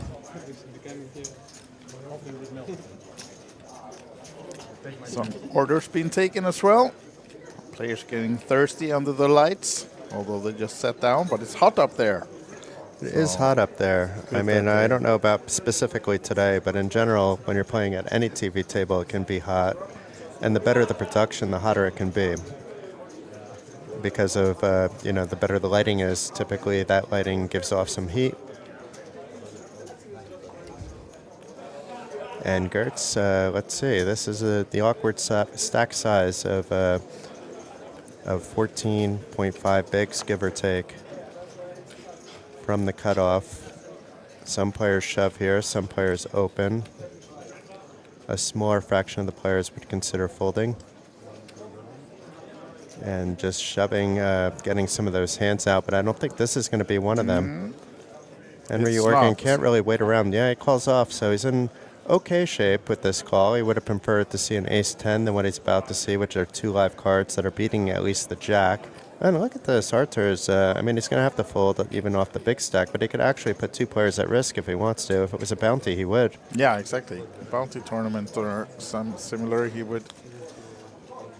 But meanwhile, it's Henry Jorgen off to the races, and if Gert's hand doesn't hold, he's going to be, they basically would be flipping stacks at that point. And if Gertz can hold, he'll be at a much healthier position as well. But we want to keep the Estonians in. We are in the capital. We are indeed. So let's see if that favors Henry Jorgen. King. Oof, that's not the flop, but maybe some hearts for Henry Jorgen. And the ace is still alive as well. Queen of Hearts would be a nice. You can't get that one. No, Four that would be hard. spades. But yeah. So now down to the ace, right? The Yeah, ace it's is not looking very good for him. Oh, not 6 to of be. diamonds on the river.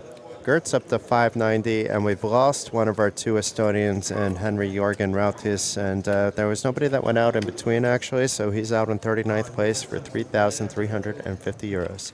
And the next pay jump is at 36? It's very close. No, at 38. Oh, okay. It's basically, we have a pay jump right now. So every remaining player is guaranteed 3,850 euros, although the clock is still reading 39 players, but it may not have actually recorded this elimination yet. Yeah, I think it's coming soon. And here are the updated chip counts on our feature table. Quite diverse, 2 short but not really, and complete desperation stacks and a couple big ones, and everybody else kind of hovering in the middle. And Ville now folding over the gun, leaving over to his countryman Petteri. And Johan Martin also folding.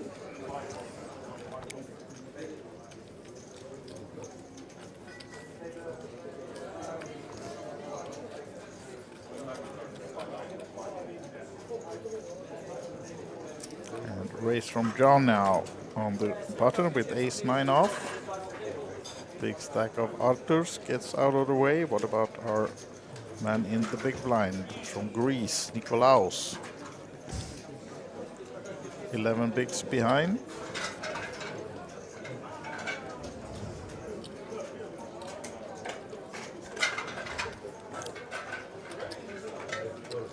Comes along for the call. You can't really blame him, actually, on a No. button raise. It's just unfortunate for him if a 9 comes. 6 high flop. Meanwhile, that hits his range a little better than the buttons.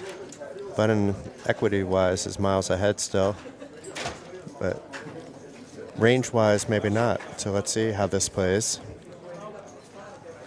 The problem is Nick has a short stack and would probably have had to fold to a bet there, but now that it checked on over, also with the flush king draw of for clubs, both. yeah, it's tricky because it would actually be in theory a good spot to to stab here, just to try to dig down the pot, and if not, at least you have the backup plan with the king of clubs. But We see he's kind of screwed on both ends, both on the 9 and on the club. Yeah, problem for Nicolaus now. If he bets this one, he's going to get called with the nut flush draw from John, and then he has to bet again on the river. I do like that. Well, he's sizing it up a little bit. You didn't need the, 70,000 he's doing, 75. With the king of clubs in your hand, backing up this play, I think it could have been a little bit smaller even.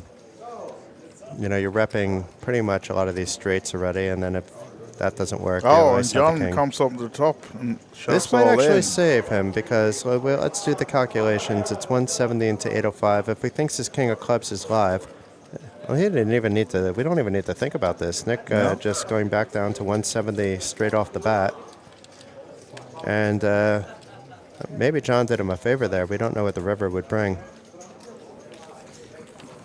Nicolaus now down to 7 big blinds, slightly less. Needs to find something. It's a kind of interesting play against the short stack as well. You don't perceive a lot of fold equity into that bet, which is maybe why Nick so quickly folded.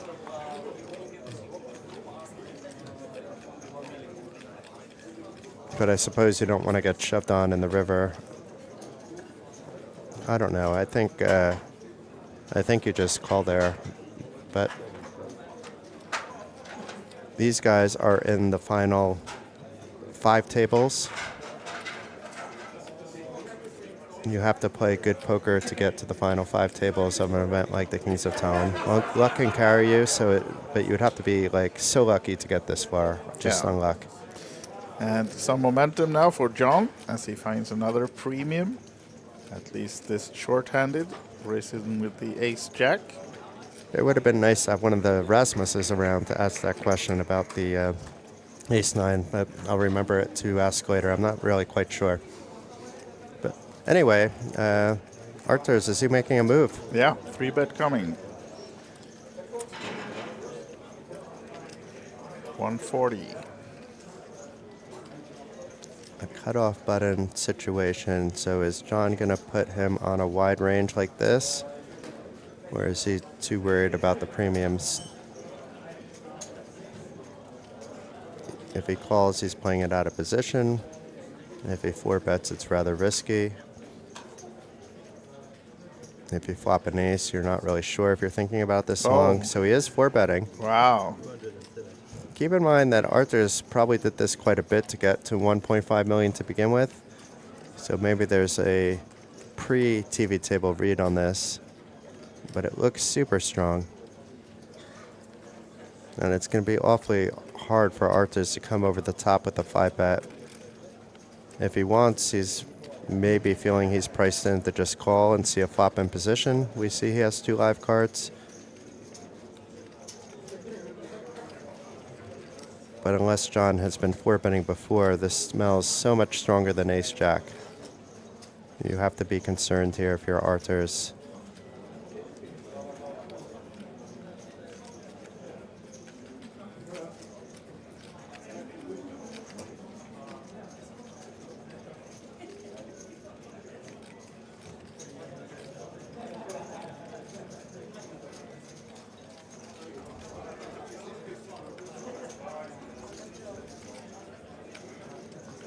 It looks like he's going to call. Ooh, interesting. Yeah, yes, off to...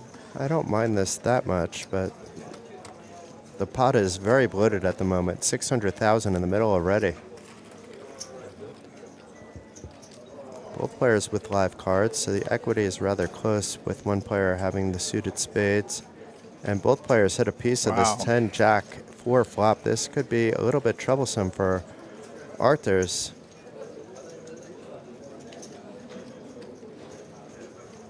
Neither player with hearts in their hands as well. And John, with less than a pot-sized bet behind, has a couple of options available to him, one of which is what he did, which is bet around a little more than 1/3 of the pot, I believe. A little less, 180. Good sizing and good non-all-in sizing, and Arturs now needs to think.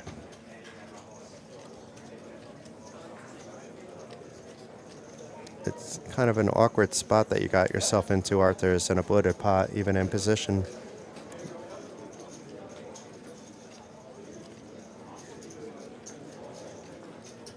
But you can't blame him for calling at least one street here.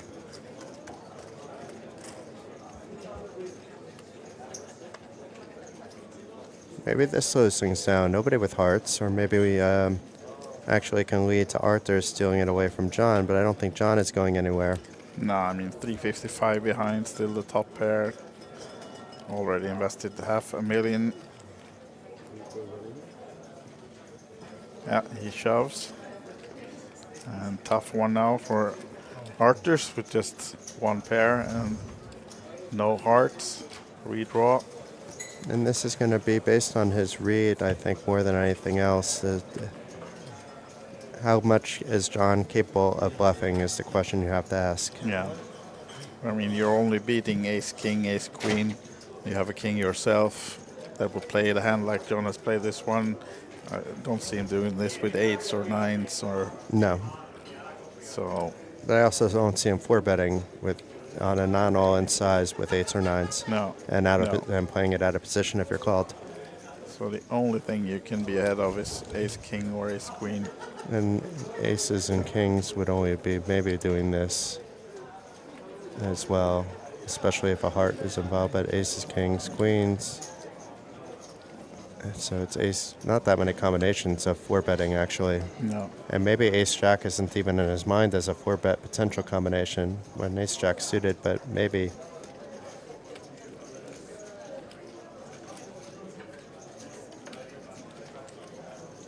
And John trying not to give away any information. And does call, wow. Oh. He's not going to be happy with what he sees. There's not too many outs. All 5 of them, though, are alive and not in somebody else's hand, but that's all there is. King or 10 is the thing that could eliminate John. He's at risk, but in good shape so far.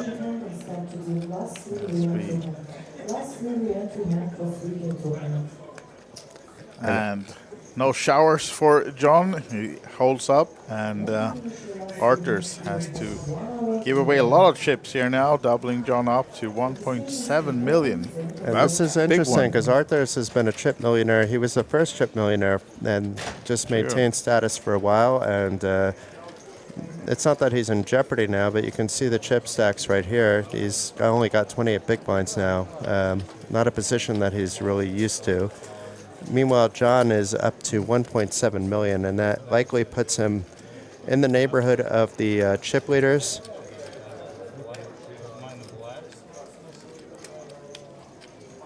There were at break once again around 10 chip millionaires, so there could be a few players around the 2 million mark at this stage. And we're down to 36 players, so we lost a couple of new players, one of which is from Sweden. And you're going to need to help me on this one, wise guy, because Jonas, I can tell, is a first name. But it looks like he has 2 surnames. Which one am I choosing here? I think actually it's a double one. Jonas Eriksson Silver. So oh, wow. He has 2 last names. The rare double banger in Sweden. Yeah. Usually there's like 6 names, and you choose 2 and keep your fingers crossed if you don't know the person. But being around for so long, I have met not most, but a lot of the Swedish poker community. And in 38th, a player from Germany, Bernd Reich. So well done to both those players. Pretty sure you wanted to go a little bit longer.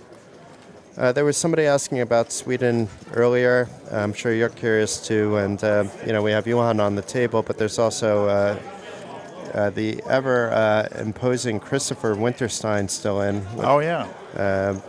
You never really want to count him out. And now Nikolaus has shoved the last pieces of his stack in. But no takers as Petri folding in the big blind. Queen 3 off. Not good enough. And some blinds and ante for the Greek. I enjoyed getting to know Petri in Riga last year. It was around the time of the upcoming, actually, OlyBet. It was the same festival, but in 2025, and now it's coming up in March 14th to 22. It's the OlyBet Showdown Riga Voodoo Spring Edition. Oh, yeah.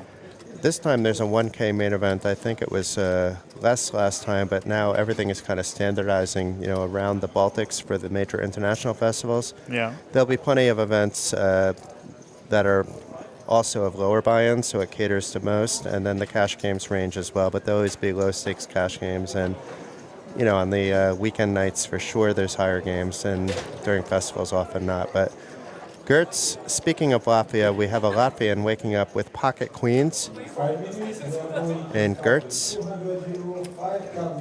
Zarins will be opening. It's a little bit chunkier than a min raise to 65,000, and Arthur's a fellow Latvian who just lost a big chunk of his stack to John Dwyer, was thinking about what to do with Jack 10, maybe a hand he would play around with when he had all those chips, but this time around they go away. And this could be a little bit dangerous for Billy if it wasn't an under the gun open and a cutoff open. You'd maybe see a 3-bet shove, but we'll see in this instance. It's chunkier than a min raise, and didn't take that much time actually.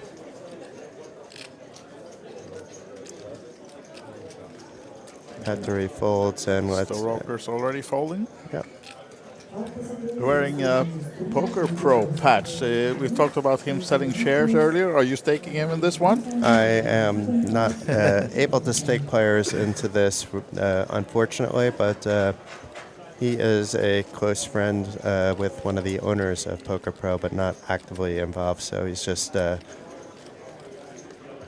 wearing it for to help for pride and to support us. So yeah, exactly. He's somebody that we write about as well occasionally, when he's up to something. He's been quiet in the poker circles, but more recently we've seen him come out of the shadows again. Yeah, Johan does a fair bit of coaching as well. I know he has some 10, 15 students maybe that he's coaching. So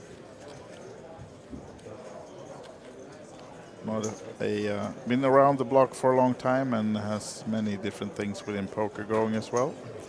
And now he finds the Queen Jack off. Blind versus blind. Expecting him to raise this one. I think he made it 80, 85, 80, yeah. That seems pretty standard from the small blind, everything that's happening here. And Gertz with the 6-4 is not giving up right away, but I think that was just to prevent Johan from potentially doing that, consistently, let's just say. Yeah.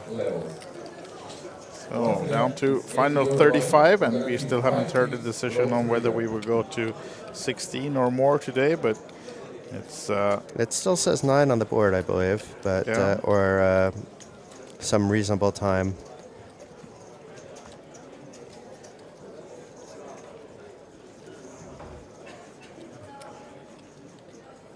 And it was Alberto Gonzalez out in 36th place. But that does get him on the Hendon Mob over 100,000. So congratulations on the new milestone, Alberto.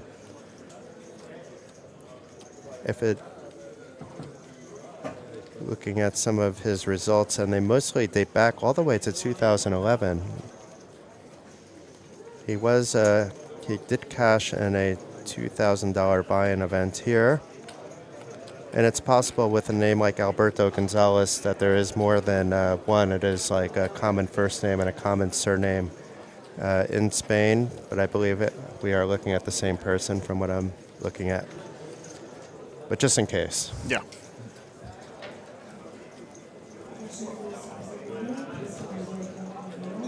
And 38.50 for him as well. The next pay jump isn't until another table breaks, actually. We can see it on the board. It's 44.50 when there's 31 left.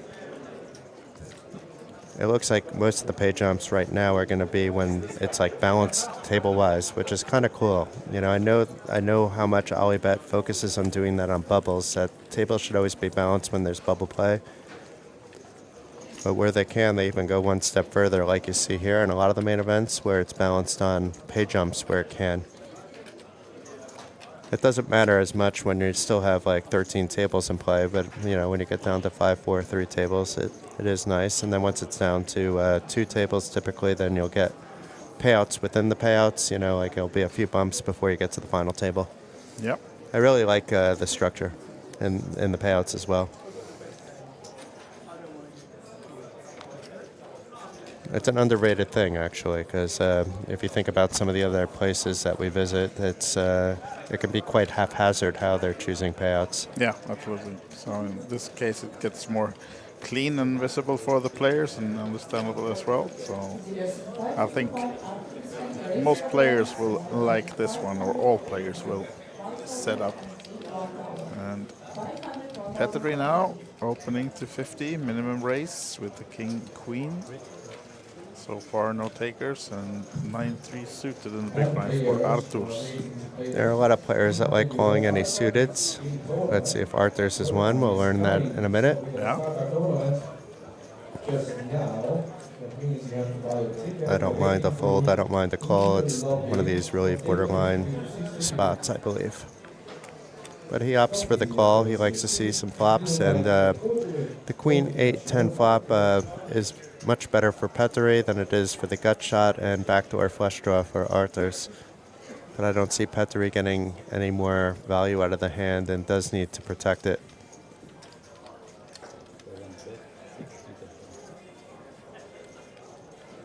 Yeah, it would be a little bit ambitious to call here. Putting out of position is always dangerous, and he doesn't have that much to go on.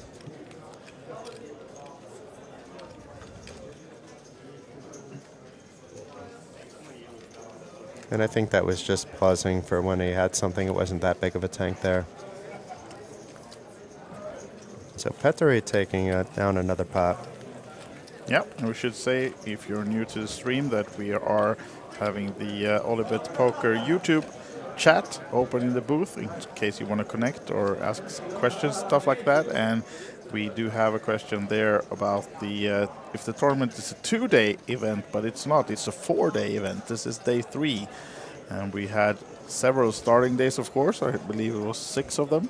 I think 4, just 4. Oh yeah, 4 start. Okay, day 4 1 A and B fights, were yeah. on Thursday, and day B, 1B, no, on Wednesday, and day 1 C and D on Thursday, day 2 on Friday. Today is Saturday, day 3.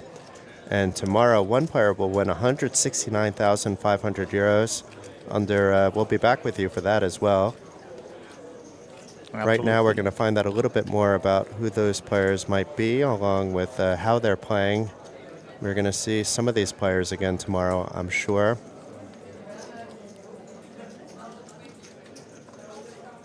Juan Dwyer is one of the favorites to be there after winning a big double-up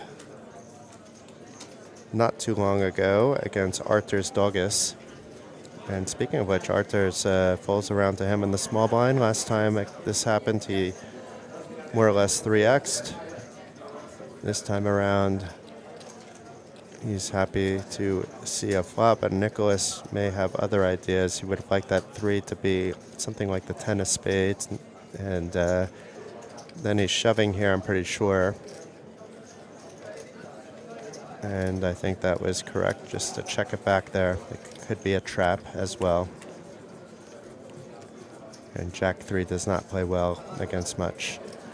So a 2 ace 4 flop with 2 diamonds. So interesting slightly for both players. Nobody hits. Arthurs is going to pretend this was good.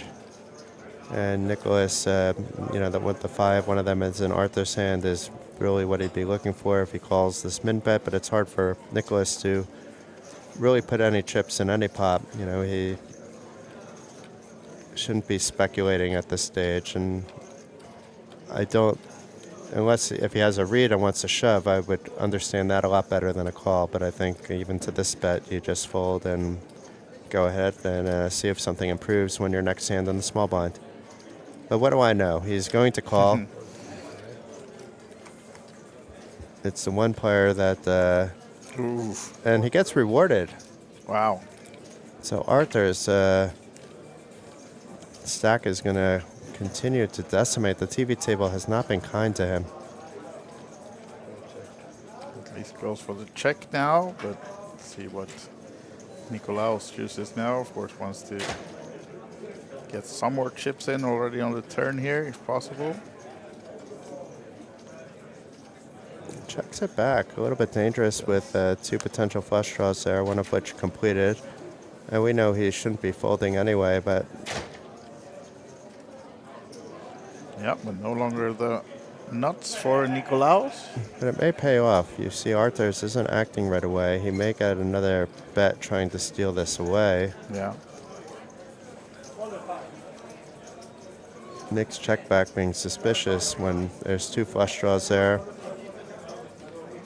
Most players would bet there, so I think it's kind of like Arthurs maybe might level himself into actually giving up some chips here.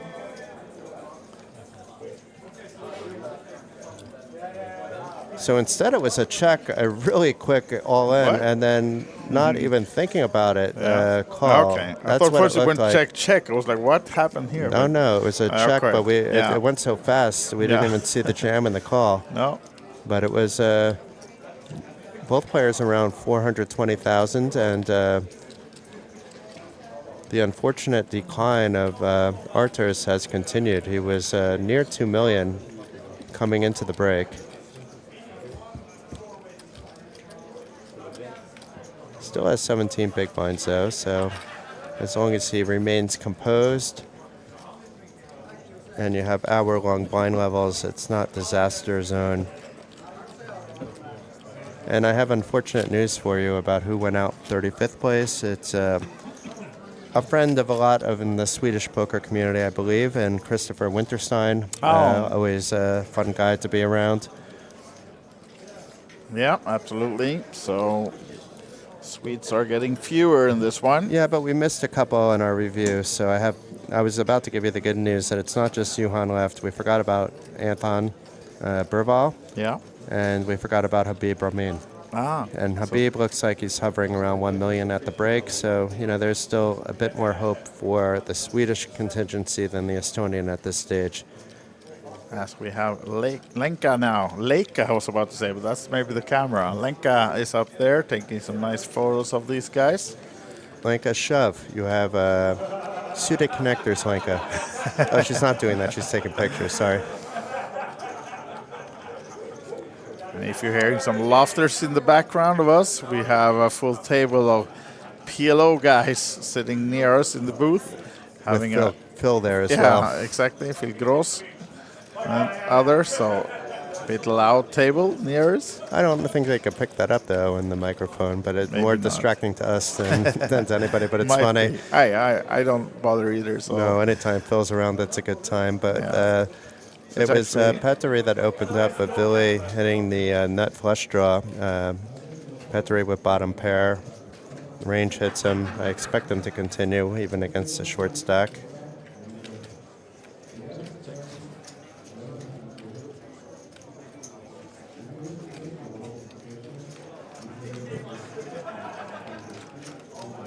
One-third of the pot, exactly, 45,000. No, 40,000, so less than 1/3 of the pot. Yeah, of course, Ville not going anywhere with the nut flush draw. He'll at least see a turn, I believe. He can't really raise unless he understands that Petteri has something like 8-7 suited, but certainly, regardless of what his opponent has, he still has considerable equity. Even if his opponent has a made flush, there's some equity. We can see it's 50-50.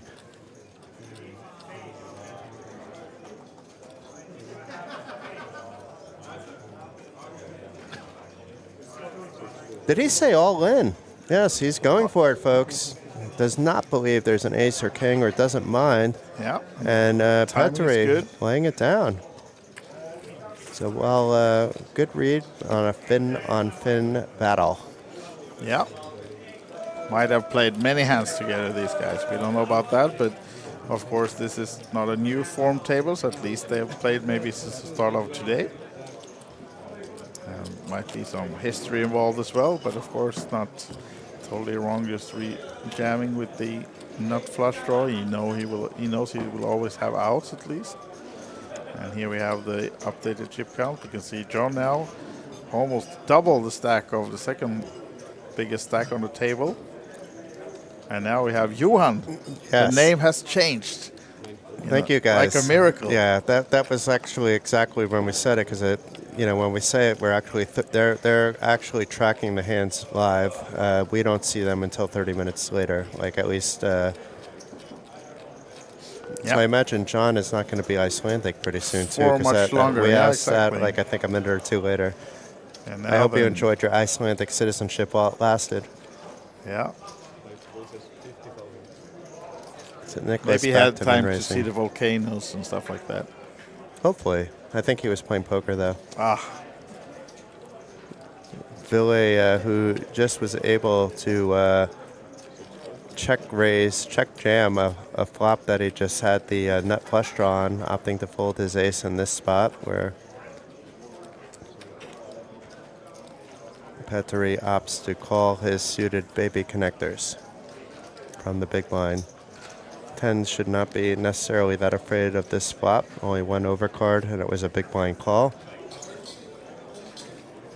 Petteri, though, although has no clubs, the floor is live for him.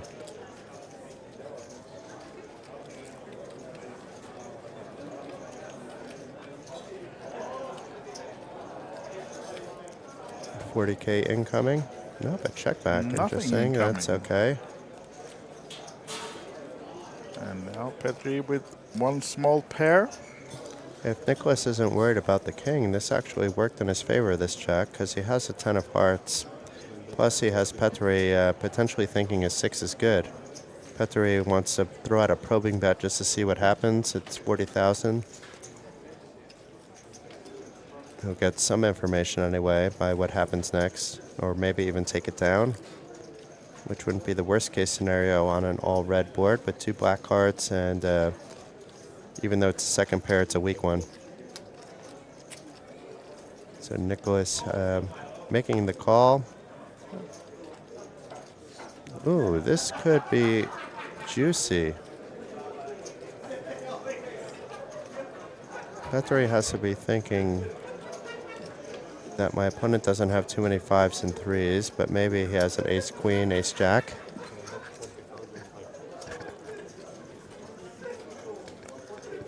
Yeah, the bet was 40K from Petteri, but of course he's been looked up by Nikolaus. We want to wish the Kings of Tallinn tournament director a very happy Valentine's Day. I hope she's been enjoying her day. She's right next to us in the booth now, playing with some Valentine's things. Not We playing, won't say but she was what was happening there, but we were getting a unique hello, I believe. And there's 32 left right now, so they're going to be coming down to 4 tables. Alexander Sirbertsev, who was on our first feature table, I believe, was out in 33rd place for 38.50. Davidas Butnoris, who was on our feature table just before the break, also out in 34th place for the same amount. And now we have a familiar face coming back to the TV table. Wearing the media pass is none other than Chris Carlin. I was talking about the player in C2, but okay, Christopher as well. Who's in C2? I didn't see that far. Here we have him.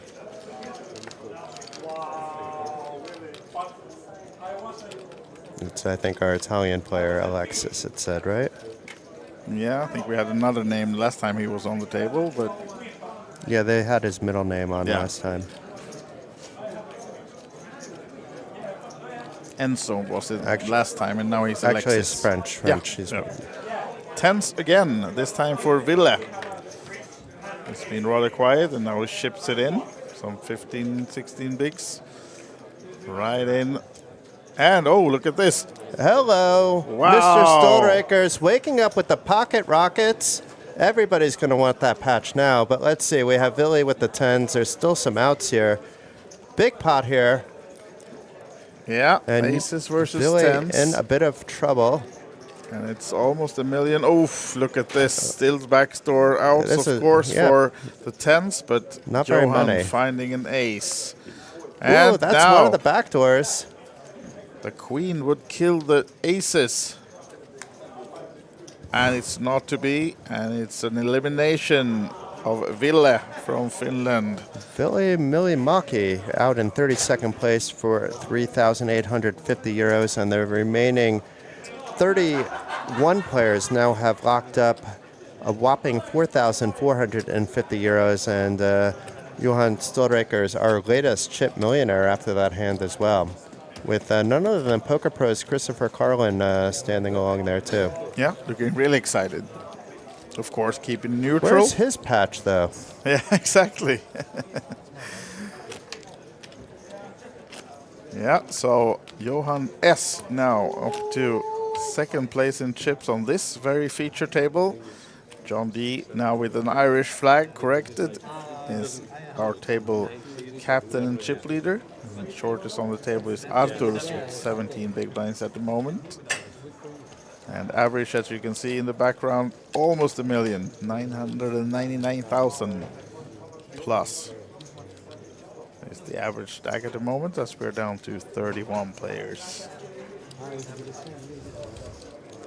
There must have been a massive pot on the side tables because we have a player at 3.5 million at some stage, either now or in the next 10 minutes at some of the side tables. I didn't see when this got updated, but it was Tal Barovsky who should basically be decimated in chips after getting supremely lucky, getting a 10 on the TV table and then celebrating the demise of someone that had not the hand locked up, but top set. He may have hurt the hopes and dreams of somebody else, because 3.5 million, and then the start of the day chip leader is now over 2 million too, and Shmuel Weinstein. So we have two Israelis leading the way, one of which we've seen a bit, and one who actually we haven't seen yet. Yep. And G. Gordo has popped up, also near 2 million, Guillermo Gordo. Yeah, we had both of these on the feature table, though. Both Joel was on too? Yeah. Before the break. Okay, Just it was because I was also gave my seat up, I believe, to Rasmus, who only had about 20 minutes before he needed to run, so I missed that. He was just on for the last 15 so minutes. It wasn't long enough to really get an idea of his style of play or demeanor at the table, etc. Because all these guys, they look like they've been there before. But he did not have that big stack when he was on the TV table, so he also must have doubled up since going to the outer tables after the dinner break. And now Arturs with the threes decides not to go with that one, despite being rather short.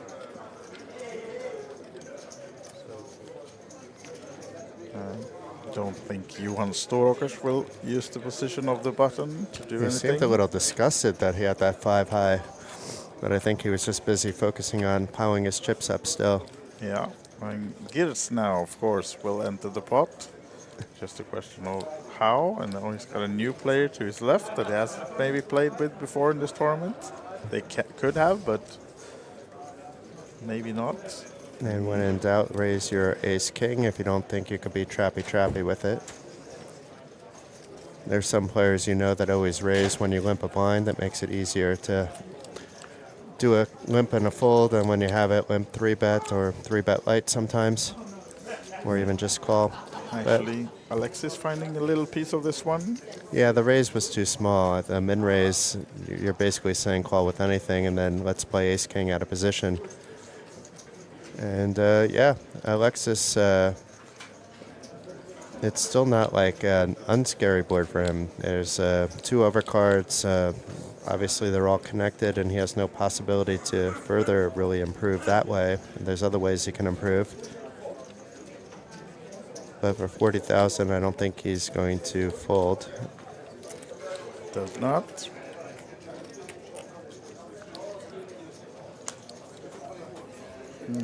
It got a little trickier here, but that may slow down Gertz.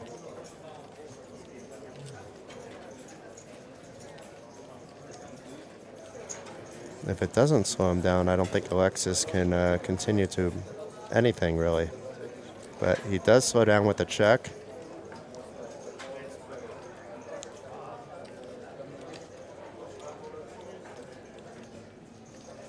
And Alexis, who probably doesn't know that he's actually ahead now, which might lead him to do something other than checking, but does check. And another club, the 2 of clubs on the river.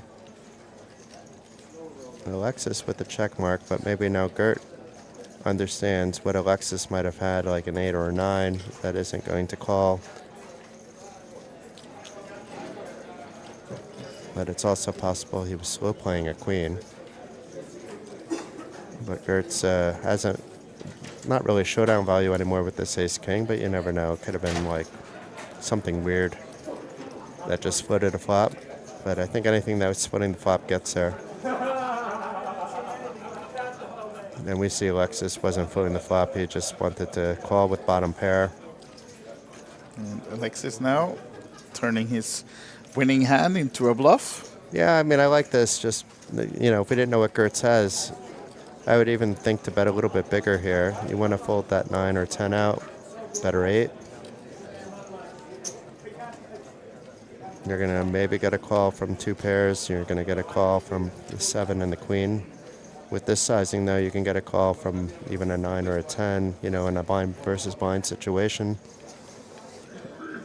But I don't think Gertz is going to call here. He may be thinking about raising, but I don't think he's thinking that either. And Alexis, now a chip millionaire himself after Gertz folds.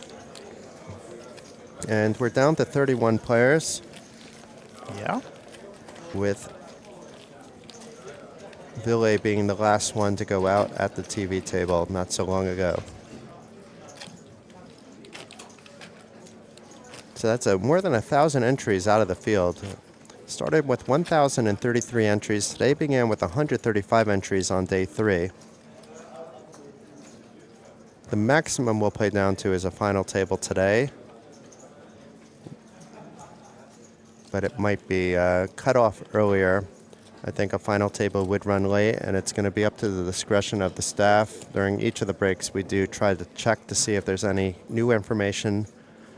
But right now, our last information that we have shared with us is that more announcements will be made later.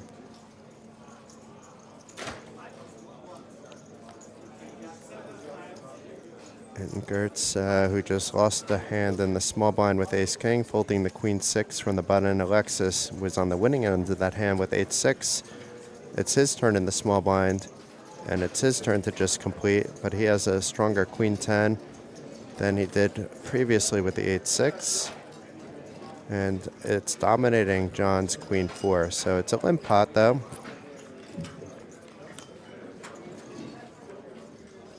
And the queen-4 pulling ahead with bottom pair.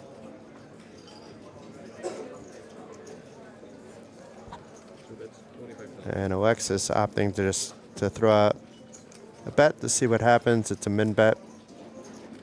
No connectivity to the board. John not feeling that happy about his bottom pair, but happy to call for 1 chip. And 5 of clubs on the turn.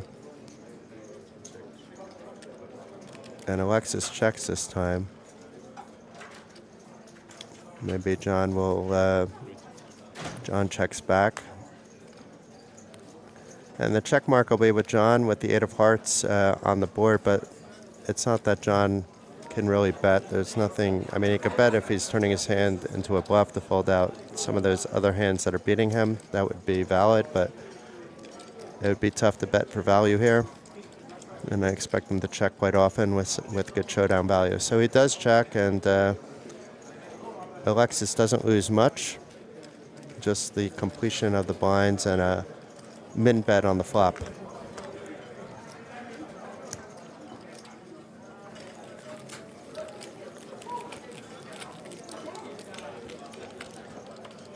For those of you just tuning in, what you're watching here is the penultimate day, day 3 of the 2026 Kings of Tallinn main event with a €1 million prize pool. Tomorrow they'll be playing for $169,500 top prize, along with the prestige of the trophy and the honor of having their name on the stairs during all the Kings of Tallinn events down the line. There's also occasionally special events for the previous main event winners. So it is quite prestigious to become a champion here at the Kings of Tallinn, and becoming a main event champion is even more prestigious. Thankfully, I got the monkey off my back last year, so this year was focusing a little more on work than pleasure. Won a trophy last year in the stud high-low, and I can still say I'm the defending champion because there was no pot limit stud high-low on the schedule this time, but it was substituted by some other amazing games, including the 5-card mix that's taking place this evening.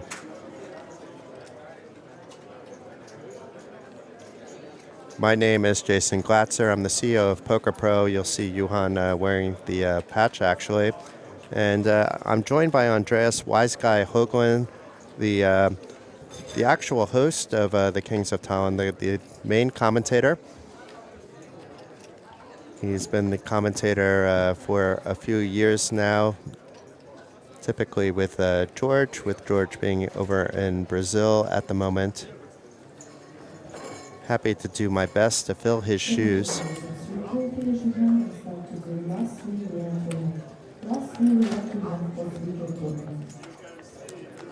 And we're going to see a flop. 3, 6, king, 2 hearts. Very good for Gertz on the heart side, and Petteri not really connecting with his open. May opt to try to rep the king, but it's a great spot for Gert to raise over. So Petteri actually quickly checking, and I think Gertz will try to take advantage of the equity he has now with a bet, hoping for a fold, and if he's called, he's hoping to get a heart. A little bit of a juicer, 35,000, so less than a quarter of the pot.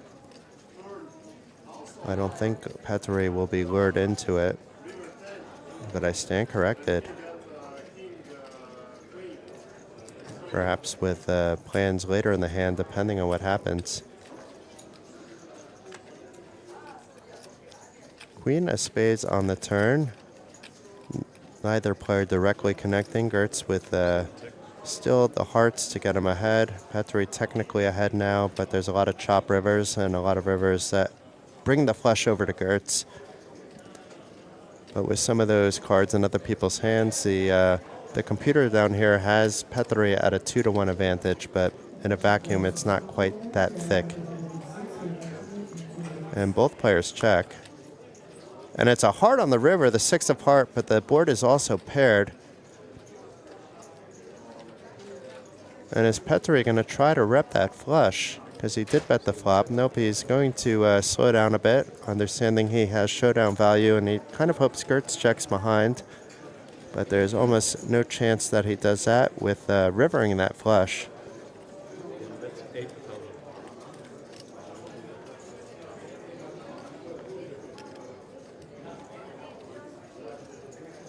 And bets 80,000, and Petteri is trying to figure out what his opponent could be betting with, and I'm thinking that more times than not, he's no good. And Gertz picking up a pot up to 655,000. We'll have a hand or two more at this blind level before things get a little bit wackier at the 15,000, 30,000 level. Right now there's 60,000 of chips going in every hand before the flop, and that'll go up to 75,000. So a 25% jump coming out of players' stacks. And that means we'll likely, in the first half of that blind level, maybe not on this table, but some other tables, begin to see some players drop again, because we've kind of stalled out at 31. And in general, we're going to see drips and drabs of players. Petteri, who just gave up a little bit in that last hand, waking up with jacks here.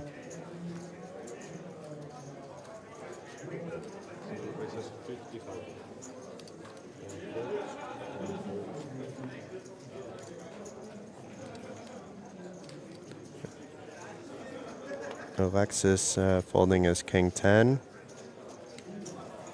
And John Dwyer getting rid of his 6-4. Folds around to Nicholas. Let's see if he opts to defend. Nicholas, who previously to doubling was min-raising off a very short stack and continue betting sometimes with nothing. I think he's going to be calling here. He seems to be comfortable playing this small ball game, for better or for worse. And lucky for him, he doesn't flop a top pair with that 8-9, because he'll be able to get out of the way when Petteri continues with just one overcard. And having played a bit with Petteri, as mentioned in Riga, I can assure you that he plays a pretty solid game.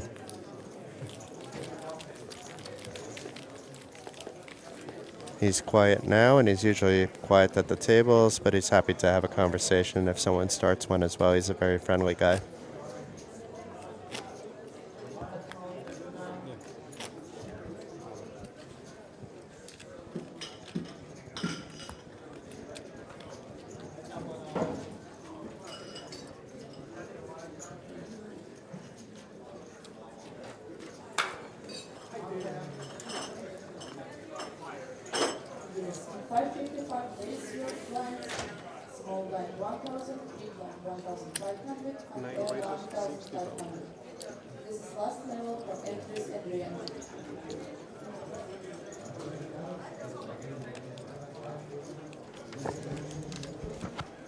And the Swede is coming back to the booth and to see the other Swede at the table, finding the kings under the gun. Johan Storåkers has raised it, and Arthurs folding a suited ace on the button. Nikolaus also out. What about Petteri in the big blind? Worst possible hand. So no takers for the kings of Johan. He shows them. Looks like he's having a good time. Yeah, absolutely. We lost another player down to 30. Who might that be? Only one way to know, and it is a player we didn't have on the feature table, I don't believe it. Ola Pritsak from Ukraine. No, I don't think we did. And that means a pay jump has taken place. Although I thought the pay jump was at 31. It might have been at 30. Did you yeah, spread it should be false at 31. information? No, but according to here, it's 31. Okay. And according to here, it was 38.50. That's interesting. Someone just scammed him over a couple of hundreds.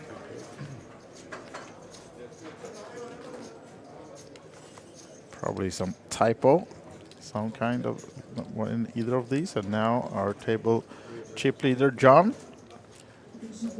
gets in the mix with the king 3 off. Hijack position. So far no takers while we reach to the blinds.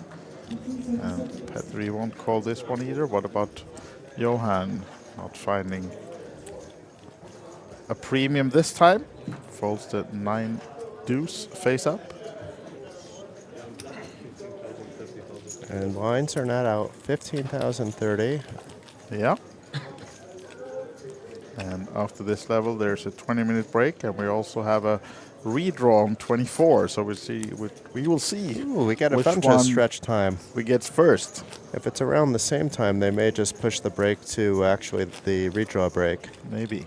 But the redraws typically in Tallinn happen quickly within a few minutes, so I don't think that they're even going to allow players to leave the room. If it's close to the break and deal with it that way is my guess.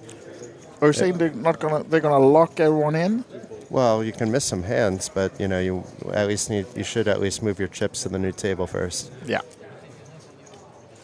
And then I think they're going to immediately resume play unless it's like halfway in between breaks. They may give the guys 5 minutes to use, and one gal a chance to use the facilities.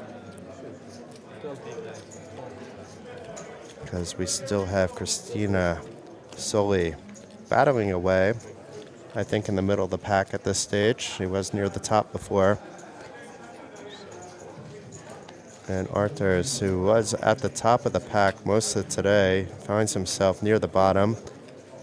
Just 12 bigs, and they were in the middle, but no takers. So we will gain a few more blinds. Up to 14.5 bigs now. Wow. Well, I'd rather have that than nothing. Yeah. I was about to say then sit here, but I like sitting here. But if I play the tournament, I'd rather have 14 than nothing, of course. And dealer change coming up. Quickly managed. And 1,033 entrants down to the final 30. And the goal right now is to play down to the final table today, although if it takes too long of a time, might be that we take a break earlier than that. And no matter what, we are coming back with the final day tomorrow. We'll see. I imagine by the time that we're on break. Players are on break 30 minutes before us because of our delay, that maybe we can get a narrowed down plan.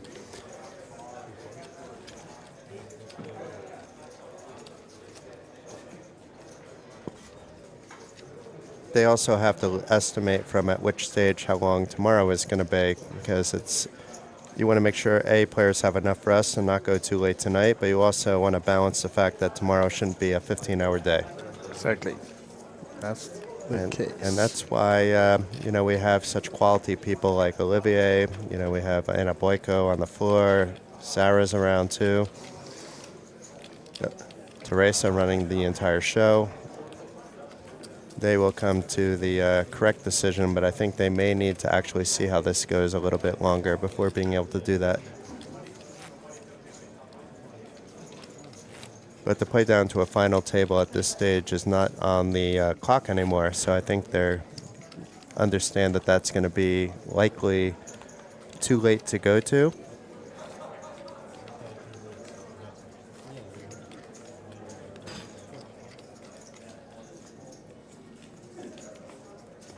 But to maintain that flexibility at this stage, I think, is important to them. So maybe we won't know at break. We might not know until a little bit later.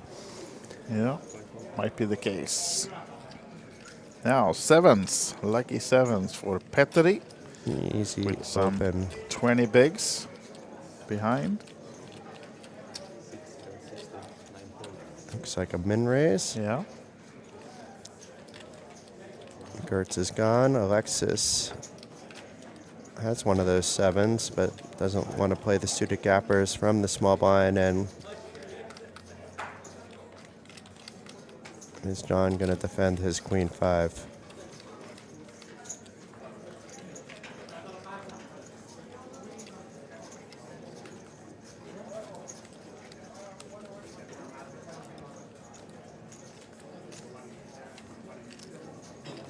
Let's it go.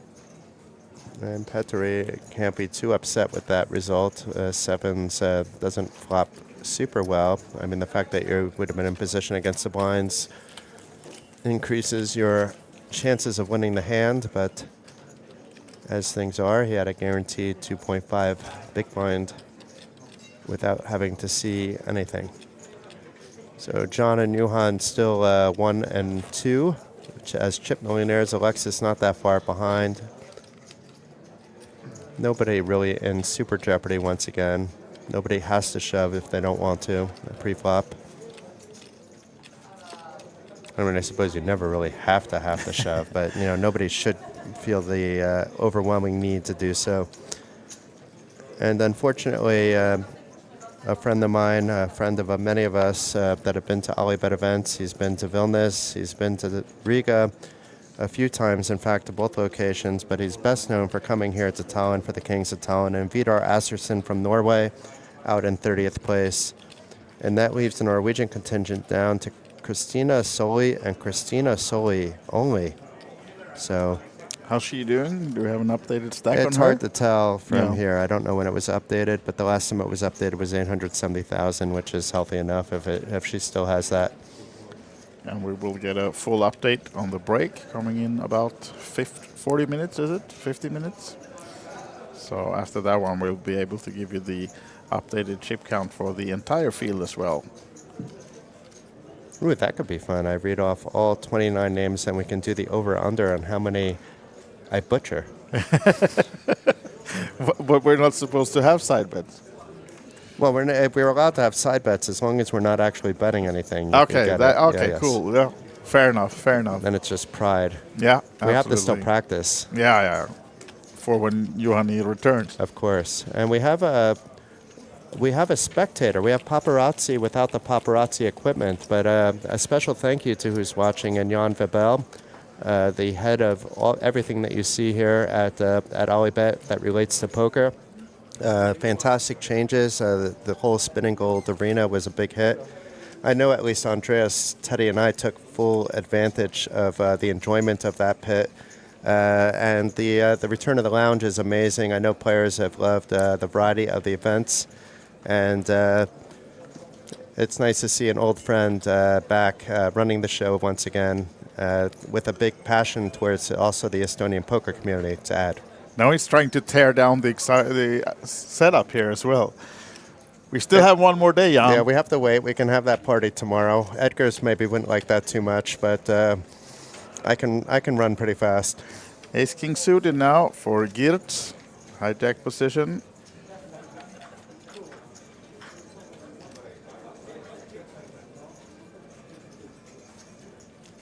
Grabbing some chips. Is going to be the min 60, or is he putting some little bit extra juice, right? Yeah, so looks like more there's than a little some bit. icing on the cake. Yeah, a little bit more. 75. A lot more, 2.5x. John folding the inferior clubs, a quick fold by Arthurs.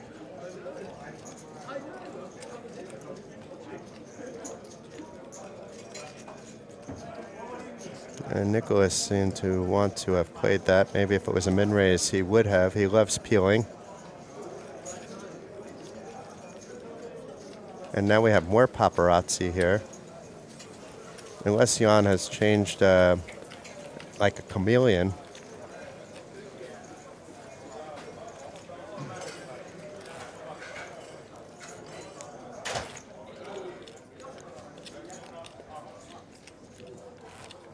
So 29 players remaining. That means 1,004 entries worth of players have played this event and no longer have a stack.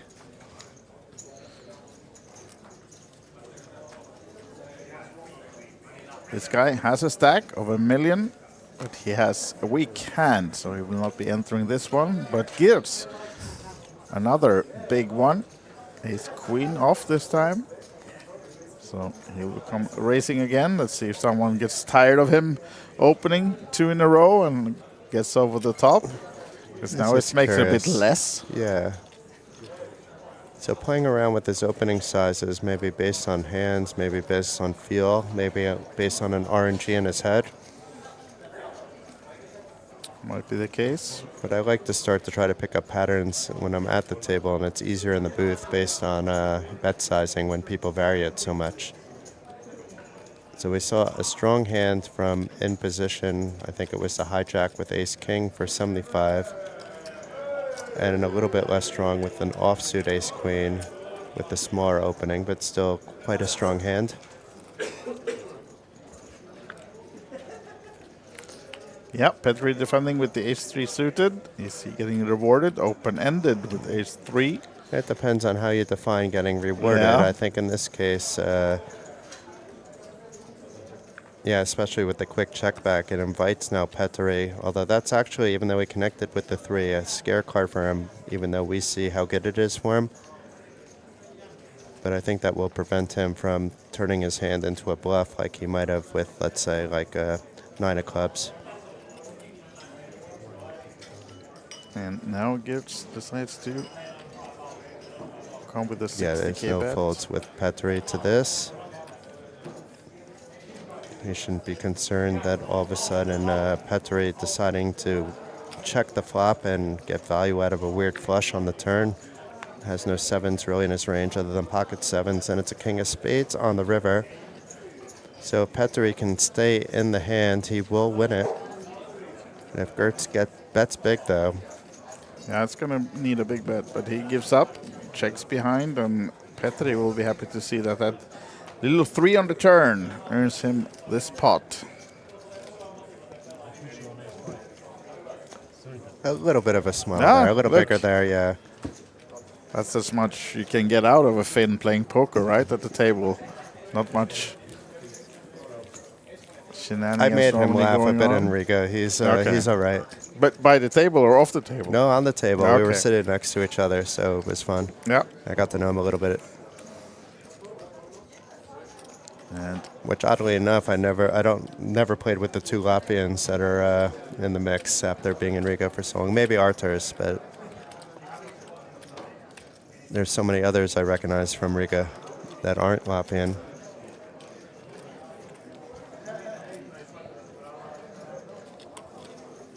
I'm trying to convince Mr. Wise Guy to come to Riga as well. Maybe if we get enough of you in the chat that say that you want Wise Guy to come to Riga, he has to come.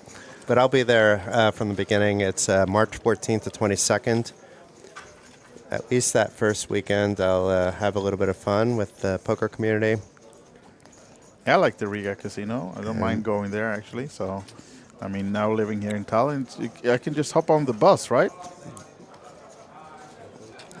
I do love the bus. We do love the Lux Express buses. Ooh, free not advertisement. paid. No, I was just, no, maybe I could get a free ticket now. Yeah. Yeah. We'll have to clip this, and maybe we both have free tickets for life. Another I do love the luxury suited buses. diamond ace for Petri. Took it down a notch, though. Now the ace deuce suited. And it was Arthur's opening with queen jack off, and they go to the flop.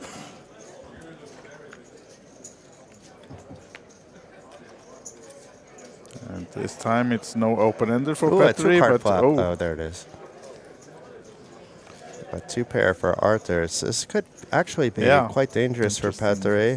He did just peel from the small blind, but just based on stack depths, and the only thing that can really slow this down is if Arthur's just decides to check it back, but it's too dangerous of a flop to do that, even with a hand as strong as his, and he wants to pot build a bit. Yeah. So I like the bet, and Petri's not going to be raising here, but it can't be folding either. So that just leaves one thing, and that's what he did, is call. And the 4 of hearts on the turn shouldn't really bother Arthur's too much. If I was Arthur's, I would put Petri on some kind of 10-9 draw, you know, some suitedness, and weak aces like he has that are also suited. But that's just because I played with him quite a bit. It wasn't just one event.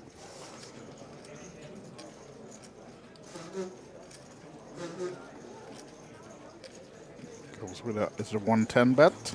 Could actually have bet a little bit bigger there, but it's still good that he found the bet. And he knows better than me.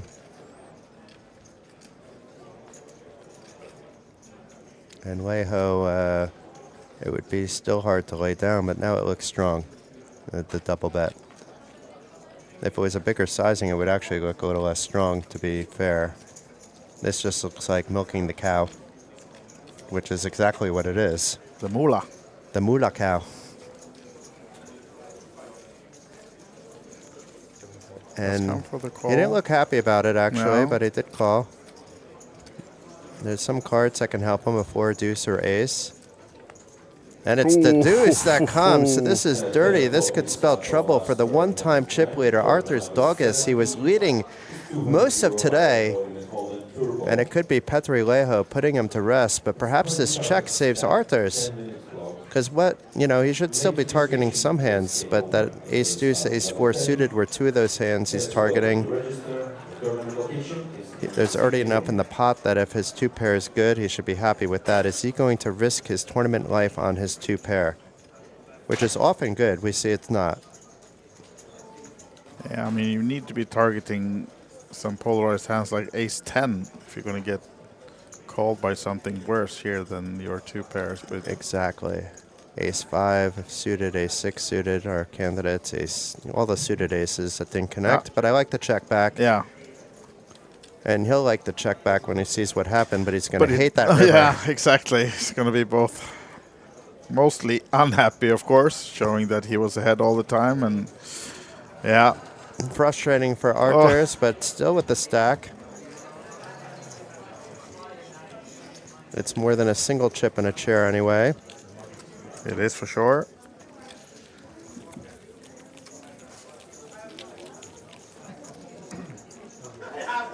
And if it says 29 players here. If we get a scan on the clock in real time, obviously a player or 2 have hit the rail. That's not a spoiler that a player or 2 or more have gone out in the last 30 minutes. That's going to be throughout today.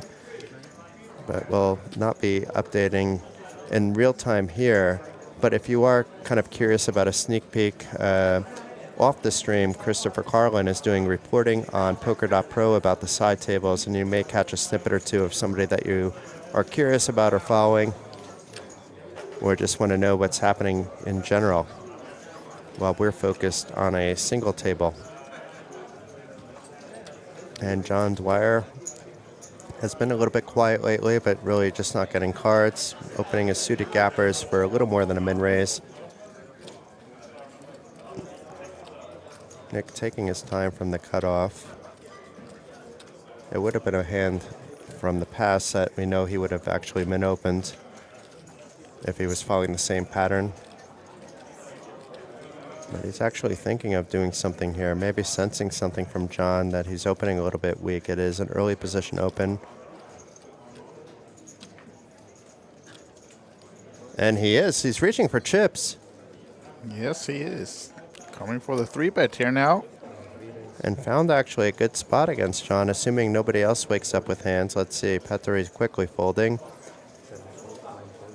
Johan also the same. We don't even see what he had because it all goes all the way around to Gert. So back to John.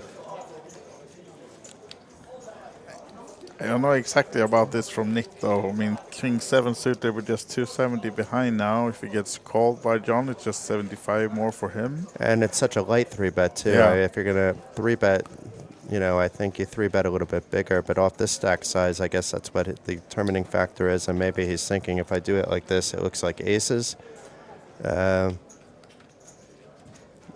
But Nick is, I would say, the most unconventional player that's found success that we've seen so far on any of the feature tables.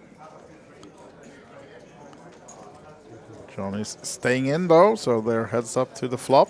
With both players quite nervous about what has happened. Exactly, they're a bit off both of them from their comfort zone. Let's see who favors from the flop of. Oh, 2 hearts. Flush draw for Nicholas. Nothing doing for John, though. So it worked out for him. He was able to juice up the pot a little bit, even got a call. And now less than pot behind for Yeah, I just Nick. get it in here, to be fair. And happy if I get a fold. And if I don't, I should have live outs most of the time. It's just like a few hands that would be bad. And most of those contain an ace of hearts.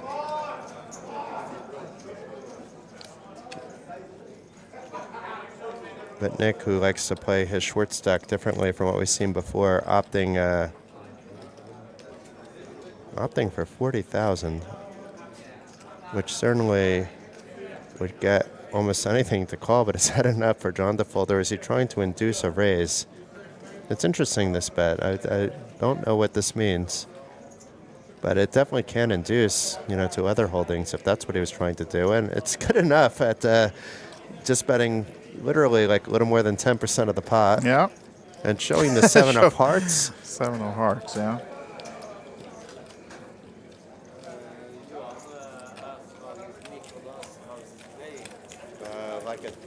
Like a dunk.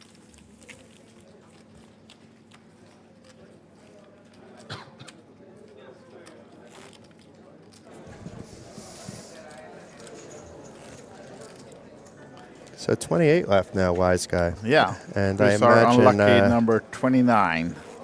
I imagine that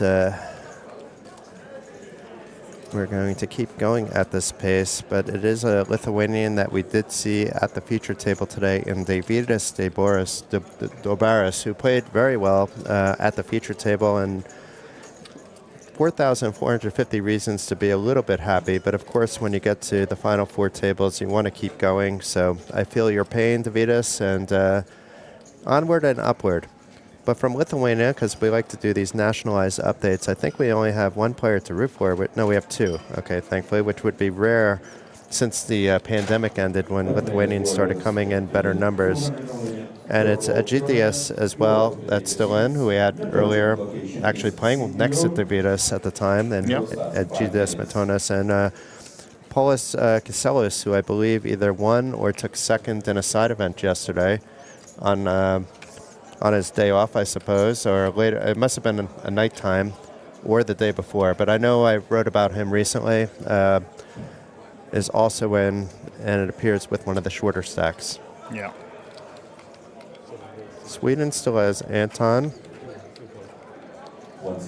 Johan, who we have on the table, and Habib. And Habib has a stack. The last update on him is up to 2.5 million. Oh.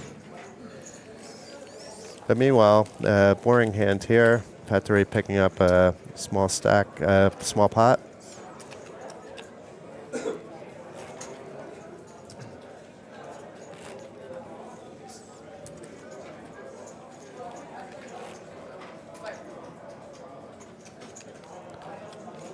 Two Greek players left, so the infamous AK who we had earlier. I'm not sure if we're allowed to say his name because, you know, in the reporting it's still going to come up. So you could figure out who AKN is still in. And same with Nick. And it's Arthur's Doggis, the one-time overall chip leader for a good part of the day, folding his sub-10 big blind stack from under the gun. Folds around to Johan. Pocket rockets for the second time on the feature table. He's going to want to wear that patch every time he plays on a TV table. It gives him Superman type of power. If you want to keep it.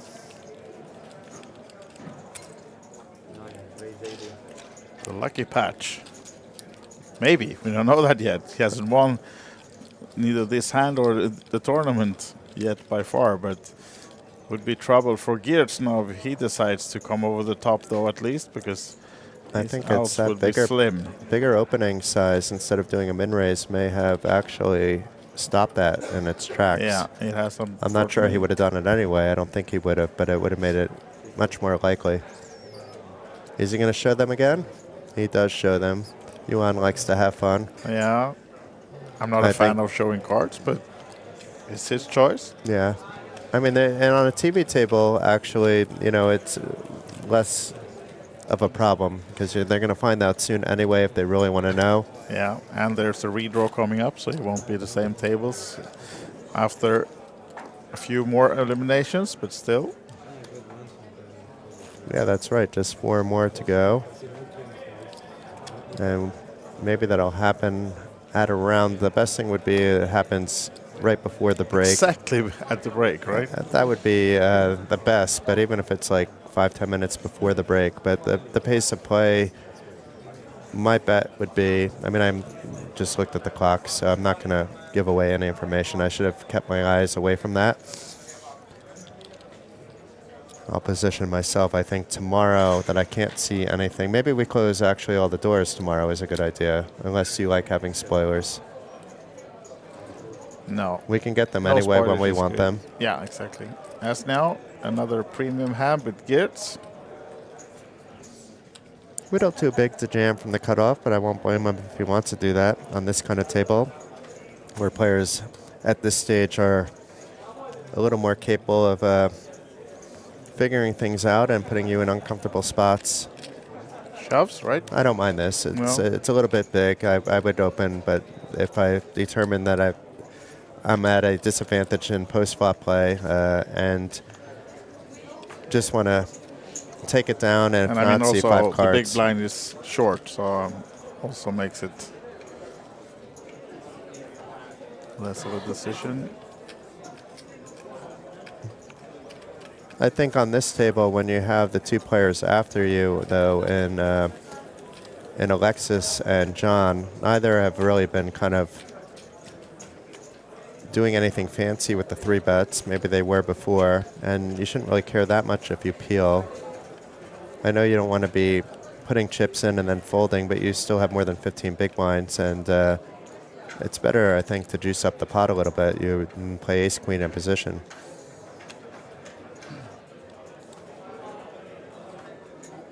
And then if you get 3-bet and there's a 4-bet, you can get out of the way still as well. And if you shove and one of those players shows up, you're probably going to be pretty far behind. So there's a few reasons why, at least personally, I open there in that spot. But I also don't have the endurance to play 4-day events like these players do. It's very hard. It's very easy to make mistakes that are much bigger than that potential mistake, which I'm not even thinking as a mistake. As I said, shoving also is quite good option. But John, meanwhile, has ace-jack. Certainly going to open. Let's see what he chooses this time. He moves it around himself as well. It looks like a chip more than a min raise. And short stack Arturs already folding. Nikolaus, then the suited ace. Of course, minimum a call here, but could be 3-betting. The problem with 3-betting is it's too much to shove, and then you're bloating a pot and playing out of position. I like this option of just calling. You can still be in a massive amount of trouble on an ace-high flop, but in a vacuum, I like the call. And we have, instead of deuce 10-5 flop, does not hit either player.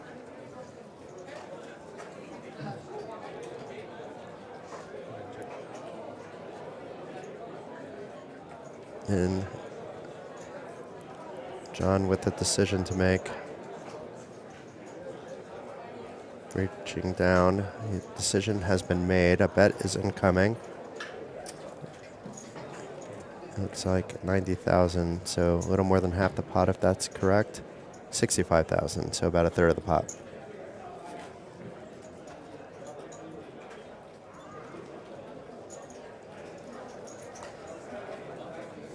And Nick going into the tank here has a backdoor flush draw.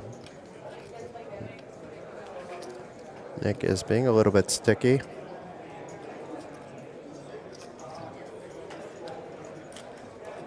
And Nick actually gave John a moment to pause there.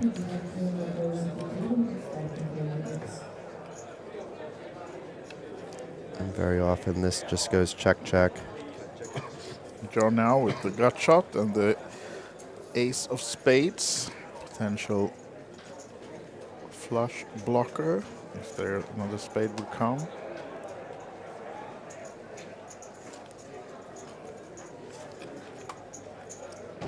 It's still ace-jack, John, I think. It's not the game where you can exchange cards. I think that ended earlier today in the Sweden Special. Did you see who won it? Yeah, the Sweden was won by Jari Mehonen, is his name, right?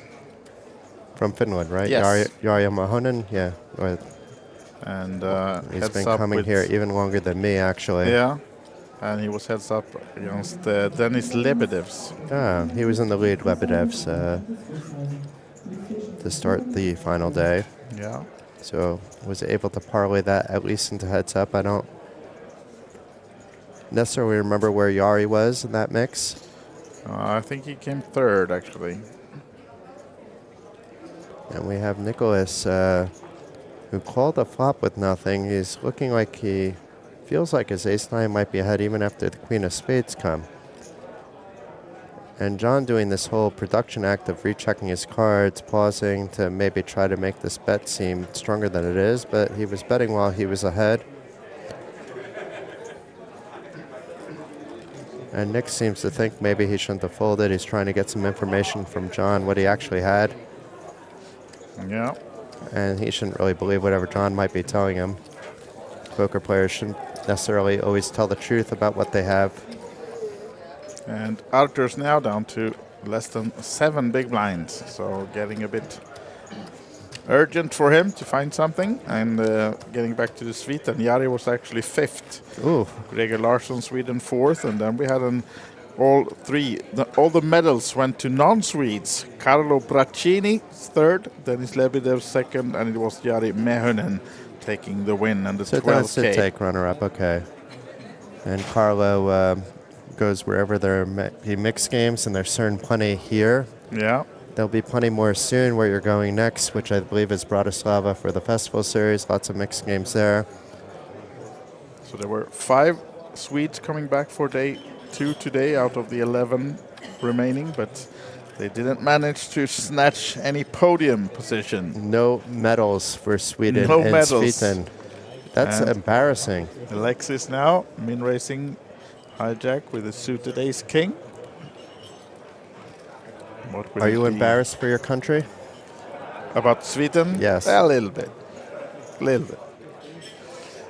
Nikolaus, probably not biting. 2 of them weren't even Scandinavian. Exactly. And I think it's because Frankie couldn't play because he was still in the main event Oh, when yeah. late Reg closed. He was in today. He was one of the early casualties. Yeah.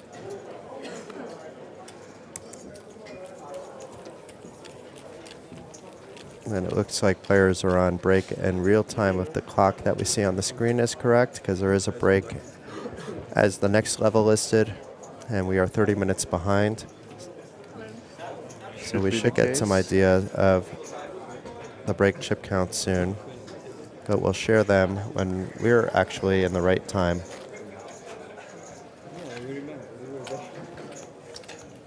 Yep, so in about 27 minutes we will have a 20-minute break here in the main event and also in the stream. So in case you have something you need to plan for yourself back home, you will be able to without missing any hands if you wait until the break in 26-something minutes. But right now we are live from Kings of Tallinn. This is the main event, 1,100 euro buy-in, 1,033 players, down to our final 28th, is it now? It indeed is, and Gertz will be opening with a pretty suited king-queen from under the gun for a min-raise, it looks like. It does. And let's see if our short stack finds something to shove with here. Doesn't seem so, no. Artus releases his hand and Nikolaus does the same on the button. They're playing fast now, and a suited king-queen now Another for one. Petteri, so maybe we have some leveling wars going on. I don't see a 3-bet incoming with the king-queen suited. No, I think you're right. Sasha Mans is so mature doing the 6-7, so mature. Maybe that means he took 67th place in something. Did we get the out big of blind 68 along as well? I players. missed it. It looks like we're heads up to a flop with yeah. just One folded. 2 identical hands in different suits. So I would expect Gertz, though, to continue on an ace-high flop opening under the gun despite not connecting, but he chooses a different option. Yeah, a bit respecting surprised. Petteri's small blind calling range, including some suited aces. So maybe Petteri now wants to try to take a stab. The first player to bet it should get it.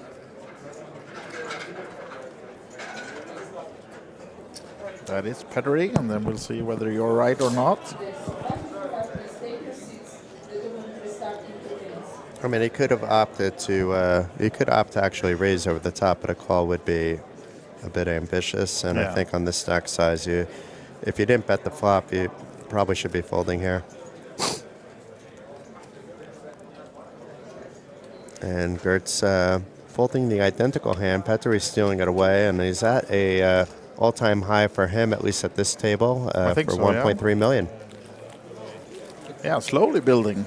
Secretly in that corner of his chipping up to a nice stack now. He's very comfortable playing flops. You know, that's something that usually you say in Omaha. And that, you know, he actually navigates quite well. You know, I never know when, you know, it's hard to get a read on him physically, and it's hard to get even a read with him when he's doing stuff like calling from the small blind with a wider range than a lot of players do. I mean, that was in the range, but I've seen other spots where he's playing a little bit on the trickier side.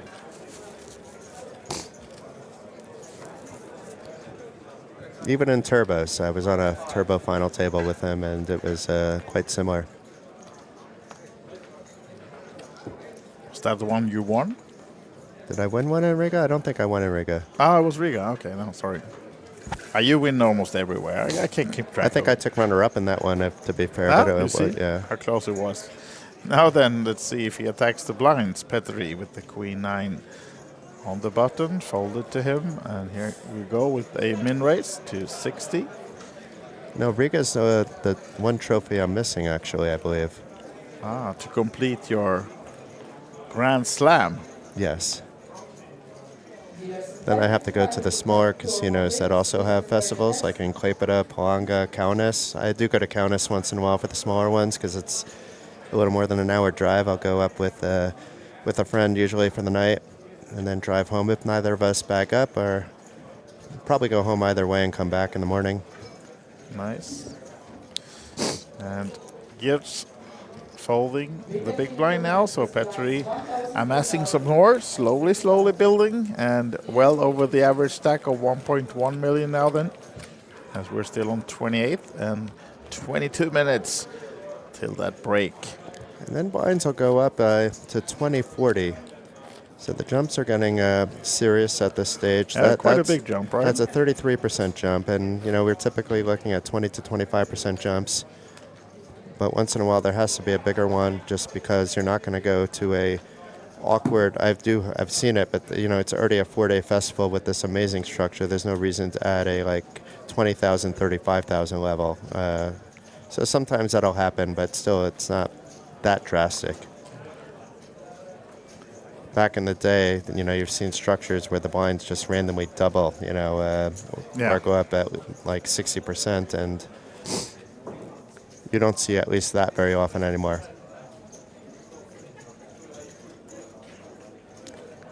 Nicolas back to opening off a 15 big blind stack with 9-8 of hearts. Petri folding a dominating 10-8 offsuit. But Johan on the button. A few options available to him.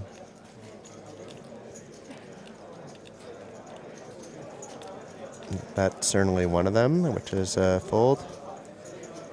Against a 15 big blind open. I do actually like the fold, but we've seen what Nicholas has been opening with in general, and Johan has not.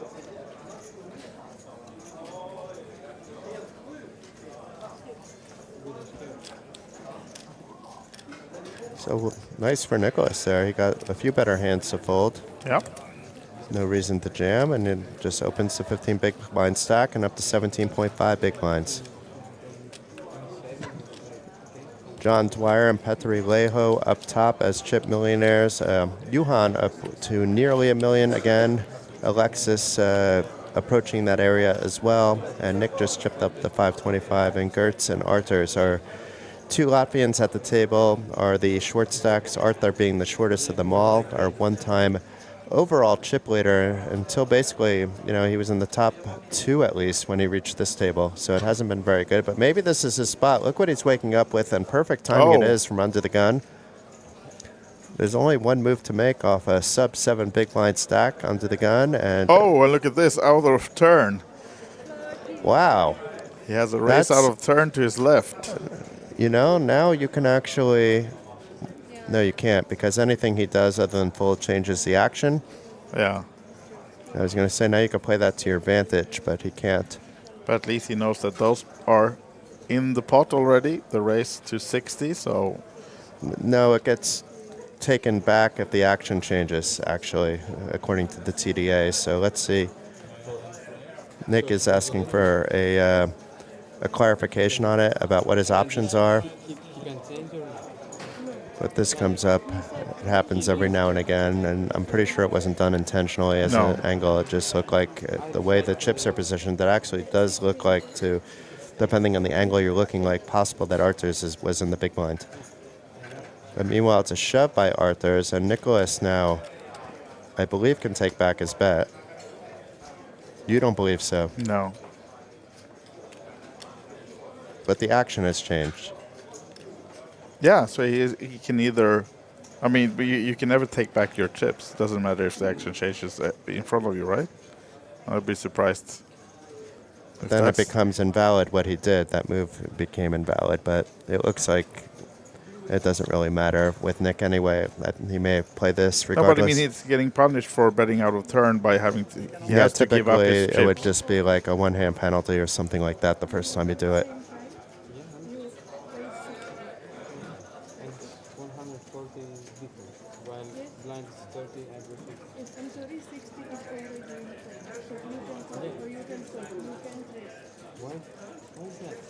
Because you already put 60.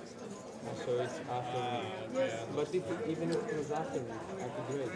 It's not like if you have said it was same time. So I do it like it was in order. An out of the turn check call. But an out of turn check raise may be returned. I'm curious what the ruling is here. I should know the answer, but we've been in the booth for a while.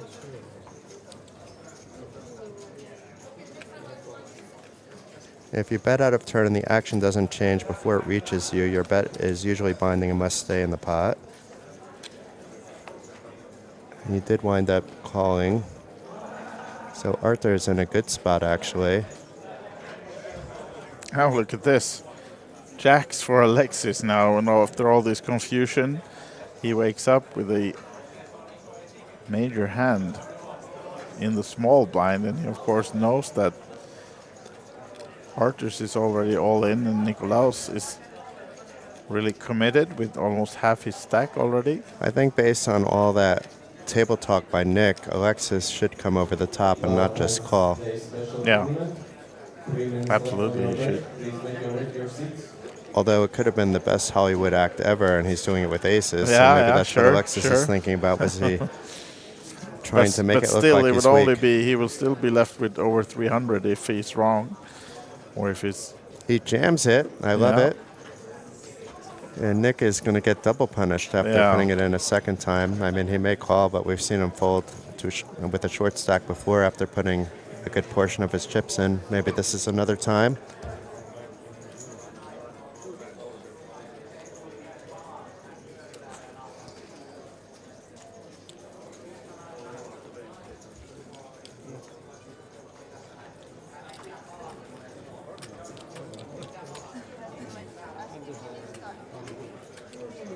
Not sure why he asked for a count, because surely he can see with his own eyes that he's covered by Alexis, right? Yeah, I think it's pretty apparent. Maybe he wants a count on his stack instead. But we see, it's also possible that the graphics are wrong and he has more than 325 back, but I think we saw he didn't have that much in his stack. No, I think we're all good with the graphics. It's been quite solid, I would say.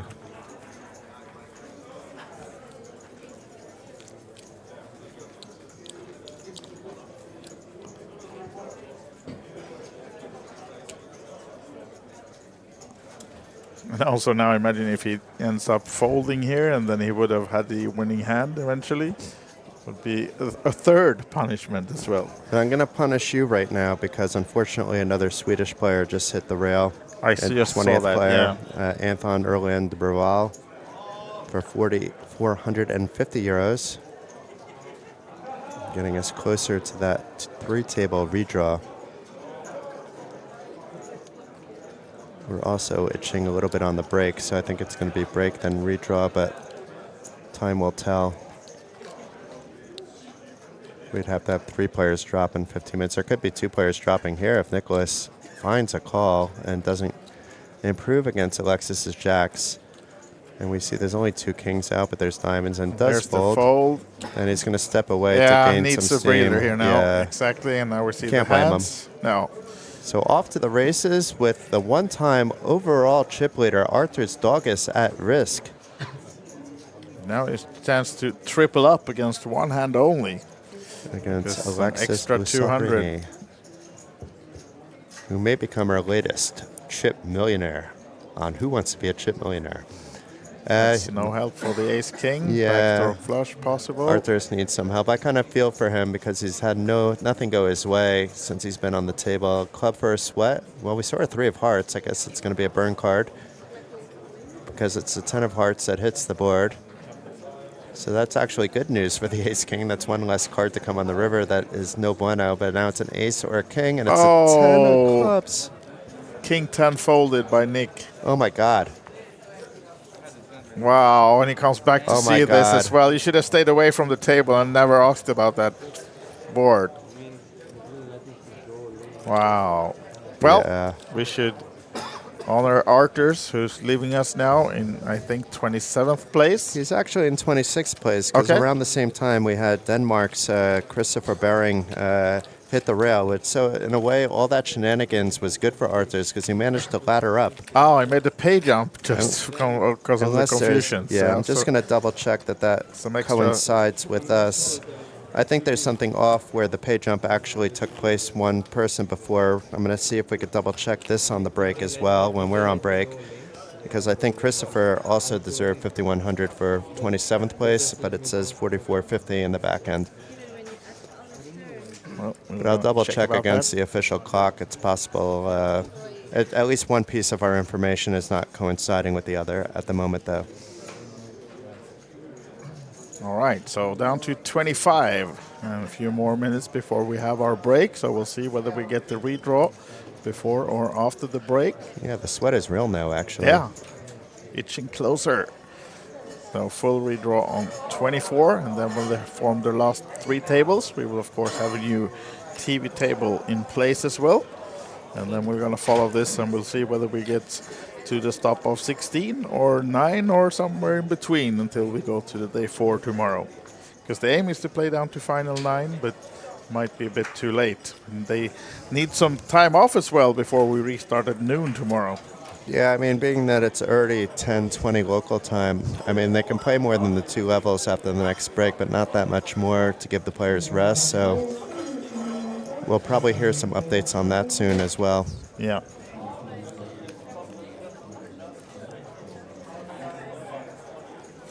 So it's 6-5 suited against 6-4 in a blind versus blind pot.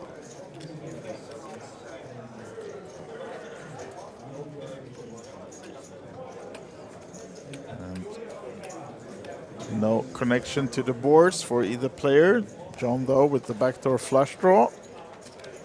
And Nick has to lay down another hand. Getting really short now then. Less than 10 big blinds. I'm kind of rooting for Nick now to make a comeback. Yeah, you can see that he's still suffering. Bit, he's still suffering from that hand. That mistake just kind of compounded itself. And it was just an innocent mistake, actually, I think anyway, that the player next to him was in the big blind instead of under the gun. But you're accountable for your actions at the table. You should always be paying attention. It's a little bit harder sometimes when you're this deep in an event to stay 100% focused 100% of the time.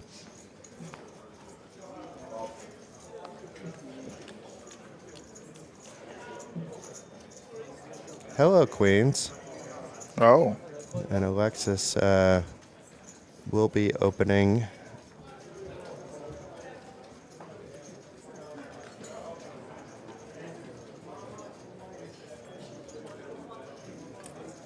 Min raise from the cutoff. John with the mystery cards coming in the box. King 5 suited. Folds the button. Nick with the A3 off quickly folds from the small blind. And Petri with pocket 4s. He'll at least be calling. There's no reason to be 3-betting, especially against a player with nearly an identical stack to yours.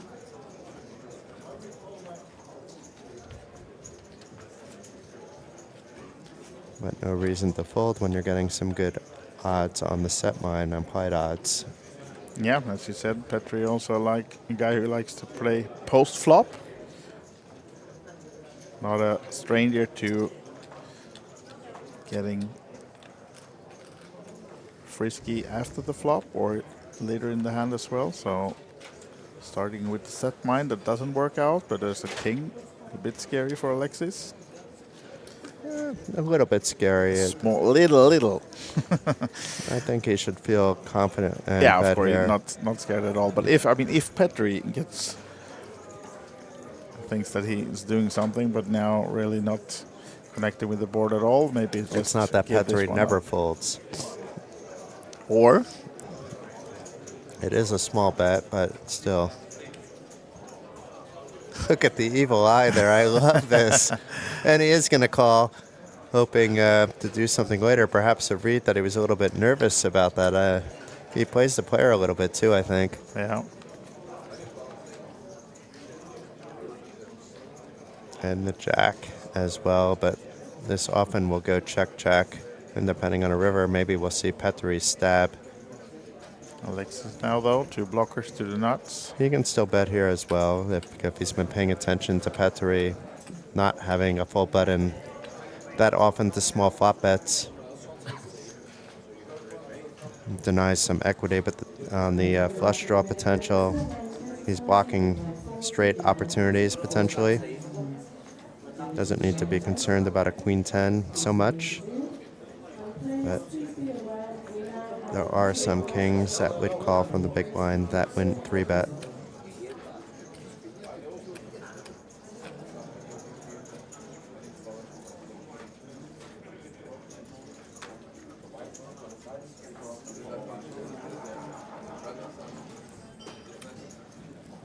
And Alexis, 100,000 into 265. And this time Petri folds. Yep. Not sticking around for one more. And look who's here. The better half. It's Ms. Wise Guy. Yeah, exactly. A lot of paparazzis and stuff floating around here. Wise Guy. Well, isn't there a better way to spend Valentine's than in the casino? I don't think so, right? Depends on the relationship. I could see that actually being good for many around here, but if I wasn't on the road, my wife might have something else to say about that. It wouldn't be your preferred choice to book a table. I mean, my preferred choice is different than, you know, what's good for us to stay married. Yeah, exactly. Now then, 6 minutes till that break, so we'll see whether we get another elimination to do the redraw or not before the break, but that remains to be seen. We start with this hand on this table with the fairly short stacked Geertz. 13 big blinds in front of him and a queen 10 under the gun.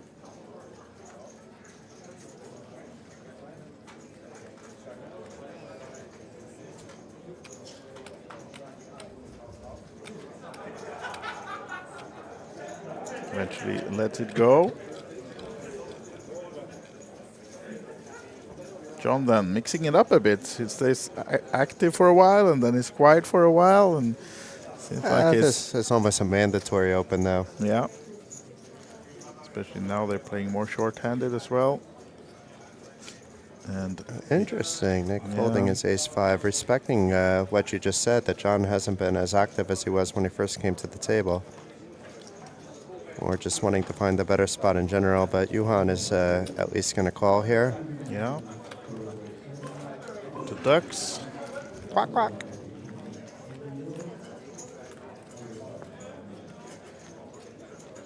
So the ace-5 of Nick, every time he's folding something that he would have maybe out of the situation. I don't mind the fold there, actually. No, I'm probably folding there, but you know what I mean? He was calling with that earlier. And Johan showing his ducks for some reason, and John is going to know he got away with one. And I think Nick is trying to ask whether John had an ace.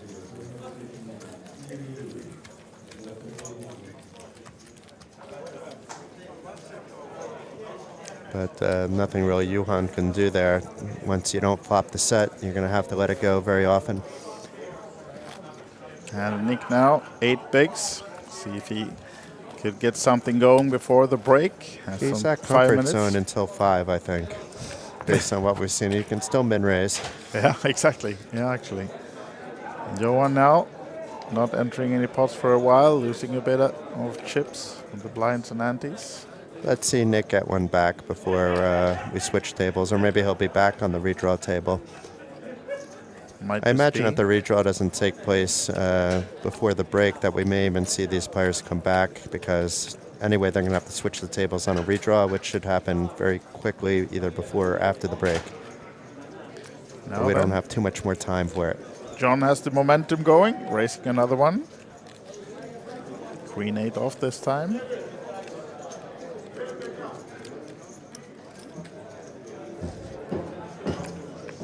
Yeah, now John, you can say, is back to being a little more frisky. Yeah. King Jack was an easy candidate. This one is a fold for many players, but John, with some chips, trying to push some players around a little bit. And Geertz, which just now 11 bigs behind, but decides to let the 9-7 go. Not going up against John. Biggest stack on this table, but not in the tournament, because as we said, we have a few big stacks on the outer tables. And once we get back from this break coming up, we will update you on the chip count that was in this break as well.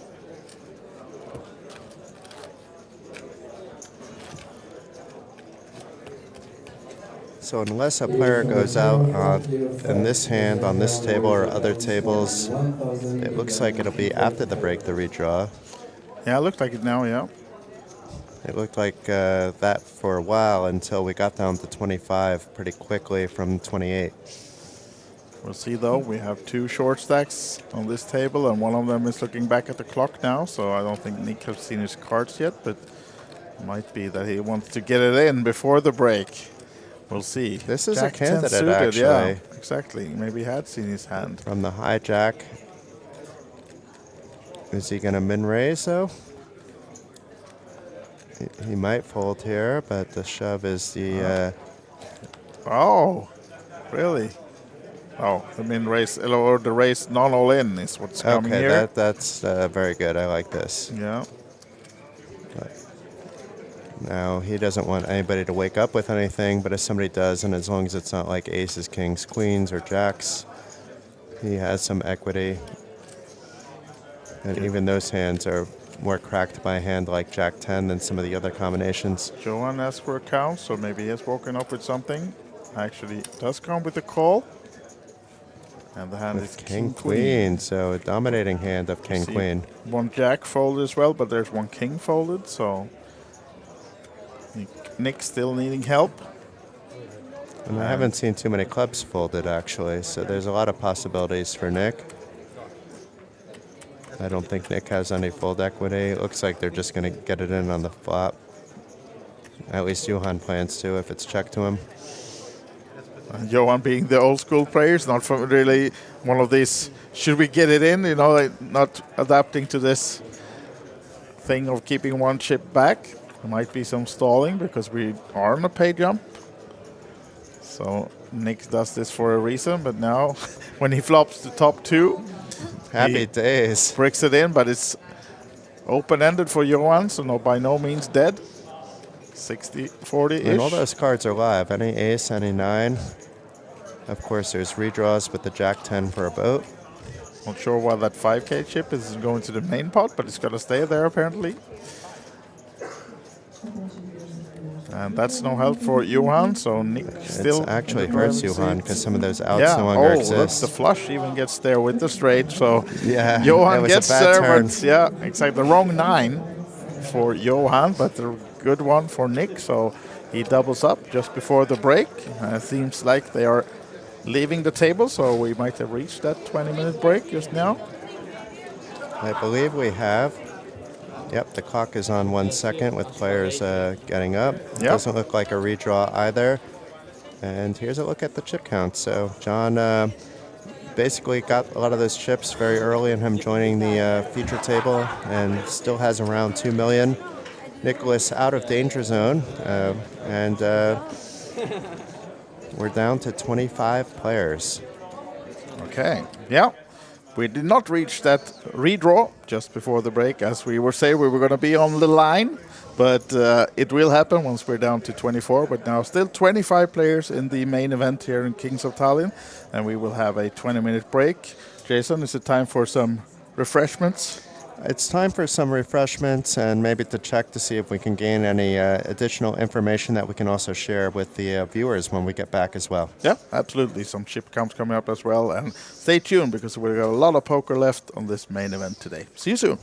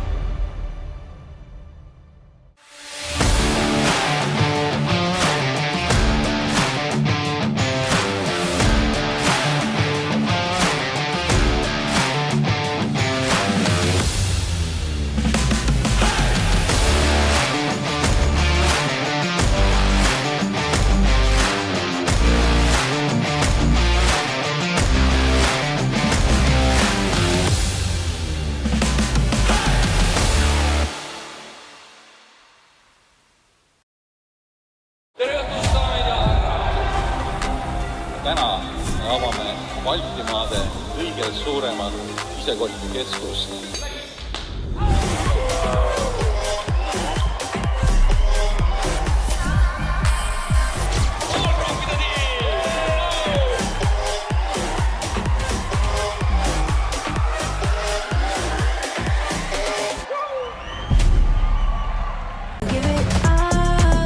When a woman realizes that she's not alone in this big poker world, she gains motivation, confidence, just becomes a strong warrior.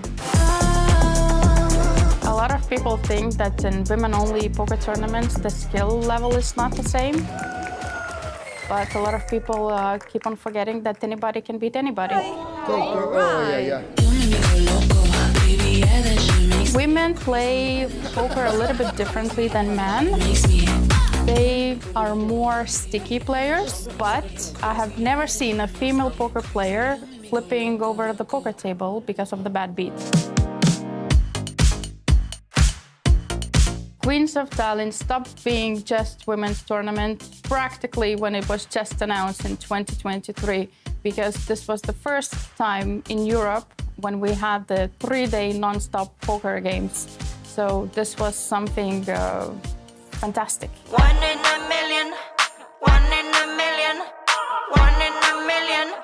I really hope that the future players, when they hear the Queens of Tallinn, they will feel this warmth that comes out of the players that we have over here, and that this is something that they will be, trying to participate and achieve and get that crown. Competition at Queens of Tallinn can be tough. It depends, of course, on the table, but at the same time, it's a friendly competition. It is very important to see women lifting trophies, no matter the tournament. Of course, in Queens, it's especially nice because everybody, is so friendly and familiar with each other. But just in general, to see a woman win is always nice, and it's very motivating.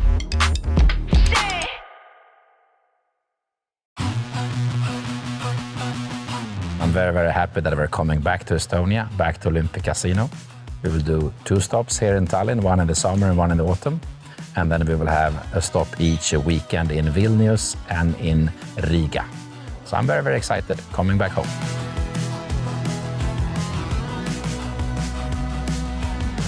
I think we at the festival, we bring a community like no other event, in the sense that it's truly are as many people from Hungary, as from Germany, as from Ireland, as from Sweden.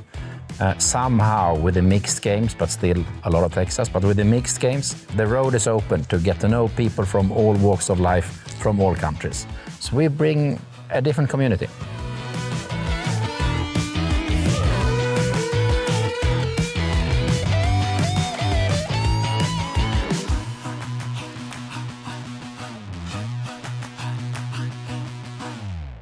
Right, good afternoon, guys, and welcome back to the Kings of Talent. I'm here with an absolute legend, Rana.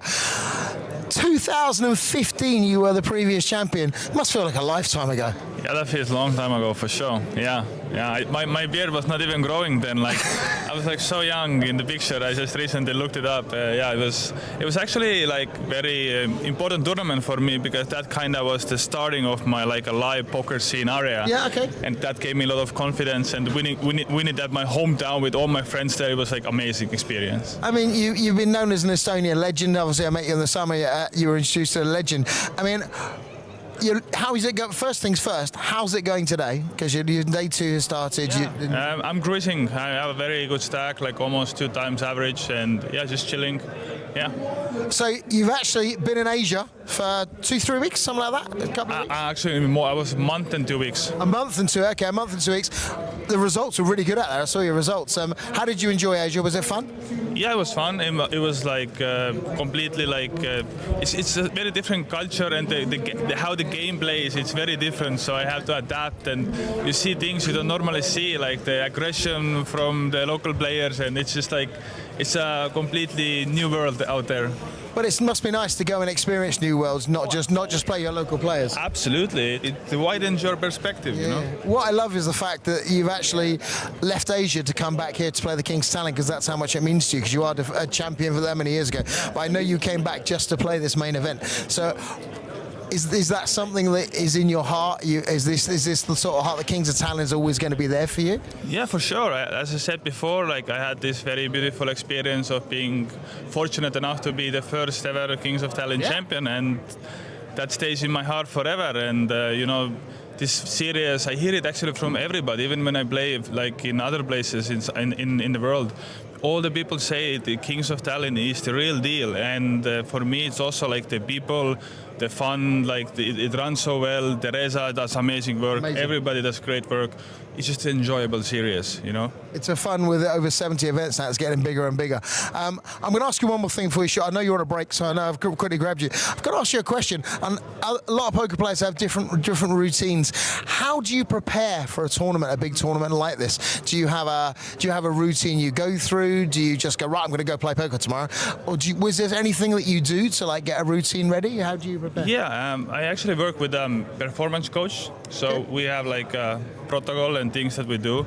Like one of my things for me is that I just write down some like notes or some ideas, like things that I want to keep like connect myself connected with, some thoughts, reminders, and then during the breaks or like during the game I might sometimes review them. Also like getting in some exercise, you know, potentially doing some Elliot Row MP3, like listening some stuff, getting my mind prepared, and you know, things like that can really add up long term and can avoid you like burning out and like staying focused more on the process, not so much on the result.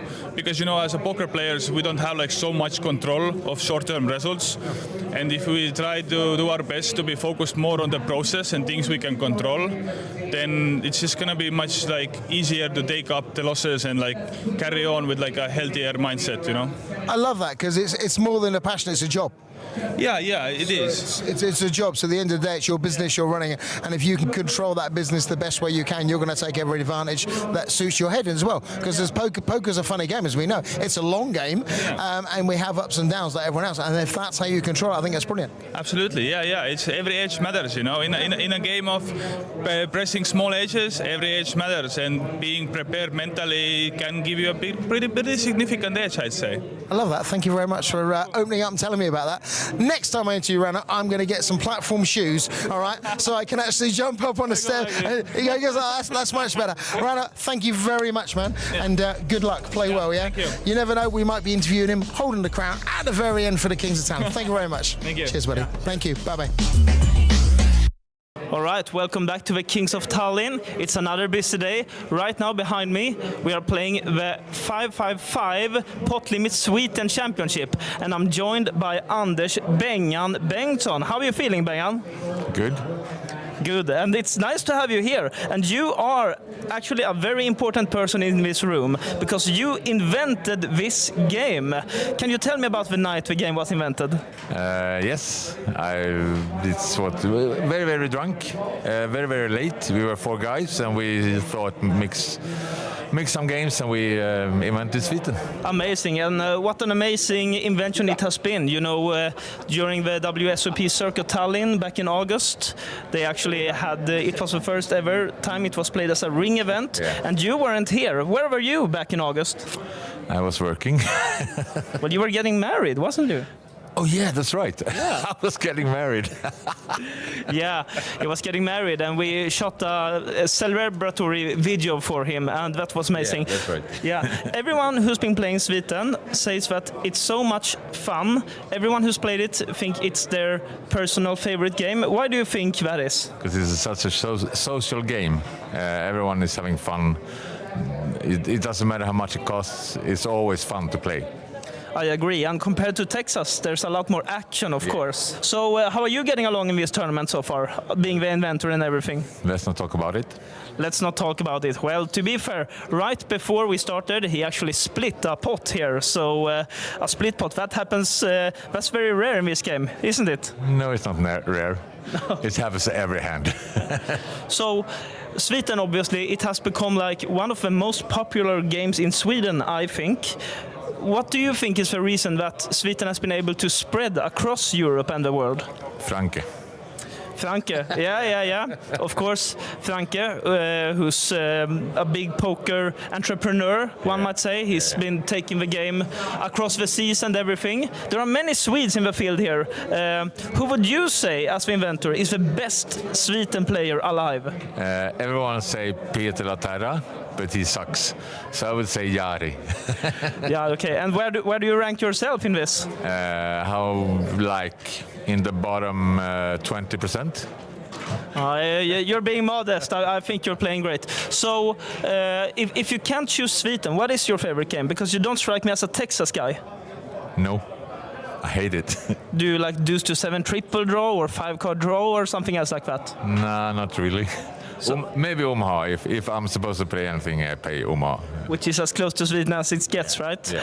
So let's actually talk about one more thing. You were playing a Texas tournament yesterday. You bought into the 200 progressive knockout. And what happened then? I sat down at the table and I got my chips and I thought everyone was playing really tight, so I picked up a lot of blinds and did a couple of bluffs. Worked my stack up to, I don't know, but it was going great. And then you came and said, hey, you're playing main event. That's right. So he actually registered for the Texas 200 progressive knockout, but then he was seated at the wrong table, the main event table. And when we realized, as you said, you had 40,000, I think, and starting stack was 30,000. So you were on a roll. Yeah. And when was the last time you played a Texas 1K main event? I've never done it. You never done it. And maybe we won't see you do that anytime soon. Never. Never. So now you are here in Tallinn, of course, during the Kings of Tallinn. What an amazing event this has been. Do you travel a lot for poker nowadays? No, not really. Not anymore. It was a long time ago. And you and many Swedes, you basically only came here to play the Sweden event. Is that correct? Yeah. Yeah. That is. Do you have any more future trips planned ahead? As long as it's Sweden, I'm going. And there you have it. As long as there's Sweden, he's going. Anders Bengan Bengtsson, the inventor of the game, and we will see if he manages to take the tournament home. No. No chance. Actually, last question. What is the most common mistake you see people do at the Sweden tables? Omaha. You need to play the draw hand. You need to focus more on the draw hand. Okay, yeah. And there you have it. Now you can also become a Sweden master. So once again... I'm not a master. You're a modest again. You are a master. So, again, the Sweden 555 Championship going on right now. Soon our winner will be crowned. And we hope it will be this man. Yes. Where else will I get the chance to truly be myself? I hear somebody call the World Series of Poker a poker festival, so I'm like, you know what, this is going to be my Burning Man this year. But where's the music? Okay, I got to bring the music. I'm a maniac on the floor. I just randomly wander into a corner of New York, rap, freestyle, get a million views, feel that energy coursing through me. Fly out to Vegas. I go out and buy a cowboy hat. I step into character. Then I'm that guy. Right, good afternoon, guys. Welcome back to the No Filter series here in Tallinn at the OlyBet Casino in Hilton Park. Wow, what a week. I'm with a very special guest. I know we spoke to him early on. Duncan Blake, welcome. How are you, sir? Nice to catch up. I am right as rain. It is good to be seeing you. It's good to be seeing you all here. And it's an honor to sit with you, Glenn. Come on. Thank you very much. I want to find out who the real Duncan Blake is. He's serenading me to call. My name is Duncan Blake. I'm 26 days old. Duncan Bradford Horst was a being who had 39 good years, died in the middle of France after a castle fell on his head, and Duncan Blake came here with two hats. White hat is for loving people. I'm a maniac. Black hat is for taking everybody's chips. We're gonna do it because it's about energy. Excuse my French. Estonia. You've come out to Estonia. It's your first trip here. What do you think of Tallinn? I mean, this is the real Wild West now, right? Tallinn, Estonia, beautiful people. Respect from America. Crushed it. Beautiful women, beautiful men. I love the old town. So I surf out of here. I walk straight through the park. I go to an old town place. I eat a deer. I absorb its energy. I come back. I hunt. Need you more than ever. And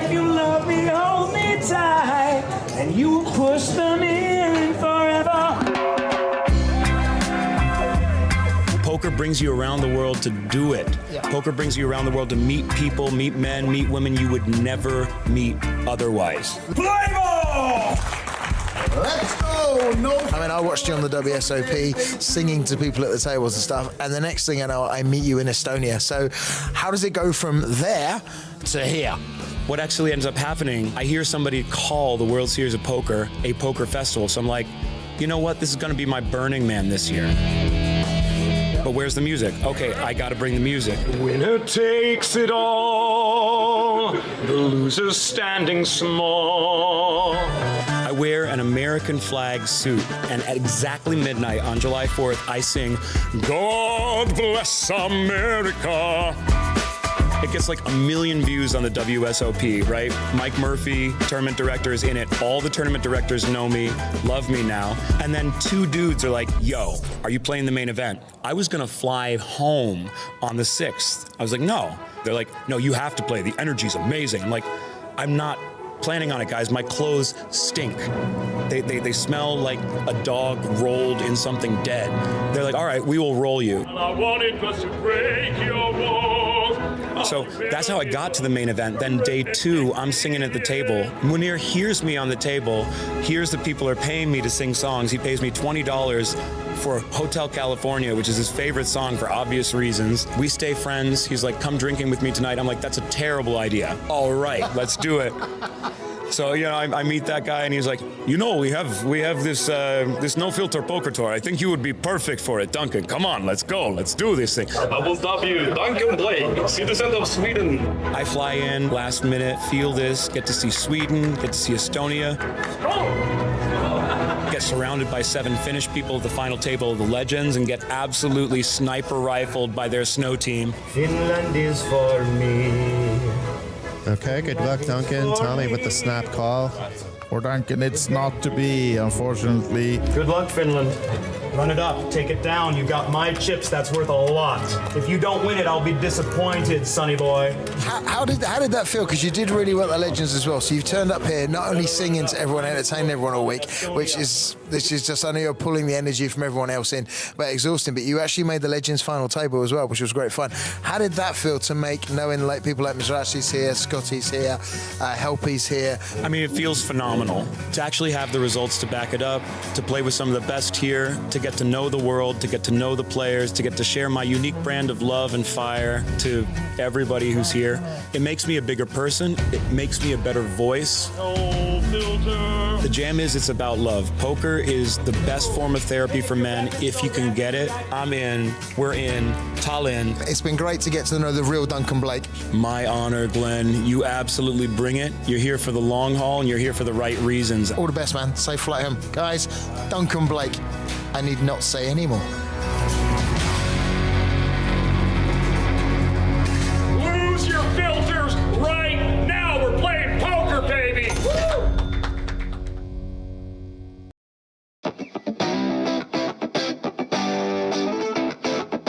So why would you come to Estonia to play poker? Well, it's the epicenter of Nordic poker. It's the only casino of this size where you can have players from not only the Nordics, but actually all of Europe nowadays playing games of different choices, not only Texas.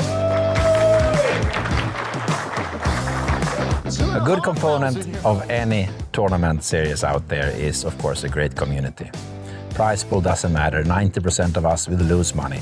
So we need to have a good time when we're at location. Yeah, there's a special community always here when you come to play Olympic Casino tournaments in Tallinn. I have formed many friendships with poker. I think Kings of Tallinn is a lot of fun, nice challenge for everybody because the level of play is nowadays quite high.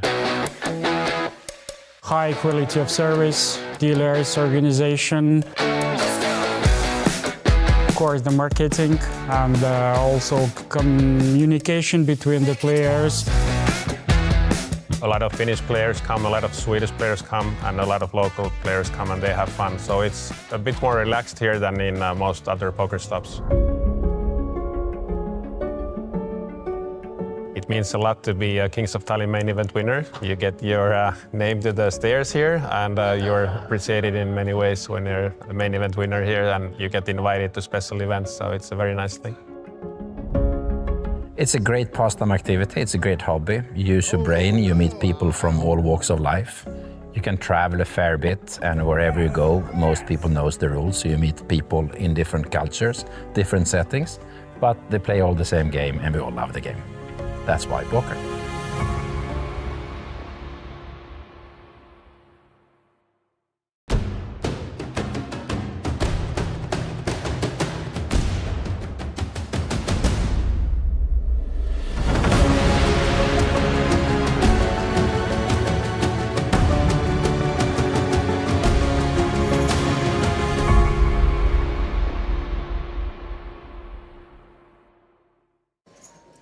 Back from Kings of Tallinn, this is the main event, the stream. We are following it all the way down to the final table. That's at least the assumption right now, and then coming back tomorrow to have the winner. But we are in the middle of a big day, the day 3 of the main event, Jason, and we're just coming back. 25 players. Yeah, 25 left, and when it hits 24, as we mentioned before the break, we'll have a short little break for a redraw. Expect that to happen at some time at the early portions of this blind level. Naturally, we always lose somebody when blind levels increase. But it's Tal Barasovsky,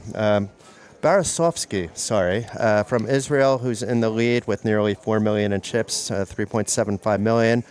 And Shaul Weinstein in third with 2.2 million. But in between is one of the tougher players that you're going to see in this field, and Guillermo Gordo. He's with a little bit over 3 million. There are some short stacks in play, so we could actually wind up going down fairly fast. There'll be a redraw, which will slow down the eliminations because every table will be back to 8 max. But after a couple, usually the pattern is when you're shorthanded, you lose players faster, just because ranges open up, et cetera, et cetera. So we'll see if we reach a final table today. I know they're not going to have them play till an unreasonable time either, so there's a balancing act that they play, but it should be in for an exciting conclusion to day 3, regardless of whether we hit the final table or not. Yeah, so let's head back to the table, because we are now at the same table we had before the break, since we're still playing on 25, and then redraw then, if you're not familiar with that, means that we will have a full new seating. They will form 3 new tables down to 24. And then we will have one of those tables on this feature table. Surely a few of these players will be on that as well, but mostly new faces probably. And now coming back from the break, you can see 25 players remaining out of the 1,033 that started this main event. And it's a 4-day event. We had 4 starting flights, then we had the day 2 yesterday, day 3 is today, and day 4, final day tomorrow, Sunday, where we'll crown the winner of 169,500 euros. Not bad at all. Not bad. So the clock has begun and cards are in the air. As Wise Guy mentioned, if you were tuning in before, you'll be familiar with all the players at the table. We'll see some new ones, I'm sure, when we're down to 24 and the redraw takes place. And Nicholas back to his min-raising ways. This time on a 14.5 big blind stack from under the gun with Queen Jack. Petteri folding his Ace-9. And don't expect Gertz to do anything but be disgusted with his cards and fold. And let's see if John has something to defend with. He could defend with Queen-9. It turns out that Nick has dominating Queen Jack.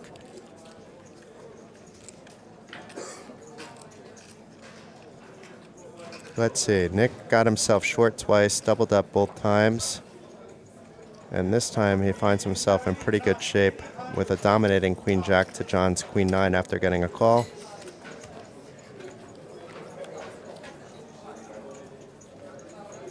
Interesting flop, actually. Neither player hitting it directly. John with a gutter to the Jack. Nick with a gutter to the 9 and is ahead with his Queen Jack at the moment. And if he bets small, he'll probably get a call from John, seeing what he has, just to see a turn. Also hits John's range this flop quite many times, where Nicholas has a lot of the premium cards, but we've seen Nicholas play different cards in different positions before. And is continuing for, it appears to be 95,000, so around 40%, no, 120,000. So half pot bet. So maybe John will give up here.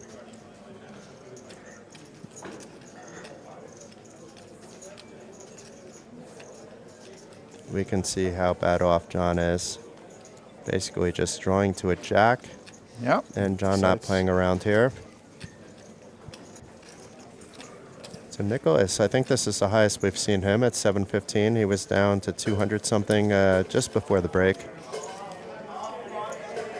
Yeah, after that unlucky hand where he called off half his stack and then had to fold when he got reshoved behind. And here we see the updated chip count from this feature table. And then, as you said, Jason, we have some bigger stacks on the outer tables as well. Correct. The 1.7 million ranks somewhere in the top 10, but it's around 7th or 6th place.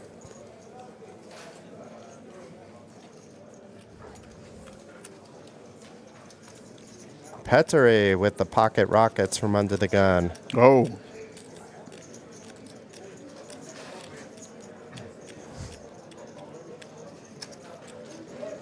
Opening up with a min raise. Hoping somebody 3-bets him, I'm sure. It won't be Johan with the 10-7. Alexis folding king 5, no, 10-6 offsuited. And John is going to fall from the small blind. And it'll be tricky. Nikki up next from the big blind with, whoa, this is not going to look that good. I mean, I feel bad for Nick, but he must 3-bet. And if he calls, actually, he'll be potentially saving himself. But most players are 3-betting here. Yeah, you would expect him to, even though Petteri opening under the gun, but it's still short-handed table and ace-king suited just too strong. And here we go. Unfortunately, at least so far. And Petteri just double-checking he has the aces, never hurts to look, and makes the easy call. And could be among the chip leaders himself if his aces hold. At least it'll push him into the top 10. Yeah. And no reason to count the chips now, but apparently that's what we're doing.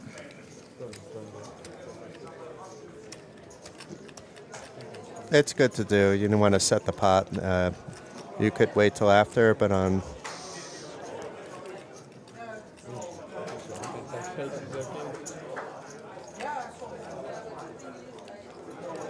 He has to. It wasn't a 3-bet shove. Ah, okay. He wasn't on all-in. Yeah, so it's mandatory, actually, not just optional to do this. Yeah, of course. And keeping that chip behind. And the reason for that, Jason, explain for those who might not know why he's keeping one behind. I mean, you have a pay jump looming, but you would need actually 2 players to go out, so I don't think it's that. It may just be like a lucky play. Maybe it's just his default. But I think in this spot, it doesn't really make a difference, and it's not that important for this particular hand. Maybe, especially when you're not thinking about future hands in this spot because you're covered.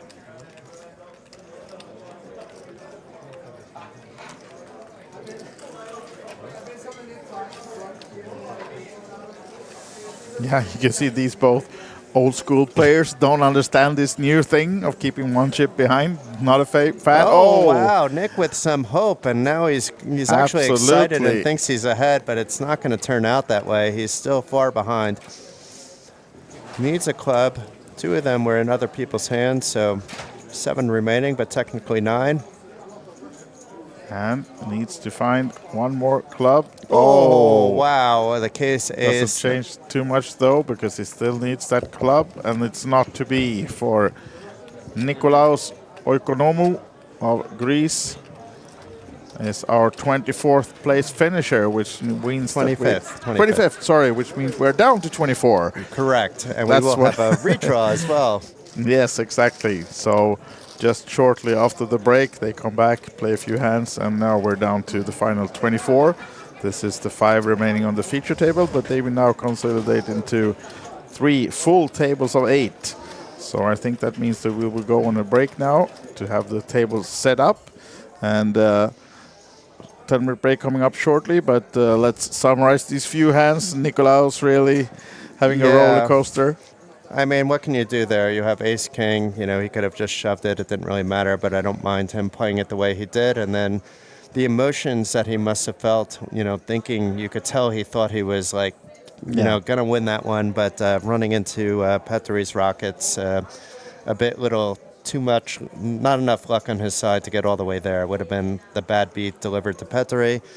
But down to 24, we may actually be able to reach that final table depending on how fast the pace of play is. And you're still a believer. To see. I mean, I really don't think we will, but I would like to hope. You know, it would be nice to start tomorrow with a final table, but we shall see. But we'll have new players, new excitement, and we'll be back in less than 10 minutes. See you soon.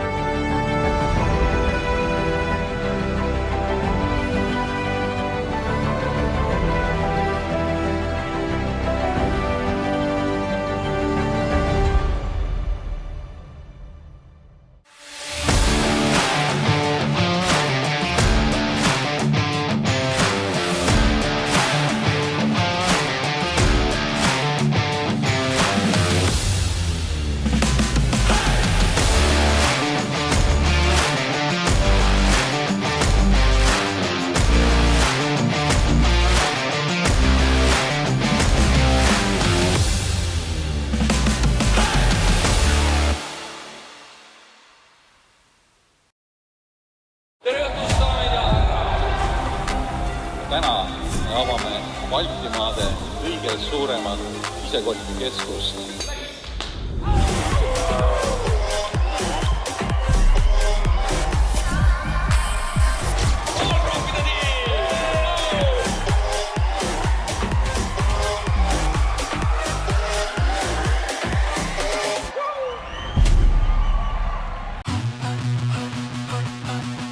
I'm very, very happy that we're coming back to Estonia, back to Olympic Casino. We will do 2 stops here in Tallinn, 1 in the summer and 1 in the autumn. And then we will have a stop each weekend in Vilnius and in Riga. So I'm very, very excited coming back home.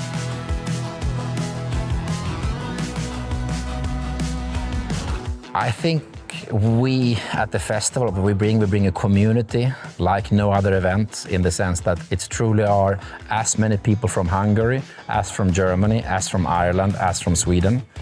Somehow with the mixed games, but still a lot of Texas, but with the mixed games, the road is open to get to know people from all walks of life, from all countries. So we bring a different community.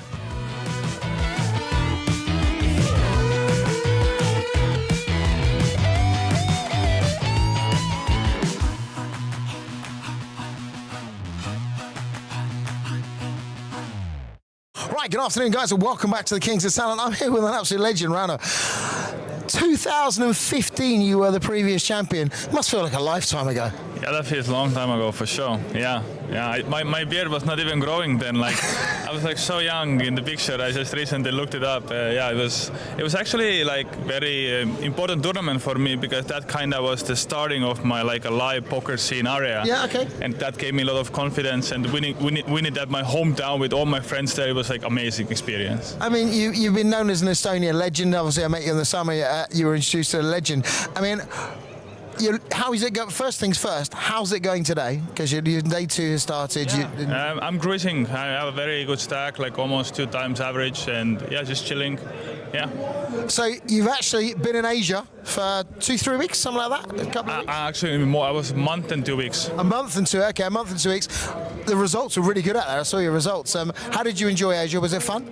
Yeah, it was fun. It was like completely like it's a very different culture, and how the game plays, it's very different. So I have to adapt, and you see things you don't normally see, like the aggression from the local players, and it's just like it's a completely new world out there. But it must be nice to go and experience new worlds, not just play your local players. Absolutely, it widens your perspective. Yeah. You know. What I love is the fact that you've actually left Asia to come back here to play the King's Tallinn, because that's how much it means to you. Because you are a champion for that many years ago. But I know you came back just to play this main event. So. Is that something that is in your heart? Is this the sort of heart the Kings of Tallinn is always going to be there for you? Yeah, for sure. As I said before, like I had this very beautiful experience of being fortunate enough to be the first ever Kings of Tallinn champion, and that stays in my heart forever. And this series, I hear it actually from everybody, even when I play like in other places in the world. All the people say the Kings of Tallinn is the real deal, and for me it's also like the people, the fun, like it runs so well. Teresa does amazing work. Everybody does great work. It's just an enjoyable series, you know. It's a fun with over 70 events now. It's getting bigger and bigger. I'm going to ask you one more thing before you shoot. I know you're on a break, so I know I've quickly grabbed you. I've got to ask you a question. And a lot of poker players have different routines. How do you prepare for a big tournament like this? Do you have a routine you go through? Do you just go, right, I'm going to go play poker tomorrow? Or was there anything that you do to like get a routine ready? How do you prepare? Yeah, I actually work with a performance coach. So we have like a protocol and things that we do. Like one of my things for me is that I just write down some like notes or some ideas, like things that I want to keep like connect myself connected with, some thoughts, reminders, and then during the breaks or like during the game I might sometimes review them. Also like getting in some exercise, potentially doing some Elliot Draw MP3, like listening some stuff, getting my mind prepared, and things like that can really add up long term and can avoid you like burning out and like staying focused more on the process, not so much on the result. Because as a poker players, we don't have like so much control of short-term results, and if we try to do our best to be focused more on the process and things we can control, then it's just gonna be much like easier to take up the losses and like carry on with like a healthier mindset. I love that, because it's more than a passion, it's a job. Yeah, it is. It's a job. So at the end of the day, it's your business you're running, and if you can control that business the best way you can, you're going to take every advantage that suits your head as well. Because poker's a funny game, as we know. It's a long game, and we have ups and downs like everyone else. And if that's how you control it, I think that's brilliant. Absolutely, yeah. It's every edge matters. In a game of pressing small edges, every edge matters, and being prepared mentally can give you a pretty significant edge, I'd say. I love that. Thank you very much for opening up and telling me about that. Next time I interview Rana, I'm going to get some platform shoes, all right, so I can actually jump up on the stair. He goes, that's much better. Rana, thank you very much, man, and good luck. Play well, yeah? Thank you. You never know, we might be interviewing him, holding the crown at the very end for the Kings of Tallinn. Thank you very much. Thank you. Cheers, buddy. Yeah. Thank you. Bye-bye.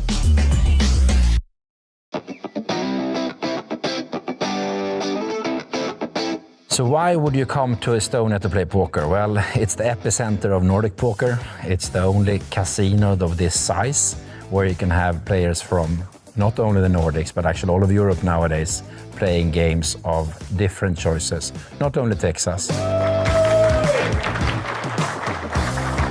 A good component of any tournament series out there is, of course, a great community. prize pool doesn't matter. 90% of us will lose money. So we need to have a good time when we're at location. Yeah, there's a special community always here when you come to play Olympic casino tournaments in Tallinn. I have formed many friendships with poker. I think Kings of Tallinn is a lot of fun, nice challenge for everybody because the level of play is nowadays quite high. High quality of service, dealers, organization. Of course, the marketing and also communication between the players. A lot of Finnish players come, a lot of Swedish players come, and a lot of local players come and they have fun. So it's a bit more relaxed here than in most other poker stops.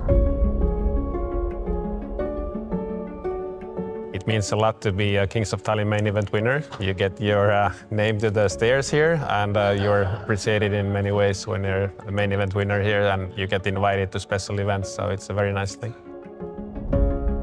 It's a great pastime activity, it's a great hobby. You use your brain, you meet people from all walks of life. You can travel a fair bit, and wherever you go, most people knows the rules, so you meet people in different cultures, different settings, but they play all the same game, and we all love the game. That's why poker.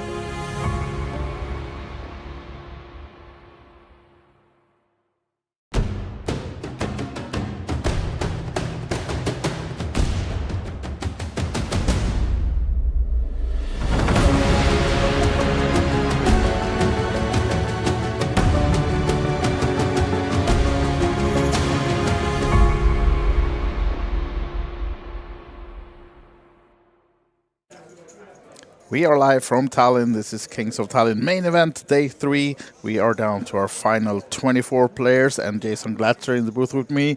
We still have a long way to go until we reach that final table. Yeah, whether it'll be today or early tomorrow is still up in the air. They're going to do their best to get there today, but the pace of play will have to pick up a little bit, I think, for us to reach it. But we're going to find that along with you. It's going to be close, I think. Yeah.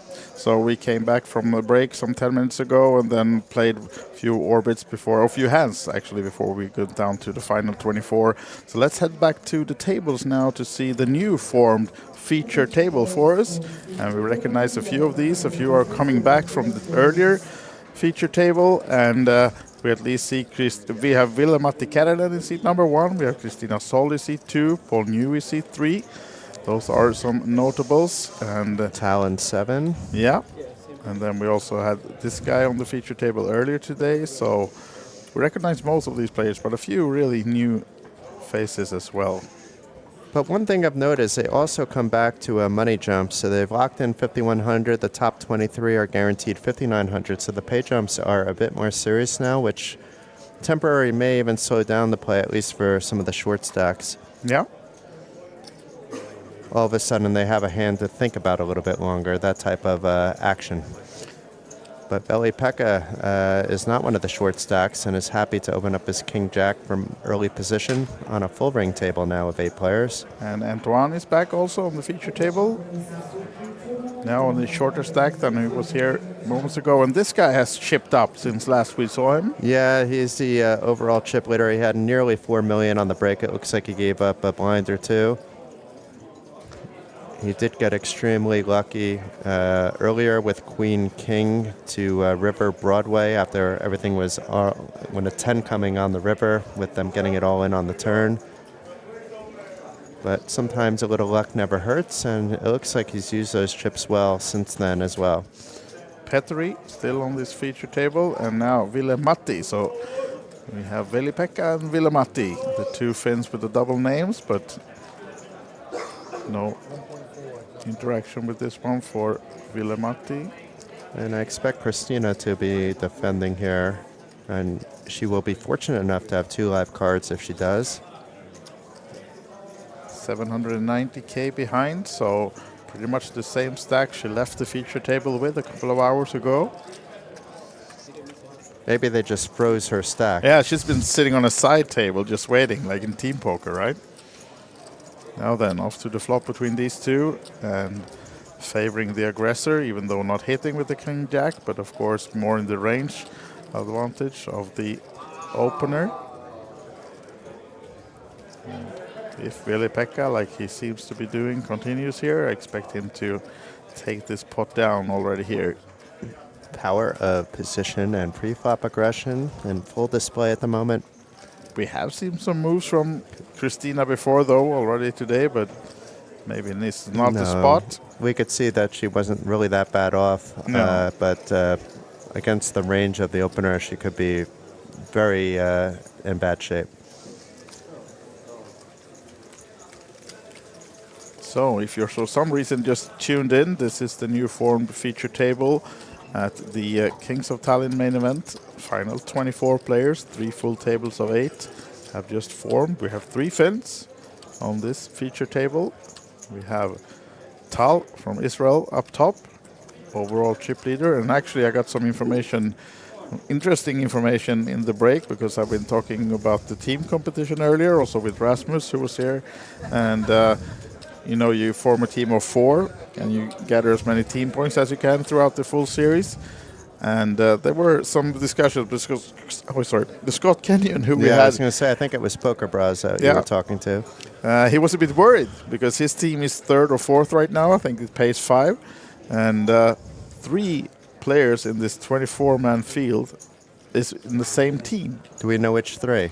Yes, we do. It's the team of Israel. Oh, so wow. it's the 3 Israel. So Tal, Shaul, and there was a 3rd Israeli I missed, Lev Margolin. Yeah, exactly. They're in the same team, and they are really in the bottom of the standings before this one.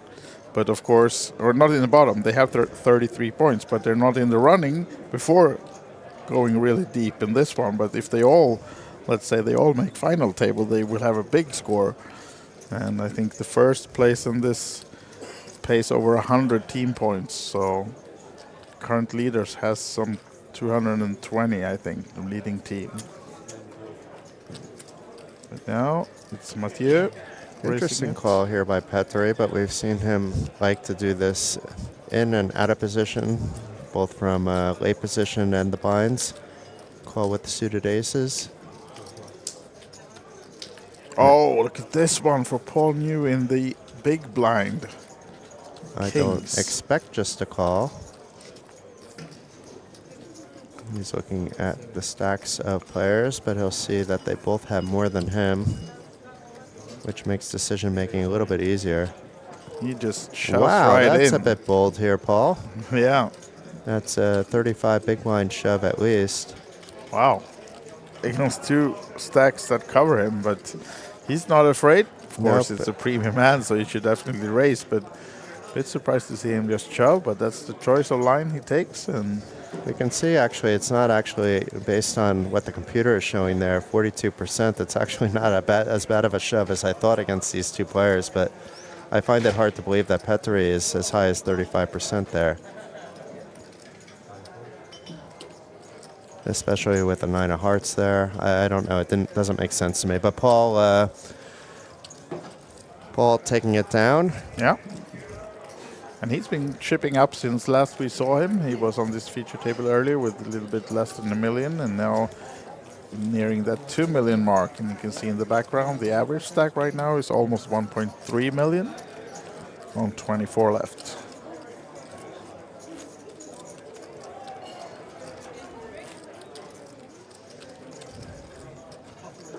Who is the 4th person on this all Israel team? You mean the only one who didn't make it? Yeah, who do we name and shame? It should be Elshai Ben Tov. Okay, I don't know any of those 4 players from before, I don't believe. We've had 2 of them on the TV table, with Tal getting the most time.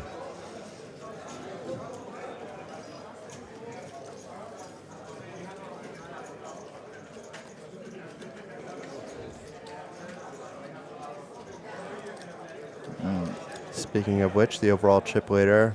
I don't know what I'm most impressed about, his amassing of chips or the fact that he's still wearing that winter hoodie under the lights, because it's warm up there. And showing some nervous energy, actually. Maybe it's just the excitement of being a chip leader at this stage. I'm not saying it's causing him to play differently, but it's evident that he's excited. All in train for Ville-Matti Kärnen has just got started. Oh, no. And he's in for, this is trouble. Yeah, Paul. For the short stack. Paul might just jam it based on what he did with the kings. He also understands there's a ladder brewing, but that shouldn't really affect his decision making at this stage.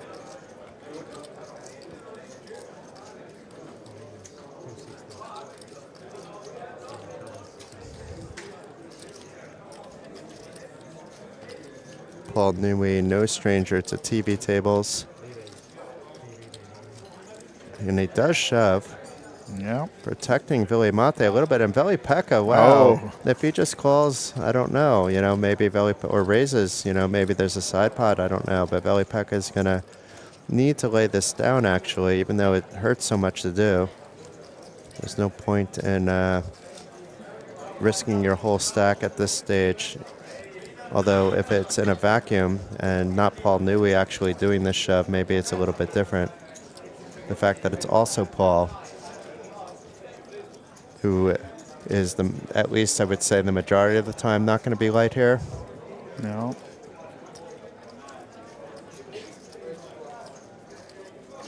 But if Veli Mate folded his fours, then we're really in for some interesting raising wars between the blinds. But Veli Mate does have to shove his fours from the cutoff in an unopened pot.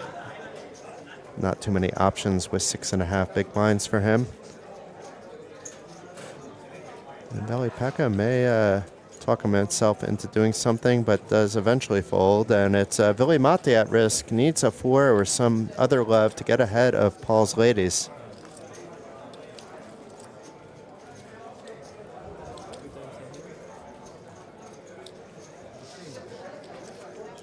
Here we have the and we see Chris reporter, on the screen, Christopher yes. Carlin, in the background as well, really eyeing, see if he can find a 4 for Veli Mate. Oh my God, wow. It was hidden as well underneath. Sneaky 4 on the flop to push Veli Mate ahead, and now down to it's two just queens, a or queen that actually can one. hurt him, just one. And it's the 2 of hearts, so it's a full house for Veli Mate to double up. And we have actually some new information that Veli Mate now has a better chance to make the final day. Our sideline reporter, our live reporter at Poker.pro, we've seen him here in the commentating booth, and we'll get him back in a little bit tomorrow, Christopher Carlin. Amazing, he dropped in to tell us that they plan to play either to the end of level 28 or down to 16. Is it the sooner of or the later of? I think it's the sooner of. Okay, that's very good news for the players because they'll be well rested, and if they need a longer day tomorrow, well, it is the final day. All their energy can go into that. And we may have more information, apparently, because we've been just told by our producer to check messages, but maybe... no, it's the same. Whichever comes first. Whichever comes first. So it's a maximum of another hour and a half, give or take, on stream time. About an hour and 37 minutes if we're being precise. Yep. We'll see about that. Or 40 minutes, I guess. Yeah, and I think 16 is going to be a coin flip, actually, whether it gets down that far. Is it time for that side bet action now? I'm saying we're not going to reach 16. Yeah, I think it's going to be close, and too much needs to happen. It's also that this next spine level doesn't really, it's only a 25% bump, actually, so it's fairly flat now for the next hour and a half, give or take. And we're dealing with an average. Where's the average? That'll help me a little bit. Let's get that clock going. I think 1.2. So then that would bring the average to around 1.8. And while Jason is deep okay, in I'll games, take it. We're not able to. We're not even wagering anything because of Juhani. So no, we're not. It's a friendly one. But I'm not sure I would have taken it if it was as serious as a beverage ticket bet. Now then, under the gun race from Antoine, with just 500 behind, our chip leader with 6s. Under the gun +1. If it was any other player, I would say it would be silly to be actually thinking here, but Tal with the chips, maybe getting a visual on Antoine's stack. It's still early position. I think that would lead most players to find actually a fold here with so many more players to act. Yeah. But Tal is the one player that people don't want to really mess around with. And we actually have new paparazzi and Teresa. She's in good spirits today. Yes. Dancing. Well, it is outside our Valentine's booth. Day. Perhaps Yeah. perhaps her partner in life for at least a decade, or maybe it's a decade exactly. We get confirmation that the decade is accurate information. Gave a nice present for Valentine's Day. Or at least a nice hug for Valentine's Day. We got drumsticks for Valentine's from this very same guy. Oh, he bought roses, so well done, Yarko. If those of you want to check out Teresa, just come here. But if you want to check out Yarko, well, you can come here too. But I recommend you go to Rantalarock.com, maybe. No, that. But he also has a drum course. But what is he on Instagram, Teresa? Yeah, his homepage is rantalarock.com, but his Monaco band is Sublime Tragedy. Sublime Tragedy is his new band. They were just actually in the limelight where all the scouts go, where the new up-and-coming bands have been coming up since the 60s, in fact, at Whiskey Go-Go. I remember I was there once. I would have loved to have been there for my friend Yarko, but going out to LA just to support a friend is a bit of an ask with the family back home. I think you need to get your priorities straight, Jason. Next time we go, okay? Next time. Now then, will it be trouble for Antoine? Because we have seen a 5 folded, so if there is a case where these guys go at it here now, with the 3-bet from Tal, Antoine will be in trouble. I think Antoine, from what we know of him, is not going to be messing around here. No, he's not. Lays And it nice down. read by Antoine, and Tal actually Really with wants a to nice see read the as hand. well. Yeah, Tal is a character. Okay, to was say the more least. intrigued about what that was. Yes.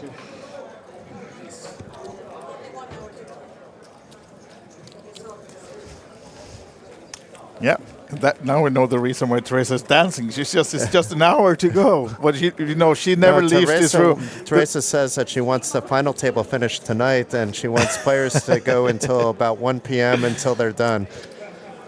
Yeah, we know that Teresa. It'll be free coffee for the players if that happens. Maybe on my tab now, but I think we are ending in an hour and change, so that won't come into play. But we're having a little fun now. It is getting late for us as well, so pardon our little giddiness there. But that was Teresa, the tournament director, also making sure that we got the information. So that's now the third person. We're actually we're being treated very well, actually. We even had the tournament director come to confirm. But it was first actually the sideline reporter, Christopher Carlin, taking care of us, and Edgar's was literally about 5 seconds later. Could any of these guys also service some oysters and stuff, you think, or they just service information? I think mostly information. Okay. Although, to be fair, if we ask Edgar's, when we were used to be like locked away in a booth, now we're kind of out in the open for a beverage. He was always happy to help out with that if he was in the area. True that. And now, same with Mr. Carlin. Sorry, Jason, but I just have to get back to the table for a little. Yeah, there's a little jammy going on. It went from 5s to 4s, but this time it's a jam. 1-4 folded, so in case he needs to better his hand, he will have less outs, but seems like there are no takers. Or do we have a big blind already committed? No, not committed, but he has committed a parts of his stack, but lays it down, saves So it getting for the a chips rainy day. back. He lost 80 before, gained 100 back, so yeah, 1 for 2, up 20K. Let's see if we can get a glance at the clock to see whether the next pay jump bubble broke.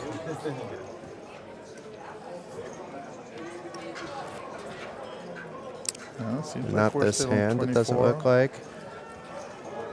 No, the guys in the studio have been doing a good job updating the field size, but we can always be like a half a hand ahead when we see the clock as well. And I'm anxious. You're anxious? Yes.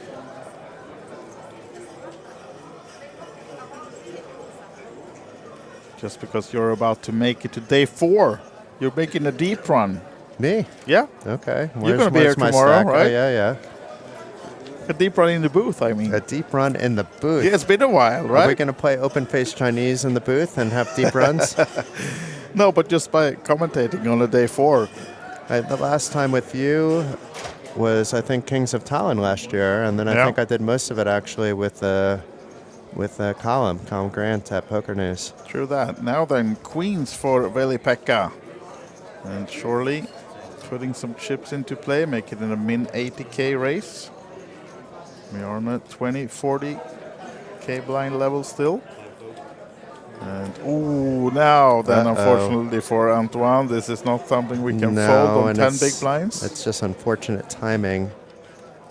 And we did see for a second there that there are still 24 left, so maybe he's going to take his time for that reason. But we know that it's going to get in. He can't call. A fold would be good in this particular situation, but in a vacuum, a small blind versus cutoff, you have jacks with 10 big blinds. There's just really one move, maybe 1.5 if you're going to leave a chip or two behind. I don't think that's Antoine's style, though. No, it wouldn't hurt to do in this particular case with the money bubble looming. Not bubble, but money jump. Yeah, it'd be one heck of a payout right now if it was money bubble. Yeah, sure. But here, the chips go in.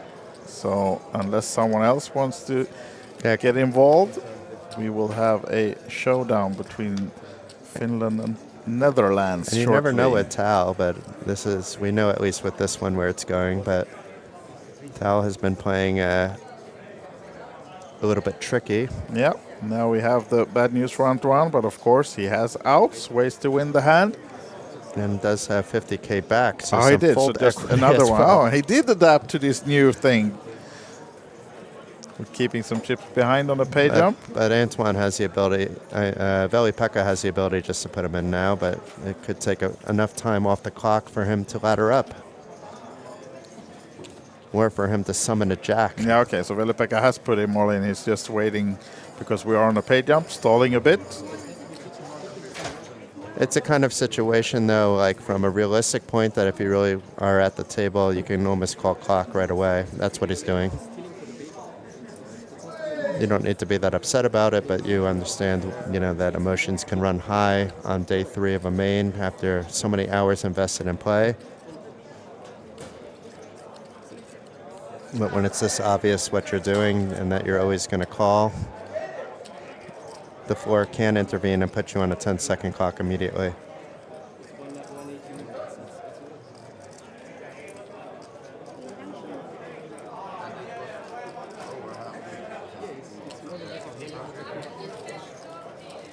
Okay. What was that? Still waiting for the decision whether it was a raise or not, because Veli-Pekka meant to raise him all in, but unless he put enough chips in, it's not a raise, so then he can still stall with the 50k behind, and the player in between them is not happy about this either, so we're still waiting for the floorman decision, I think, whether it's a raise or if it's just a call from Veli-Pekka. Meanwhile, Antoine may earn an extra 800 euros out of all this. Yeah, exactly, so he don't want this to go in already if he doesn't have to.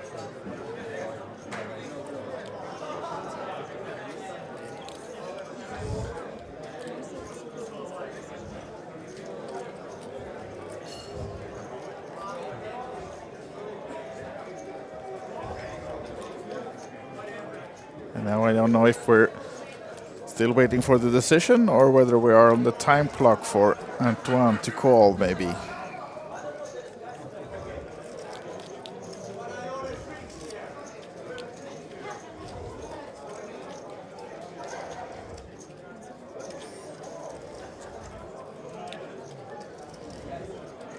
And here we go. It was a race and he was forced to call, of course, and just waited as long as he could. The time minute, and now showdown. So Antoine, as of now, needs a jack to stay alive. It's interesting, a player from the Netherlands, 420,000 all in. But let's see if he can get some love. He has played well on both times he's been at the feature table. No love on the king, deuce, tray flop. Neither player with clubs. Queen still miles ahead. King of spades on the turn. It's just 2 outs to save the day for Antoine. And it's the 10 of hearts. That is not one of them. So Antoine out in 24th place for 5,100, and the remaining 23 players now have locked up an extra 800 euros. 5,900 locked up and loaded. Great news for everybody with the short stacks anyway. The bigger stacks just want play to move a little bit quicker. Yep. Absolutely. Take advantage of the tired short stacks. For those of you not watching locally, we are at 11:40 p.m. local time. It is day 3 that they began at 12 o'clock local time, 12:30 stream time. So they've already been playing for more than 11 hours just today, and it is day 3. However, they don't have too much more to go. They'll finish this level, they'll finish that level, and if we get to 16 before then, they'll cut it off and restart the clock where it ends. But both Wise Guy and I do think that the likely scenario is that we're going to play out the 2 levels rather than reach 16. But it will be just about, we both think it'll be close anyway. Yeah. I have a friendly, non-monetary wager, Juhani, of 16 will be reached. But if I was betting with, with a little bit of more than just wanting to have some action, I would have chosen the same side as Wise Guy. Yes, I'm going to go with that. We are going to be 17 coming back tomorrow. Well, we'll see about that in an hour and so. But then you just keep playing to get to 16, so you could start with the Queen 2 tables. Or are we going to start the stream with the short-handed table, which could be interesting, dynamic as well. Either way, the decision has been made. Whatever comes first, either time or 16. So if we're time-wise down, 17 left, I guess we But what are about stopping. bomb pots? Do we just go to bomb pots We if could do it's that. 17? Or we just do that here in the booth. And we vote one guy out to get it to 2 clean tables, right? Tal now. Or it could be like one of these elimination game shows that if you're on the bottom stack with 17 left, you're just automatically eliminated, chips redistributed. But no, of course, it's just going to be whatever it is, and we'll see where we wind up. We'll find out along with you in about an hour and change. And Jason, I have a question in the YouTube chat of OlyBet Poker for you. How many Lithuanians still in the main event? Well, unfortunately, unfortunately, I think we're just down to Polis, but I'm going to double check that. No, Egidius Matonis is still in. Right. As of last break, he had close to 1 million. So there's 2 Lithuanians still in. Polis did have a short stack the last time I checked on him, and Davidas Dobaris, a very good player, also went out in 29th, and another Davidas and Davidas Butnoris, who we had on the TV table for quite some time, out in 34th. So 4 Lithuanians in the top 34, Justus Vaičiūnas in 43rd, Algirdas, a friend of mine, out in 53rd, Algirdas Saveikas, and Rytis Bitauskas in 58th, and a few other Lithuanians also in the top 100, including my friend Stanislavas. We also see in the YouTube chat that we had some cheers for Antoine before he went out, some flags flying in the chat, but unfortunately it wasn't enough to give him the correct one. And that actually should be, we have French flags flying that in was the chat. maybe for Baptiste or Matu. Baptiste isn't on the table, so it must be for Matu. Yeah. And Baptiste, I believe, went out much earlier anyway. And the other French person, Alexis, we had on our TV table earlier, so it depends on when those flags came in. Yeah. I bet they're still French, though. Maybe rooting for both. Exactly. Ville-Matti Kärinen in the big blind, looking to maybe defend. No, he does not, from the opening from Tal. So he gets to almost reach the 4 million mark. Tal is actually dangerous now because he's so unpredictable and has chips. Yeah, we saw that earlier today. He came in with a big stack on this table, on the feature table, and then he was driving it action around, but then he lost a big chunk of his stack, had to repossess a bit, but now back in the driver's seat for sure. And I think it will be a hard nut to crack as long as he has the big stack and the aggressive way of playing as he does. But it is a higher variance form, and he does seem like a very emotional player, so he needs to keep his emotions in check if he loses a couple of hands to not go all tilty-tilty. Yeah. But for now, he has momentum. He is the chip leader. We have 2 people checking out the decorations from Valentine's Day up in our booth. Yeah. But meanwhile, it's our Frenchman, Mathieu here, Matthew, with the 9s. Opening it up for a min-raise from the hijack. Tal sees He some seems suited confident. connectors. Look at this. This is like, I don't see a fold with this look. He's asking for how much he has, actually. I think he wants a 3-bet, in fact, with 5-4 suited. I love this. I don't advise it at home, per se, but I just love it for stream ability, and being that he's a chip leader, these are the kind of moves he can get away with. Okay, it was a little bit of show there, but it shows it's hard to read him because I thought for sure there were chips coming in. And we have Petteri with the ace tray. If it was suited, we know he likes to call these hands.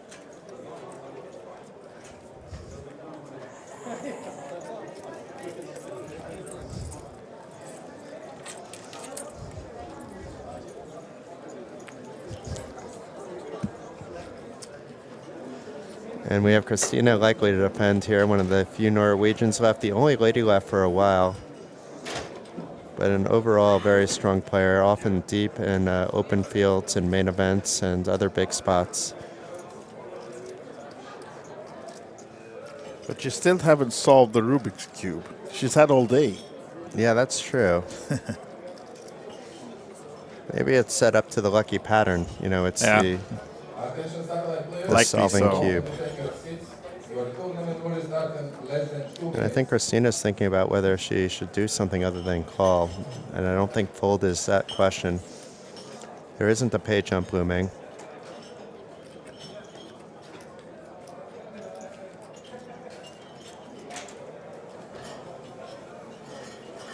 Just comes with the call.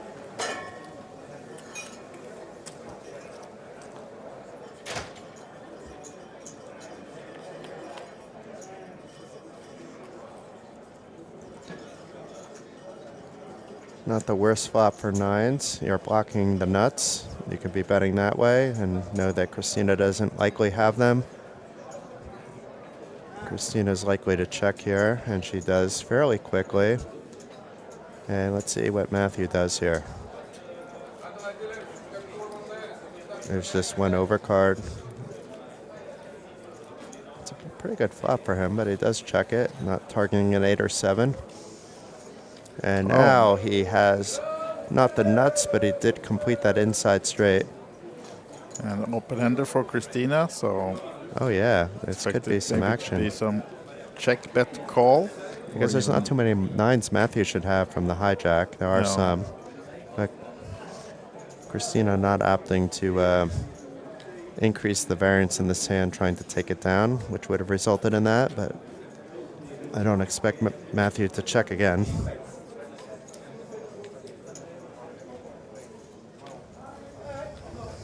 Reaching for chips now, Mathieu. And it's, I think, just half the pot. And Christina may even think her overcards are live, and this would be an easy call if she factors that in. We see that they're not. But if she gets one of the 2 nines or one of the 4 aces, 2 of them are dead. It's happy days for Christina, but this is not a happy ending. No, not to be. For Matthew it is, but not for Christina. Yeah, absolutely.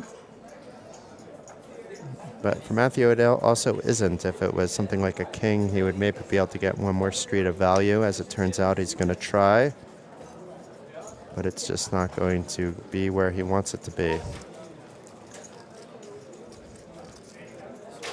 Oh, we're getting new decorations as we're winding down for the day. It's never too late for Valentine's Day decorations. Definitely not. And Matthew, it looks like he sized it up. I don't know if it was 300 and change and 400 and change, 300 and change. Even if it was 100 and change, I don't expect Christina to do anything. And at this level, she has no fold equity to come over the top with, which would be not necessarily recommended either. And Matthew up to 1.8 million. Christina, it's getting a little bit dangerous for her, but she still has enough chips to be a little bit patient here, especially with 20 minutes left on the clock. So we see in the background that we have lost another player on the outer table, and it's Evhen Sukhov, Ukraine, unfortunately, busting out in 23rd. We had him on a featured table the other day. Yeah. I think in the 555 maybe. Or was it the PLO? Might have been Either the of them, PLO. yeah. And 22 left now then in this 1,100 euro main event, Kings of Tallinn. This is the feature table that we have in front of us. And the chip counts from this. And this is Veli-Pekka. Veli-Pekka Tapani Penttinen.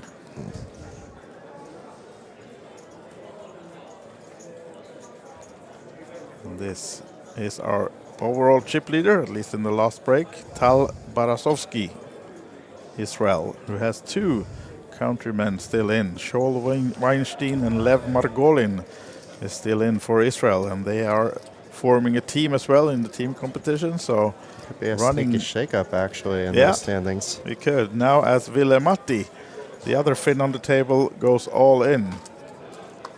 And Paul From knew the he wouldn't be button. calling if that 5 or 3 was even paired, so certainly No. folding when they're not.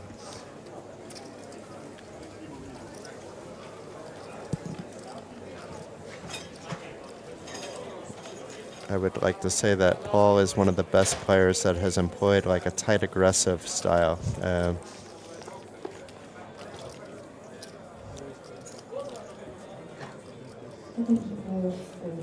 Now we have someone almost trying to destroy our commentating area. Yeah, we won't mention who. It's risky to sit here in the middle of my the risk assessment action went up. at a Saturday night like this.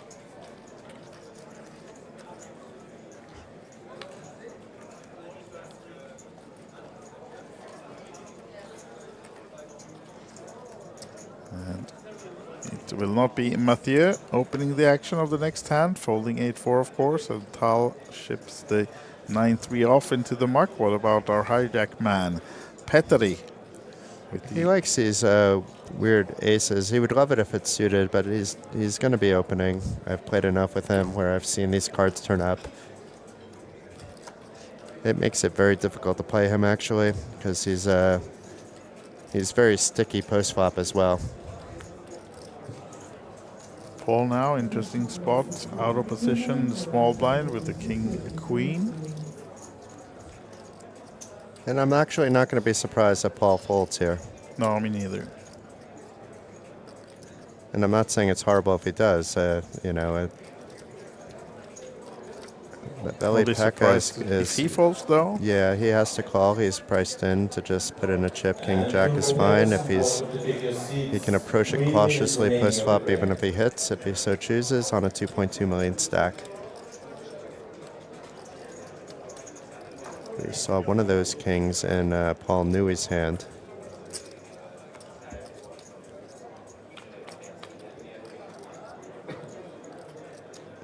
So Paul would have flopped the top pair if he was able to find a call, but instead it's Petteri with the bottom pair who let out from the hijack. It's not that he's necessarily betting just because he connected the 6, but it is a good flop for him to bet, even if the 7-6 hits the big blinds range kind of nicely. At this stage of the game, defending ranges become a little bit tighter anyway, so it's easy also to get away from, and he knows that if he's called here, it doesn't mean that he's behind or ahead. The bet's too small to really give him information. But it does get the job done against the King Jack. And Petteri now over 2 million. Yeah. Very good. Here's a look at the chip count. So 2 players above him at the table in Veli-Pekka and Tal. Tomorrow's payouts up on the screen based on the new information. There's going to be a few payouts before them, but this is what they're really playing for. In the meantime, they may pay attention depending on how their stacks are looking at some of the pay jumps. So the next pay jump is actually going to be coming along a little bit quicker. It's now 3 to a pay slot, so it's going to be top 20 earned 6,750 euros for an 850 euro bump. And then it'll be top 20 earning at least 6750, top 17 at least 7750, and the rest of the payouts are going to be mañana. Mañana. And Do we have Mathieu any has Spanish players off in the field if I'm speaking Spanish? No, we do not. Speaking about Spanish, we turn our faces to the French bonanza in the chat, because they're all rooting for Mathieu. But one player is telling him to go home. No. Go. Oh, No, go. after. Oh, sorry. Yes. That's not very nice. Actually, yes. I missed that. I just read it like all chance. Oh, There he's used to not be a going hockey home. player I liked called Stéphane Matteau from the French area of Canada. Growing up, it shows my age because he's an 80s player. I think my 90s, actually. He was early 90s. We're talking Montreal Canadiens? Yes. No, he was on, I think, the Rangers back then, but he was from that region. Now then, ships it in here, right, from the big blind. Yes, against the race. And well-timed to do this, because Paul will not be contending with just the Queen 7 suited. But a big all-in from Mathieu. Je ne parle pas français. No.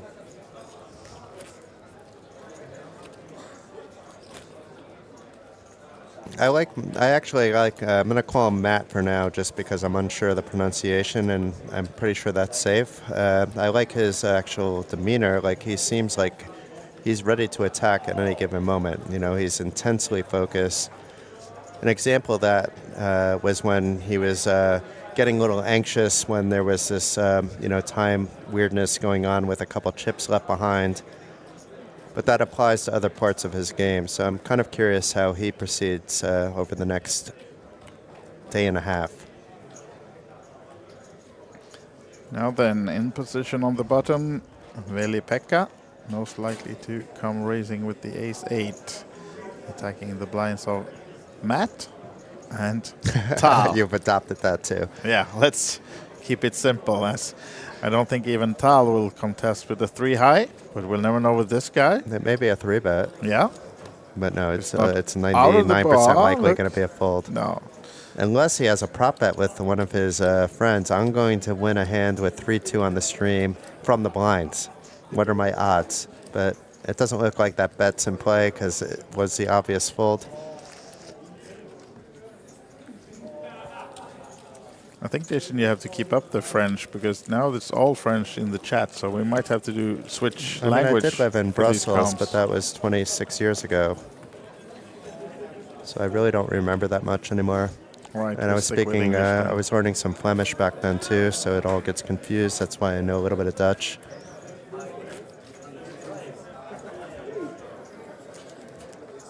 But I can barely speak English. You don't want me speaking French.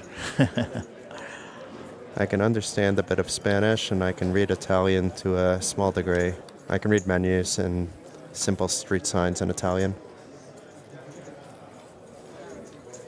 But the big question is, can you solve that Rubik's Cube? That one, maybe. A real one, I can do it, but not as fast as the next person. Paul now opening with the ace-10 in the hijack position, making it a min 80k to go.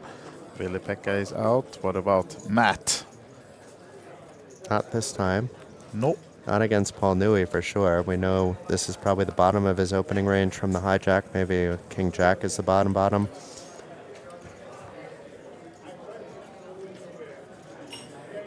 What we know and the players know are different. We've just seen so much of Paul here in Tallinn, and of course, on other streams at other places, to know that he's a very good player, but he adopts a tight approach pre-flop very often. Sometimes you'll see him do something that's out of character for Paul, but in character for a loose aggressive player. But he has that style down right. And I think we have one Spanish player left. I haven't seen G. Gordo go out, and it's a very good Spanish player. He's a beast online.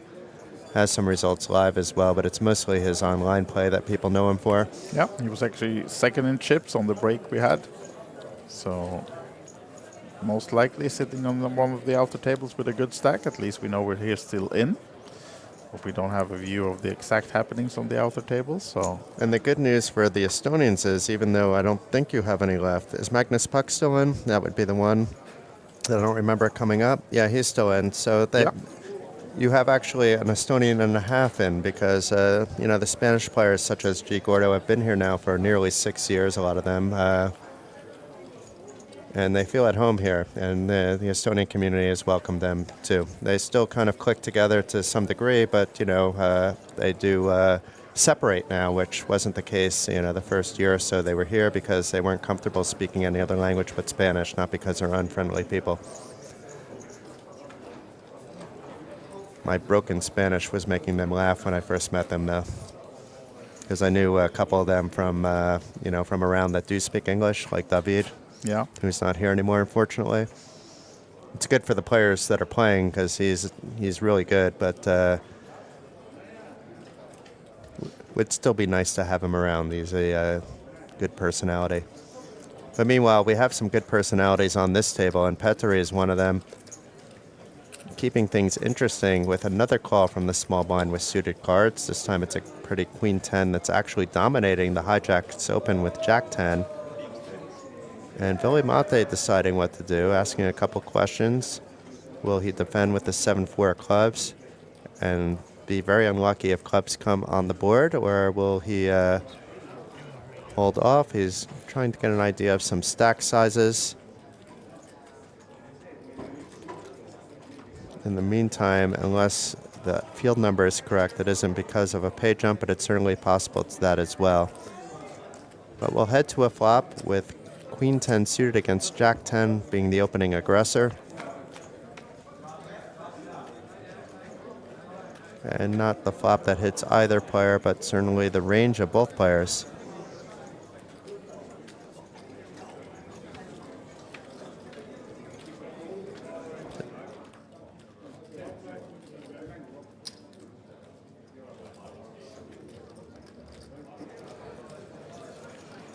So this is interesting information here.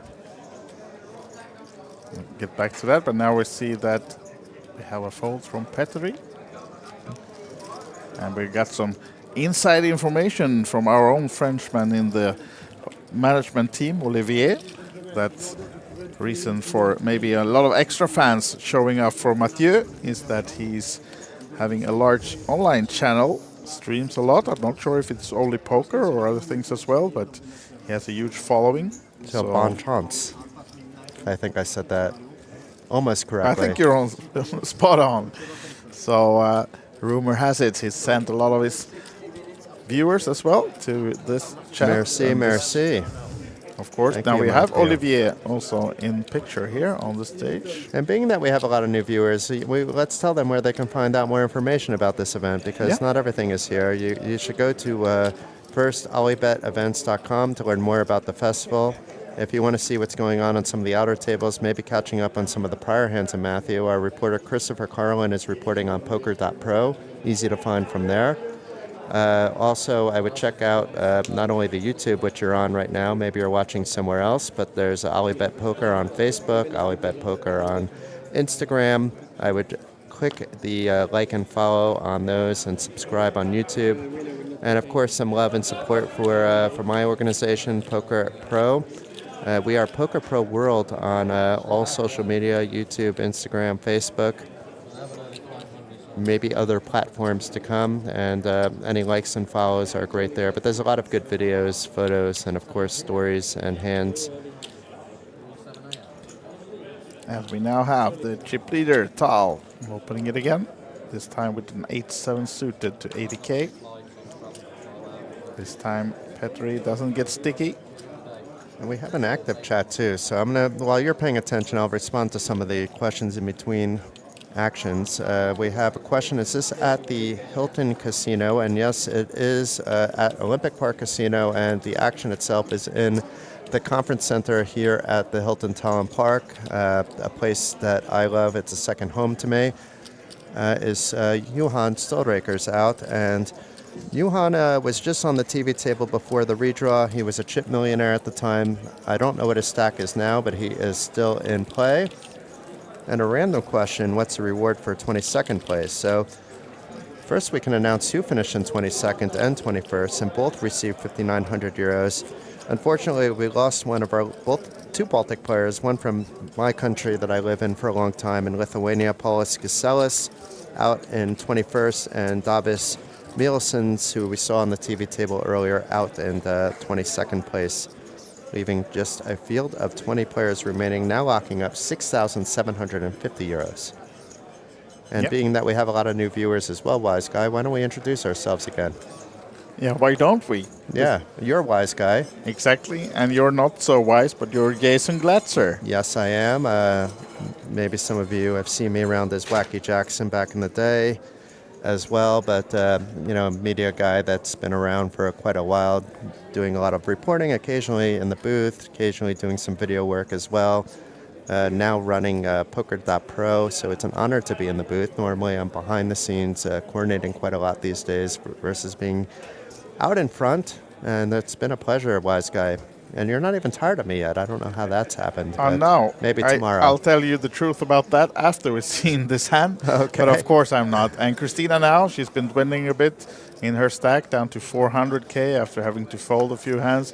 But now he finds an option to go all in. And what's Paul I'm doing? not sure what Paul is thinking about here.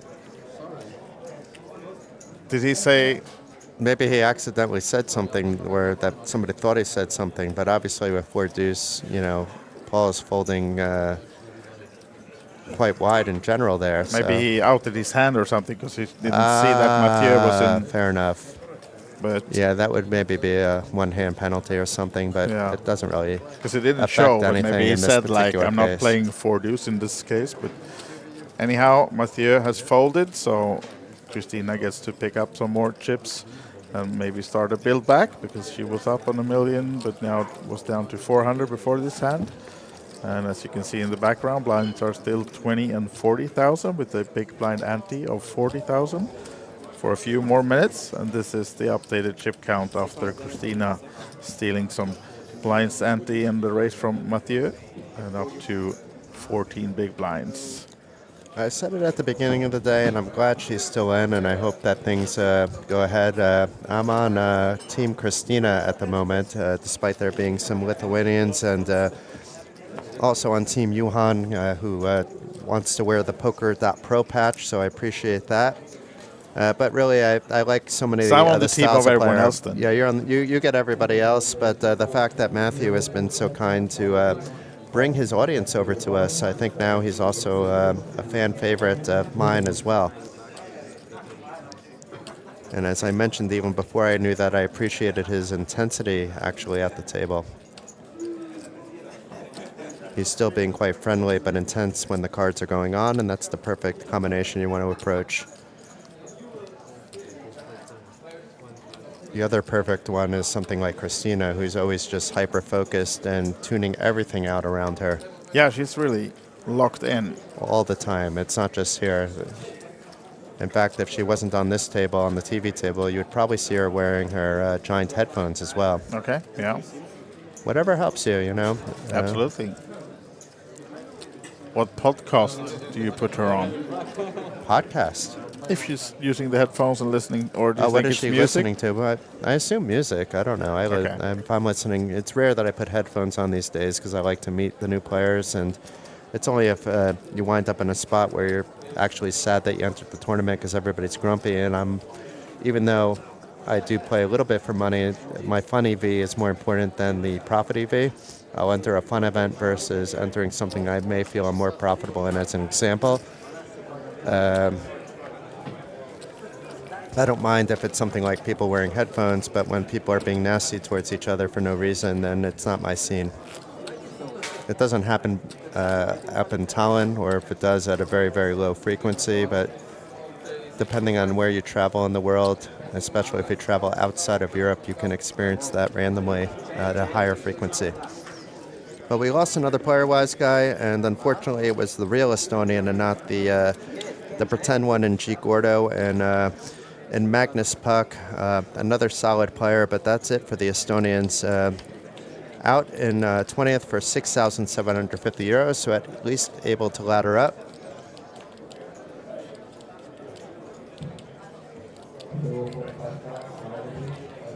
Oh, Tal, we've seen you play a lot of pots. Yeah, but he hasn't played in a while, though. No. Finds a decent hand. It's under the gun, though, so he decides to let it go.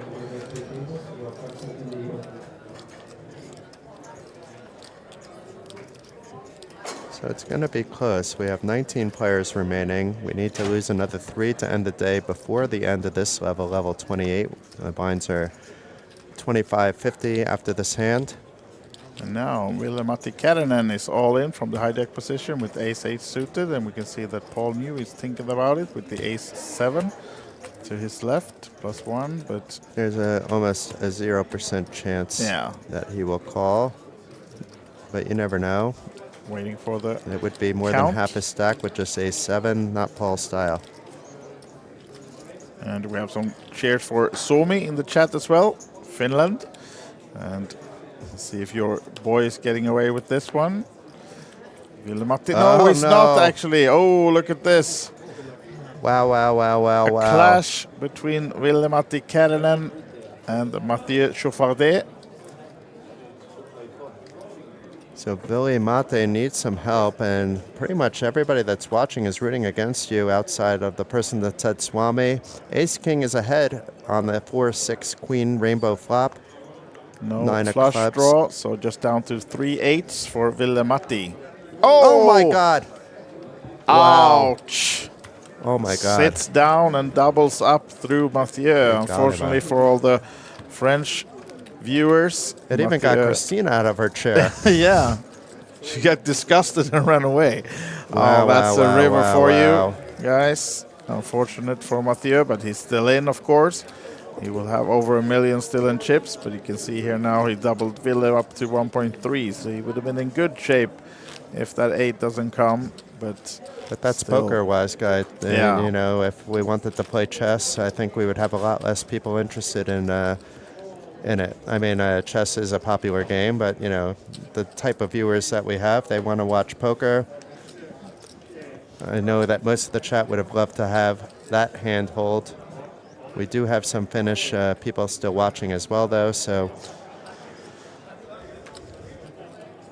Yep, and 3 Finns on this table. One of them now starts racing under the gun in the next hand, ace-5 suited. And Ville-Matti folding an ace with his newfound bigger stack. And it's how Matthew reacts now. You know, like you lose a big pot, but you still have chips. You know, if you just need to take a deep breath and understand your new situation and not get frustrated about it. And you can see he seems a bit relaxed about it all, so I think everything is fine there. Meanwhile, Tal waking up with ace-jack in the big blind, and we know Tal's randomness, and now he has a hand that is dominating Petteri's ace-5 suited. And giving that stare down. I don't know where those sunglasses had that he used to be wearing. Yeah, there were asks about that in the chat as well, and kind of missing those. Maybe he's not allowed to wear them anymore. I don't know. Maybe it's no sunglasses is deep on the feature table, but I don't think they make that rule because lights can be bright, so there's other reasons to be wearing them other than hiding your eyes. Here they come. Oh, he heard us. He heard us. Thank chat. you, Tal. Here we go. We just needed him to get involved and flop a gut shot. Then they come up. But he's still ahead, of course, with only the ace-jack against Petteri, who has the backdoor clubs. And see if he was the aggressor pre-flop against the big blind of Tal. I was expecting him to continue, but he doesn't. It was a bad flop for him, but the turn made it all better. Yeah, turning the it flush just hit draw. the range of Tal's calling range, that 7, 10, 9. And now if Tal bets, Petteri has some options available to him. If he bets big, the options kind of dwindle a little bit, but a small bet, he can call, he can raise. And as I said, it's hard to predict Petteri once you get to this stage of a hand, and equally hard to predict Tal. So let's see how they both approach this one.